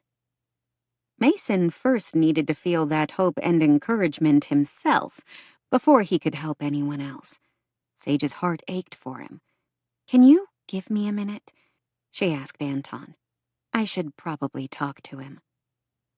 As she walked to his office, she debated what to say. She found him at his desk, gazing into a drawer as if he had forgotten why he came. "You didn't have to be rude," she finally said, then regretted it instantly when he lifted his eyes that blazed with anger. "I told you how I felt about being on camera. Under no circumstances do I want to be part of your video. Not my words, not my image, not my name. I should never have agreed to let you and your crew inside the house. I wouldn't have, if you hadn't guilted me into it." She felt as if he shoved the desk into her gut. When had she ever pressured him about the taping? Yes, she had asked more than once, but she had accepted his answer and moved on to a different project, the green renovation. The hurt expanded in waves, followed quickly by anger. "What are you so afraid of? That you're no longer big, tough Mason Tucker, the mighty Tuck? You're so terrified to show any sign of weakness that you've fooled yourself into thinking you can be happy here, hiding away from the world, pushing away anybody who cares about you." He narrowed his gaze. "Like who? My mother? For your information, I offered to let her move into the guest house when the renovation is done. Are you happy now? That's another thing you guilted me into doing." "Not your mother. Me, you idiot." She dug her fingernails into her palms to keep from shouting the words at him. "That's a start. More than I wanted to do. I'm sure that will make Grace and Rebecca very happy." A muscle worked in his jaw. "Look, you're a great architect. I appreciate everything you've done, but I hired you to redesign my house, not try to reorder my whole damn life. I don't know how many times I have to tell this to you and your friends, but I'm not appearing on screen. End of story. Now finish your taping and then leave, so I can get on with my life." For a moment she could only gaze at him as pain and hurt coiled inside her. She felt shaky from it, almost queasy. She drew a breath into lungs that burned. "Right," she finally said. "Yes, clear enough." She turned around and walked away, gently pressing the automatic pocket door to shut him away by himself, just like he wanted. Somehow she made it through the upstairs bedrooms. To protect Grace's privacy, and at Mason's request, they avoided her bedroom, even though it was one of Sage's favorites. The last room on the filming schedule was Mason's bedroom. It smelled like him, of pine soap and leather and Mason, and for a moment she stood inside and simply breathed it in. She didn't want to be here, but couldn't figure out a way to avoid it. Sage knew she had to show all of the accommodations in the room, from the rotating shelves in the closet to the low-profile sliding doors out to the private deck. After waiting while Anton filmed close-ups of some of those elements, Sage stood near the bed, framed by a huge painting that looked like an original, of a wooded hillside leading to a narrow strip of beach. "Okay, rolling," Anton said a few moments later. Sage compartmentalized her pain and drew in a breath before smiling into the camera. "I created this space so that the owner can have a retreat from the world, somewhere calm and restful where he can be himself and relax without any expectations. This isn't a therapy room or simply a utilitarian place to sleep. I wanted this to be a refuge, a space where he never has to adapt himself to the environment, but where the environment is designed for him, where everything is easy to reach and to use. He should be very happy here." She tried to smile but couldn't make her mouth work suddenly. "Oh, honey," Rochelle said. "Cut, Anton." He lowered his camera, and Rochelle rolled closer to her. "I'm okay," Sage said. "Are you? Not really. Can I take a short break?" she asked Anton. "Sure. I've still got plenty of B-roll to film out in the hall and entry. Take your time."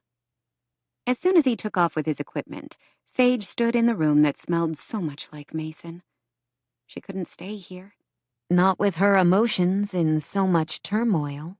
Quickly, she turned and headed out to a landing near the elevator, where Jean-Paul had artfully arranged side tables and chairs to create a cozy conversation nook.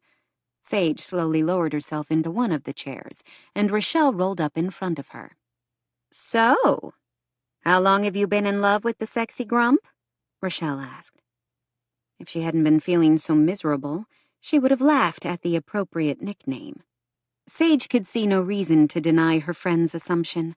Rochelle knew her too well. "It feels like forever," she admitted. Rochelle gave her a long look before her features melted into an expression of sympathy. "This house is a love letter to him, isn't it?" The simple words seemed to reach in and shake her, making her want to close her eyes and sob. "I suppose you're right.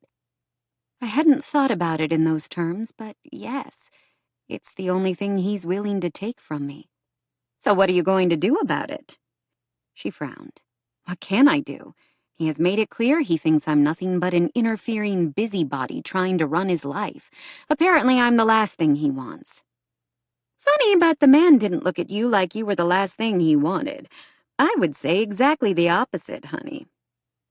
Sage closed her eyes, remembering those heady moments in the kitchen when he had kissed her, as if she were his salvation. She wasn't.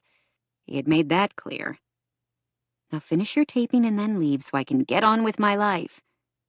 He couldn't wait to push her out of his life. She was his architect. That was it.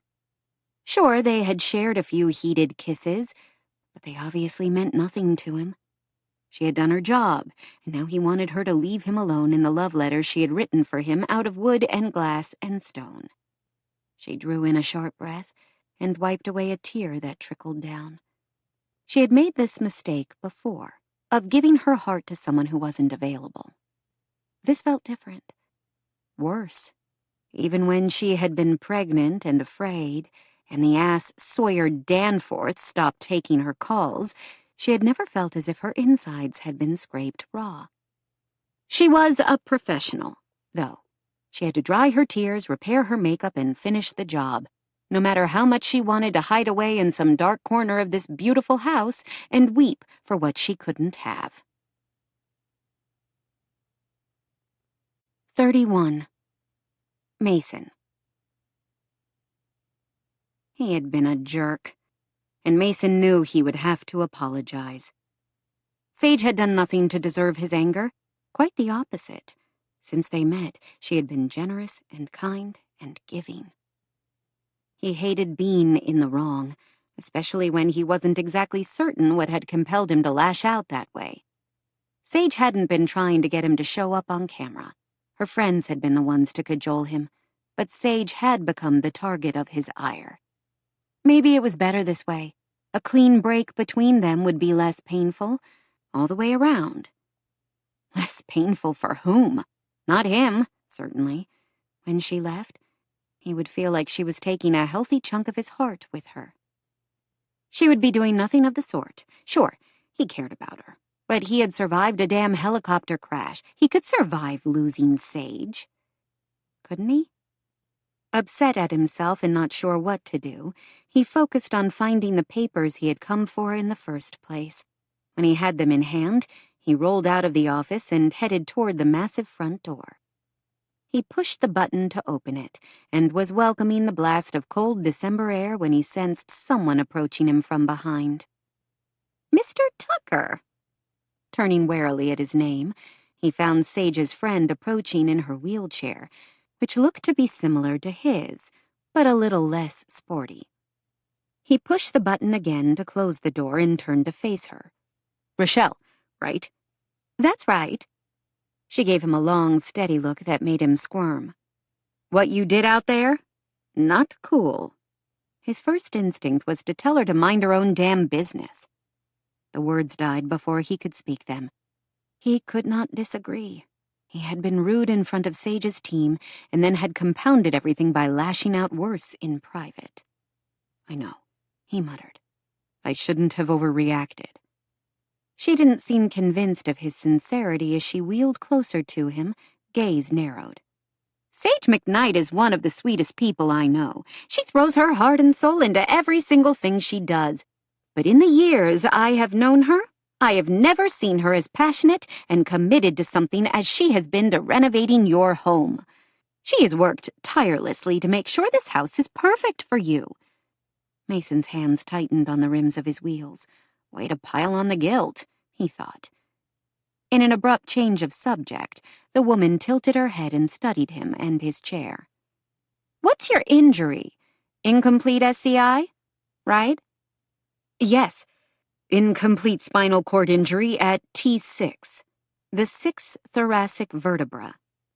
As far as spinal cord injuries went, he knew he was luckier than some. With an incomplete SCI, the spinal cord hadn't been completely severed, which meant he still had some neural pathways between his brain and the rest of his body. "You can still walk," Sage says. He didn't want to talk about his medical history to this nosy woman that he had only met a short time ago. But she was good friends with Sage, and he also didn't want to be outright rude to her. "Yes. Not well, but I try." He paused. "What about you?" "I was 16 years old when I broke my neck while cliff diving on a family vacation to Mexico. Mine is a complete SCI at the C6. "That's tough. We all have our own path. I've been where you are. Angry, bitter, raging at the world." Was that what he was? He let out a breath but couldn't deny it. He struck out from pain and loss, something he hated about himself. "I hurt the people who cared most for me. My parents, my brother. It took me a long time to make it up to them." She studied him more intently, and he wondered what Rochelle could see out of those intense brown eyes. "Don't make the mistakes I did. Like I said, Sage is one of the best people I know. I love her like a sister, and I can tell you that any man lucky enough to be loved by her should get down on his knees and thank his heavenly Father, or his lucky stars, or whatever he believes in. If you can walk, you can kneel, can't you?" Mason blinked, not sure how to answer. He hadn't done much praying lately, on his knees or otherwise. His grandparents' fanaticism had done a good job of completely pushing out most belief in a benevolent higher power. Losing his wife and unborn baby had done the rest. Grace once told him she thought Shayla must have been his guardian angel, keeping him alive so he could take care of her, their daughter. He wasn't sure how he felt about that. He was so busy thinking about theology that it took him a moment for the rest of Rochelle's words to sink through his subconscious. Any man lucky enough to be loved by her. What did she mean by that? Sage didn't love him. She couldn't. "Why are you telling me this?" he managed to ask. "Figure it out, champ," she said with an arch look, then turned and rolled away from him quickly, leaving him staring after her. Could it be possible? Could Sage have feelings for him? Mason stared blankly around, and his gaze took in the warm, inviting entry of the house, the massive front door, the metal beams and buckles, the glass streaming in with light and warmth despite the cold outside. She had poured her heart into this project, working tirelessly to make sure he had everything he could ever want or need, even things he had never thought of himself. Yes, she was an excellent architect and probably did the same thing for all her clients, but the care she had taken with his house seemed different. It was different. Could she love him? His heart pounded and he closed his eyes. He wanted her to. Sage had brought light and warmth to his life, just like she had brought it into his house. She had made him smile, laugh, feel again. Whether she loved him or not, he loved her. He suddenly remembered what Dylan Kane had told him the other day. I realized my life would never be what I had once planned, but that didn't mean it was over. Mason's wasn't either. He still had things to do, and people to love, particularly one very determined, very passionate architect. He didn't deserve her. He still didn't know why she could ever care about him, but he remembered how generously and sweetly she had kissed him, and he was suddenly quite certain Rochelle was right. By some miracle, Christmas or otherwise, Sage McKnight had feelings for him. He closed his eyes again, wholly overwhelmed at the idea. He wanted to find her right then, to get on his knees if he could, which, okay, he probably couldn't, but he could try. He wanted to ask her if there was any chance they could figure out how to make things work between them. Any chance she could see beyond his current disaster of a physical body to the man he still was inside. He was, at heart, a man who loved her and wanted to do everything in his power to make her happy. He had hurt her, he suddenly remembered. She had paled at his harsh words as if he had slapped her. Regret burned through him. How could he fix it? As he looked around at the house she had worked to bring back to life, Mason could only think of one thing. Yeah, it was the absolute last thing he wanted to do. But for Sage, for the joy and love she had brought back into his life, he somehow knew it was the right move. Pushing down his trepidation, he rolled through the house in search of her camera guy. 32. Sage. Somehow Sage managed to repair her makeup. Props for the genius who invented waterproof mascara. She would have been done quite some time earlier if she hadn't spent so much time staring in the mirror without really doing anything, as she tried to regain her composure. By the time she emerged from a guest bathroom on the second floor, nobody else was around. She assumed Anton must still be shooting close-ups of the house and its various features that he would edit together with her commentary. While she wanted to escape, to take her heartache and go, Sage knew she had to stick around in case Anton might need her to reshoot something. She took the back staircase that ended near the kitchen. From here, she could hear her videographer but couldn't see him. He was speaking with someone, though she couldn't hear the words. A moment later, she was shocked to hear him say, "Rolling." That was usually the signal he gave her to let her know he had started recording. A moment later, she heard a male voice speaking. Puzzled, she made her way to the doorway into the great room where she found the lights set up and Anton standing behind his video camera and tripod, which were aimed toward the stone fireplace. To her utter shock, Mason was sitting in his wheelchair, in full view of the camera. He looked big and gorgeous, and he was wearing a microphone. Rochelle, she saw, was parked in her chair a few feet away from her, wearing a sound headset. Sage shifted, eyes wide, to look at her friend. "What's going on?" she mouthed. Rochelle picked up an extra headset and held it out for Sage, who snatched it and shoved it on her head. Mason's voice came through, clear and commanding, with no trace of anxiety or uncertainty. "Most of the world knows what happened to me 2.5 years ago, after the crash that killed my wife and the baby she carried, along with a very good helicopter pilot and friend. I didn't know why I survived. I'll be honest. For a long time I wished I hadn't. How could I surrender to those demons, though, when I still had a daughter who needed her dad? Because of her, I hung on and worked hard to come back. It's been a tough journey. I won't sugarcoat it. I still haven't made it along that path as far as I would like, but I'm further along than I was at the beginning." He gazed into the camera without flinching. 9 months ago, Wolf Ridge was a house that didn't work for anyone, really, wheelchair or not. But a good architect sees beyond the brokenness to what can be. All the hidden possibilities the rest of us can't see for the clutter and noise. A good architect can take a dark and closed-in house like Wolf Ridge and turn it into something beautiful, a place of joy and peace and comfort, a refuge from the pain and heartache in the world. She made a tiny sound, so small she hoped no one could hear. Mason did, though. He shifted his gaze and she knew the moment he saw her. Something sparked in his gaze, something glittery and bright and wonderful. When he spoke again, his voice rasped with emotion. I consider myself the luckiest of men to have found Sage McKnight, who is as passionate about her work as she is brilliant. Oh, rats.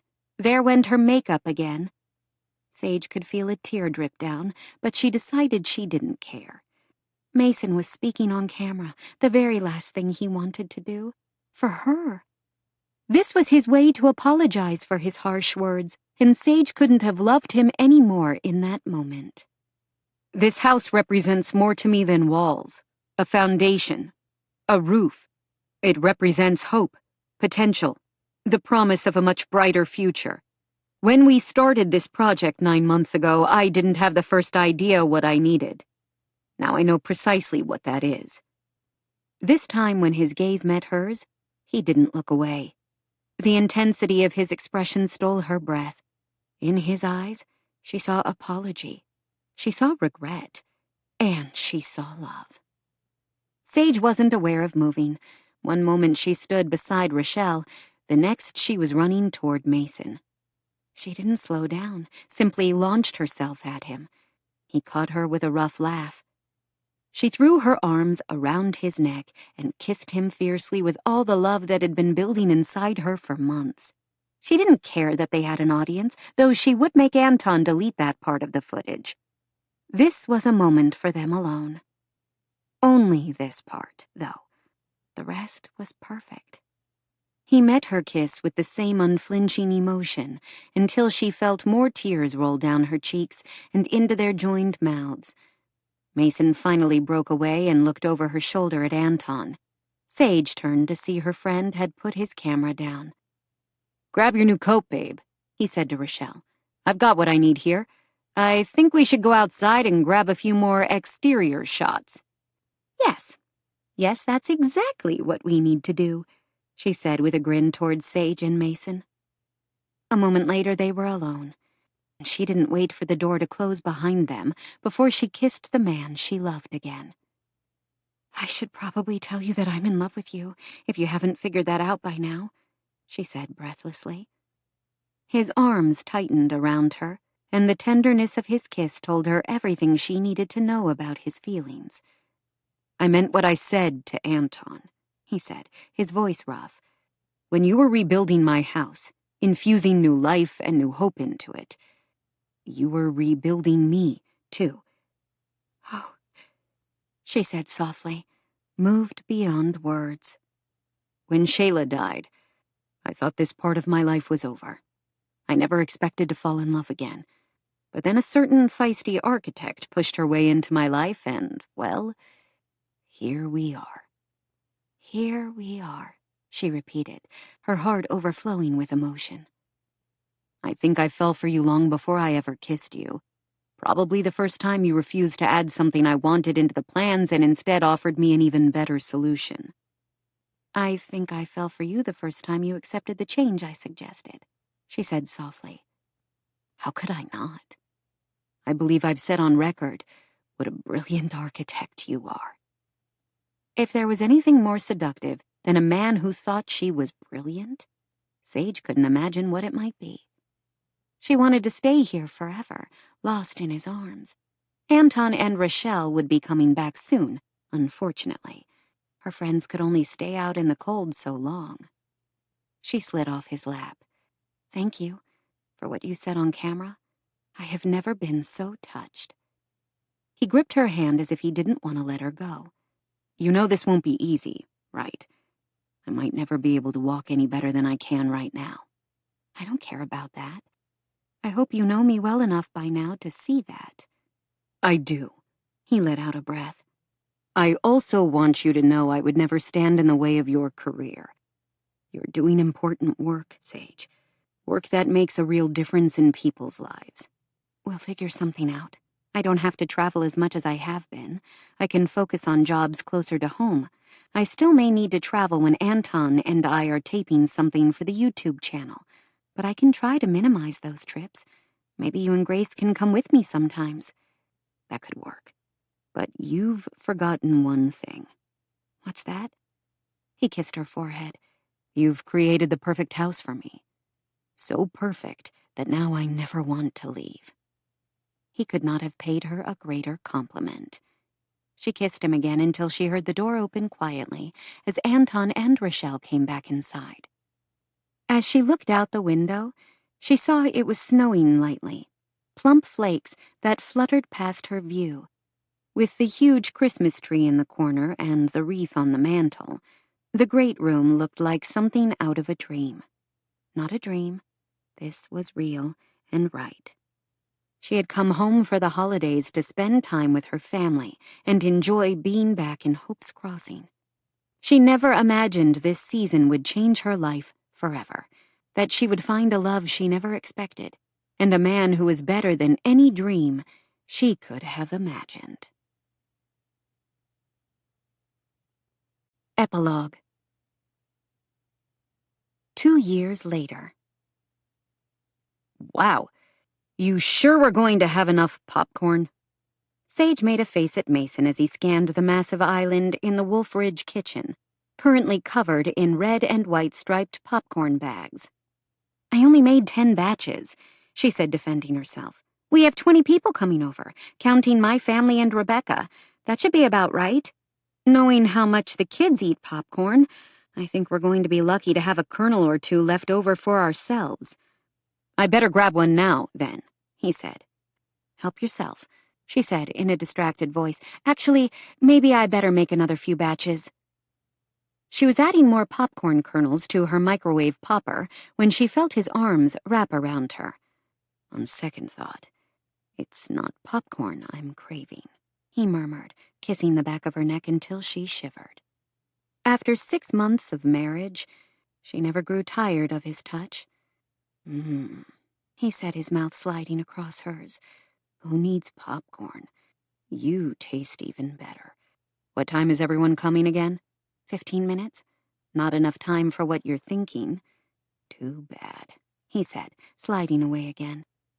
He was moving better every day. After an experimental surgery a few months prior to their wedding, Mason had regained a little more sensation in his left leg. The increased function allowed him to use only one cane for stability instead of the 2 Lofstrand crutches. He still used the wheelchair at times when he was tired, both around the house and in public in his role as coach of the high school baseball team. Mason had settled into life in Hope's Crossing as if he had lived here forever. In addition to coaching the baseball team, which he had discovered he loved, he was now one of the main fundraisers for both A Warrior's Hope and Homes for All. He had an almost uncanny knack for persuading people to part with their money for the sake of a worthy cause. To her relief, he had also taken over much of the business end of her foundation, allowing Sage to focus on what she did best, designing houses. How are you holding up? He asked. She gave a rueful laugh. Terrified, if you want the truth.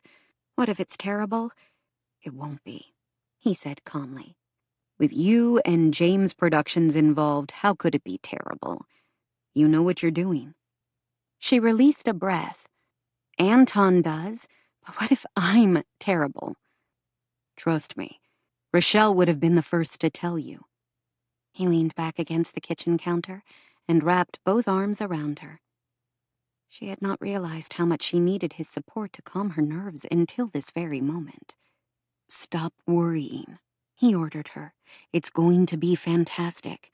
Homes for All has millions of subscribers, each of them clamoring to watch your streaming debut. The last 2 years had been the happiest of her life, despite the challenges, professionally and personally, of moving from San Francisco to Hope's Crossing. She now worked out of her father's office here, only taking a few hand-picked projects while devoting more time to the work of the Homes for All Foundation and the YouTube channel, both which had grown exponentially. The video featuring Wolfridge and Mason had indeed gone viral, especially when news trickled out that he was now dating the architect who had designed his home renovation, the same one he had spoken such glowing words about in the video. No matter how many times she had seen it, watching that clip always made her cry.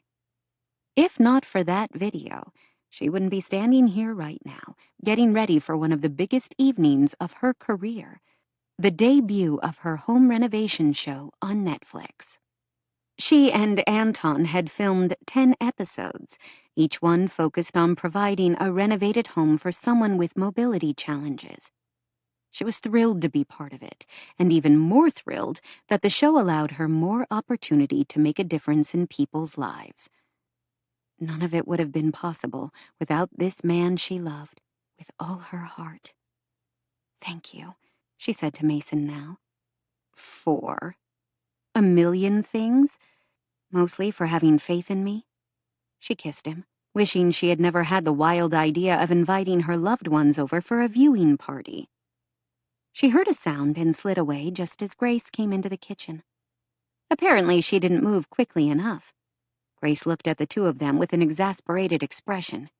"Can't you two find anywhere better to kiss than the kitchen?" she said, rolling her eyes. "Nope," Mason said, giving Sage a noisy smack on the lips, which made his 11-year-old daughter roll her eyes again. She might make faces, but Sage knew it was all for show.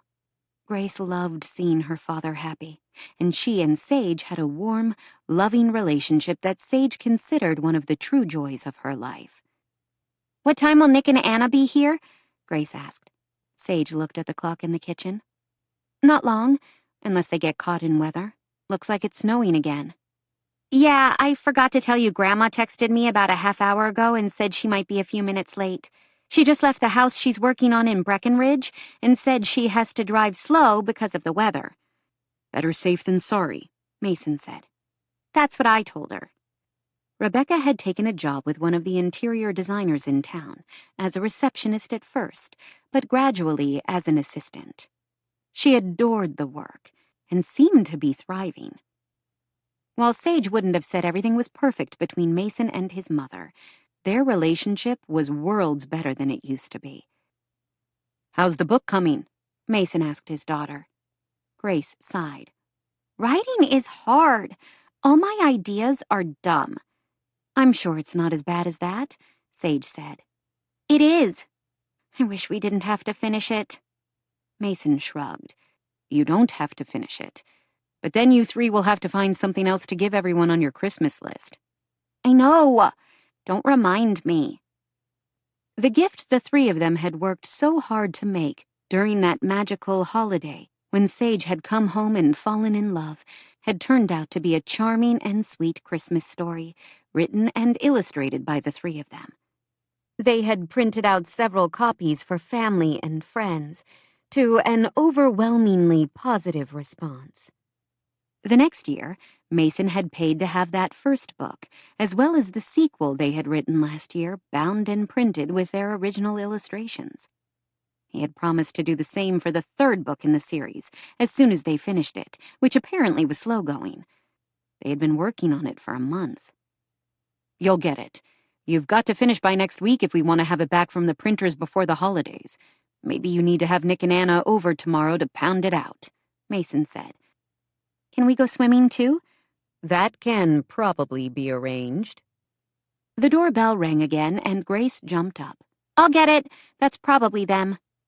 A moment later, Grace led the way, followed by Taryn and Charlie Beaumont. Charlie was carrying a large plate covered in plastic wrap. Taryn looked around the empty kitchen. "I was afraid we were going to be late," she said. "Nope. You're the first ones here, which means you get your pick of the treats and the chairs." "Perfect." Charlie set down the plate and picked up a bag of popcorn.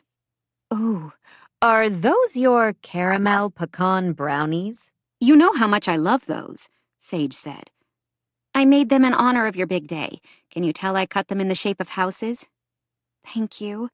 She couldn't really see a house shape, but she wasn't about to tell Taryn that. "She's been so excited for this all day," Charlie said.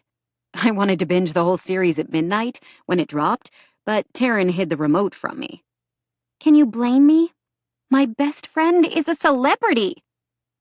While Sage and Taryn had been friends for many years, since Layla died, really, over the past few years of Sage spending more time in Hope's Crossing, their bond had solidified. She loved seeing Taryn so happy with Charlie. Nobody had really been surprised when they started dating, after the same Christmas when Sage and Mason had found each other. They had married in a beautiful autumn ceremony later that year on a mountain top overlooking town, which somehow seemed symbolic of the difficult path they had climbed together since that night when Layla died. As they exchanged vows, Sage wasn't the only one who had wept at the love and joy on their faces. Charlie had opened his own carpentry business in Hope's Crossing and was constantly busy, though he still occasionally helped Sage out with projects for Homes for All. The doorbell rang again, and for the next half hour, a steady stream of family and friends crowded into the house. Mason greeted them all with a warmth she never would have expected to see 2 years earlier, when he had been withdrawn and remote, lashing out at anybody who wanted to help him. Her sexy grump. She still teased him by calling him that sometimes, which usually earned her a glower and then a long, delicious kiss, as if he intended to prove her wrong. When everyone arrived, grabbing popcorn and heading into their comfortable home theater, Sage moved to the front near the screen and cleared her throat. She looked out at everyone who had loved and supported her through the years, especially Mason, who was her rock and her biggest cheerleader. How empty her life had been before he and Grace had entered. She felt immeasurably blessed. He smiled now and nodded his head in support and encouragement. Sage drew in a deep breath, gazing out at everyone she loved. Her parents, Nick, Anna, her grandmother and Harry Lang, and all her aunts and uncles. And Mason, who knew every one of her faults and somehow loved her anyway. She was part of Hope's Crossing, and these people were part of her. A rich, intricate tapestry. "Thank you all for coming. I don't know what to say other than thank you. This is an exciting night for me, which wouldn't have happened without every single one of you." When she sat down, Mason reached for her hand and squeezed her fingers. As the cheerful opening credits rolled, Sage could feel her anxiety dissipate.